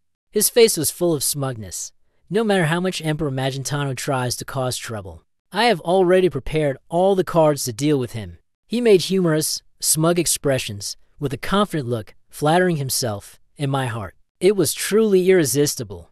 Benjamin's eyes gleamed with fiery brilliance as he curled his lips into a smile. "Greeting, Emperor Magentano." Zekil entered and said, "I'm a little late. Have you been waiting long?" Benjamin bowed and performed a salute, didn't he? He raised his head and looked towards the door, where Zekil stepped in with pride. He was confused and thought, the crown prince, the emperor's heir. Benjamin's face stiffened, and he forced a smile onto his face. With his hands placed in front of his chest, he spoke, "Oh, Count Benjamin, the ambassador of the Angoma kingdom. It is an honor to meet His Highness, the crown prince." Zekil's stern gaze made Benjamin tread carefully. Meanwhile, the young man reminded himself that he was clueless when it came to diplomacy. "I can only do two things. First of all, do not show arrogance in front of experts."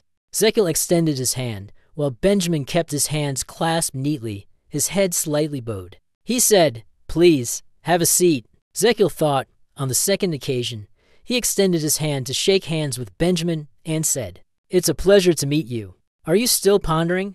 Pull him into my area of expertise and take control."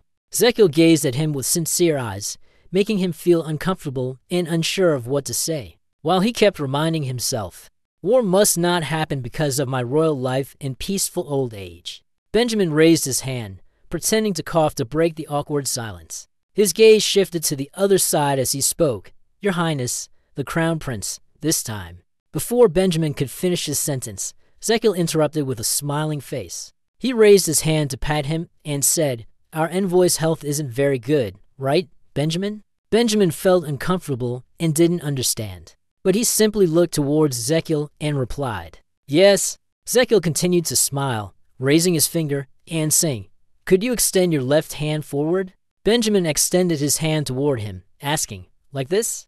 Zekil said, "No, move it further towards me." Benjamin still didn't understand and asked again, "But why?" Immediately, Zekil reached out and tightly grasped Benjamin's hand. A green whirlpool appeared. He looked at Benjamin's hand, gently stroking his chin. "Surely, you must often feel a heavy head every time you wake up in the morning, right?" Benjamin was surprised, stammering as he spoke, "Yes, no. What do you mean?" "You continue. Your shoulder muscles are often tense and you often suffer from headaches, right?" Benjamin's entire body kept trembling, causing the table to shake as well. "That's true, but first, let me go," Zekil continued. "And you have a habit of drinking alcohol and smoking, don't you?" A system panel appeared above Zekil's head. The people were giggling and chatting, but his face was sad. He continued speaking, the corners of his eyes slightly drooping. Benjamin spoke up. "Now is not the time to pay attention to that." Zekil continued, and the tips of his fingers trembled incessantly. Benjamin panicked, sensing something in his mind warning him. Something is wrong. Benjamin withdrew his hand. His face was filled with fear, his mouth agape, thinking, "I'm being drawn into the crown prince's game. I must meet the emperor immediately." He called out, "Your Highness, the crown prince." Gritting his teeth, he thought, "I have prepared many cards to negotiate with, but the crown prince." Benjamin looked toward the spot where Zekil was standing, still babbling about something. The man was helpless. He kept talking nonstop. He stood up, slammed the table, and said, "Crown Prince, today I am here to meet Emperor Magentano." Jackwheel curled his lips into a dangerous smile, thinking, "You want to take the initiative from me?" "Not a chance." Jackwheel spoke. "Count Benjamin, you suddenly stood up, causing him to widen his eyes in surprise. According to the envoy, he is a distinguished guest with full authority from the Angoma Kingdom to meet with our empire." He walked around to the back of Benjamin's chair. The man slightly furrowed his brows. And the boy continued, "In other words, you are the representative of the Angoma Kingdom." Yuckwell continued, "But I cannot ignore the fact that this esteemed guest is showing signs of abnormal health. Am I supposed to just disregard that?" Yuckwell continued in a deep voice, "If the envoy falls ill and collapses here, how severely will our royal family be criticized?" Zekiel suddenly reached out and grabbed Benjamin's shoulder. He raised his hand, resting it on his forehead, shaking his head to show disapproval. "Oh no, no, no, absolutely cannot let that happen. You speak, tell me." Zekiel suddenly lowered his head, his face terrifying, his voice deep and grim, causing Benjamin to panic and look towards him. "Is it possible or not?" he stammered in reply, fearful. "And no, it's not possible." Benjamin sweated, biting his lip tightly, his mind in turmoil. Seven losses already. Zekiel turned away, continuing to walk forward. "Speaking up to remind you, therefore I kindly advise you to limit alcohol, cigarettes, and exercise for at least 30 minutes every day." He raised his hand, pulling the chair back to avoid. Then he raised his hand, coughed lightly, and became like an emperor. Benjamin was startled and looked up. "Yes," he thought, "His Majesty, the Emperor." Zekiel said with a serious look, "That's right. His Majesty the Emperor has been ill since yesterday." Benjamin asked, "What happened to him?" Benjamin suddenly thought, "Is the Emperor sick?" Zekiel explained, "He has a severe cold." He paused for a moment and continued, "Recently, he has been overworking and stressed, so he has increased his smoking and drinking. Surely, that is why he fell ill." He placed his hand in front of his chin, frowning as he looked at him. Tired and disinterested due to a truly pitiful cold. Zekiel reached out to take the Emperor's teacup. His Majesty expressed his deepest regret and wished to invite him to a luncheon on another occasion. Benjamin furrowed his brows, sweating, silently thinking that even if it were true, but I did not expect him to admit it so straightforwardly. He apologized openly and even invited me to a banquet to make amends. He slightly clenched his hand. He was so straightforward that I couldn't find any fault with him. The Crown Prince himself came here and explained it so clearly. If I continued to pursue the matter, I would lose my reason. Benjamin silently bit his lip.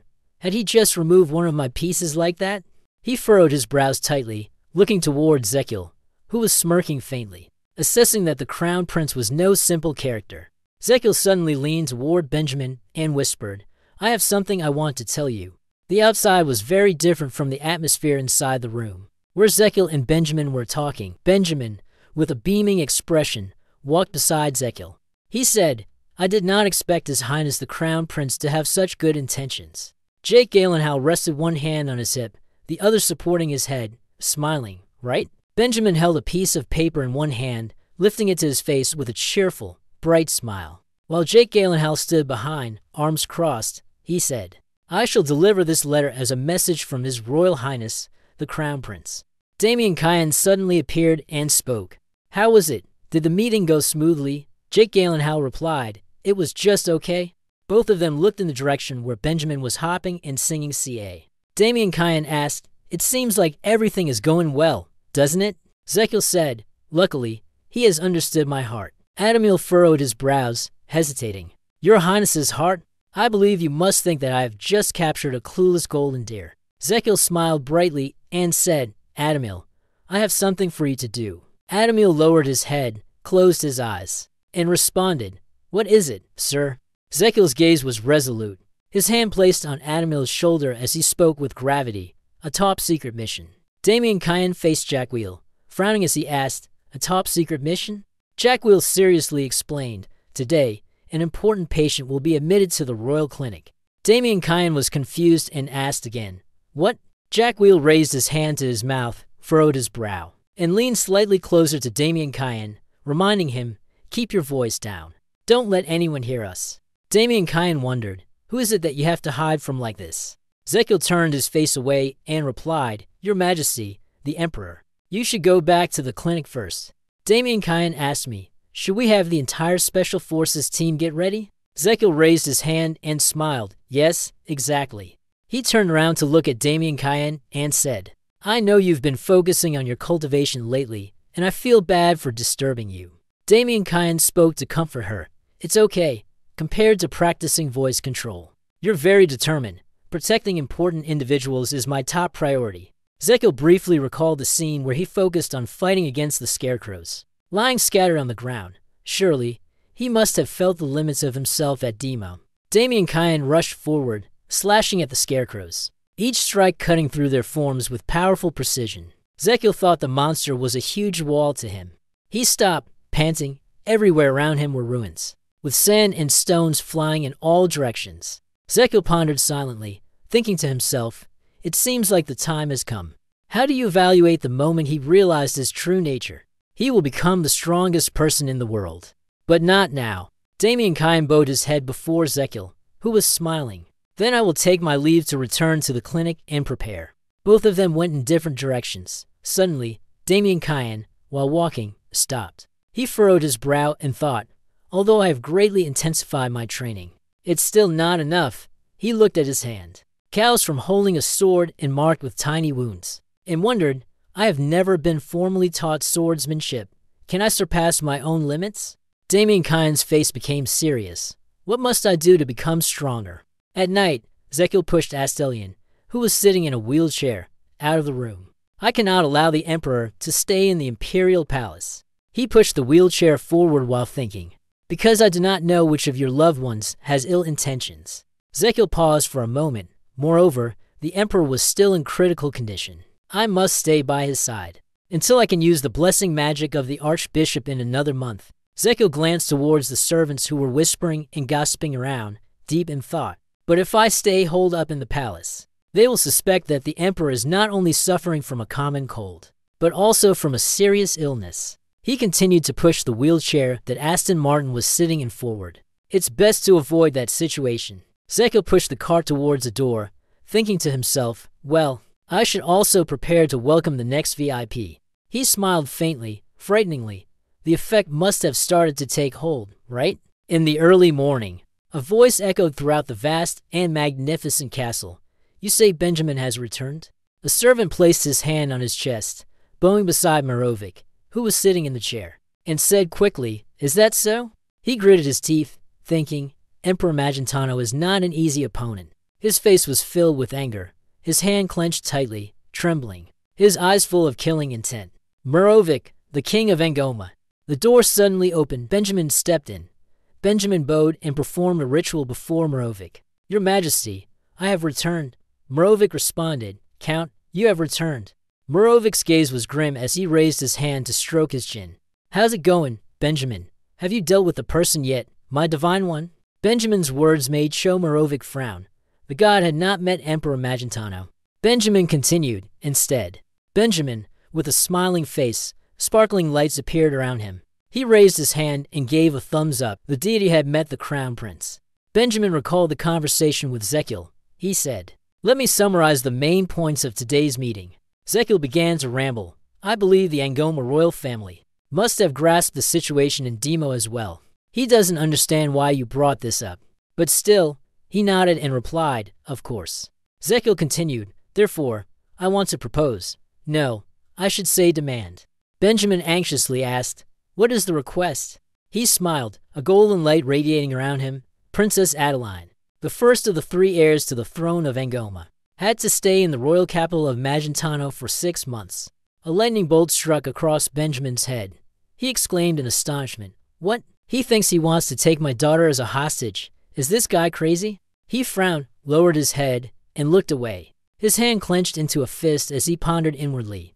Angoma was an independent nation, not a colony of Megantano. Benjamin's face was covered in veins, his eyes reddened with anger. It was such an insult. His voice was filled with fury. "No." Zekiel curled his lips into a smile. Suddenly, the system window appeared. Using a free live voucher, Benjamin began to be captivated by your lies. Zekiel said, "In fact, I am very interested in building a friendly, peaceful, and constructive relationship with Angoma. Are you placing your hand on your chest to show sincerity? No. In fact, I want to befriend you. The system window appeared, and Count Benjamin will absolutely and forever trust one of your lies. Benjamin raised his hand to rub his chin, deep in thought. After a moment, he eagerly spoke. Could you tell me the reason? Suddenly, a thought flashed through Benjamin's mind. He raised his hand to his mouth as if he had just realized something upon looking at Zekiel, thinking, could it be that the Crown Prince has intentions toward my daughter? He imagined the scenario where Zekiel proposed to his daughter if the princess came, and stayed for 6 months and then developed feelings for the Crown Prince. Suddenly, he dealt with the waiting person, who was perhaps part of a powerful alliance formed through marriage or a federation. Benjamin was still immersed in the dream of a magnificent empire that had never been seen before, one that would be formed. Surely, my name will be carved forever in the annals of history, he said in a low voice. The meeting laid the foundation for a greater. Benjamin imagined the scene where he was hailed by the people, and the great diplomat had led the meeting. A hand slammed down onto the table.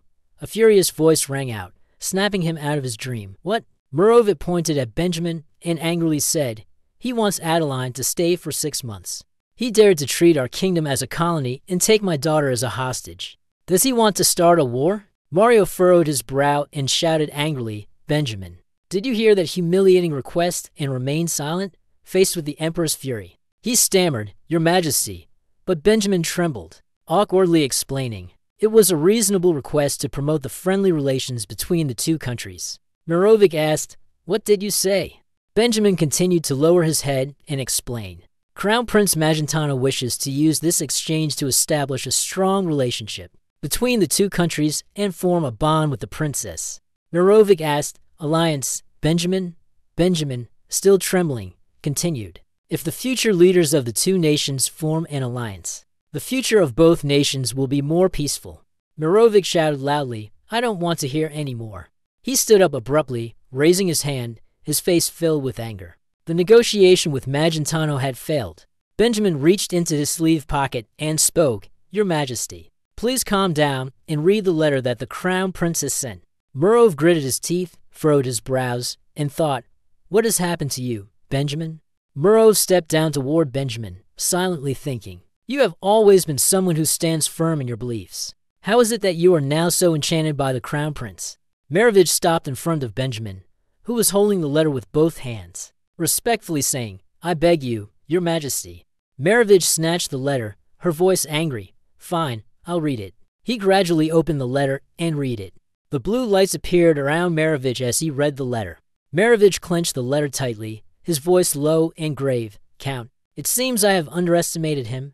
After giving it careful thought, I realize that. Mirovic's face relaxed slightly. He laughed loudly and said, Crown Prince Magentano is a man who knows how to see far ahead. I like him very much. The sooner this matter is resolved, the better. Benjamin's eyes were full of eager anticipation, while Mirovic folded the letter, raised his hand, and pointed in another direction, smiling brightly as he said, Call Adeline here. The soldiers round them fell silent, speechless, and looked at Mirovic, each silently asking themselves the same question. What's wrong with him? Mirovic turned his head toward the throne, thinking, I thought the Crown Prince was a weakling. He sat down, but it turned out he was very masculine. Mirovic opened the letter again, contemplating. Was it Lachiel Adria Magentano? No. Suddenly the system window appeared. The free live voucher has been successfully applied. Mirovic stroked his chin, looking at the letter, and smiled foolishly. My future son-in-law. Inside the castle, Princess Angoma was presenting herself to the Emperor. She placed her hand on her chest and said with confusion, Father, I really can't understand.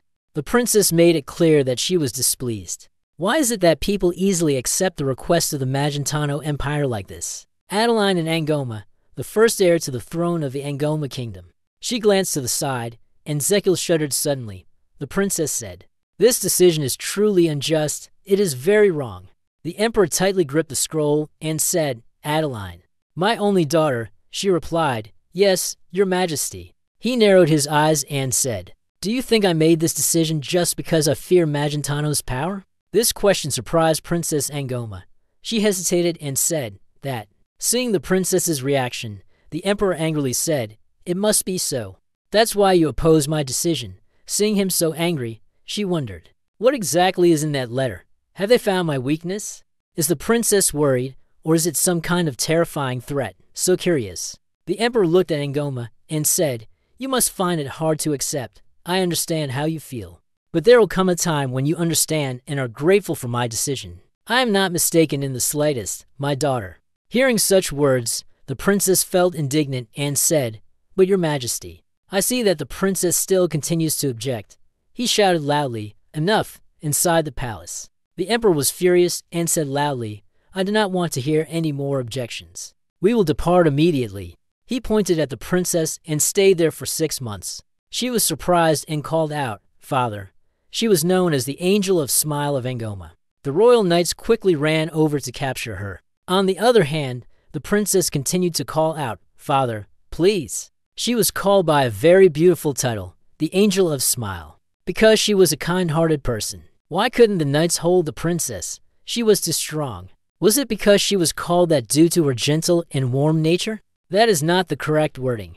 No, she struggled to break free. How could this be? She is very strong, a mid-level master swordswoman, a top-tier warrior. The princess has a peculiar habit when fighting.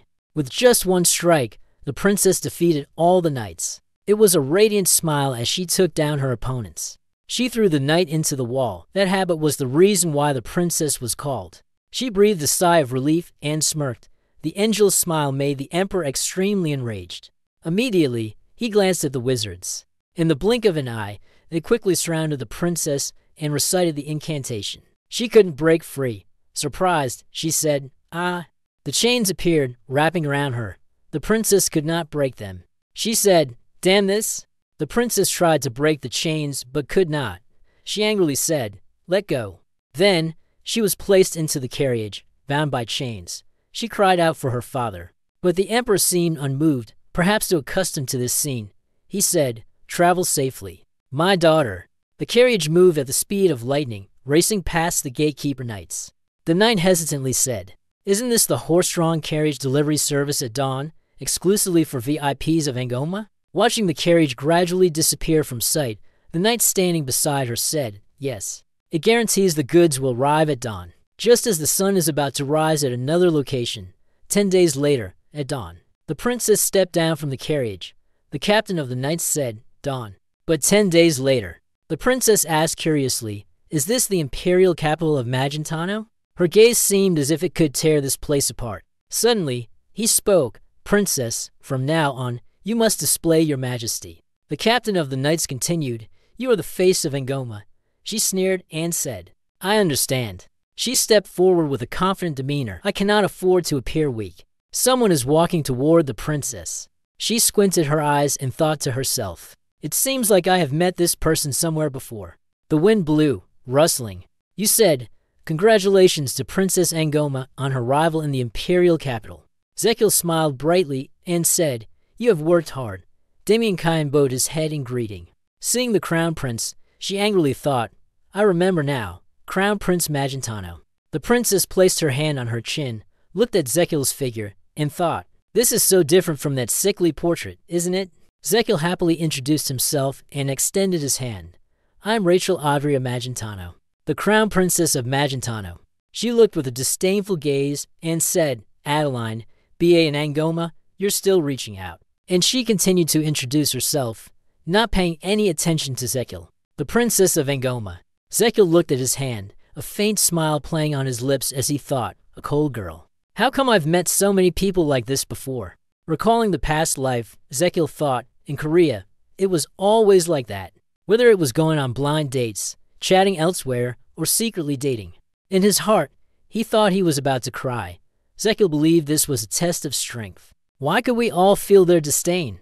To break the stillness, he clapped his hands and said, You must be very tired after the long journey. Zekil instructed, Take the princess to the resting place. Please follow this way.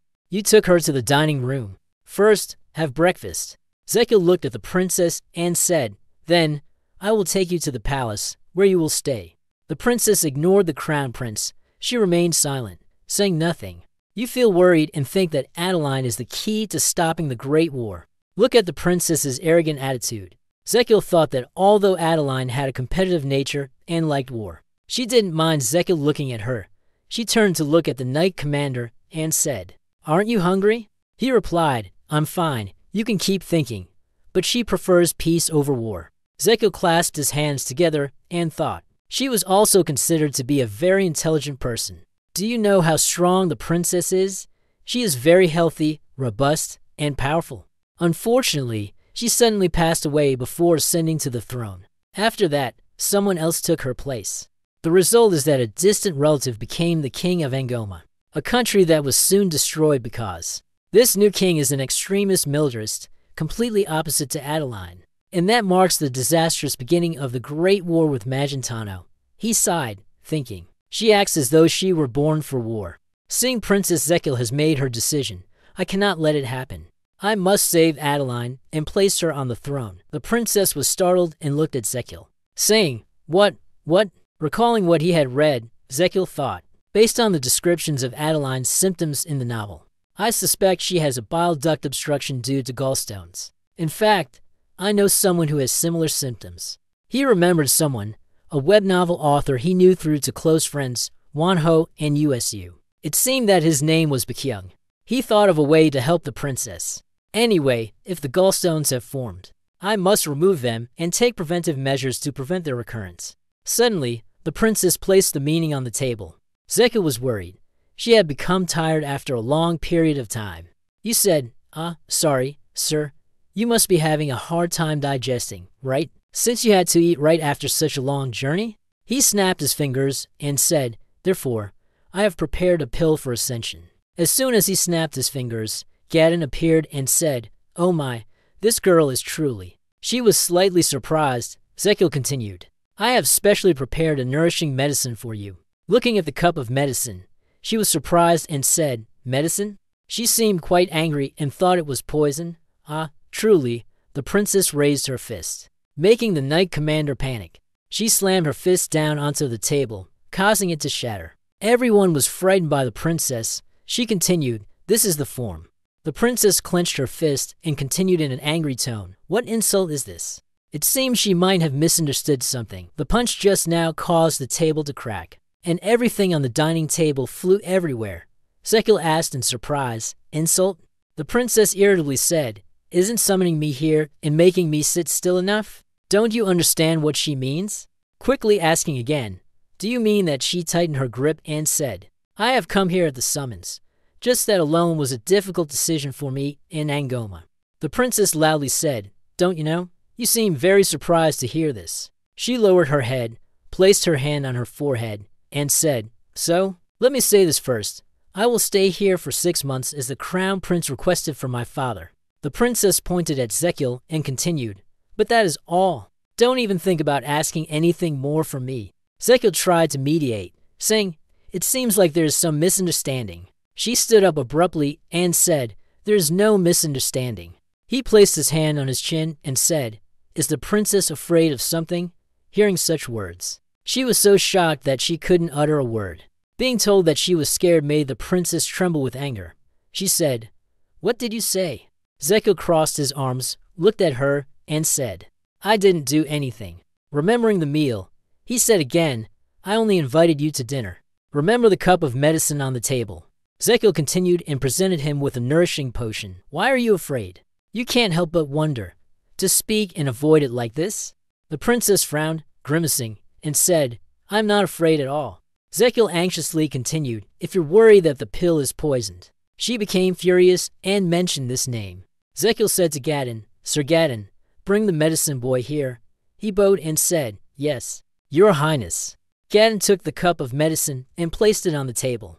He held the cup of medicine in his hand and shook it gently. This is a very precious type of medicine. Then he took a gulp and placed it on the table. After drinking the cup of medicine, Zekil said, Am I the crown prince of the empire? He looked at the princess with a cold expression and said again, Did you put poison in the medicine you offered me during the official meeting? It seems there has been a misunderstanding, the princess said in a panic. No, that's not what I meant, Zekil replied. It's okay, just pretend to be sad, cry. Take a handkerchief to wipe away the tears and say, I understand. The princess does not trust me and is deliberately trying to embarrass me. She refuses to take the medicine and instead threatens me. She stood and silently thought to herself, Adeline really hates cowards and timid people.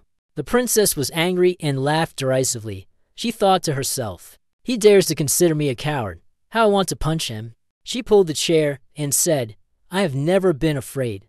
Give me the medicine. The princess said seriously, but I have one condition. This is the first time, and also the last time, that I will take medicine. Zekil said, try drinking it, and then decide. Zekil and Gadon nodded, looked at each other, and then smiled. She stared at the cup of medicine and thought, it doesn't sound very nourishing. The princess was scared and thought, but upon closer inspection, it turned out to be just poison. Never mind. She pushed aside all thoughts and drank in one gulp. The princess found it strange, this taste was. She felt nauseous and thought it tasted like licking an elephant's armpit, immediately. Zekil unexpectedly appeared beside the princess and said, come on. After taking the bitter medicine, one must eat candy. The princess was sweating because of its taste. She said, oh my heavens. He extended his hand with the candy in the palm and said, you'll feel better after drinking it. Then eat this. Princess Adeline hesitated, feeling shy and drooling slightly. Seeing the candy, she wanted to eat it immediately but couldn't. The princess thought to herself, I want to eat it, but my self-respect won't allow it. She couldn't control herself and thought that I was her. Princess Angoma took the candy and ate it immediately. Zekil handed her the next candy and said, there's also green grape flavor here. She suddenly thought, this? The princess smiled brightly and thought, absolutely delicious. Suddenly, she was surprised because Zekil stood next to her. The princess stood up and said, thank you for the tonic and the dessert. Now, I shall take my leave. Zekil stepped forward and said, leave right now. She turned around and replied, HM. Is there any reason for me to stay here? Zekil placed his hand on his chest and said happily, of course not. The head of the guards will take you to your residence. Please rest comfortably. She walked and thought, it's best if I avoid that guy for the next 6 months, because I can. The princess clenched her fist with an angry expression. She thought she might punch that guy at any moment. The knights were training under the scorching sun. She was practicing and thinking, calm down, Adeline, this is a place full of enemies. The princess looked at the muscles on her shoulders, feeling confident and thinking, by the way, my back feels much stronger today. She wondered, why does my body feel so light, not just strong? It's as if I am flying. She turned around and said, Captain of the Knights, are you tired? He replied, yes, Your Highness. After sparring with the other knights, it seemed he was quite exhausted, but still said, I'm fine. It's just a 10-day carriage ride. Such a small matter is nothing to see me. Looking at his appearance, the princess thought, you seem tired.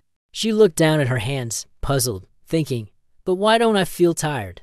The princess recalled the disgusting medicine she had drunk. Could it be because of the potion she took yesterday? She didn't want to think about it anymore. Suddenly, there was the sound of noisy footsteps. She turned around, looking surprised, thinking, what is this? There's an old woman and a child in the mansion. Why do I feel they don't look like servants? Seeing them sick and frail, she thought, it seems they are patients. That direction leads to the prince's palace. The princess thought and planned something. She hid behind the door, quietly thinking, I have unknowingly followed them. The princess wondered, looking inside. She thought, how curious. What are they doing in the private mansion? Suddenly, she heard Zekil's voice, your liver is burning. She was surprised. It was Crown Prince Zekil who was examining the patient and speaking. First of all, abstain from alcohol and greasy foods.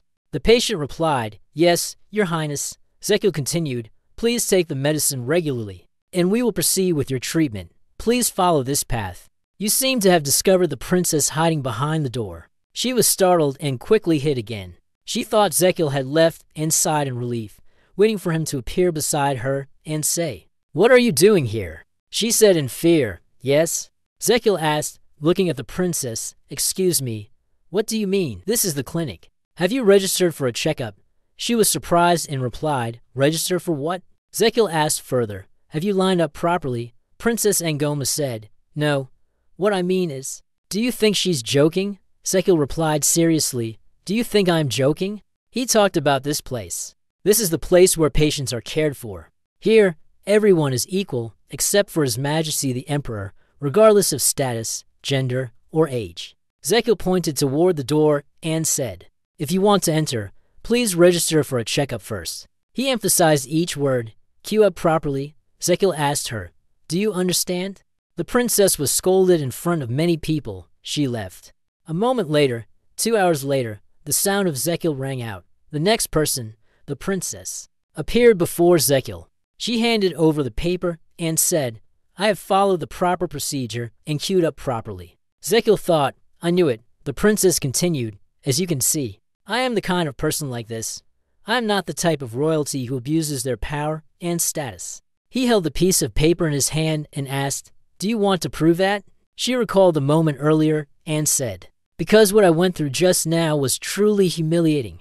Zekil chuckled softly and said, "Anyway, welcome, my lord." He turned around and said, "I have long wanted to have a serious meeting with the princess in this clinic." She was puzzled and asked, What do you mean?" Zekil was pulling out a chair while asking, "Do you know why I want you to stay in the imperial capital for 6 months?" He looked toward the princess behind him and said, "Aren't you curious about the real reason?" Ango Mate casually placed his hand on the back of the chair, furrowing his brow in thought. "What is the reason you asked me to come here?" She sat down, "Not to insult me over the incident at Demo. Because of another reason." Why is he still calculating something? Zekil's face darkened, and he grinned magnificently. "I am struggling, not knowing how to bring the princess here." He sat down on the chair opposite. Adeline Zekil smirked and pulled a piece of paper out of her pocket. "Can't miss this opportunity." Two people sat facing each other. Zekil silently thought, in order to treat the gallstones, the princess must be aware of her condition. Do you think the awareness of the symptoms is important? Zekil recalled the scene where the doctor informed the patient, "You have a severe case of money addiction syndrome. You only have 3 months left." The patient muttered in confusion, "What syndrome? I am completely healthy." Zekil thought that it was important for the patient to be aware of their condition. The doctor suddenly shouted, "If you want to live, you must start treatment immediately." The patient irritably retorted, "But I'm not sick. Why do I need treatment?" Zekil pondered. It is about the patient accepting their condition and cooperating with the treatment. The patient fell to the ground, losing all vitality. If only I had trusted the doctor and received the treatment. Finally, he concluded that it was the first step in every treatment method. He looked towards Adeline, who was observing with her eyes closed, thinking to himself, currently, the princess cannot take that first step because gallstones usually have no clear symptoms. Zekil licked his lips, bringing his hand close to his mouth, thinking, if I suddenly suggest treatment, she won't cooperate. He spoke up, breaking the eerie silence. First of all, I must announce that the princess. The next words he spoke struck like a heavy blow. Adeline will die within the next 2 years. Adeline suddenly widened her eyes, unable to believe it. Zekil said, I'm not joking. Adeline raised her hand to her forehead, holding her face, which was filled with displeasure and anger. It's not joking. It's more like cursing. He did not refute either. You may consider it a curse because it is the truth. Zekil's nose elongated as he spoke. This is the analysis result from the Royal Intelligence Bureau. Your nose is so long that it reaches Adeline, causing her to tilt her head to the side. Her voice filled with shock. What did you just say? You explained that our intelligence network has ears and eyes everywhere in the world, including the Angoma royal family, and that every action of yours is no exception. Thanks to that, we have discovered and analyzed the signs of a serious illness that even the princess was unaware of. Adeline smirked mockingly and said, So you're trying to say that I will die within the next 2 years due to illness? She still didn't believe it, questioning herself inwardly. Will I die within 2 years? Adeline was so angry that the veins in her neck throbbed fiercely. I had mistaken you for a serious person, but it turns out you were just playing with me with such meaningless words. How disappointing. The table resting on her lap trembled slightly. You are playing a cruel joke. Zekil raised his hand to cover his mouth, pretending to be sympathetic. Sometimes the truth is very cruel. Adeline stood up abruptly, saying irritably, Do you want to mock me that much? Zekil still sat, looking up at Adeline, who was angry. I'm not mocking you. I want to heal you. Adeline said, I can't believe what you're saying. You replied, Then I will show you the evidence. He called out in a way that confused Adeline. Baboob. Something was moving in the left pocket of Zekil's jacket. Suddenly, A yellow creature flew out of his pocket. It flapped its wings and soared into the air, causing the others to be surprised and marvel. The book soared joyfully through the air. Zekiel looked up and said, "You've been bored lately, haven't you? Finally, there is something for you to do." The pen flew down to Zekiel's position. The person extended their hand to catch it. "No, today is not a day for eating." Adeline panicked as she looked at them.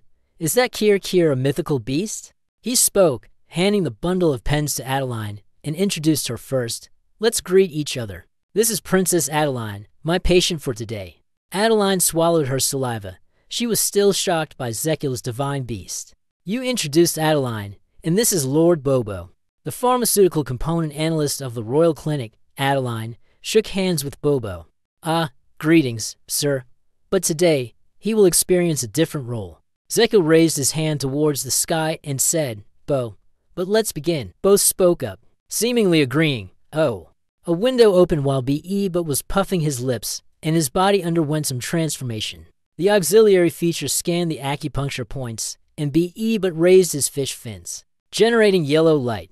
The golden light surrounding the brush moved toward Adeline, who was standing.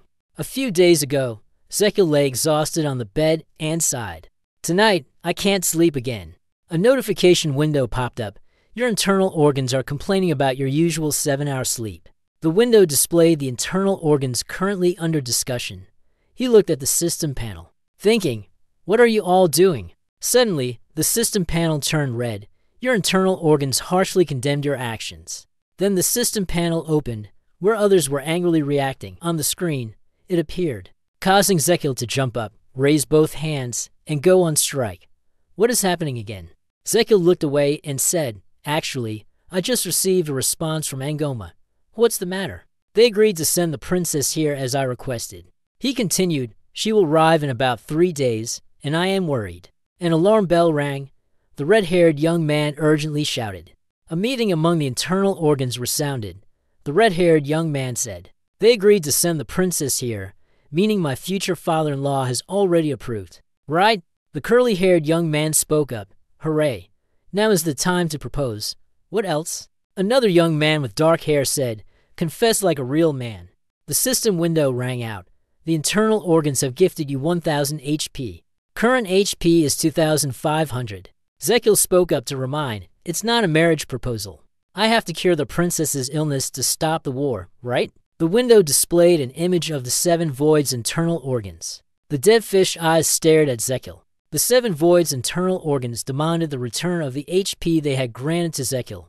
Zekiel, confused, asked, "Return what?" He scratched his head and said, "It seems that I must make her aware of her condition before she will cooperate with the treatment. If you wish to go to bed early, then help me." The internal organs formed a circle, offered their opinions, and then sighed.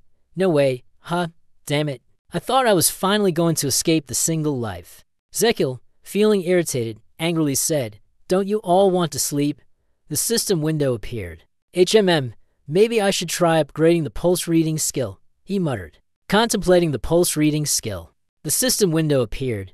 He wanted to make the princess believe in his condition, and the best way to do that was to show her with his own eyes rather than explaining at length. Zekiel widened his eyes. "Are you saying that I can show her the pulse staking skill?" The system window displayed a detailed table about this skill. Skill name, pulse staking, level 6. Diagnose the health condition of the subject by taking their pulse. The results of the pulse staking can be viewed in detail in the general diagnostic table.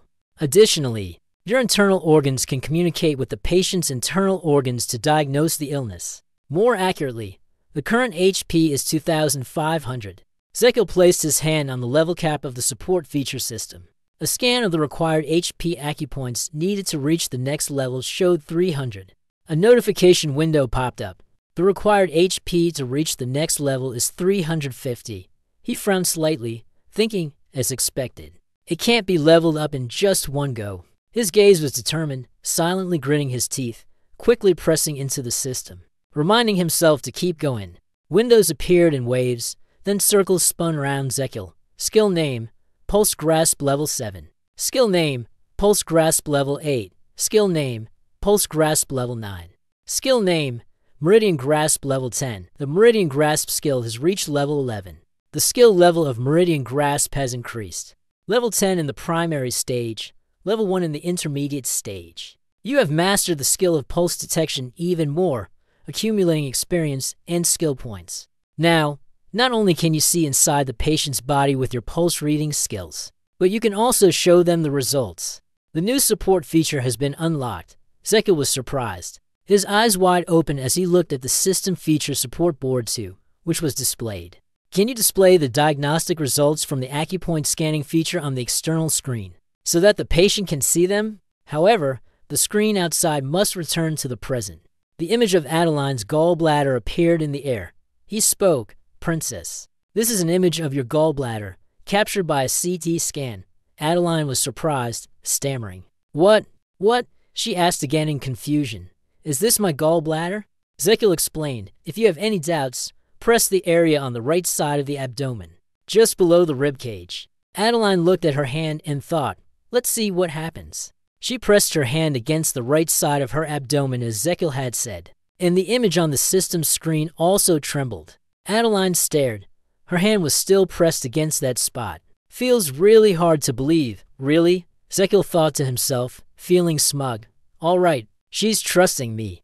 You walked up and said, "You must be very shocked. I understand." Observing one's own internal organs is a shocking experience for anyone. Adeline frowned, hesitating as she said, "Then, could this be the reason why I died?" Zekil explained, "These gallstones will block your bile duct one day. At that time, the bile that should flow down to the duodenum through the bile duct will be backed up into the liver. From the liver, it will spread to the spleen and pancreas, causing severe damage to them." He stood in front of Adeline, concluding, "Therefore, if you do not treat it immediately, you will die." Adeline pondered for a moment and then said, "I don't understand. Even if I am sick, why would the Crown Prince want to treat me?" Zekil said, "Simply because of peace." His voice was full of sincerity. "I want the princess to be healthy so that she can become the Queen of Angoma. I believe that this will bring peace to our royal family and your kingdom." "You extend your hand." The voice grew even more determined. "That is the reason I summon you here." Adeline suddenly raised his hand to his chest, his tone filled with worry. "If I agree to cooperate with the treatment, how do you intend to treat me?" He gently clenched his fist, turned his head to look in another direction, and said, "It's very simple. I will show you right now." Suddenly, he his hand out and clenched it into a fist. Zekil suddenly bent down, preparing to direct a punch towards Adeline, causing her to be startled and confused. Adeline Bow from Angoma raised her hand to her chest, her face clearly showing worry and confusion, and asked Zekil, "If I agree to cooperate in the treatment, how do you intend to treat me?" He immediately responded, "Miss Angoma, it's very simple. I will show you right now." Zekil's hand suddenly clenched into a fist, rushing toward Princess Angoma. He crouched down, his fist charging at the princess. The princess was suddenly attacked. Her eyes widened, unable to believe it. The fist came rushing toward her, and she immediately blocked it. "Not only did it cost me nothing, but I was also struck back." The doctor screamed in pain. Zekil, his eyes brimming with tears, his hands trembling with pain, said, "I just wanted to show you the treatment method." He yelled loudly at the princess, questioning her, "Why are you hitting me?" The princess is also not to be trifled with. The person immediately became angry and retorted, "Who introduced such a treatment method?" Lady Zekil raised her hand to her chin, showing a thoughtful expression, and said, "I will explain it again, 1 or 2. Suddenly, he shouted, "Raise your hand, B.A.," after punching himself. Zekil's entire body was in pain, trembling, but he still tried to act as if he was fine. "Raise your thumb. Punch yourself in the chest with the princess's fist. See, it's easy, right?" Princess Angoma looked at Zekil in disbelief. "What did you say?" Although she didn't quite believe it, she was somewhat curious whether this method would work. Her hands slightly clenched, and she began to think, is it really possible to cure gallstones just by punching your chest? As if discovering something unexpected and unbelievable, her eyes widened. A thought appeared in her mind. Isn't this a new method of assassination? Suddenly, Zekil raised his hand and said, "By the way, can the princess shoot mana with her fists?" Princess Angoma stood with her arms crossed, watching. Zekil said, "It's acceptable." He then proceeded to suggest a series of self-devised methods to treat the princess's gallstones. Zekil suddenly became serious, his eyes fixed on the princess as he said, "I can use external shockwave therapy." The princess, also somewhat confused, quickly asked in return, "What is external shockwave therapy?" The sunlight outside shone directly into the room where Zekil and the princess stood talking. "I will combine the mana. The princess's strike was unleashed from the fist with my Astrahand technique, and I will guide the flow of that mana shockwave." Princess Angoma did not expect Zekil's words just now. She was confused, thinking, "What do you mean by that, my lord?" He then explained, to make her understand, "As you know, the Astrakhan mind technique has the ability to absorb and channel mana." Zekil reminisced about the events that had happened in the past, linking them together before speaking. "Therefore, when the princess shoots mana into her chest, I will redirect it." You and Damien Kyan exchanged glances. Princess Angoma wondered and asked, "Where are we heading?" Zekil reached for the plate on the table, his face slightly serious. Damien Kyan placed both hands on the sword at his side, intending to draw it. Suddenly, he swung the sword toward the piece of meat, while Zekil also cast a spell to intercept. One of his hands reached out to a stone that was floating in the air, to the stone embedded in the princess's gallbladder. The princess looked confused as she gazed at the beam of light that appeared. Zekil said with joy, "We can make the gallstone. Is it possible to eliminate the level 10 verbal medicine skill?" "There is no such skill." He concluded the treatment plan, placing his hand on his chin. He said, "Therefore, let's try treatment with extracorporeal shock wave therapy." The princess immediately set forth her conditions. "If I agree, treating the crown prince must also be done." She continued to state her request, her gaze gradually becoming serious. "Fulfill one of my requests." Zekil also asked again, "What is her request? What does she want?" Zekil fell silent, quietly listening to Princess Angoma's request. "After the gallstone is removed, allow me to return to my homeland, without needing to stay here for a full 6 months. But then he happily agreed to her request. All right then, Angoma was surprised. He didn't expect Zekil to agree like that. He agreed too easily, didn't he? Zekil happily explained the reason he easily agreed to her request. Because if the princess's gallstone has been cured, then I have no reason to keep her here. So I consider it as you having agreed to the treatment. Although I heard that, the princess still had some doubts in her heart. I have a feeling that I am being deceived. He extended his hand toward her, his face beaming, and said, "It's too crowded here. Let's move to another examination room." Outside the room, the noisy chatter of the crowd made the princess feel a bit uncomfortable.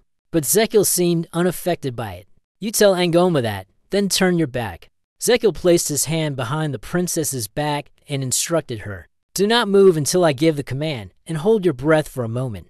He just instructed, and she immediately raised her hand and cast the spell. "I need to determine the exact location and size of the gallstone." After finishing, Zekil said to the princess, "You can relax now. You may exhale. Clench your right hand and place it on the right side of your abdomen." The two of them continued to cooperate with each other to locate the position of the stone here. "How about now? A little lower. Just a little. To the left a bit, all right?" He laughed and spoke to the princess, but her face clearly showed anger. "All right. Now punch yourself in the chest." Zekil stopped laughing, his face becoming serious as he spoke to her, giving her instructions. "The important thing to remember is, you must focus your mana, shooting it out from your fist towards a single point." Zekil continued, "Imagine it like a hard and sharp needle." Princess Angoma continuously threw punches forward, and a strong beam of light appeared, focusing on a single point. You asked her, "Can you do it?" The princess clenched her fists and confidently replied, "Of course I can." You did something to the princess's back, and rays of light radiated around her. Angoma opened his mouth and blew out a puff of air, since this was the first time. "Let's start with gentle force." She raised her fist and punched straight into her stomach. "Something is being overturned." Princess Angoma's eyes widened. The princess was surprised as her body felt no pain. "What is this?" Mana shot out from the fist. It clearly struck my chest, but there was no pain at all. "It feels like it has completely disappeared." Zekil praised the princess. "Well done. Very well. You did great." He continued, "Look at Bible book standing before you. You can see that the gallstone is cracked. Mama hit it accurately." Zekil winked happily and said to the princess, "Do it again. Shoot once more." Just like before, she also agreed to that suggestion. Fine. She exerted all her strength and threw a punch directly at her own body. A powerful fist landed straight on her abdomen. The princess's face smiled joyfully, but it was somewhat terrifying. The angel. The smile had returned. The scene shifts to a large house. A loud noise causes the birds to scatter in panic. A loud sound echoed from somewhere. The large Eurus was also somewhat startled, his eyes wide. Jumping up, Marquis Benjamin, who was eating, was also frightened, dropping his spoon. Astelin was lying on the bed, sleeping, but he had to open his eyes, startled and dizzy. Next to him was a close servant, who was frightened by the sound. The emperor had not been awake for long, quickly falling into a deep sleep again, causing the logistics to panic even more. Bibo's book exerted force from its mouth, projecting a screen for analysis. Done. As you can see, the gallstone has shattered. Zekiel slumped against the princess. You did very well for your first time. And she was very pleased because she had truly succeeded. Looking up at the screen, he spoke while explaining, yes, these fragments will automatically be expelled. So you don't need to worry. Today, we will finish the treatment here. It's already been done so quickly, isn't it? The princess suggested wanting to do it one more time, but Zekiel seemed unwell, his face pale. Trembling, can I break one more? Zekiel's face turned pale, his features gaunt, his lips pressed together. His mind filled with the question, why? His hands trembled as they rose, as if someone had borne the entire burden. Did you create a powerful spell with shockwaves that I thought had disappeared? Could it be you? The princess worriedly shook him. Zekiel anxiously asked, Crown Prince, are you all right? He also reassured her, I'm fine, don't worry. Zekiel trembled all over, his mind in confusion as he thought. The princess's mana is stronger than I expected. I never imagined it would be this powerful. The princess saw that he was still dazed and kept shaking him. The princess asked, Crown Prince, hey, you were just shaken by the princess and felt dizzy, weren't you? Because you are my patient. The princess was puzzled, doubtful, and asked again the statement just made. Zekiel continued, once the decision to treat has been made. He was serious, his eyes locked onto Angoma as he said, then you will be my patient. The princess was surprised, a little flushed. Zekiel's body was still unstable, but he turned his back to her and said, so? His gaze was somewhat determined, but his strength was gradually fading. Now, I say. Your vision began to blur from overworking. Zekiel suddenly fainted, collapsing onto the floor. He needs rest. The princess panicked and shouted loudly, Crown Prince. In the bedroom, after finishing the examination, Gadon commented on Zekiel's condition. Fortunately, he is fine. The princess anxiously asked the doctor again, really, is he truly all right? He calmly explained to the princess, he is not running a fever. His breathing and pulse are normal. She anxiously asked again, then why hasn't she woken up yet? The doctor sitting beside her said, perhaps it's because she overexerted herself in a short period of time. The doctor calmly said to the princess to reassure her, her body is automatically resting and drifting into a deep sleep. Gadon lowered his head sadly and looked at Zekiel, then said, the Crown Prince's health has never been good. He has a very weak constitution. Angoma felt guilty. Did I say that? I have caused a huge mess. Gadon sat next to her and comforted her. It's okay, Princess Angoma. Gadon stood up from the chair.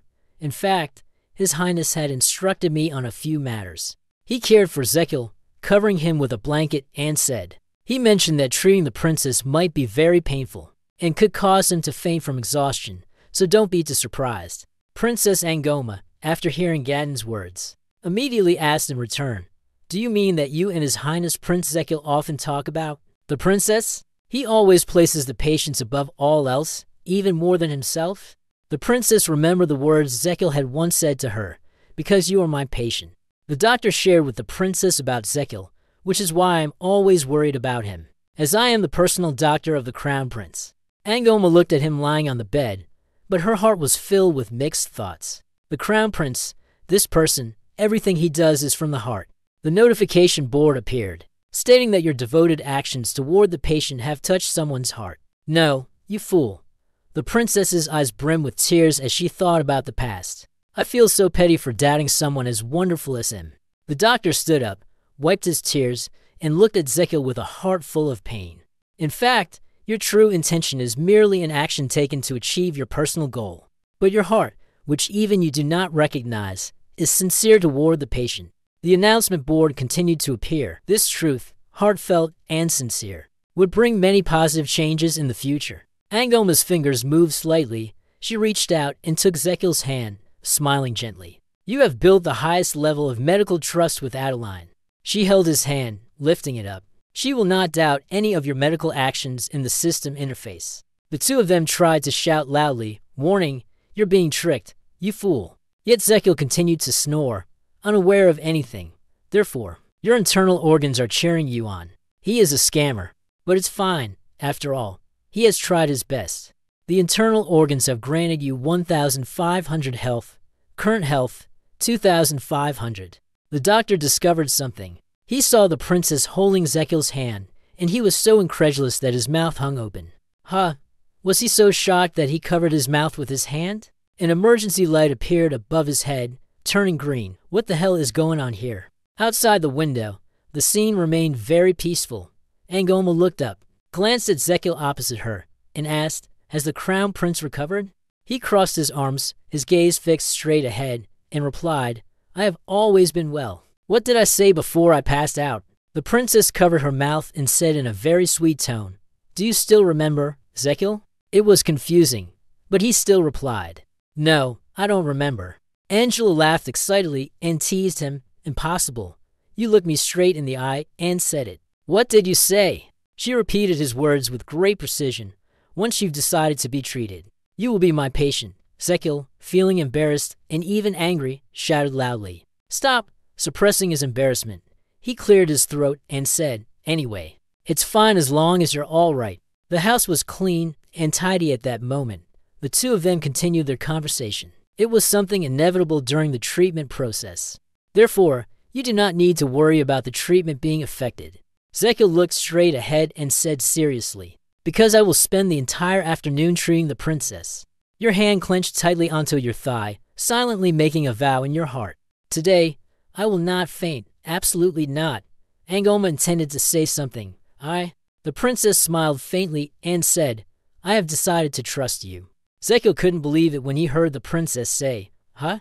You were surprised to hear the princess say, I have witnessed how hard the crown prince has worked to treat me, and how much he has had to endure.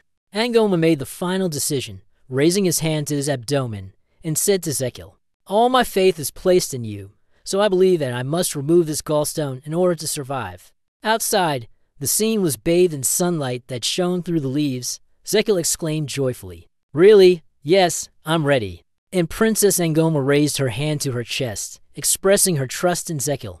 Thank you, sir. The two of them looked at each other. She spoke again, continuing, I have wanted to say this for a long time.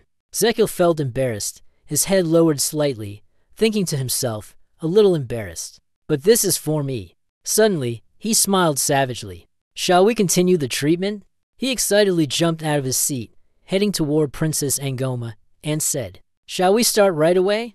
Angoma also obediently listened. Immediately, power like this radiated out. Zekil was pleased and said they had to move to the large building. A loud sound echoed.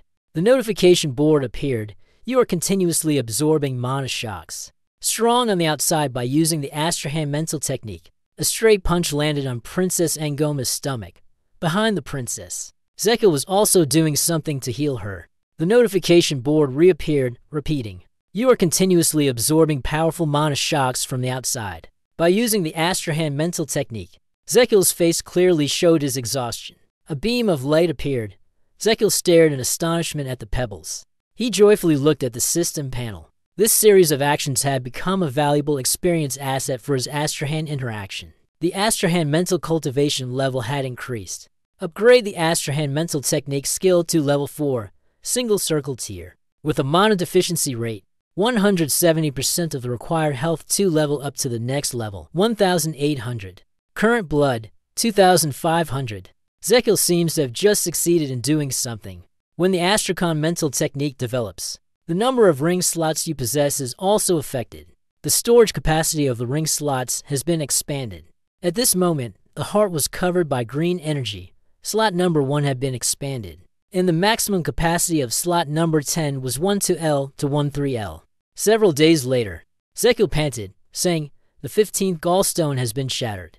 After the period of treatment for the princess, his appearance had become as frail as an old man. Skill name, astral meditation, single circle level, level 6, maximum slot capacity 10, 5L. On the other hand, Angoma was full of life, happily saying, "Now there's just one more left. Isn't it, Zekiel?" Falling to the ground, kneeling, raising a thumb, saying, "Thanks to the princess for her active cooperation." Although his face appeared haggard, with hollow cheeks like an 80-year-old man, his mood was extremely excited. The shockwave you unleashed was very powerful and intense. Suddenly, Zekiel vomited, gagging. Witnessing this made the princess worry. "Oh, my lord, you make me feel guilty," he still forced himself to say. "Why don't you thank me?" The princess approached and questioned, "It sounds like you're asking me to repay you." Zekiel responded frankly, "In this world, nothing comes for free." Angoma asked seriously, "Zekiel, so what should I do?" Her hand clenched tightly, and the crown prince was pleased. Zekiel said to her, with overflowing hope, "I only wish that Angoma does not start a war with Magentano." Forever, Angoma couldn't believe it, stammering, What did you say?" The princess seemed a little dissatisfied with Zekiel's request. What had he just said? He was confused, thinking the princess was surprised. What was going on? Princess Angoma shyly touched her two fingers together and asked, "Crown Prince, what kind of person are you?" She put her hand behind her, awkwardly swaying her body in a strange manner. "I have never met anyone like you." Zekiel looked at the princess, confused, thinking, what is she saying? What does she mean? He warily stretched his back. After all, we'll stop here for today. Zekiel turned around and said happily, "I have a patient being discharged today." The Archbishop Bertona, along with the royal knight Roberto and Zekiel, accompanied by a butler, stood before Astelion's bed. The archbishop looked at the emperor and said, "Well then, your majesty, let us begin." The emperor was lying on the bed, eyes closed, his face contorted in discomfort. The archbishop created a stream of golden light. The emperor suddenly sat up. Roberto and the butler were astonished, overjoyed, and cried out, "Your majesty!" The emperor, his hand trembling, spoke softly, trembling, "I no longer have the strength to speak. Give me the pen." The butler immediately handed the pen and paper to Emperor Astel. He promptly replied, "Yes, your majesty." The emperor held a pen and paper, writing something. Zekiel suddenly shouted, "What is father saying?" The lines written by him contained the following content. "I heard that. You have done something quite bold." On the bedside table were pre-written letters, seemingly meant to inform the emperor. While I lay bedridden, the emperor, his face red with embarrassment, happily handed the piece of paper toward Zekiel. "So, which day do you intend to choose?" Zekiel's face darkened in confusion, not understanding what the emperor was saying. What day is he talking about? What is my father saying? Yet, he remained cheerful and poetic. Emperor Astelion, deep in thought, said, "He is talking about Princess Angoma." Everyone in the room was startled and panicked. "Huh?" He slowly continued, "I will not ask how you managed to charm the envoy of Angoma."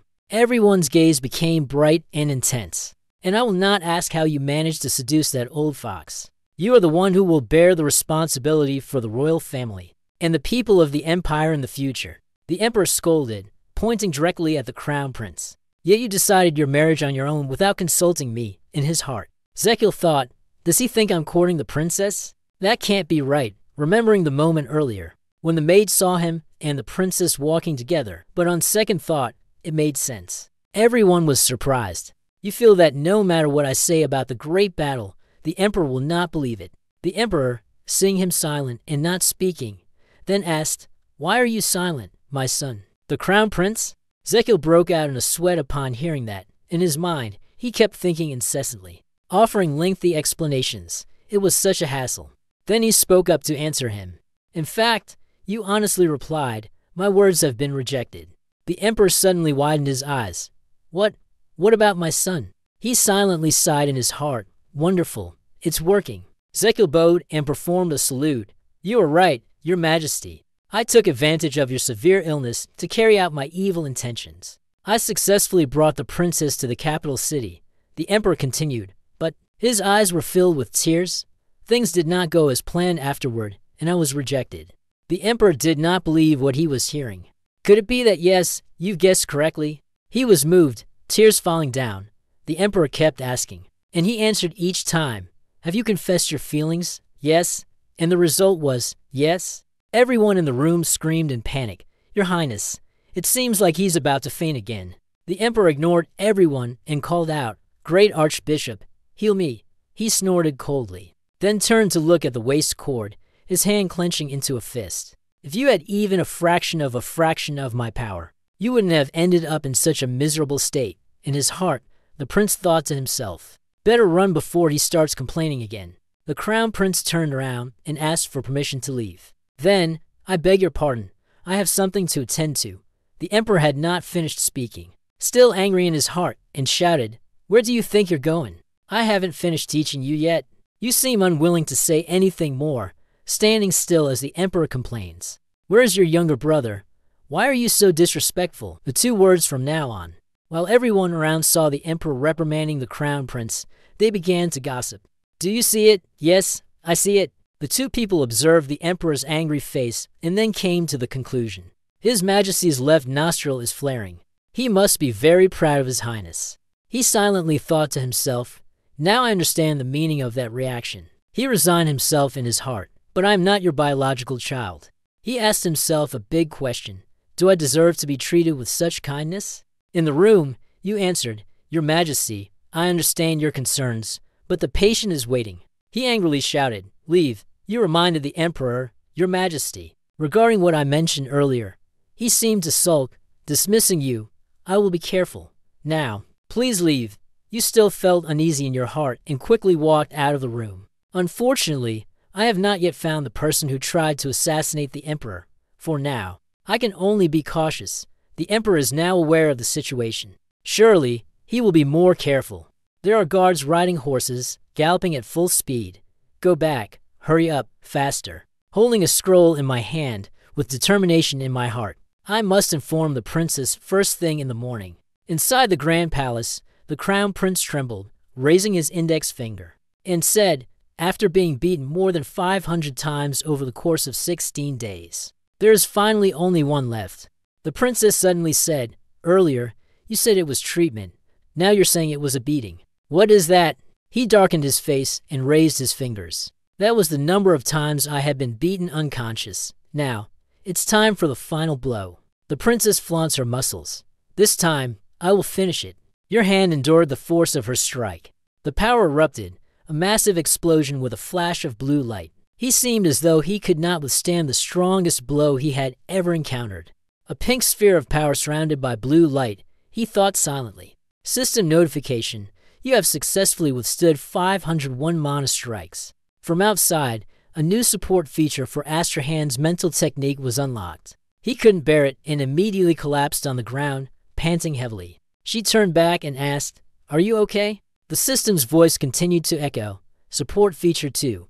Unconscious immunity. Limited to once per day, lasts for 5 minutes. He thought to himself, unconsciousness immunity means that once a day. I will not faint within the next 5 minutes. You remember the previous image.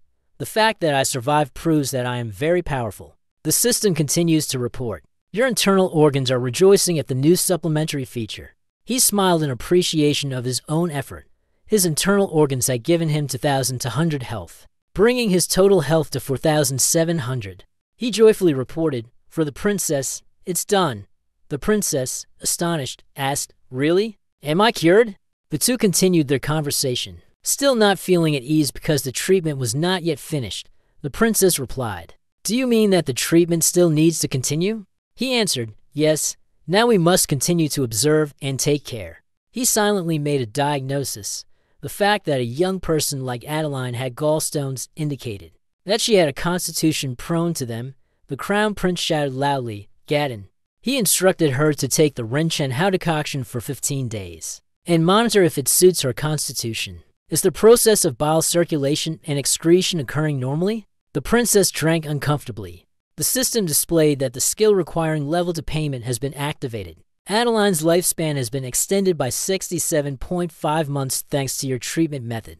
You receive 1,950th of 67.5 per month, equivalent to 13 days. The total lifespan received is 13, and the expected lifespan is 176 days. He clenched his fist tightly, his heart filled with admiration. Amazing. He realized that if she continued drinking the human soul decoction, There would no longer be any risk of death from gallstones.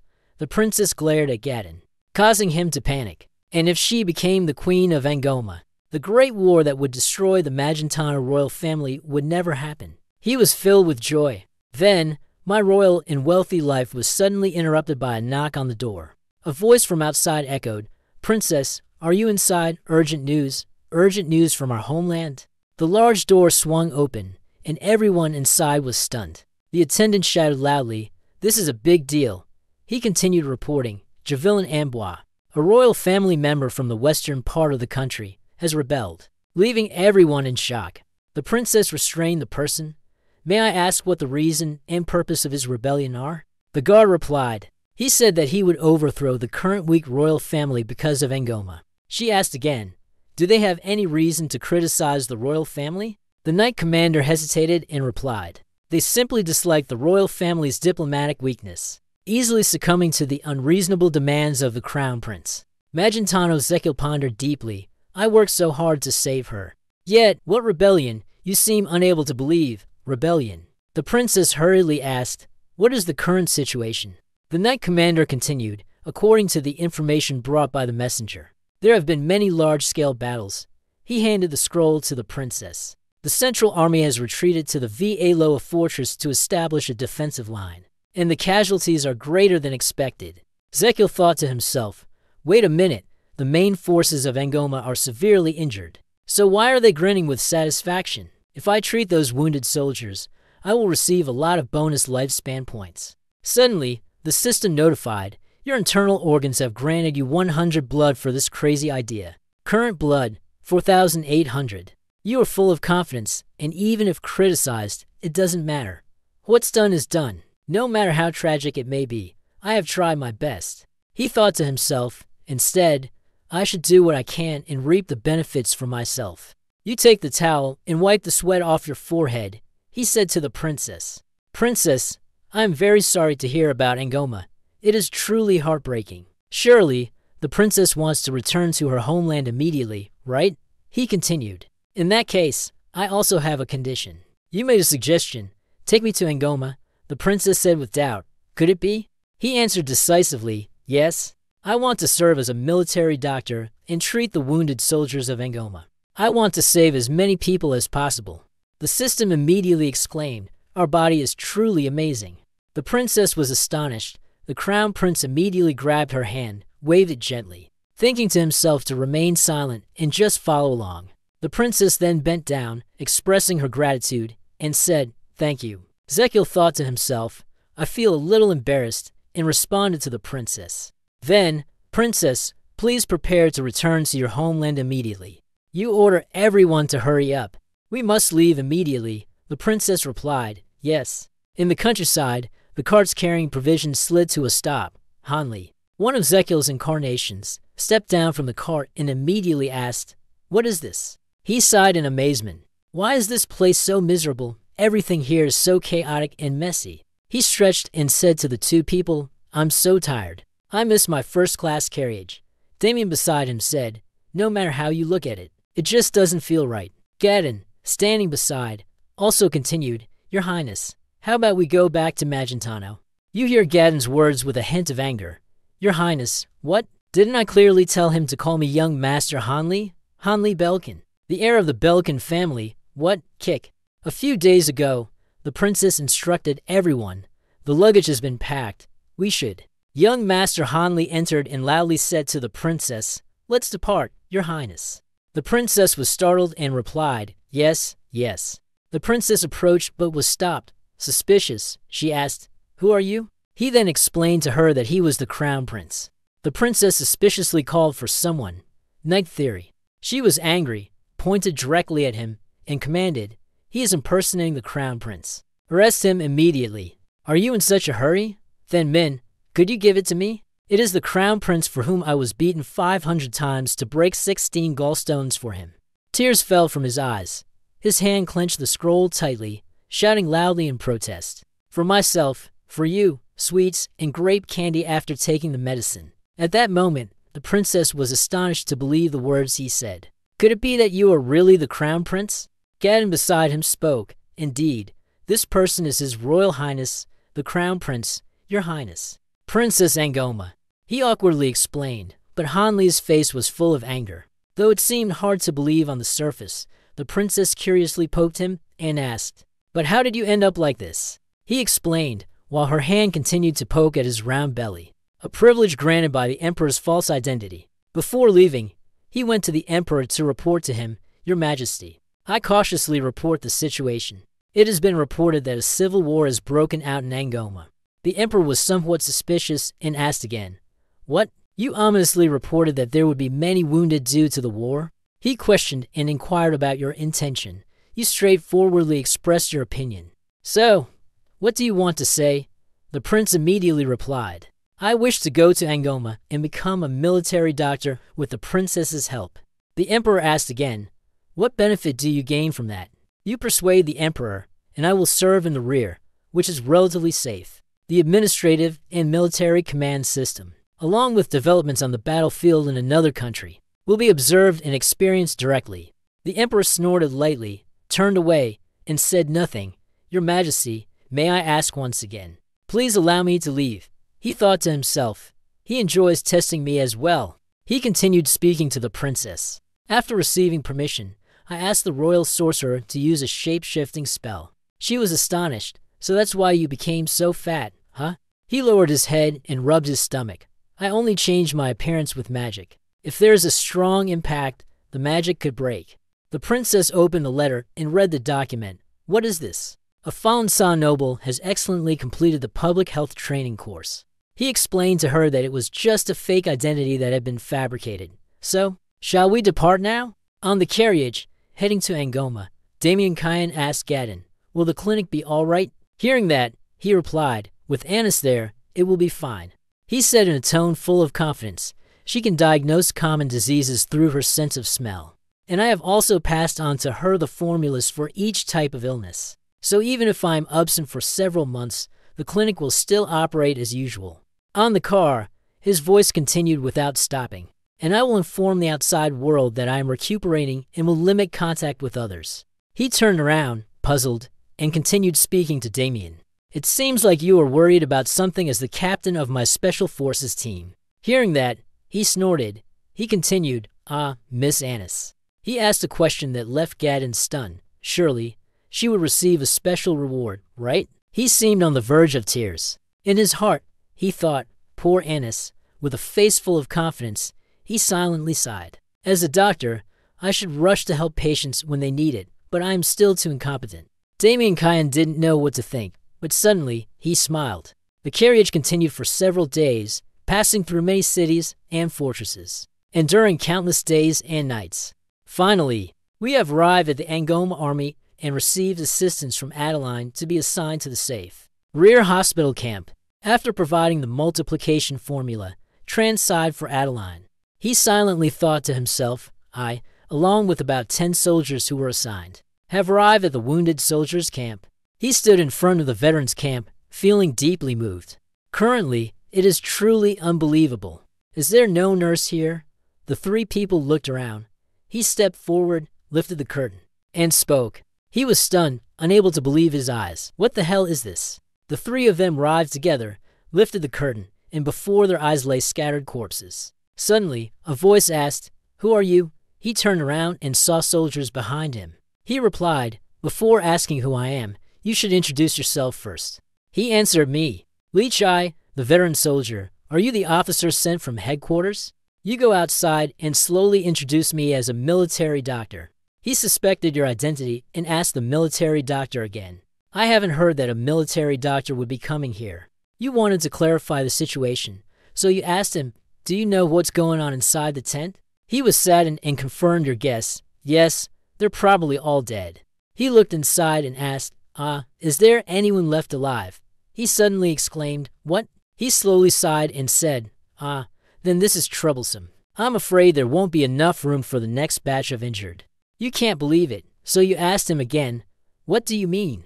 He turned his head and explained, "It seems that you are the new military doctor, so you may not be familiar with the wounded soldiers' camp." He walked outside, waving his hand as if he had just done something very filthy. Only when everyone inside was dead, We only just made room for the next batch of wounded. There are too many flies inside. It's such a hassle cleaning up the corpses. He walked straight into the camp, thinking to himself, life is really. I've traveled all the way here, and yet the camp is in this condition. How am I supposed to count or earn any bonus lifespan points like this? Behind him, his voice echoed, who's the one in charge here?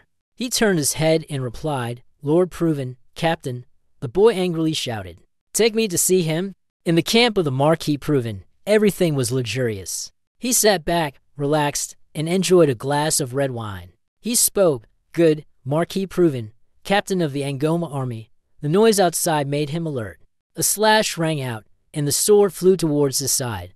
Immediately, he dodged to the side. The Marquis angrily shouted, who is it? He stepped outside, holding a saber in his hand, and shouted loudly, what the hell is this? You tell Damien Kyan first. Just hit him already. He hesitated to ask again. So how much should I beat him? You made a request as if it feels like having 2 months' salary deducted. Damien Kyan said nothing. You draw your sword. He thought to himself, 2 months. Thinking of this, he sheathed his sword but could not bring himself to kill him. He leaped into the air, raising his sword high. The man, terrified, shouted as each strike of the sword came down. He shouted, 1 day, 2 days, 3 days, 4 days. He endured the pain and used words to stop him. Stop right now.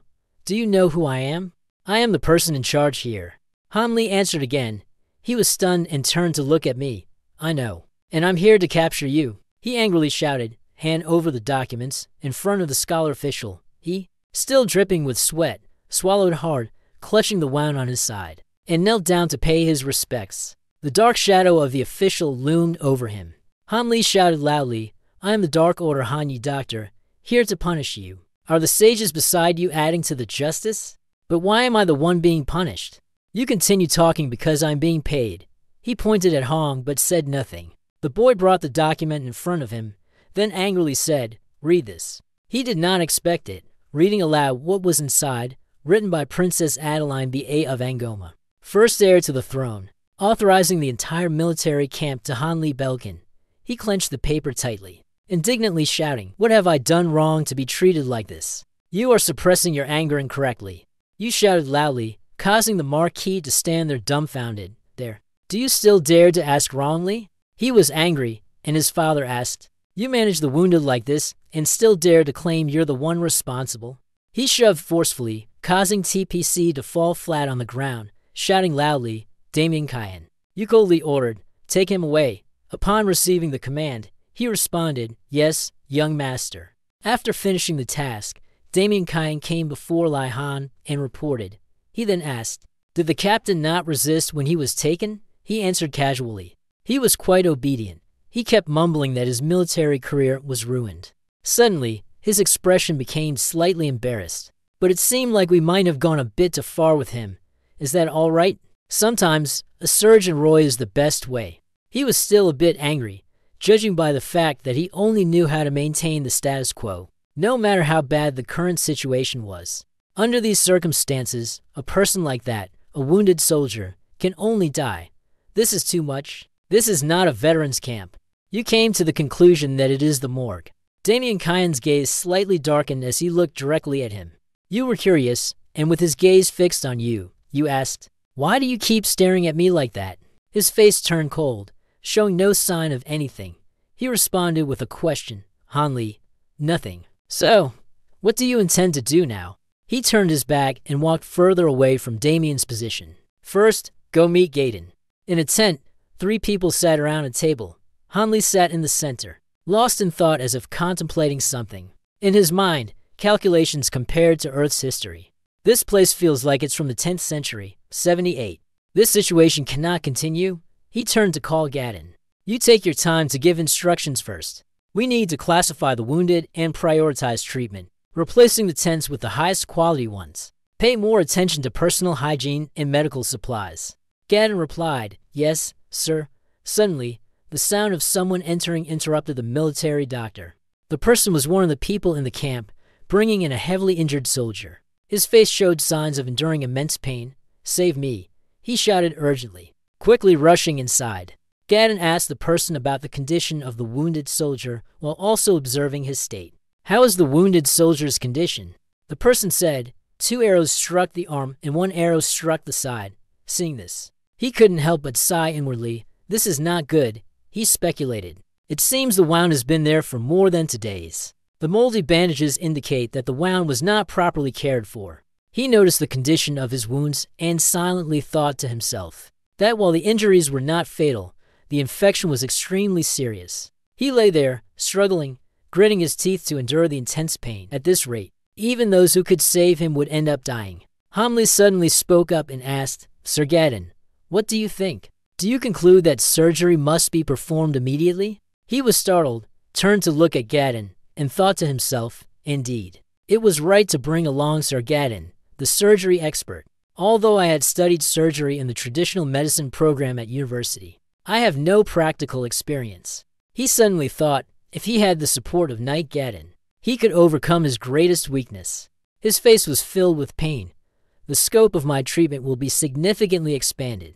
Gadden turned his back and began to walk away. Laihan looked after him and asked, Can you perform the surgery right now? He seemed to have no expression in response to him, of course. He moved toward his tool bag and began searching for his equipment. He took out a small knife. Everyone was confused and asked, What are you taking out? He raised the scalpel to show it to everyone. Hamli couldn't believe his eyes. This was a surgical scalpel used to cut skin and muscle during excisions. He raised it, causing Han Li to break out in a cold sweat. And this is a bone cutter. Human bones are very hard, so this tool is necessary to complete the Kukai surgery as quickly as possible. He raised the blade, aimed carefully, and continued, the faster it is, the less pain and blood loss. The other 2 people had expressionless faces as they listened to him speak. Here is Han Li, coldly asking, What about anesthesia? Are you leaving? Or asking again, What is anesthesia? He recalled a certain medicine, then asked again, Do you mean a method to relieve pain for the patient? We usually give them a strong liquor mixed with opium. Once they drink that, they lose consciousness, which is better than having to endure the pain during the surgery. He thought of the excited expression, I use vodka instead of Zoom wine. Its taste is better.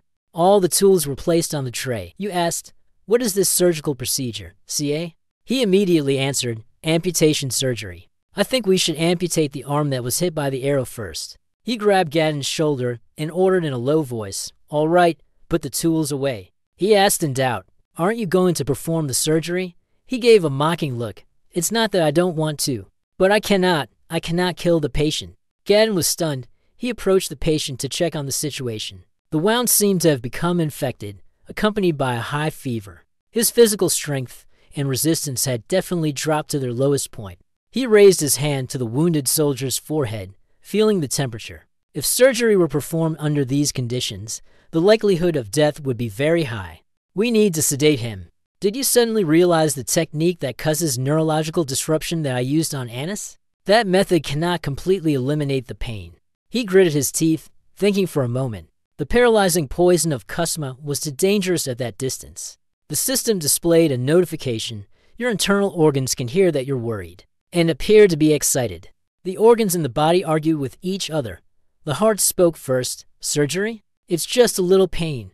Just grit your teeth and endure it. The lungs agreed. Surgery. The intestinal surgery also spoke up. Her. If you can't avoid it, then just enjoy it. The heart is no less. It's fine to open your mouth. It can still be done. The stomach said to Han Li, If you're scared, just scream to relieve the fear. What good is storing blood for? I know that too. The system popped up with a reminder. Your organs have given you a gift of 100 blood.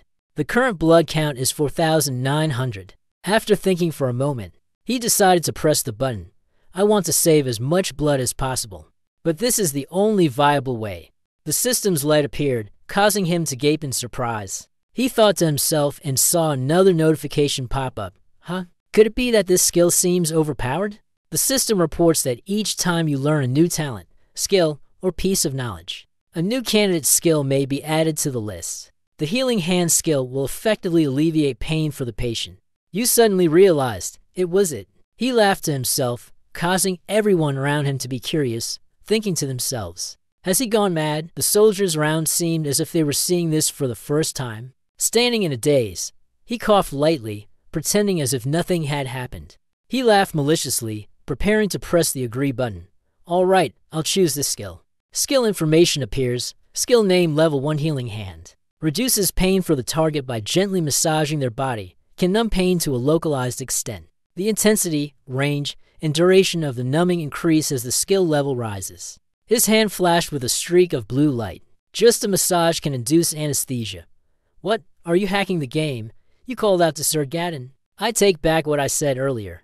He doubted, not understanding what you intended, did he? He turned back, his gaze full of confidence, looking at Gaddon, with a determined expression. Mick said, I've found a way to induce the trance. Prepare for the surgery. Gaddon's eyes lit up as he received the order. Yes.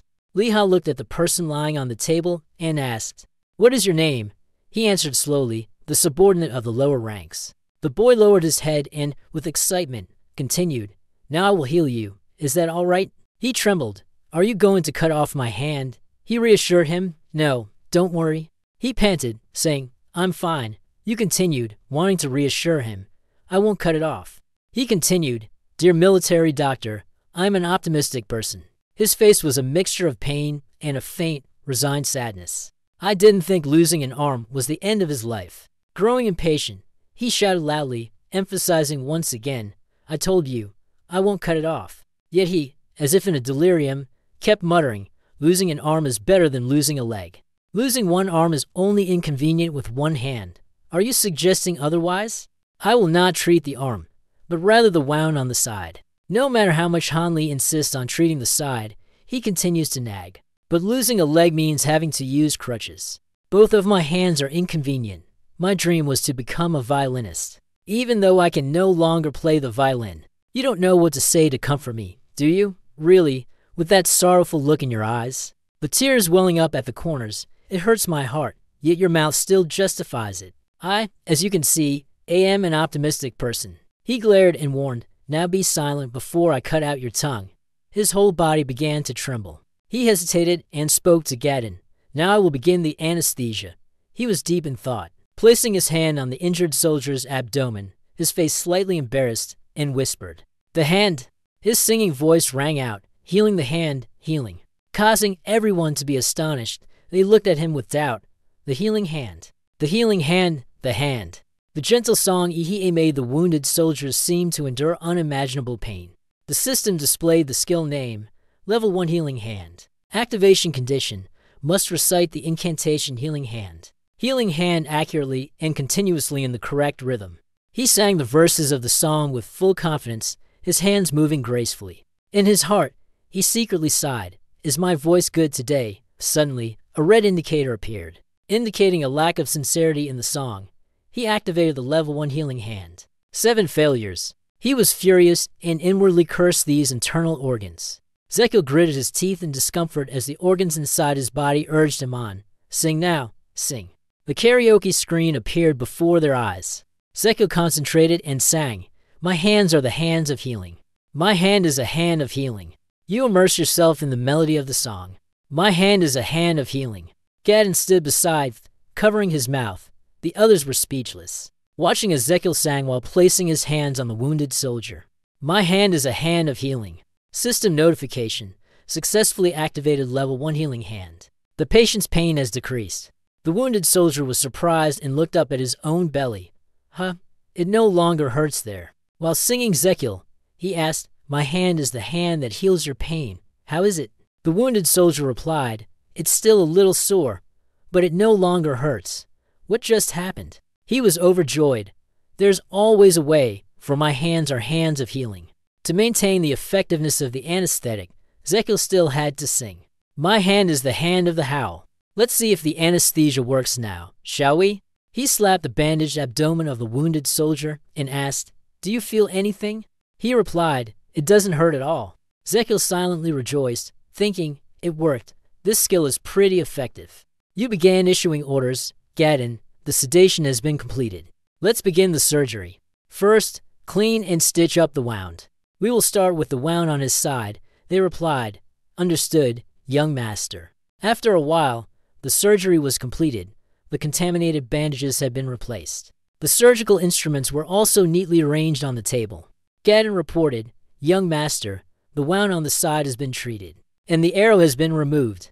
Zekiel continued to give instructions. "Now, just heal his hand." The injured soldier looked at the two of them, hesitated, then asked, "Do we really not need to cut it off?" His face turned pale with worry. The wounded man silently thought, although the pain is lessened, the anxiety remains. He continued to sing and placed his hand to soothe the injured soldier. "My hand is the hand of healing. First, we must treat your wounds. La la.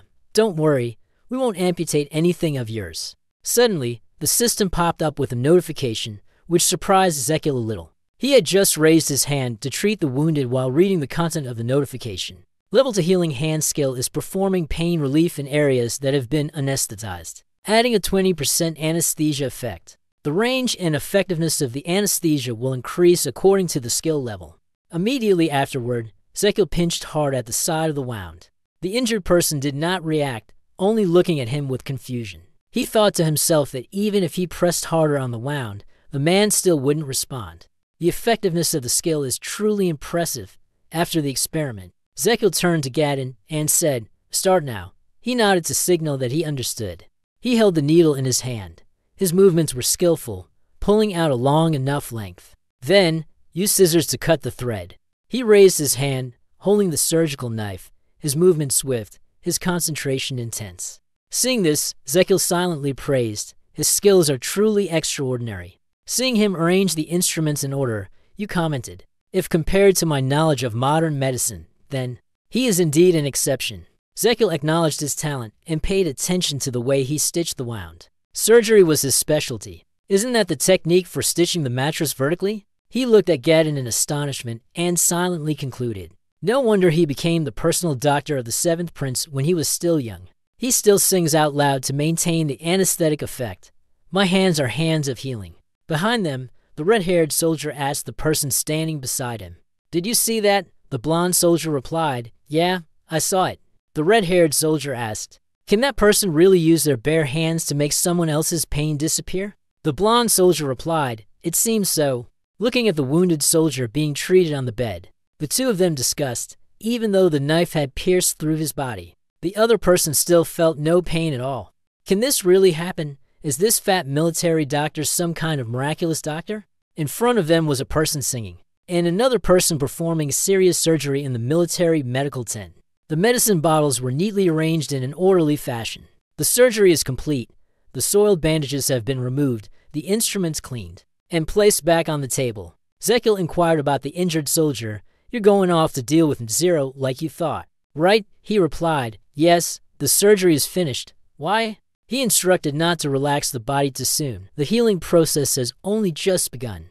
Zekiel said to him, "In 2 days, when the supplies arrive, I will brew the medicine for you. Remember to finish it all. Understand?" He replied, "Yes, but..." He is hard to understand. Why is the doctor being so kind to me? I'm just a soldier who has been crippled and can no longer fight on the battlefield. My existence up to this point is a waste of their resources. Everyone has always treated me this way. He shook his head. "Don't you understand?"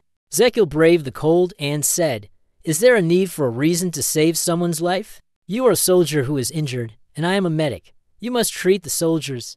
That is all. Is any other reason needed?" Diego shed tears, tears of happiness. Thank you so much, my lord." Seeing the other person happy, Zekiel was also happy. He had only said that to earn some extra points, but it seemed like it had worked. The two soldiers behind them also cried out of emotion. The song was really cheesy, but somehow it was still very cool. He waved his hand. "Don't think too much, just rest." The soldiers were still wiping away their tears, deeply moved. Zekiel opened the medical tent and stepped outside. System notification. Your internal organs are praising you. The group of internal organs is complementing our body. Truly amazing. The sky gradually darkened, and the announcement reappeared. The assembly convened, and the soldiers around were moved and surprised by your words. At night, the campfire flickered weakly.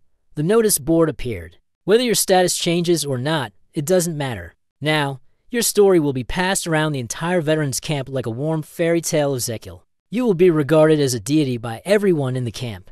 The soldiers lined up in front of the military medical tent, waiting for their turn to be treated.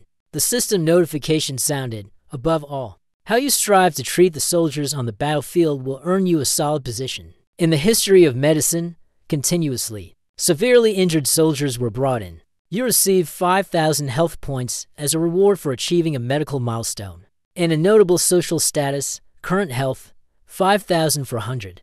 2 days later, I had completely healed the critically injured soldiers, along with Gadon. Zekil's eyes shone brightly as he looked at the system. And thanks to the admiration of the soldiers in the camp, my mythical points had risen to 98. System notification: the healing hand skill has reached level BA. It allows for the numbing of the brachial plexus, commonly used to numb the arm and shoulder during surgical procedures. Seeing this, Zekil was delighted. Spinal cord nerve anesthesia. This is truly crazy. He was excited, singing while administering the anesthesia. My hands are the hands of healing. Zekil concluded, now I can numb my entire arm. In modern times, all it takes is a tube of ointment or an antibiotic to treat these kinds of wounds. However, in this era, due to infections that were not treated in time, the patient had to have his arm amputated. At this moment, the two of them were treating a soldier who had a wound infection on his leg. Gadon said, "Young master, if we don't cut it off, the wound will start to rot from the inside. Are you sure you don't want to? That will not happen." Zekil analyzed the situation to prevent the soldiers from losing their Kai due to cellulitis. We need to stop the infection and prevent it from spreading by applying the correct treatment method. Having said that, he sang while commanding Gadon. My hand is a hand of healing. I have a plan. First, clean the wound and close it. Suddenly, a thought sprang up in Zekil's mind. At that moment, I suddenly remembered a special method and way of healing that the immortals used near the end of. Zekil, he responded to this and picked up the tool to begin working. Understood. You are still lost in your own thoughts. Thanks to applying their methods, I was able to create the antibiotic. After completing the treatment, Zekil exited the medical tent and called for Gadon and Damien. Let's go outside and talk for a while. You spoke first. Knight Gadon. Zekil crossed his arms and said, while I am away, I need you to improve the situation in the camp and replace all the tents. The bed and even the clothes of the wounded soldiers are new. He replied calmly, understood.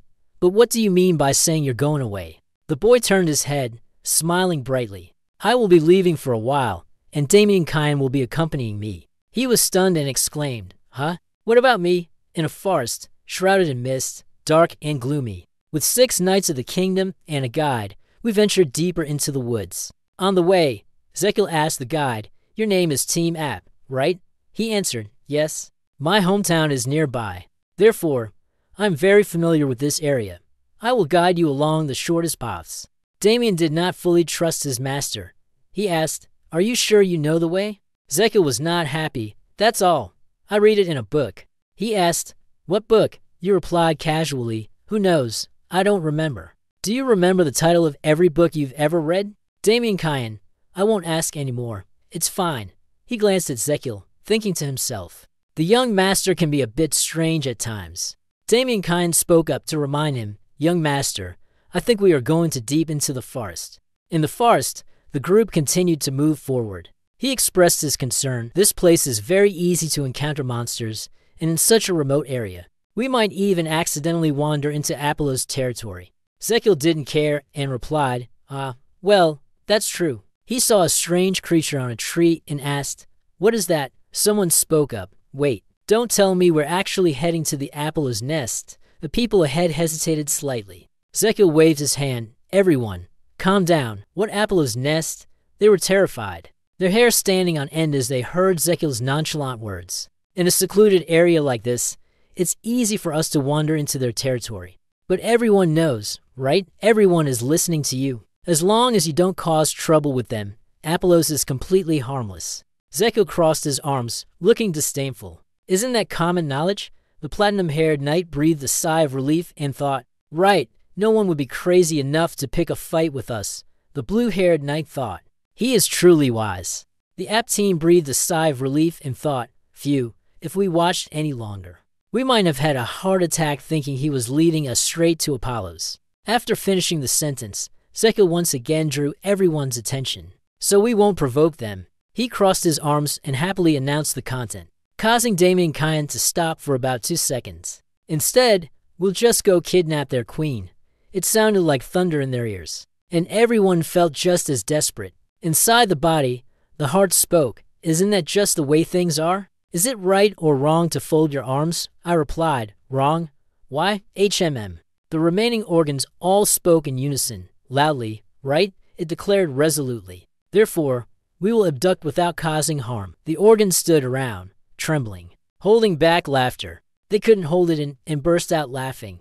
"Wow, look at the way he trains others. Even my heart is laughing uncontrollably. This guy deliberately stayed silent the whole way here, and only now is he speaking. Turns out, he's really a scoundrel." The system informs you that your internal organs condemn your character, and generously grants you 100 health, as if offering cake to the enemy. Current blood, 5,500. Zekiel didn't care, waved his hand, and thought, "Whatever.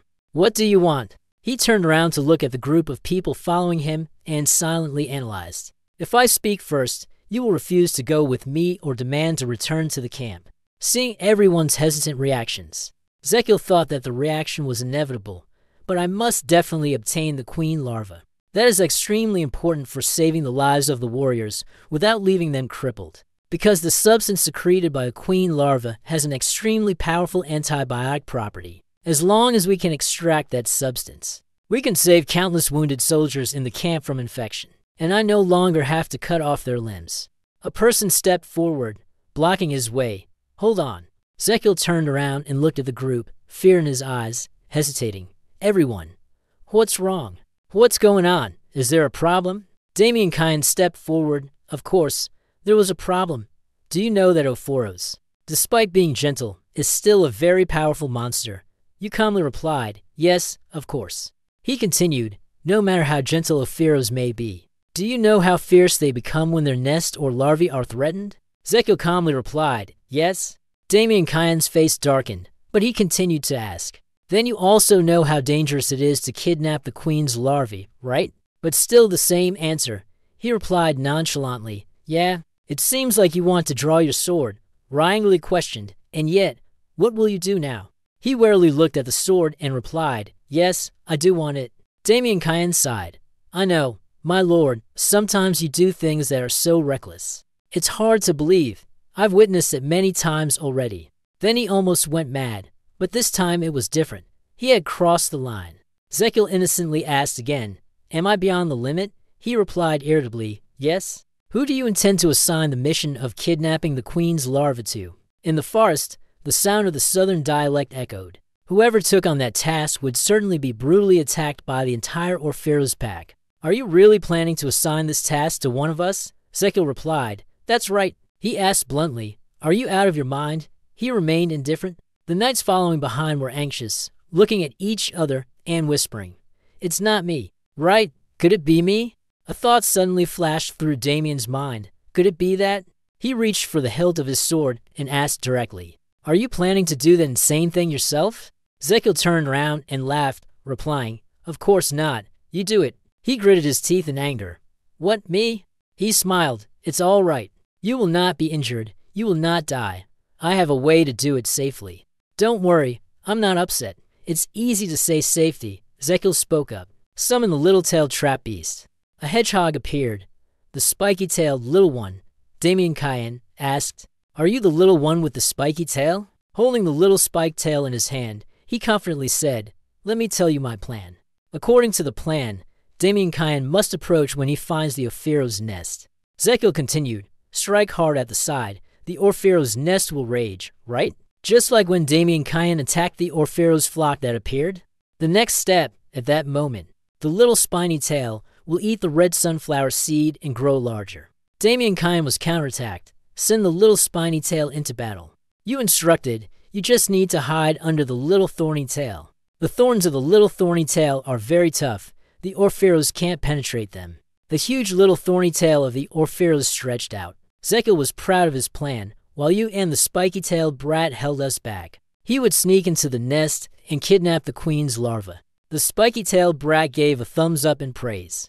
Damien seriously analyzed, but even if we successfully abduct the queen's larva, those persistent Orpheros won't leave me or you alone. The spiky-tailed little one, Zekiel, nodded in agreement.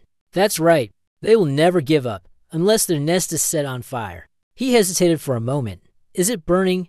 You waved your hand and moved ahead. Do you understand now? Let's go. Behind them, Damien Kyan was unhappy. Clearly, he thought to himself, you truly are a cruel person. He spoke up, fire. I understand the plan. Damien Kyan's face darkened, hesitating a place as dangerous as this. As if understanding his intention, he shouted loudly, I will give you more reward money. So shut up. Hearing this, Damien Kyan turned to look at Zekiel and gave a faint smile. He looked back at him and smiled. The knights following them whispered to each other. One of them said, after all, he is the crown prince of Magentano. Then he probably won't do anything too crazy. Is that so? I'm not quite sure about the other person, but that's probably it. The guide, T-Map, was worried. He glanced at Zekiel behind him and thought to himself, I've heard that the military doctor can perform miracles, but what if we get injured? Behind, Damien Kyan counted his fingers, calculating. However, when it came to raising the salary, he ignored it. The guide thought that he could use that miracle to save us. Is that so? In the gloomy sky, the wings of birds spread wide and fly away amidst the anxious thoughts. That is why we came to the Ophirox clan. The wind rustled as the group entered the tall grass field, nearly as high as their waists. According to the plan, Damien led the way. He raised his hand to part the grass in front of him and looked ahead. Great Patriarch Ophiros, it is a gigantic golden beehive, flying and covering the entire sky.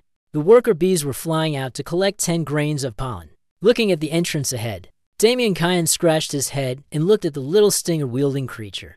Trembling on his shoulder, he thought, a special reward alone isn't enough. The group of Zekiel hid behind, watching the beehive in front of them. The others looked pale, while he whispered in amazement, it's even bigger than I thought.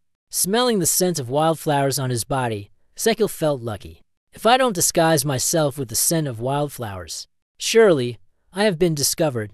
Looking at the Ophiros flying around, Zekiel also slightly furrowed his brow, but they are too large. Leaving the tension in his heart, he began to focus seriously. I must observe their movements closely and strike with a deadly blow. Damien Kyan, I leave the spiked tail to you. Suddenly, there was the sound of wings flapping overhead. Zekiel panicked, lying flat on his stomach, hiding among the grass. What's going on? The Ophiros birds are like a swarm of bees, rushing out in a frenzy. He crawled to the place where Damien Kyan was hiding, seeing Zekiel approaching. The little spiky-tailed creature frighteningly ran to Zekiel's shoulder. He turned his head and asked, what happened? You anxiously asked, could it be that you didn't conceal your aura properly and got discovered? Damien Kyan replied unhappily, I concealed my aura perfectly. Anyway, what should we do now? Zekiel threw a rock at him. What's going on? Just strike once and run. You can only endure the frustration for the sake of money. Damien Kyan slowly stood up, thinking to himself, since it has come to this, I must use the skill I have painstakingly trained for so long. Mana. The purple light brightened, flowing across his body. He drew his sword and strode forward with grandeur. Zekiel was startled, looking at him with beads of sweat forming on his forehead. He thought to himself, that bastard, why is his mana so peculiar like that? It's too violent. If the mana flows backward, it will be very dangerous. He immediately crawled over and called, hey, Damien Kyan. No, Damien Kyan. He could hear the fierce mana swirling around him, causing his veins to bulge, looking quite terrifying. When the veins on his face reached the corners of his eyes, he swung his sword straight into the sky. Zekiel shouted, but the loud noise from above caused both Zekiel and him to freeze. Both of them were startled and looked up at the sky. A massive swarm of insects descended. He exclaimed, what the hell? Seeing the fierce swarm of bees, like hornets, Zekiel was at a loss for words. What are they? They're even bigger than Ophiros. These wasps swooped down, attacking the Ophiros. Their sharp stingers pierced through the bodies of these small honeybees. The massacre scene like this is happening all over the sky. Corrected. A massacre scene like this is happening all over the sky. Zekiel and Damien Kyan stared blankly at the sky. They couldn't understand why they were fighting. Suddenly, the noise from behind caught both of their attention. A gigantic hornet was charging toward them. Zekiel and Damien Kyan were both astonished, standing frozen, their eyes wide open in disbelief. He felt slightly puzzled, wondering to himself, what's that sound, like a helicopter? A gigantic Vesparos beetle, its eyes full of fury, seemed to have endured hunger for many days, craving food. Suddenly, it charged toward the two of them. It charged straight ahead, aiming at the two of them, but fortunately, they managed to dodge in time, and it ended up biting into a young Alfiros instead. Damien pinned himself onto Ezekiel like a shield, protecting him. Ezekiel barely managed to avoid it, letting out a relieved sigh, thinking to himself, "Damn, I almost died." Seeing it bite to death the Alfiros, his thoughts continued to flow. It is not hunting, it is a massacre. It released a deep bite, causing everyone to be filled with fear. Suddenly, a golden light enveloped it, a loud explosion sounded, and the bees frantically flew, darkening the sky. Ezekiel was surprised to see this and turned around to ask, "What is that T-map?" "It is even larger than Ophiros. That is Vesparos." At that moment, he finally realized Vesparos. T-map immediately explained to you that it was a type of monster resembling a wasp, and its main food source was Aphiros. A single Vesparos could easily kill hundreds of Aphiros, but the problem was that you bent down, stood up, and simultaneously called out to everyone. "Everyone, get up quickly," T-map asked in confusion.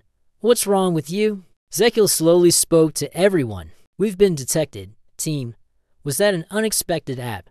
The gigantic Vesparos have appeared." Everyone screamed in fear, shouting, "We've been detected." The massive Vesparos soared toward them, causing everyone to scatter in panic. He shouted loudly, urging everyone, "Run quickly." Everyone was desperately trying to escape. Ezekiel ran while shouting loudly, "Damien Kyan, you're running right beside me." Immediately following the order, the young master, His Highness, ran while shedding tears, urgently asking, "What should we do now? Can we escape?" Damien Kyan, with a voice full of resentment and raised in volume, said, "I told you already. Why did you come here and cause this trouble?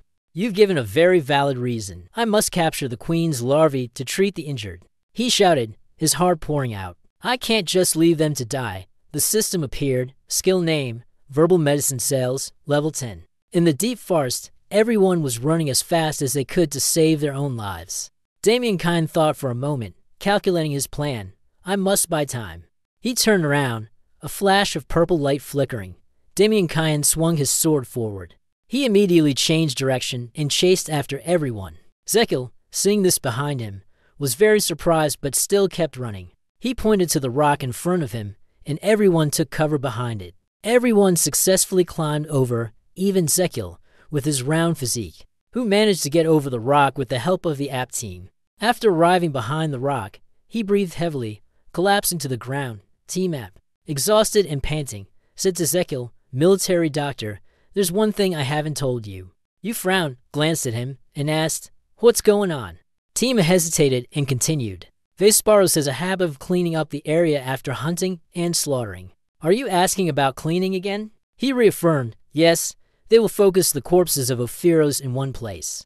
He continued to explain, "During this process, they will search for and kill any remaining or hiding Ophiros. After hunting and slaughtering, they will scour the entire area and leave no one alive, of course. That includes us." Hearing those words, he immediately thought of a way to deal with them. It meant that we had to run as far as possible, as fast as possible. Looking towards the battle-hungry Vesparos, he silently pondered, "In the end, I still have to run. But what about my queen's larvae?" The Vesparos were attacking the Aphiros' nest. He thought the nest was doomed. No one could survive. Not even the queen's larvae. Ezekiel was slightly tense, his eyes wide as he stared ahead, his mind occupied with this thought. It is impossible to get the queen larva here. The Vesparos are charging towards him, fortunately. Thanks to Damien Kyan and the team, he managed to hide behind a rock. All three of them tried their best not to make a sound. The Rose Vespas stopped, scouting the surroundings. They discovered a figure hiding behind the large rock in front of them. A foot was raised and slammed down directly onto the rock. The stone cracked into two, and everyone panicked, quickly running away from it. Damien Kyan drew his sword, but his voice was still filled with concern. Turning around, he asked, "Your Highness, young master, are you all right?" The young master turned his head and shouted loudly, "MM." Damien Kyan suddenly grabbed the collar of his shirt from behind. Using great force, he threw you flying far. He turned back to fight the Vesparos. The throw sent Ezekiel flying far, bringing him safely to the heart of the forest. He hugged the tree tightly, his heart filled with resentment. Damien was in Zemo. "And you pushed me away. Now you're discarding me again." Zekiel harbored resentment in his heart and thought with malice, "Just wait, Damien Kyan. You will have 1 month's salary deducted." He saw something very strange below, his gaze filled with suspicion as he looked down. And seeing T-Map, he immediately asked, "T-Map, why are you running so fast?" He supported you with his head, explained, "I used to live in the forest, so I run very fast." Zekiel saw this and asked further, "Where are Damien and the Reincarnates?" He pointed towards the distance, where Damien and the others were battling the Vesparos, and said, "They're over there." At that moment, Damien Kyan was facing off directly with the Vesparos. He swung his blade, and it countered with a strike using its pincers. He raised the sword, parried a strike, gained momentum, and with strength, swung another blow. The Vesparos was flung out, creating a loud explosion.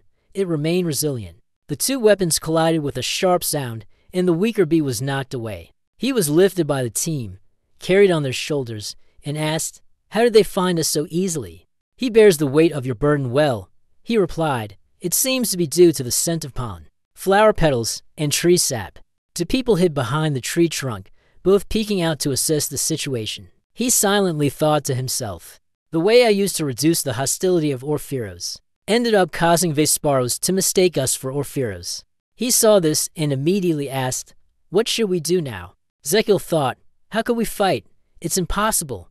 Even if Damien and the knights give their all, they can only block about 10 of them. Meanwhile, everyone is standing on defense, and Damien has been knocked away." He told himself, think carefully. Then, he suddenly discovered that it had already occurred. Jackile saw the bag that T-Map was wearing and immediately spoke up.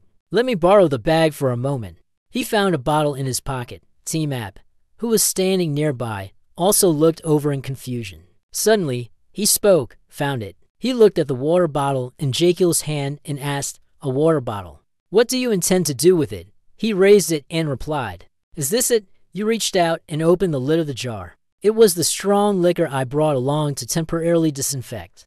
Zekiel excitedly gathered strength, preparing to throw directly at the Vesparos. "You are wasps. Surely you must like alcohol too."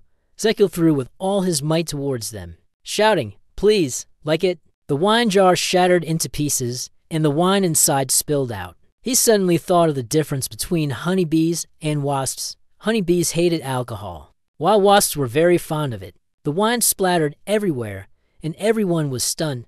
The Vesparos were immediately attracted. The entire army struggled to hold their ground when suddenly, the swarm of bees turned around and changed their target. Damien Kyan was fighting, and upon seeing this, he immediately stopped and thought, why did they suddenly stop attacking in Sao? They all flew toward the wine, competing to taste it. Zekiel and the team app are truly amazing. I am delighted to see the results. The soldiers who came to him all offered advice. Military doctor, this is the last opportunity. We have to run. That's right, we have to run right now.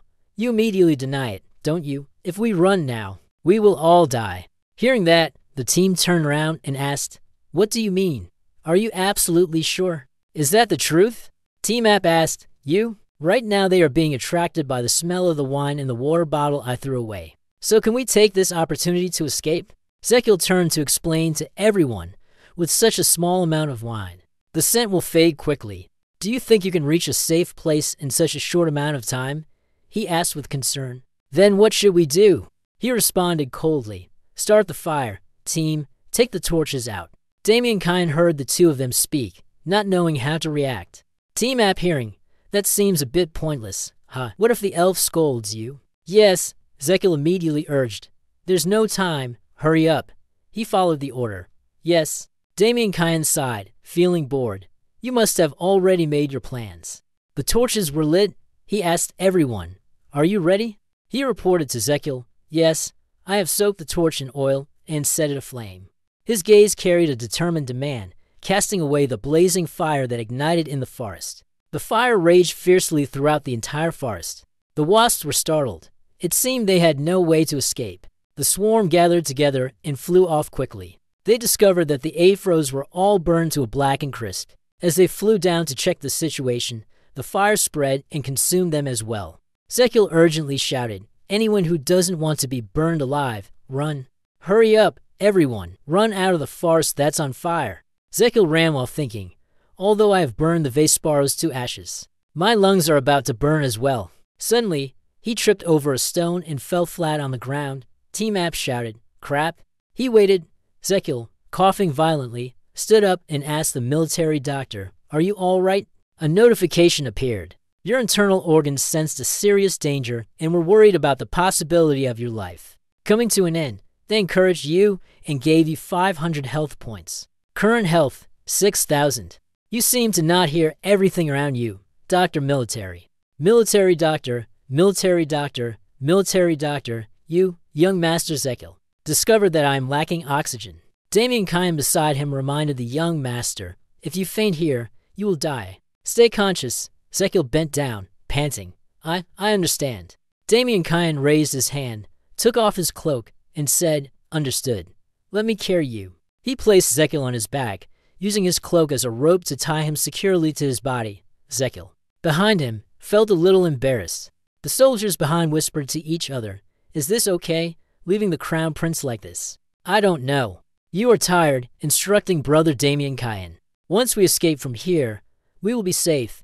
He complied with the order and replied, "Yes." Young master. Everyone was walking when suddenly a loud explosion ahead blocked their path. A large Vesparos appeared, its eyes filled with rage, letting out a deafening roar. T-Map, terrified, clutched his head and screamed, "Queen Vesparos, we're definitely going to die." Zekil turned and, seeing this, asked, "What is it, Your Majesty?" He widened his eyes and called out, "Come out, Damien Kyan." Jack Will thought to himself, why is he so tense and afraid? Seeing Damien Kyan's expression, he thought of, I have never seen him like this before. What should we do? Damien Kyan, he is the sharpest sword and the strongest shield of ours. When the Vesparos is about to charge towards everyone, if Damien Kyan is afraid, we will be doomed. Zekil made a decision. I must help him calm down. I must check the flow of blood and energy and perform acupuncture to relieve his tension. Zekil wriggled on his back, and Damien Kyan's expression was filled with curiosity. The system displayed a notification about an auxiliary feature, a decision to seal a meridian. The system confirmed that it was searching for a target to lock onto. The target has been locked. The system has locked the target as the Queen Wasp ahead. The target has been locked. Are you stunned? Why lock the target onto it? Why? Zekil suddenly realized that, because I was being carried by Damien Kyan. What appeared before my eyes was indeed it. He then thought that insects are also living creatures, so they must have acupoints as well. If I could see the Queen Vesparo's vital energy like that of the Bull Demon King, not only would I survive, but I could also brew wasp wine. His eyes brightened as he noticed me. Got it. Zekil could see everything within the body of the Vesparos. The Queen could see it all, from the flow of the main meridians to the location of the acupoints. He smiled smugly. Zekil put on a cute expression, acting spoiled. Damien Kyan, I have a great idea. He angrily turned around and said, in a situation like this, you're still joking? What great idea or whatever. You want Damien Kyan from now on. You must follow all of my instructions. Walk when told to walk, run when told to run. Attack or defend as instructed. Everyone must listen to me. Understand, or if you don't, ask again. What do you mean, sir? Zekil replied, certainly, if you want to live, follow my orders. I will predict its movements and guide you. Damien Kyan curiously asked, guide its movements? He anxiously asked again, but how did you suddenly scream and sit down? The Queen Wasp charged forward, flying past in a blur. Everyone immediately crouched down, narrowly avoiding it. Zekil saw it gathering momentum and shouted, it's coming again. He maintained his posture, sitting down and taking 5 steps forward. It charged straight toward the group of people standing. Thankfully, thanks to his warning, everyone was able to dodge. Zekil was stunned, silently thinking, what is this? T-Map, crying, save me. The Colby looked at them. The Queen Bee then soared high into the sky. You give the order to the soldiers, step back behind me, and Damien Kyan will handle this. Yes, Doctor. Jack Will pointed at it, shouting, go. Damien Kyan, he remained silent, saying nothing. Jack Will continued, keep doing as I say. Damien Kyan's steps moved. The bee charged forward with a loud buzz, but with the guidance. They were fortunate enough to dodge to the front right, rolling toward the 2 o'clock position into the gap between its left front leg and middle leg. He raised his sword, following the boy's instructions. Zekil shouted, commanding, jump forward. Each word was like a bet on his life. Zekil shouted loudly, jump higher. He shouted with all his might, the sound echoing across the region. He spun clockwise and slashed horizontally from the middle upwards. A loud explosion grew louder and louder as the queen bee fell. The soldiers hiding behind the trees spoke to each other.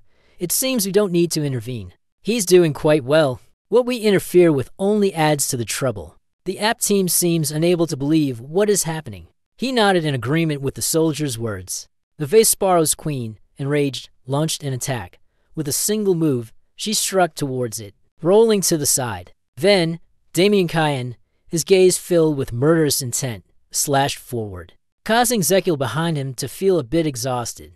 Zekil continued to instruct, there's no need to imitate, I am focusing. Zekil instructed him, just follow what I do, avoid its whiskers, take 2 steps to the right, knock it up, and use the edge of the sword to push it to the left. He yelled, jumping up.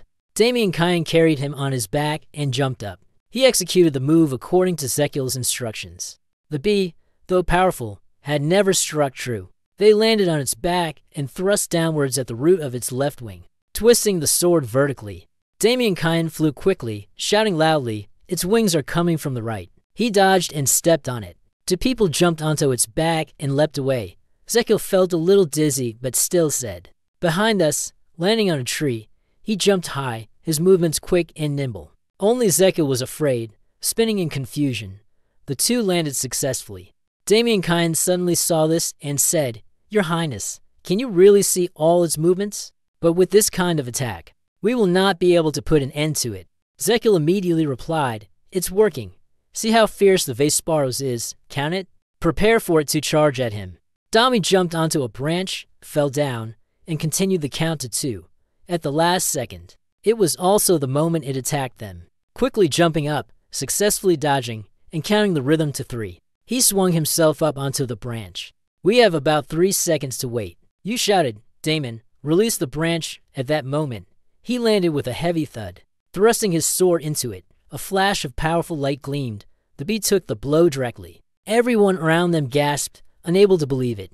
After finishing, he asked, Damon, is it over? Not yet, it has appeared again.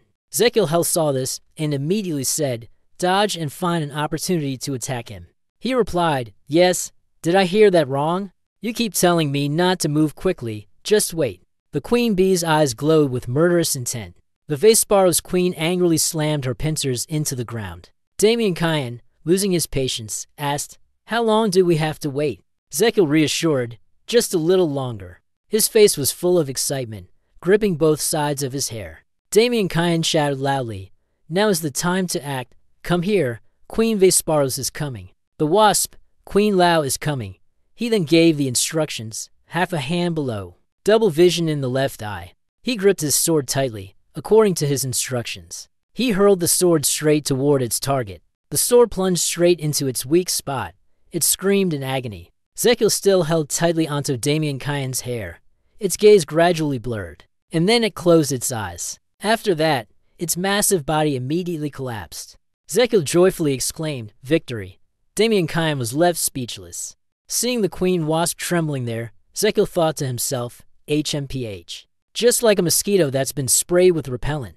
You use your eyes to see. Zekil observed that its body parts were aligned, the lower legs and abdomen, with the final point just beneath the double eyes. If compared to humans, then, these are the main acupoints on the Ren and Du meridians, he thought to himself. I'm not 100% sure, but this is the most plausible method. Damien Cayenne saw the queen wasp trembling and asked, what happened to it? He then replied, it's probably because I attacked the weak point accurately. He said, so you had already seen its weakness beforehand?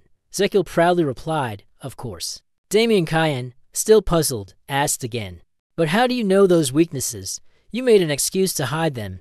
I can tell just by looking. I think hitting there will hurt.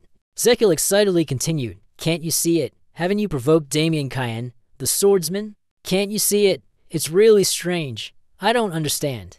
Try harder, HMM. The entire body of the queen wasp trembled. The fire from the farce gradually spread to the Vesparo's offspring that had survived the burning.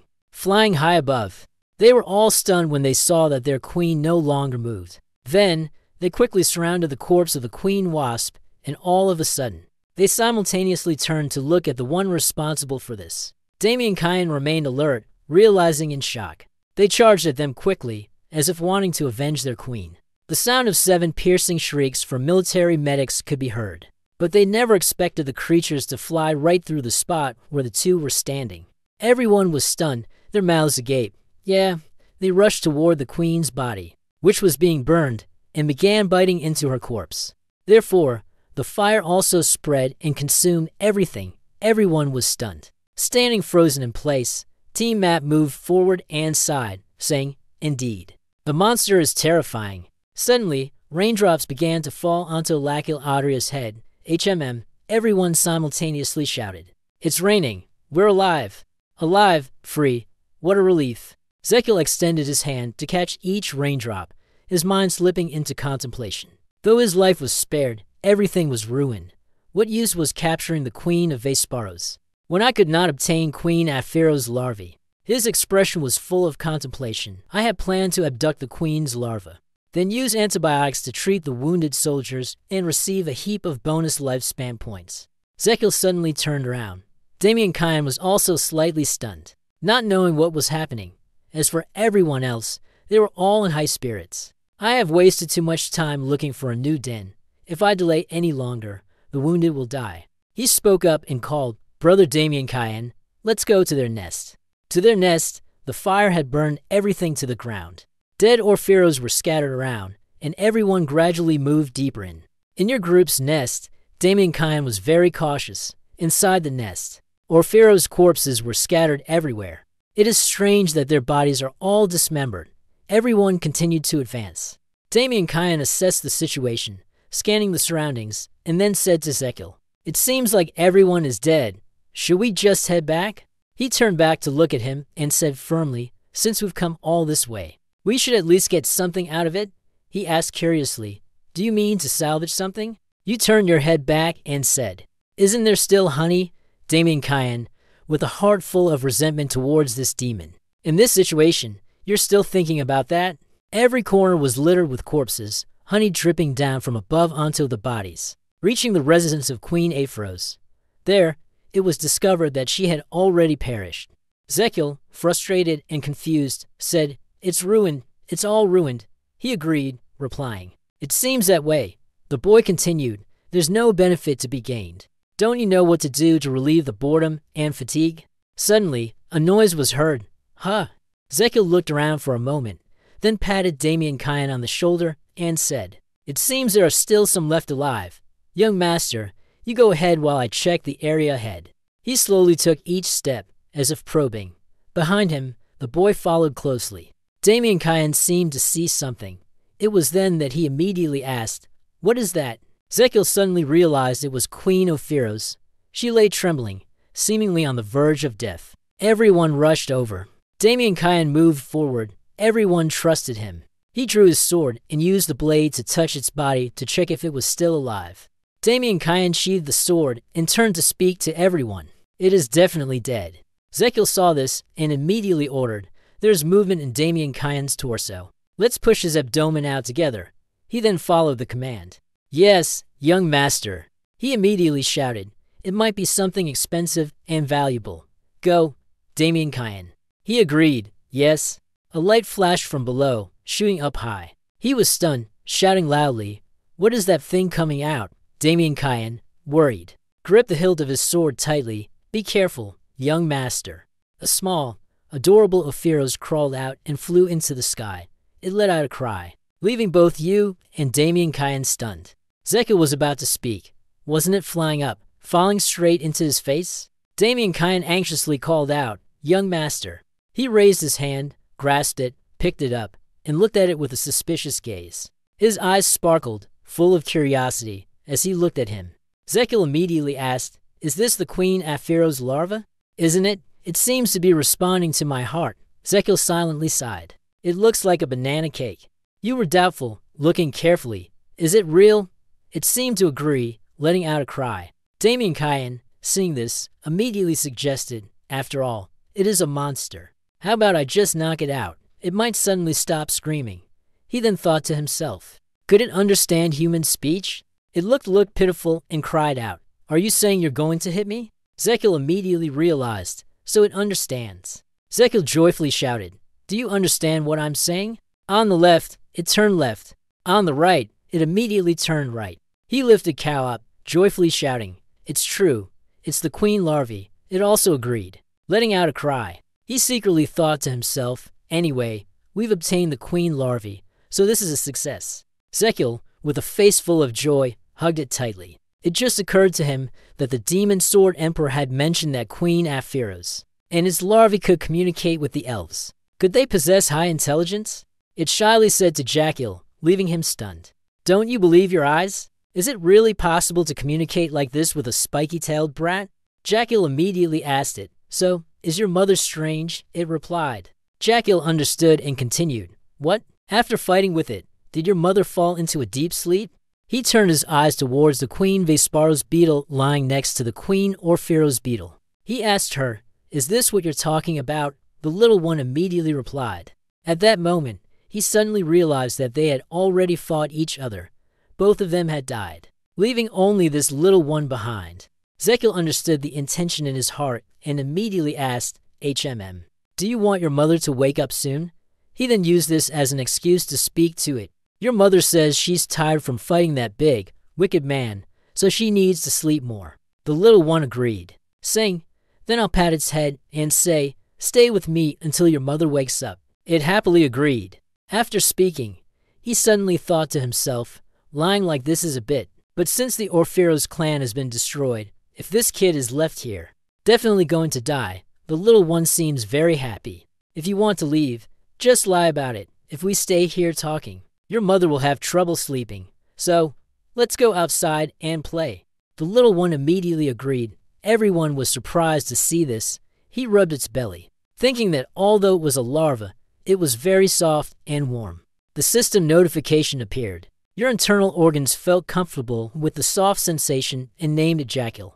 Looking up at you, slightly surprised, was the Queen Aphiros cuckoo larva. The system continued to appear. Your internal organs applaud your quick thinking in protecting the innocent heart and reward you with 500 health. Current blood, 6,500. He raised it up, joyfully saying, from now on, your name will be Cuckoo. His bright, shining gaze looked at it. If you want to go outside and play, you must help me with something. Can you do it? It agreed, responding. He smiled with joy and shouted, calling everyone. Lift the little bee high and call out to everyone. Let's go back to the camp. Everyone cheered with joy. The little one was also happy. The scene shifts to the burned forest. The trees have withered, leaving only the spirit of the forest sitting there in despair. One spirit, in fury, grabs the soil, holding the ashes in its hands, angrily saying, dare to burn the forest. In my time, this would never have happened. Our generation would never have even thought of such a thing. I angrily shouted, these kids nowadays. The power erupted in a tremendous explosion. She shouted angrily, I will definitely find you and make you pay. The dust and smoke were thick, swirling in the hazy scene, and the silhouette of an army appeared.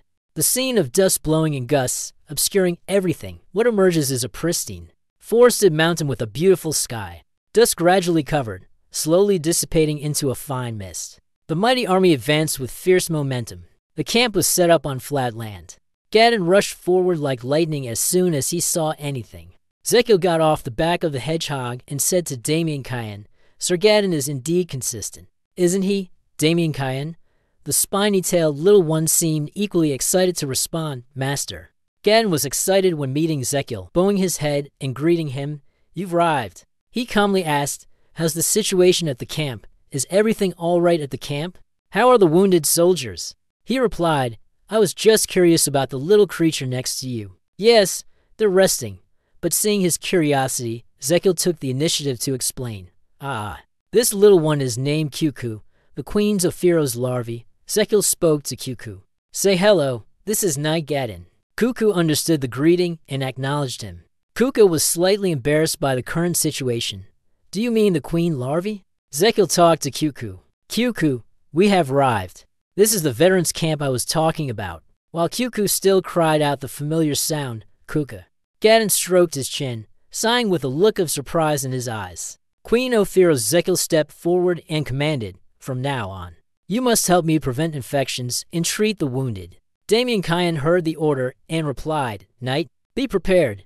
Gadon seemed a bit confused and asked, "Yes, what do you mean, my lord?" Zekil looked at his friend. "Spiky little brat, it's heavy, isn't it? Hand it over to me." The spiky little brat cried out, "Key?"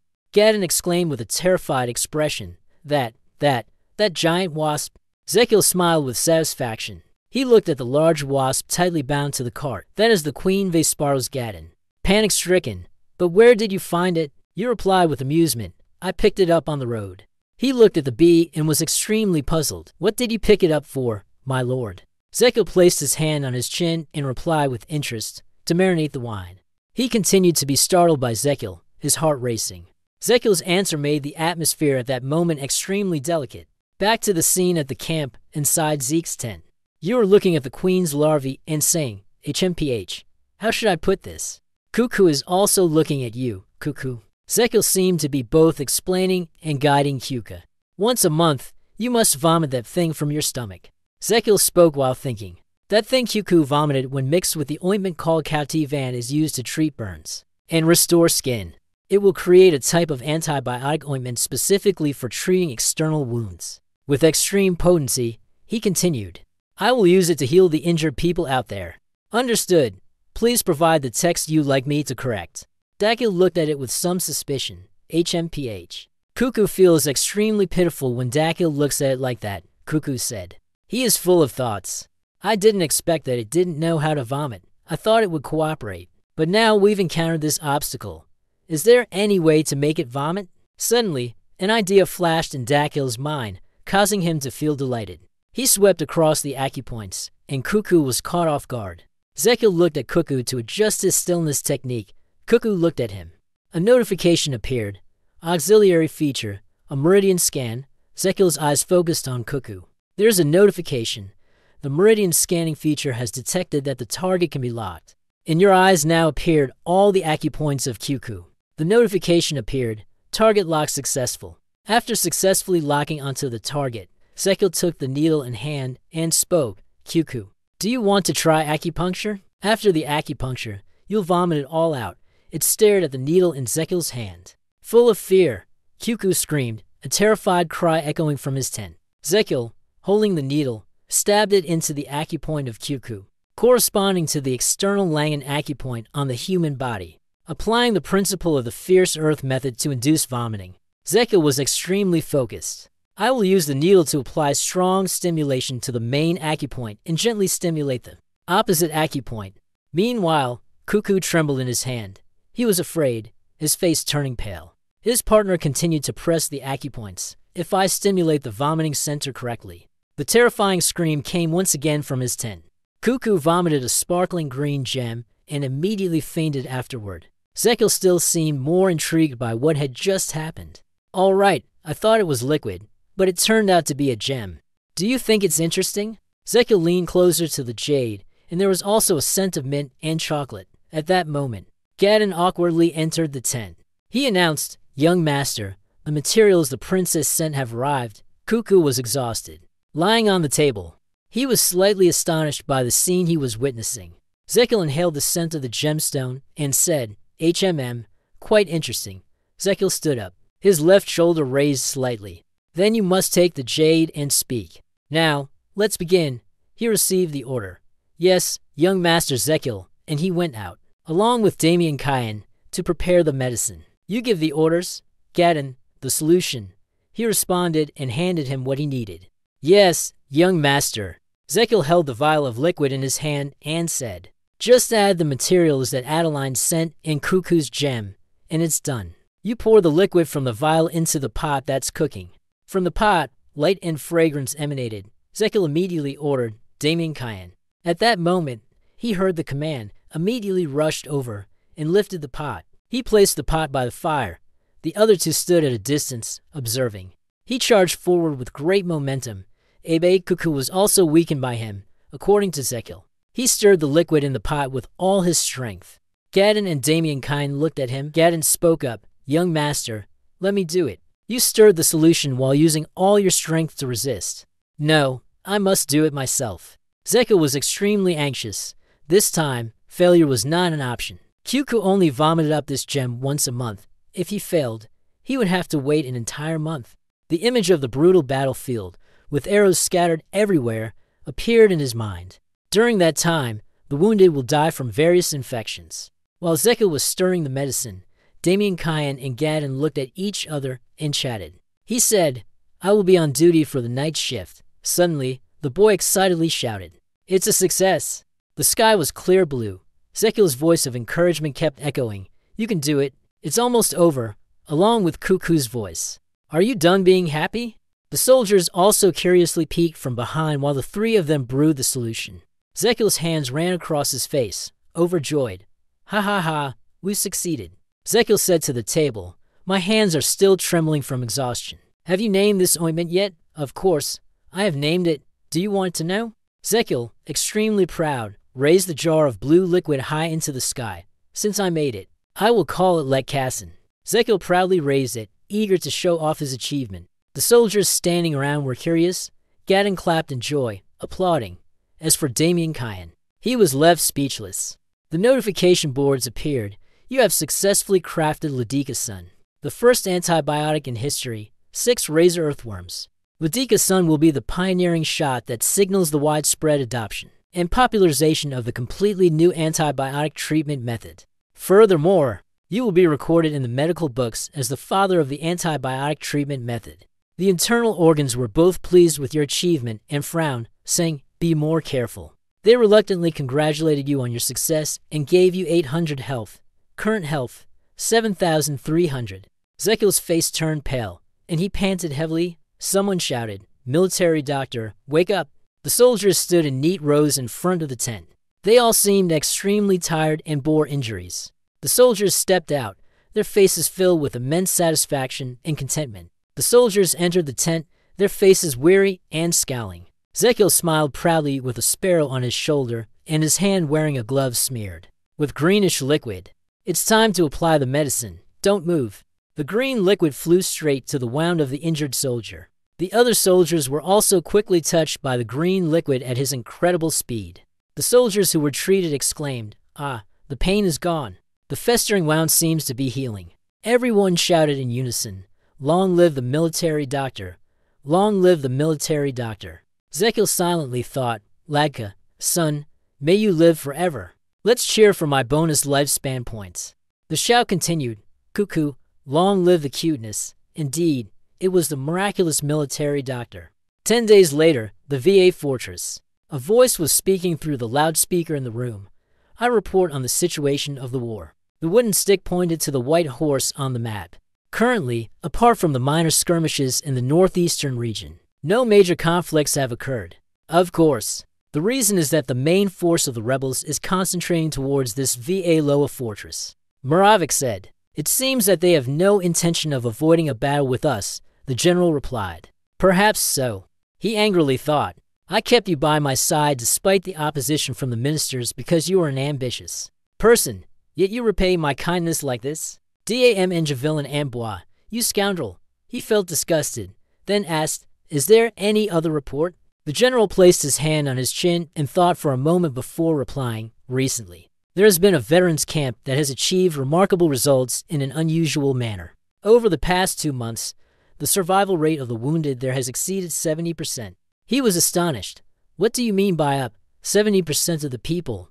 The general continued to respond. "Even the rumor about that veterans camp is spreading widely among the soldiers of different units. In the Royal Army," the general placed his hand on his chin and continued, "Astonished, no matter how badly wounded on the battlefield. As long as they can make it to the veterans camp of the 21st Battalion, they will be saved. That belief is spreading, and the soldiers have even given that place a nickname." He curiously asked, "What nickname?" The general replied, "The soldiers call the 21st Battalion." Upon hearing that, the white-haired man was astonished. Someone was gripping VA tightly. Pressing it, a group of people, with Chandra as the leader, voiced their doubts. "Is this the recovery camp?" Someone spoke up in response. "It is said that it is called that because of the name of the chubby military doctor, who is referred to as the miraculous military doctor." Chandra looked at the soldier with a contented expression on his face, gritting his teeth. It's really laughable, miraculous my foot. It's just a heretical sect. And those who follow it are just flattering him. There's no military doctor better than military Dr. Chandra, he said angrily. I don't understand why His Highness sent us here to learn more. Chandra was determined in her thoughts. I will expose his deception. In the tent of the camp, Zekil was both sleeping, snoring, and mumbling. My bonus lifespan points. Your snoring is preventing the patient in the tent from sleeping. The snoring is too loud. I can't sleep. Gadden opened the door and stepped into the tent. He was immediately startled by the terrifying snore of Zekil. He immediately calmed down and felt sympathy for him. He had been treating him all night, so he must be very tired. Gadden approached and gently woke him up. The young master, just having fallen asleep, replied, Sir Gadden, is something the matter? He replied, The king is very pleased with the achievements of our camp and has sent military doctors, currently stationed at Station 5 here, to learn. Hearing that, he immediately became alert, looking around and asking, Wait a minute, does that mean they are not new recruits? Great, just when I'm short on people. Where are they? Gadden replied, and Lao shot out of the tent as fast as the wind. They were outside the tent. Meeting the person I needed to meet, you were overjoyed. It's a pleasure to meet everyone. I am the military doctor, Hanli. Chandra and his group slammed on the brakes after the introduction just now. Are you feeling a bit embarrassed? He shyly scratched his head and said, Sorry. I got a bit excited when I heard that everyone was sent here to offer support. You eagerly asked, May I ask what your names are? Chandra replied, Military Dr. Chandra. Hearing the answer, he immediately got to work. He walked past Chandra. Surely, everyone must be exhausted after the long journey. But we need to assess the situation of the wounded first, so follow me. He walked on under the gaze of everyone. Not seeing anyone move, he wondered and turned his head back to ask, What are you all standing there for? Chandra spoke, Military Dr. Hanli, please take us to a place to rest first. Hearing that, he became angry. The wounded soldiers are dying, lying everywhere here. And you still want to rest? He and Chandra faced each other. He spoke. We came here under the king's command, bearing a noble mission. We had to march continuously for 6 days, and yet, upon arrival, you refused to let us rest. This is truly outrageous. You ask at this moment, and he says, What is your name? He responds, I told you. It's Chandra. Are you talking about the military doctor, Chandra? You continue to say that. Are you implying that I am truly heartless for making you all work immediately, without allowing you to rest? Chandra smiled smugly. That's right, you're angry. The patient you're dealing with is Hanli, but also Zekil, and at the same time, the doctor. You're currently very angry, but do you think the doctor needs rest? What are you questioning me for? How can you all request rest so easily like this? Chandra showed an arrogant attitude among the dying soldiers. Was there anyone noble? He did not doubt what he had just heard. What? He continued, there probably aren't many noble officers. There probably aren't many noble officers, oh. Could it be that you have a separate classification for the nobility? Your face darkened. What do you mean by that? Chandra remained smug as he clenched his fist, holding back his anger. Did he not do it? It's truly disappointing that you can't even accomplish the most basic tasks. Chandra was still gesturing with his hands. The wounded were divided into 2 categories, nobles and commoners. We must save the nobles in order to receive a generous reward and fame. Unable to tolerate that ignorant arrogance any longer, he swung his fist. The punch landed squarely on Chandra's face, sending him flying. He angrily shouted, Shut up, do whatever you want with Chandra. What the hell are you doing disobeying me? Dare to hit someone. And what's worse, a military doctor. The suitcase was opened, and the items inside scattered everywhere. Zekil spoke, Since I was in South Korea, I have always kept one thing in mind. He angrily shouted, Violence is evil. He swung his hand, but for someone like you, only hitting you will make you understand. Suddenly, someone spoke up. Stepping forward to interrupt him, you dare strike without saying a word. That's outrageous. The person traveling with Chandra threatened you. Apologize to him. If not, we will report it to the higher-ups. Gadden, along with the soldier, stepped out of the tent and was astonished by the scene before him. He asked again, what reason did that person report to the higher-ups for? The response you received was, Of course, it is to report your violent behavior. You spoke violently, but what about the VI who defied your orders? That person wondered why it was considered defiance. You were firm, saying, "You came here to learn by the king's command. Yet you refuse to follow my guidance and only speak nonsense. You are confident, aren't you? That crossed arm in front of your chest. Isn't that a defiance of orders?" The person fell silent, seeming to understand a little more. Chandra was knocked unconscious and placed on the bed. The entourage was busy and remained inside with him. Chandra lay on the wooden bed, her face bruised from having just been beaten. He opened his eyes and woke up. Chandra sat up, rubbed her head, and asked, "Where's this? What happened?" And received the answer, "You fainted after being struck, so we brought you to the tent to rest." Chandra trembled at the thought. He dares to look down on us. This cannot be forgiven. I cannot calm my anger when I think about how that freak made me the best military doctor. "Come in second place," his close attendant said, while the military doctor was unconscious. "I overheard a few things about Han Li from the soldiers here. They said that many wounded soldiers were saved without the need for amputations. He suspected that there was no surgical removal, yet the survival rate reached 70%. The attendant answered, "It seems to be thanks to the ointment he applied to them. It seems it's called lecithin." The person continued speaking, and they also said that he used thorns to stab all over their bodies, or that he sang strange songs while performing surgery without causing any pain. Heard him suddenly laugh with delight. Chandra stood up, thinking to herself, "It's definitely true." Chandra laughed smugly. Indeed, it was the evil path. Everyone looked at him with confused expressions. To dare strike someone at the very first meeting. Everyone had been deceived. The attendant laughed, looking quite satisfied. Not only the soldiers here, but also His Majesty. Chandra held the V8 jar, intending to lift it with his injured hand. One hand lifted the V8 jar while the other swung up, and he said, "I will expose this filthy truth." The attendant asked, "Where are you going, my lord?" In the silent night, Chandra observed the tent. Chandra quietly entered the tent. By now, that heretic must have already fallen asleep. Seeing the patient on the bed, he thought, as expected. He didn't even follow the basic postoperative care steps. Chandra's face was filled with terror as he stared intently at the soldier on the bed. He was surely a left-handed cultivator. He held the surgical knife and smiled. "I was taught that when injured or sick, the body produces a great deal of foul blood." Chandra lifted the patient's hand, intending to use the surgical knife on him because, as long as the contaminated blood was removed, he would quickly recover. The soldier, passive at first, regained consciousness and opened his eyes. Seeing the person in front of him, the soldier panicked. "What the hell is this? Who are you?" Chandra said, "I am a military doctor. Please don't disturb me. I'm in the middle of treatment." The soldier anxiously replied, I was operated on by military Dr. Han Li during the day and was told to rest." Chandra looked at the soldier with contempt. "A mere common soldier dares to doubt my methods of treatment." The soldier trembled in fear. "Oh, no," the soldier thought. "This person is completely different from the kind-hearted military Dr. Han Li." The blade of Chandra was raised. "You should feel honored. Normally, you would never have the chance to be treated by me." The blood from the soldier's hand flowed into the bucket. Chandra smirked.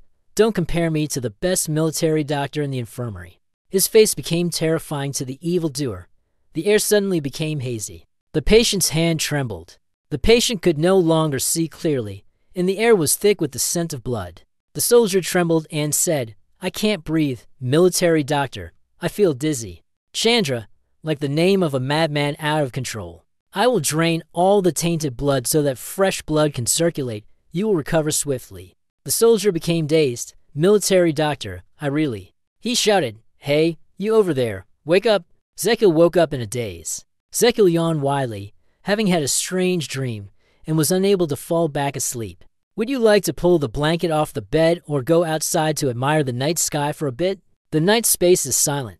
Zekil walked angrily, realizing that those military doctors were even worse than he had imagined. "You look at your fist. Stop thinking about those useless people. Just let them finish their work and send them back. All I need is to accumulate more lifespan rewards, and that'll be enough." Zekil opened the system panel and smiled contentedly. "Hey, this is the first time I've accumulated more than 100 days of expected lifespan. If this keeps up, I should be able to accumulate over a year's worth of expected lifespan, right? This feels so relieving." He skipped happily, singing. "It feels like the pressure of life's brevity is lifting. Now I can live with less worry." Zekiel was in a good mood when a sound came from the tent. Sure, haha. Wake up, hey. He turned his head towards the sound. A thought crossed his mind. That place is a single-room area, isn't it? In the tent, Chandra was holding a knife covered in blood and shouting loudly, "Open your eyes." Zekiel opened the door and saw the scene inside the tent. Ah. You immediately noticed the knife. Could it be Zekiel, seeing the blood-soaked cloth on the ground? The method of bloodletting therapy. His face was filled with rage. That bastard used the golden needle. Chandra turned around when she heard the noise. Hey, over there, you rush over. Push him away. Get out of the way. He looked at him with fury. The man screamed, "What the hell do you think you're doing?" Zekiel scolded, Chandra, "Hey, what are you doing with my bonus lifespan? The loud noise from here has attracted so many soldiers." "What the hell? I heard the noise and came to check," he argued stubbornly. "What am I treating here that makes you angry? Is that even called treatment?" he retorted. "This is not something you need to concern yourself with right now." The close attendant entered. Lieutenant Chandra, military medic. The attendant questioned him. "What is this game again when you helped Chandra up?" "Lieutenant Colonel Military Dr. Rehan." Zekiel ignored everything and ran to the wounded soldier. "There, Rance, are you okay?" The soldier weakly spoke up. Lieutenant Medic Rehan, examine the wound and make a diagnosis. The vein has been severed. We need to stop the bleeding immediately. You immediately saw that the items in the VA were tied with string. Take a piece of white cloth out of it. You use that piece of cloth to stop the soldier's bleeding. Seeing the soldier's weak condition, he clenched his fist in anger. Damn it. Zekiel looked at the soldier's blood-covered arm, his heart filled with rage. I never expected to witness such a crazy healing method here. The kind where dirty blood is drawn out of the body, and it's believed that the body will recover. Chandra walked forward with clear confidence and arrogance. The treatment was progressing very smoothly, so why do this? He was tired and indifferent, ignoring such a good healing method and using violence to suppress his opponent. Why can't you stand it anymore? Shut up, Zekiel shouted angrily. This is not healing. This is clearly an attempt to kill someone. You turned around and pointed at the group of people behind. You all should take a look at the condition of this soldier. He looks like someone who is recovering. How? The injured soldier is very weak. Chandra is dying from excessive blood loss. Zekiel criticized. Their grave mistake has caused them to only bow their heads. Is this called healing? You are extremely angry. Although you call it treatment, I'm sure you can feel it yourself, right? Something is completely wrong. So why won't you admit it? Are you afraid that your glorious reputation will be tarnished? Upon hearing this, he tried to argue back. Hey, you there? Zekiel shouted angrily, if you don't want to be beaten to death, get out immediately. He could only remain silent. The injured soldier spoke weakly. Lieutenant Medic, I can't bear it anymore. Did you look back at the flag? His face was filled with panic. Zekiel shouted, Hey, Renz, wake up. Damien Kyan looked toward Renz, his face full of worry. The loud noise had drawn Gadden and Damien over. The two of them ran into the tent. Gadden spoke up, Young master, what's going on? You're panicking. Hurry up, come here right now. Zekiel commanded, Damien, lift Vance's leg so that the remaining blood can focus entirely on the vital organs and the brain. Damien responded, Understood. I will do it. He continued, Lord Gadden, the meridian has been severed. Please stitch it up immediately. He immediately complied with the order. Understood. The three of them were doing their best to heal. The notification board appeared. Starting the pulse check, Zekiel looked at the soldier who was sweeping. The system panel appeared in red, summarizing the expert opinions currently. The patient is in a state of severe blood loss, with approximately 30% of the blood in their body lost. Due to the reduced oxygen supply to the brain, the patient has lost consciousness. The red system panels appeared, blood pressure dropped to a dangerous level, and peripheral circulatory shock occurred, including coldness in the limbs and reduced blood flow to the extremities. He looked at the notice board, gritting his teeth in anger. Damn it, this is such a mess. I need to transfuse blood immediately, but there's no syringe, no direct bloodline, or anything else that's needed here. Zekiel held the scalpel, and in the end, this was the only way left, right? A stream of blood flowed from the hand. Gadden was astonished and horrified as he looked at him, slashing his own arm. Oh my God. Tell him to stitch it up quickly. He received the order and complied. Zekiel bit his hand, blood flowing. The system interface appeared. Your 5 organs and 6 entrails are terrified by this madness. The system interface continued to appear.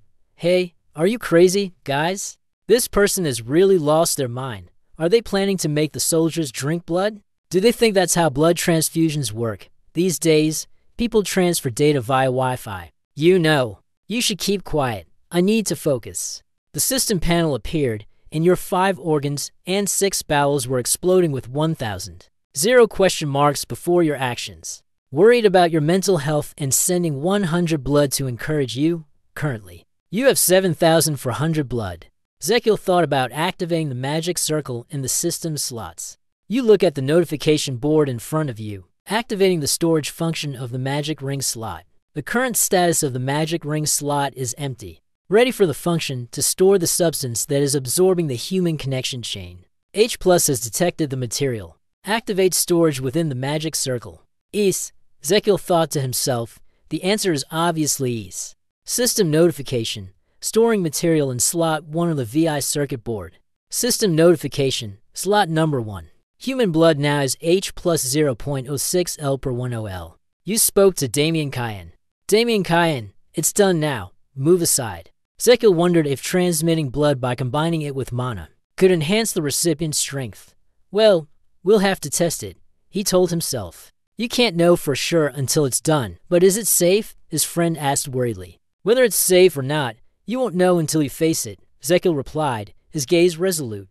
Your hand touched the acupoint under the soldier's foot, the Yongquan acupoint, which is considered the second heart of the body. It's the perfect choice. Zekiel counted slowly, starting from 0.01 L. The system is displaying the heart rate and blood volume. A red light appeared. Zekiel successfully channeled his power through the acupoint beneath the sole of his foot. Then, he continued with his task, gradually transferring his blood. Do not let the process be interrupted. The soldier's hand moved gently. The notification board appeared. The patient, the recipient of your emergency blood transfusion, has passed through the critical phase of hemorrhagic shock. Zekiel was overjoyed as he read the announcement. Success! It's really success. The notice appeared repeatedly. You have performed an incredibly selfless act, sacrificing your own blood to save another's life. Moreover, many people have witnessed the scene of someone about to step through the gates of death being revived thanks to your treatment. Everyone around was incredibly joyful. The military doctor, indeed, the military doctor. The notice for those who do not know about the Astrahan mind technique. In the magic circle shot, your actions will be regarded as a sacred miracle. The attendants accompanying Chandra were surprised, unable to make any mistakes. Could something like this really happen? He let out a sigh of relief, finally succeeding. The people who had been watching all this time exclaimed, the rumors were true. What? Has a miracle really occurred? Gadden exclaimed, young master is truly amazing. Zekiel's gaze suddenly became blurred. Oh, you can't take it anymore. Overexerting yourself again with this weak body of yours? The surroundings were filled with noise, and Chandra's close attendant stepped out of the tent. Young master, are you all right? Lieutenant Medic, please accept me as your disciple. Lieutenant, you have already fainted.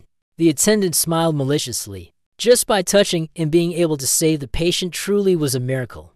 The man looked up at the star-filled sky. A crow flew overhead and landed on his hand. The sky is filled with raven feathers. I will convey everything in full. In a room somewhere, someone spoke up. Has a miracle occurred? Right in a camp for injured soldiers of the kingdom's army? The soldier bowed and replied, according to the information transmitted via pigeon. A military doctor saved the life of a dying soldier just by touching Chandra's body. Someone spoke up, touching the soldier's body. Why aren't you using any tools? The soldier, still bowing, replied, yes, master.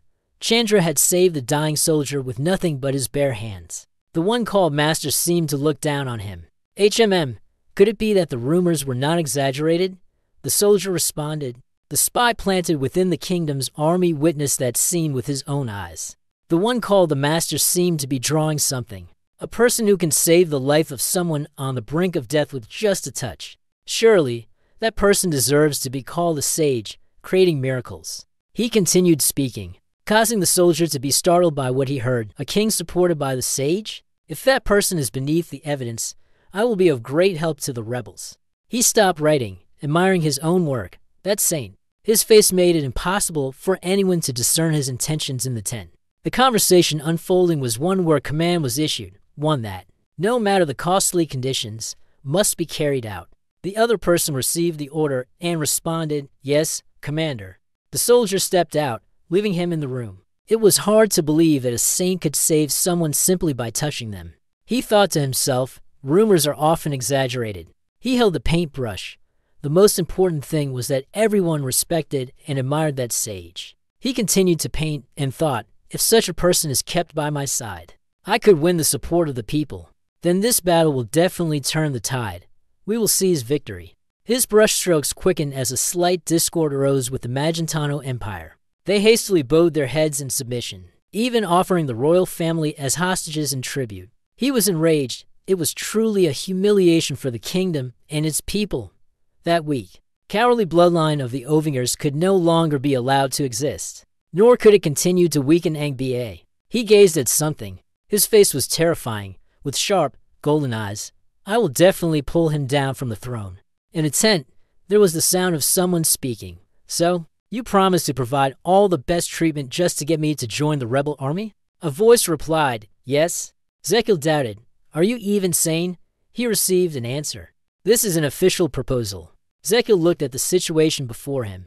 His thoughts boiled as he considered how a spy from the rebel army had come all the way here. Moreover, the identity of this spy was even more audacious, as he was a military doctor sent to this place. The man had said, if you swear loyalty to my master, honor and supreme glory will belong to you. Zekiel questioned Lord Commander Javelin Ambois. It's far too blatant and shameless. If I shout that there's a rebel spy here, what do you intend to do?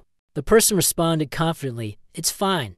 After all, I'm not the only spy. Even if I get executed, someone else will continue the mission and make this suggestion. Have you ever wondered why Javelin Ambois would want me? He recalled the recent events. Could it be because of the rumor that simply touching someone's hand could save them? Zekiel focused his thoughts, and upon careful consideration, he realized that this was not necessarily a bad proposal.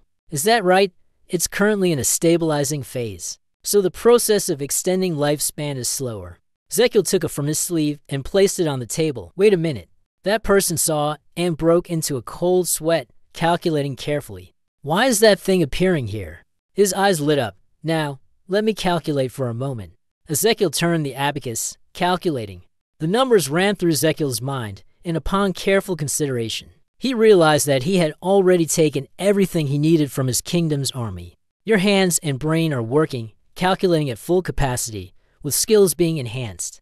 Both the lifespan rewards and blood have accumulated quite a bit, and there's even the healing hand skill. How about I stay in the rebel army for a month, collect more lifespan rewards, and then make a quick escape back to the imperial capital? His fingers calculated on the abacus with lightning speed. The added lifespan would return to the imperial palace, and as long as the disguise spell was broken, no one would remember the saintly military doctor or anything else. Zekiel thought carefully. Then, if I join the rebel army, the benefits will be double the lifespan reward, skill points from medical knowledge, additional points, and points to unlock new skills. He lowered his head and smiled with a sly expression. I'm becoming smarter and smarter. Zekiel replied, I will startle that man. What is this? I thought this military doctor would hesitate and consider it further. He propped himself up and stood. Then what if I join the rebel army? Zekiel negotiated with a sinister expression. What can you guarantee? The person was confused. That. Zekiel circled around after giving that person an answer. That person really thinks so. It turns out I wasn't prepared for that level. You are on the Zeus side with a threatening face, walking back and forth. Didn't you just tell me earlier? You promised me the best treatment if I joined. Then you leaned your face close to his. Don't you know how to do business? That person didn't know how to respond. I am only responsible for making suggestions. He kept talking about it, which made that guy fall silent. Oh my, I wasn't prepared at all. You pressured him so much that he became scared. You're hopeless at business, really. But if you want to do business, don't come empty-handed like this. Zekiel was completely overwhelmed. At least he could have brought along a box of Baosei or something like Vicks 500. All right, Zekiel, let that guy go. It's fine. Quickly return to your commander's position and provide clear, specific conditions. Is that person still confused? I understand now. Zekiel raised his hand in a threatening manner, causing the man to fall silent, feeling awkward. Stop dragging it out. This is stressful for me too, you know. Betrayal isn't something that's easy to do. Do you understand? That guy went outside and you continued to threaten him, right? Or no? That guy didn't dare to oppose your words? Yes, of course, it must be. Zekiel was delighted, propping his feet up on the table and waving his hand in greeting. Understood. Then let's go quickly tomorrow. He stepped out of the tent, his heart filled with a sense of lightness.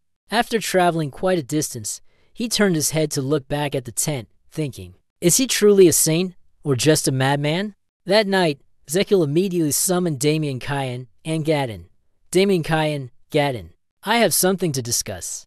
Zekiel sat down at the table and seriously said to the two of them something that left them speechless.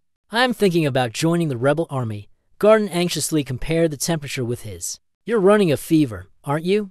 Damien Kyan was equally stunned. You've really lost your mind, haven't you? Zekiel calmly replied, the two of them, no, I'm serious. The spies of the rebel army come every day. He told the two of them about the enormous benefits. They said they would give him a house, land, and a lot of money as well. Damien spoke, if you are truly serious, I want to stop you. Zekiel was puzzled. Why did you answer like that? In terms of morality, this is wrong. You came here with the intention to help Angola with goodwill, diligently caring for the wounded soldiers of the kingdom's army. He continued speaking like that, but now he intends to join the rebel army. Does this make any sense? He listened and seemed to be in deep thought. You lost your composure, he said, standing up abruptly. Really? Why are you acting like this? Zekiel looked at him, steadfastly supporting the soldiers of the rebel army. Aren't they also the people of Angola? As the Prince of Magento, someone like me has no obligation to be loyal to the army of the Kingdom of Angola. Whether it's the rebel army or the army of the kingdom, to me, they are merely foreign forces. He thinks it's really unreasonable, but there is also reason to accept it.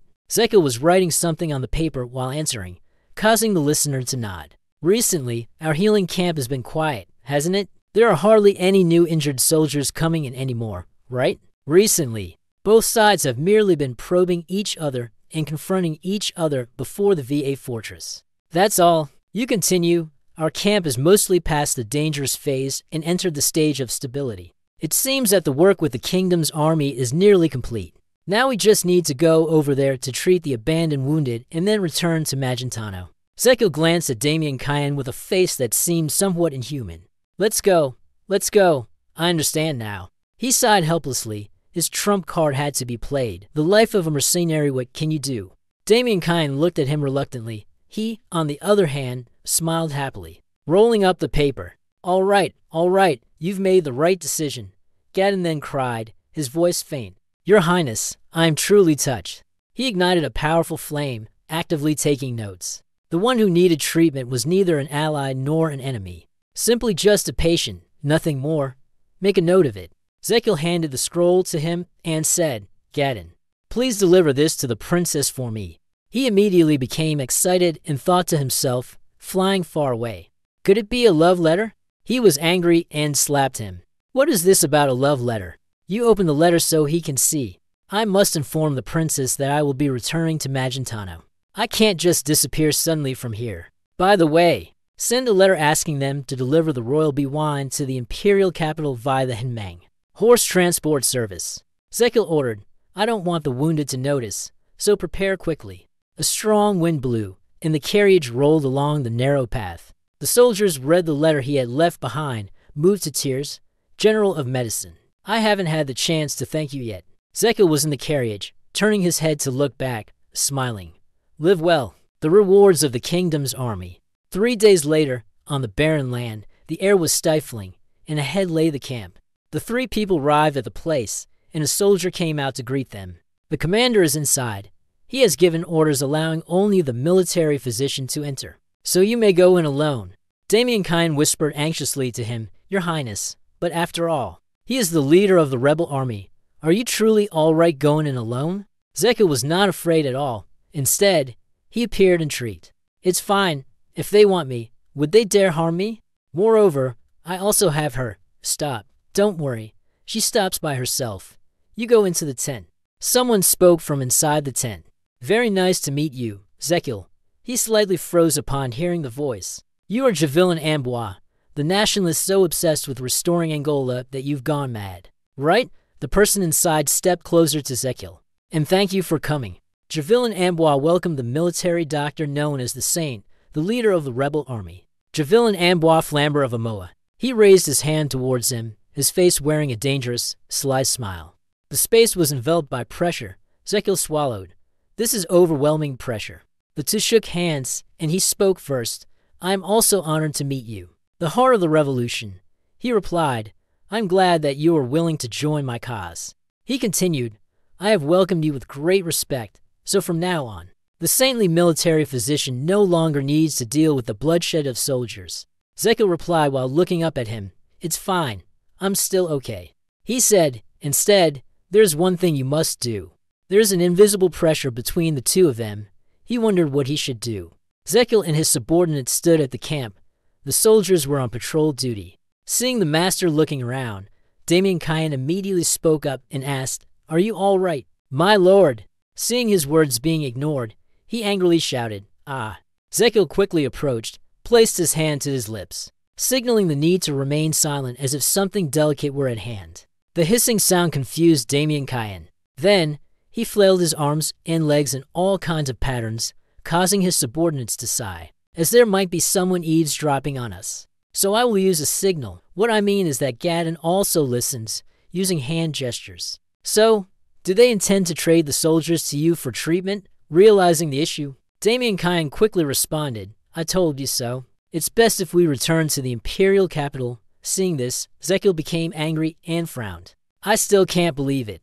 2 lines of tears flowed from him, tragic and desolate, even though it was sign language. It still clearly expressed his emotions. Who would have known that he would use me to spread his revolutionary ideals? The patrolling soldiers saw the 3 people squirming, acting in a confusing manner, and sneaking glances in bewilderment. Remembering just now, earlier at this moment, Zekil shook hands with Javelin Amboise, talking about what needed to be done. Now, I will assign you an important task. His gaze was filled with danger, like that of a cunning old fox. It was a declaration to the entire world. Javelin Amboise looked at him with anticipation, saying, A noble person like you supports my revolutionary spirit. He continued speaking, despite Zekil now sweating profusely with worry. We will build a new world together. 10 days later, at the plains, looking out at the Balua fortress, you only need to stand there and boldly declare, by my command. The excited expression on Javelin Ambos's face asked again, What about you? Isn't it amazing? In contrast, Zekil forced a smile as he realized the problem. He silently thought to himself, What a nightmare, a forced smile. Yet my heart is filled with unease, trying to find a way to escape. Oh my God, this is it. I never expected to be manipulated like this. Right now, I have to run. Zekil withdrew his hand and replied, I have something I want to say. He immediately added, Go ahead, speak.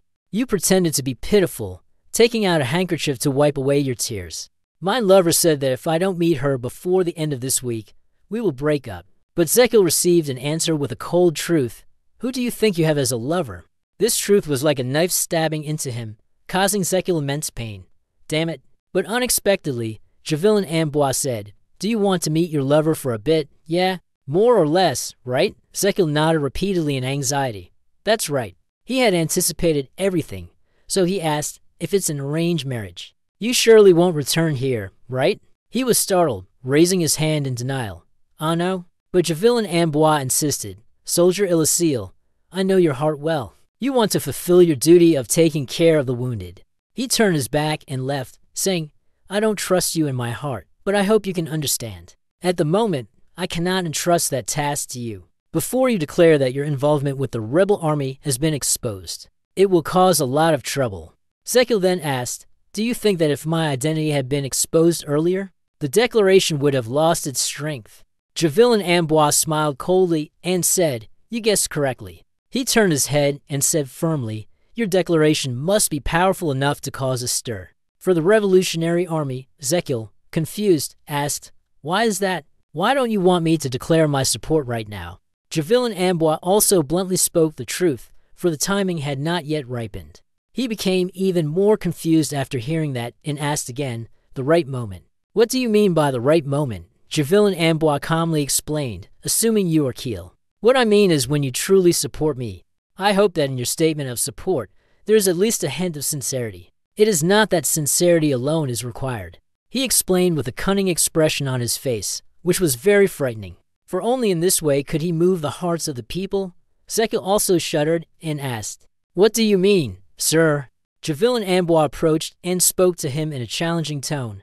I will give you 10 days to thoroughly understand the rebel forces, and then you will sympathize with my ideals and goals. At that time, your declaration of support will definitely carry some sincerity. He continued, regardless of Zekil's terror and drenched in sweat. You're worried because you haven't fulfilled the duties of a medic, are you? That's not what I had in mind. The constant warnings being spoken caused him to widen his eyes and tremble, seeing you so uneasy. I will allow you to fulfill your duty. From now on, you will be my personal military physician, staying by my side 24/7. Zekil was uneasy, silently thinking, It's all over. 3 people huddled together. Zekil cried, tears streaming down his face as he recounted. That's how things ended up like this. From now on, I have to sleep with that guy. 2 people have to live together in one room. So what are we going to do now? They schemed, made plans, and discussed together. There was no other choice but to escape straight to the capital city. However, there was one problem. On the way here, I saw that this place was heavily guarded. Even choosing the darkest moment of the night, it seems nearly impossible to escape unnoticed. These things are extremely secretive, so they communicate by writing on paper. Moreover, he was constantly by his side, 24/7, leaving no way to escape. Zekil picked up the pen and wrote, Yeah, I know. You sat there, worried. The images of Jebelong and Damien Kyan appeared. One would harm you. The other would come to your rescue. This place is heavily guarded to the point of suffocation. If Damien Kyan were not the Sword Saint, escaping secretly would be impossible. Zekil seriously assured everyone, Trust me, I will take care of this. In response to Damien's attitude, he mocked him, raising the piece of paper, causing the boy to fume with anger. I believe you now. And look at how we're in such a miserable situation. Zekil turned and walked away. His hand continued to write, causing the 2 subordinates to curiously ask, What are you planning to do, my lord? Then, he raised the piece of paper, leaving them stunned. Even Cuckoo couldn't avoid it. He still had to keep up the act. Zekil, with his pale face, forced a smile, tears welling up in his eyes as he lifted the curtain and said, It's already late, so I'm going to sleep now. You left them behind in the tent with negative thoughts, hopeless and lost. The starry night sky, accompanied by the full moon, cast its light upon a magnificent castle. A soldier, holding a letter in his hand, hurriedly walked in. Pedro quickly bowed and said, Your Majesty, Emperor Minji, sitting on the throne, replied, It is already very late. He listened, knowing the worry was due to his fault, but still said, I, the deity, am to collect and compile the information. So I deserve to die. Astel immediately granted permission and then asked, What information? Hurry and report. Pedro quickly responded, Your Majesty, this is the 107th routine report. Firstly, 5 days ago, His Highness the Prince left the military hospital of the Manhwa Kingdom, also known as the recovery camp. The Emperor, upon hearing this, unexpectedly asked in return, How can I leave the recovery camp in Sao? Pedro held the letter, his face downcast with worry, and said, At first, I received a report. We, the gods, cannot predict the prince's intentions. So the task of gathering and analyzing additional information took some time. The emperor calmly asked, The conclusion is that the prince will soon return to Magentano?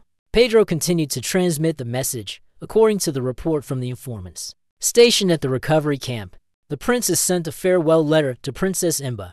The emperor, hearing Asterian's surprise, ordered the farewell letter to be reported in detail. At this moment, Pedro opened the scroll, raised it up, and began to read, Your Majesty, His Highness said to the Princess, Embo, he has completed everything that needed to be done here. It must be time to return to Magentano. Additionally, he also asked for the large barrel of wine to be delivered to Magentano. Did he ask him everything already? The conversation was coming to an end. The Emperor, you are permitted to step back. The person, Yes, Your Majesty. The report for today concludes here. Is that so? You may leave now. Pedro received the order, bowed, and the deity was deeply grateful.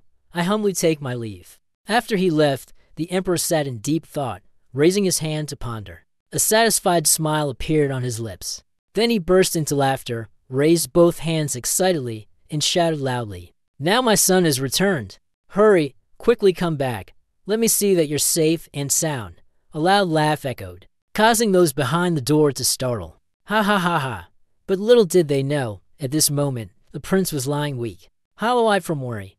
At this rate, I'll probably never make it back to the royal capital. Zekiel cried, his hands clenched tightly like a child asking for help.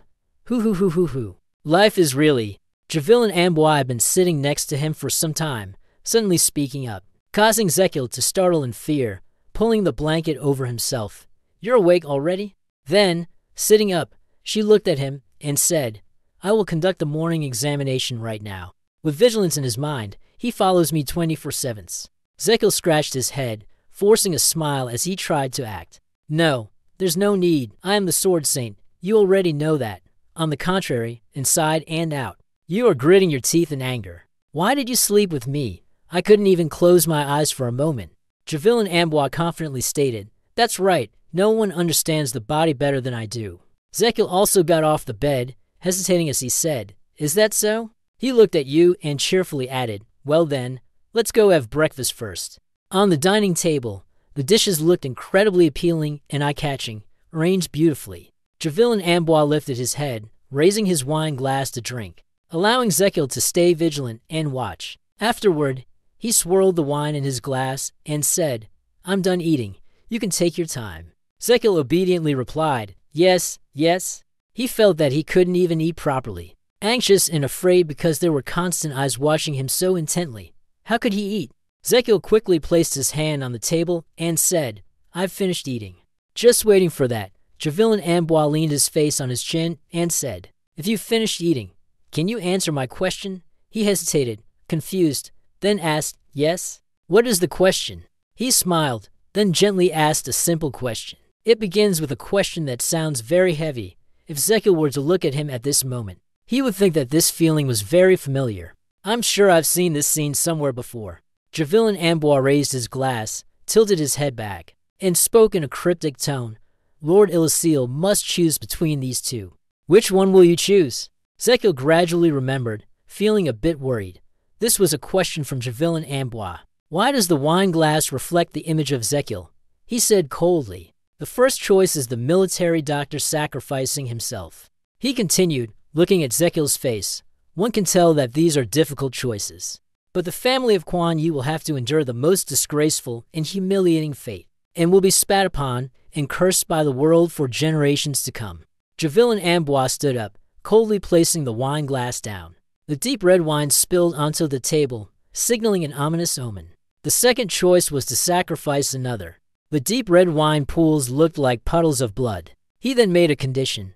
The military doctor would not be subjected to any investigation or responsibility. On the contrary, they would be praised by the authorities as a hero for their bold decision, immortalized in history.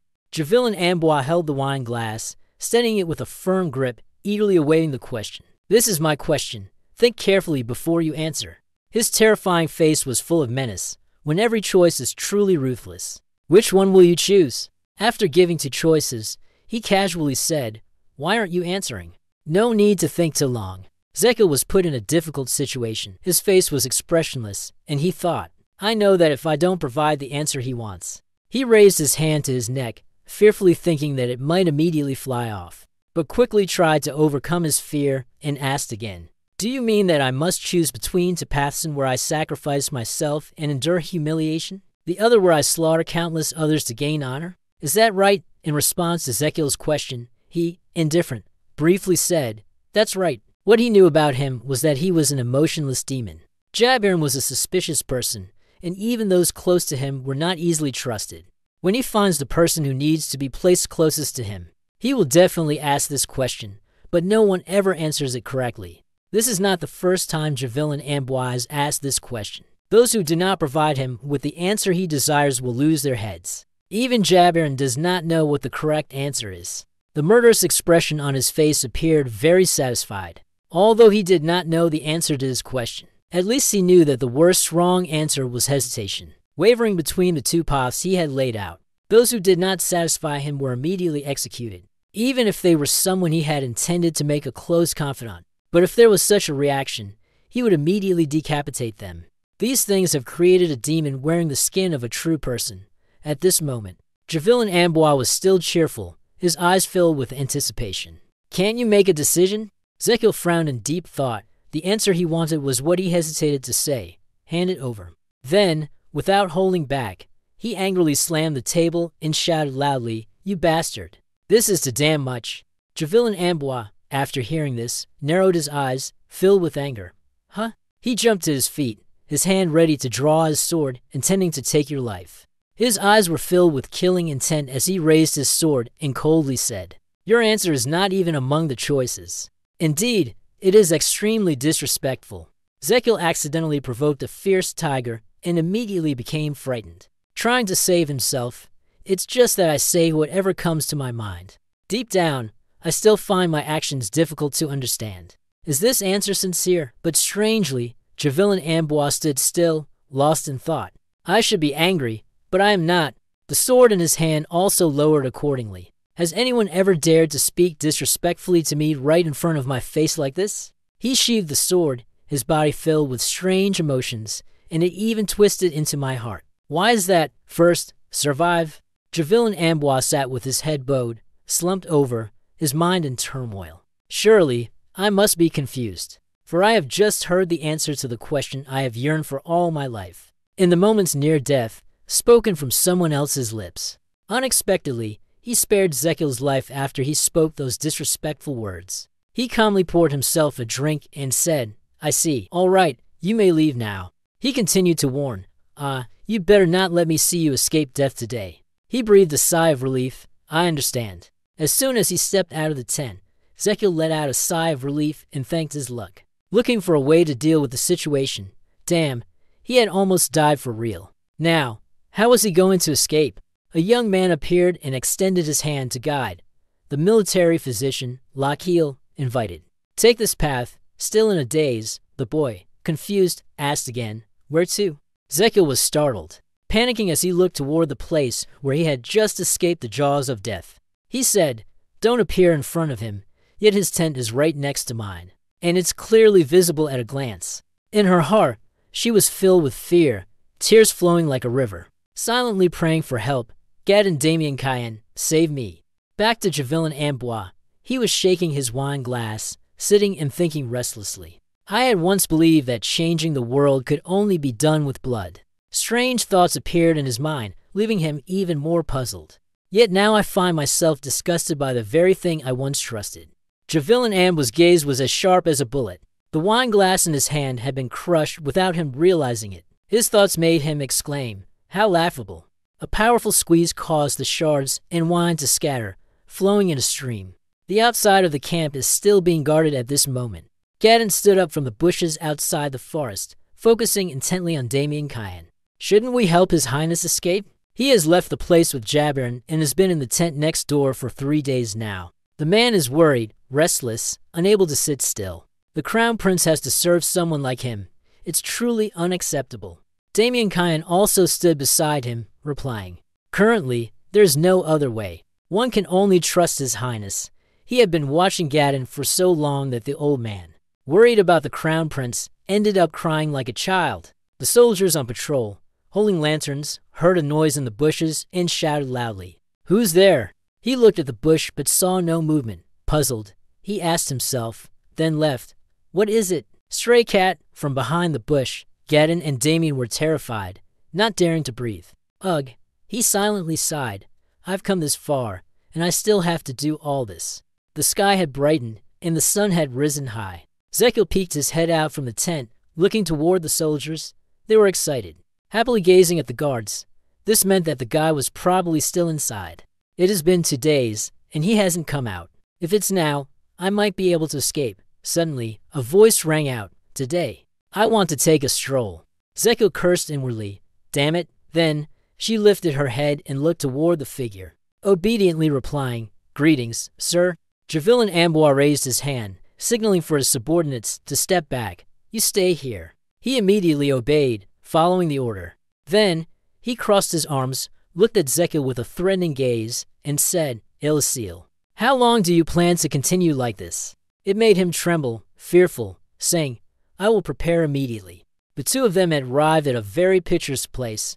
Zekil was breathless, struggling to catch her breath. In her mind, her thoughts were swirling. "Clearly, we said we were going for a walk, but this is mountain climbing." Javelin Amboise suddenly called out, "Illicil." He unexpectedly responded, "Yes." He was strangely peculiar. Speaking softly, "I have been thinking for a long time about the rude words you spoke. In the end, I have come to a conclusion." Javelin Amboise kindly looked at him, accepting his answer. Zekil was somewhat surprised by this change. So what? Looking into his eyes, he thought to himself. His gaze is still chaotic. The bandaged hand was placed on his chest. Javelin Amboise looked at him and expressed the thoughts he had kept for so long. Any sacrifice is noble, whether it is a sacrifice made out of personal desire or for some other reason. Zekil looked at Theodore, his hand clenched tightly. The more sacrifice, the more bloodshed, the greater we will become. But in his thoughts, he bluntly exclaimed, "What a fallacy." Right, after all, he didn't enlighten himself, but instead heard the answer he had been searching for all his life. From someone else's mouth, truly pathetic. But it was only at this moment that Zekil had the chance to escape. The difficulty lies in evading this person, just hoping that he makes a mistake. It's a good thing to have these thoughts. "If there's a chance, I will escape immediately," he said in a cold voice. "But how did your hand get injured?" Javelin Amboise immediately made an excuse. It was just a small mistake during training. Zekil was surprised because this was something hard to believe. He immediately suggested correcting the mistake, but who would believe it? "First, let me check your wound. Is that all right?" He turned around and bluntly refused. "No need. It's just a small injury. It will heal on its own. No need for you to worry about it." Hearing this, the boy was also helpless, scratching his cheek, and asked again, "Even though I am your personal doctor, right?" Looking at him, Zekil couldn't help but feel a strange emotion, one that made him feel truly useless. What did it mean when he said the private doctor need not worry? It felt awkward, uncomfortable. He had to say something. Zekil quickly glanced around, taking a deep breath of the air. What a Jaketh breeze was so refreshing. Javelin Amboise once again slapped the farce, causing the older brother to sigh. Now there is no wind, but Zekil did not stop there. "Do it again." "Aha. The air is really refreshing." He didn't care at all, but it backfired on you. A sneeze came when a large cloud of dust hit him. "Achoo, why is there suddenly so much dust?" Javelin Amboise glanced at him, then smiled contentedly. "Army. Illicil is completely different from me. The things you do, the way you treat him, your selfless actions, without any regard or restraint, made Javelin Amboise feel completely different from the subordinates who are by my side now. We've only been together for a few days, yet it's already this comfortable. When was the last time I let my guard down like this, or is it the first time?" He turned his head sharply, gazing seriously at Zekil. The answer this person gave was truly the one I had been searching for. I wanted to deny it, but it seemed as though I had already thought that way. A sharp gaze, full of judgment and pressure, fixed intently on him. Even so, what kind of relationship do I want to have with this person, close or confidant? The thoughts in Javelin Ambos's mind flooded in, but they were all the wrong answers. It wasn't what he aimed for. He smiled, completely letting go of his guard with his friend. He said, "Military Dr. Laciel." I said, "Hey, actually, I want to be a painter." Zekil was confused, thinking that he might have some kind of mental issue. Why would he suddenly start telling stories from the past? Why is he acting so familiar? Javelin Amboise looked out at the fields behind, where the mountains stood, reflecting his own mood. "Since I was young, I've always loved to draw. Don't be fooled by how I look now, but I can still draw quite well." Zekil then asked, "So may I ask why you took up the sword and became a swordsman?" Since when did Javelin Amboise start talking to you like a friend? He spoke from the heart. When Ayla was abused, Zekil was also taken aback and asked, "Abused?" A gentle breeze blew by, accompanied by the confession of Javelin Amboise. "Every night, I am beaten by father with a rod, so that I did not want to become a painter. But I still did not give up, even though my father was determined. He was not someone easily swayed. It seems that when I was 12 years old, I made a bet with my father. He remembered when he was young, and his talent for painting began to show. If I pass the entrance exam for the art school, I will be able to pursue my dream. If I fail, I will follow father's wishes and take up the sword. Zekil spoke plainly. You have failed. Recalling that moment, Javelin Amboise held the admission letter in his hand, his eyes sparkling with joy. No, I have passed. Is that so? But one unexpected thing left him stunned and unbelieving. My father had annulled the exam results. He had secretly abused his power. After that, my admission to the art school was permanently revoked. At that moment, he appeared just like his father's corpse, with the sword having pierced through his body, and 10 days later, my father is dead. Zekil speculated, horrified, and said, could it be that you killed him? But the answer remained vague, and Javelin Amboise felt a sense of relief. He replied, I don't know. It's up to you. Imagine it that way. Zekil bent down, his face drenched in fear. It was unknown what kind of scheme he had, but his actions were suspicious. Why did he suddenly start talking about these things? I just want to escape quickly.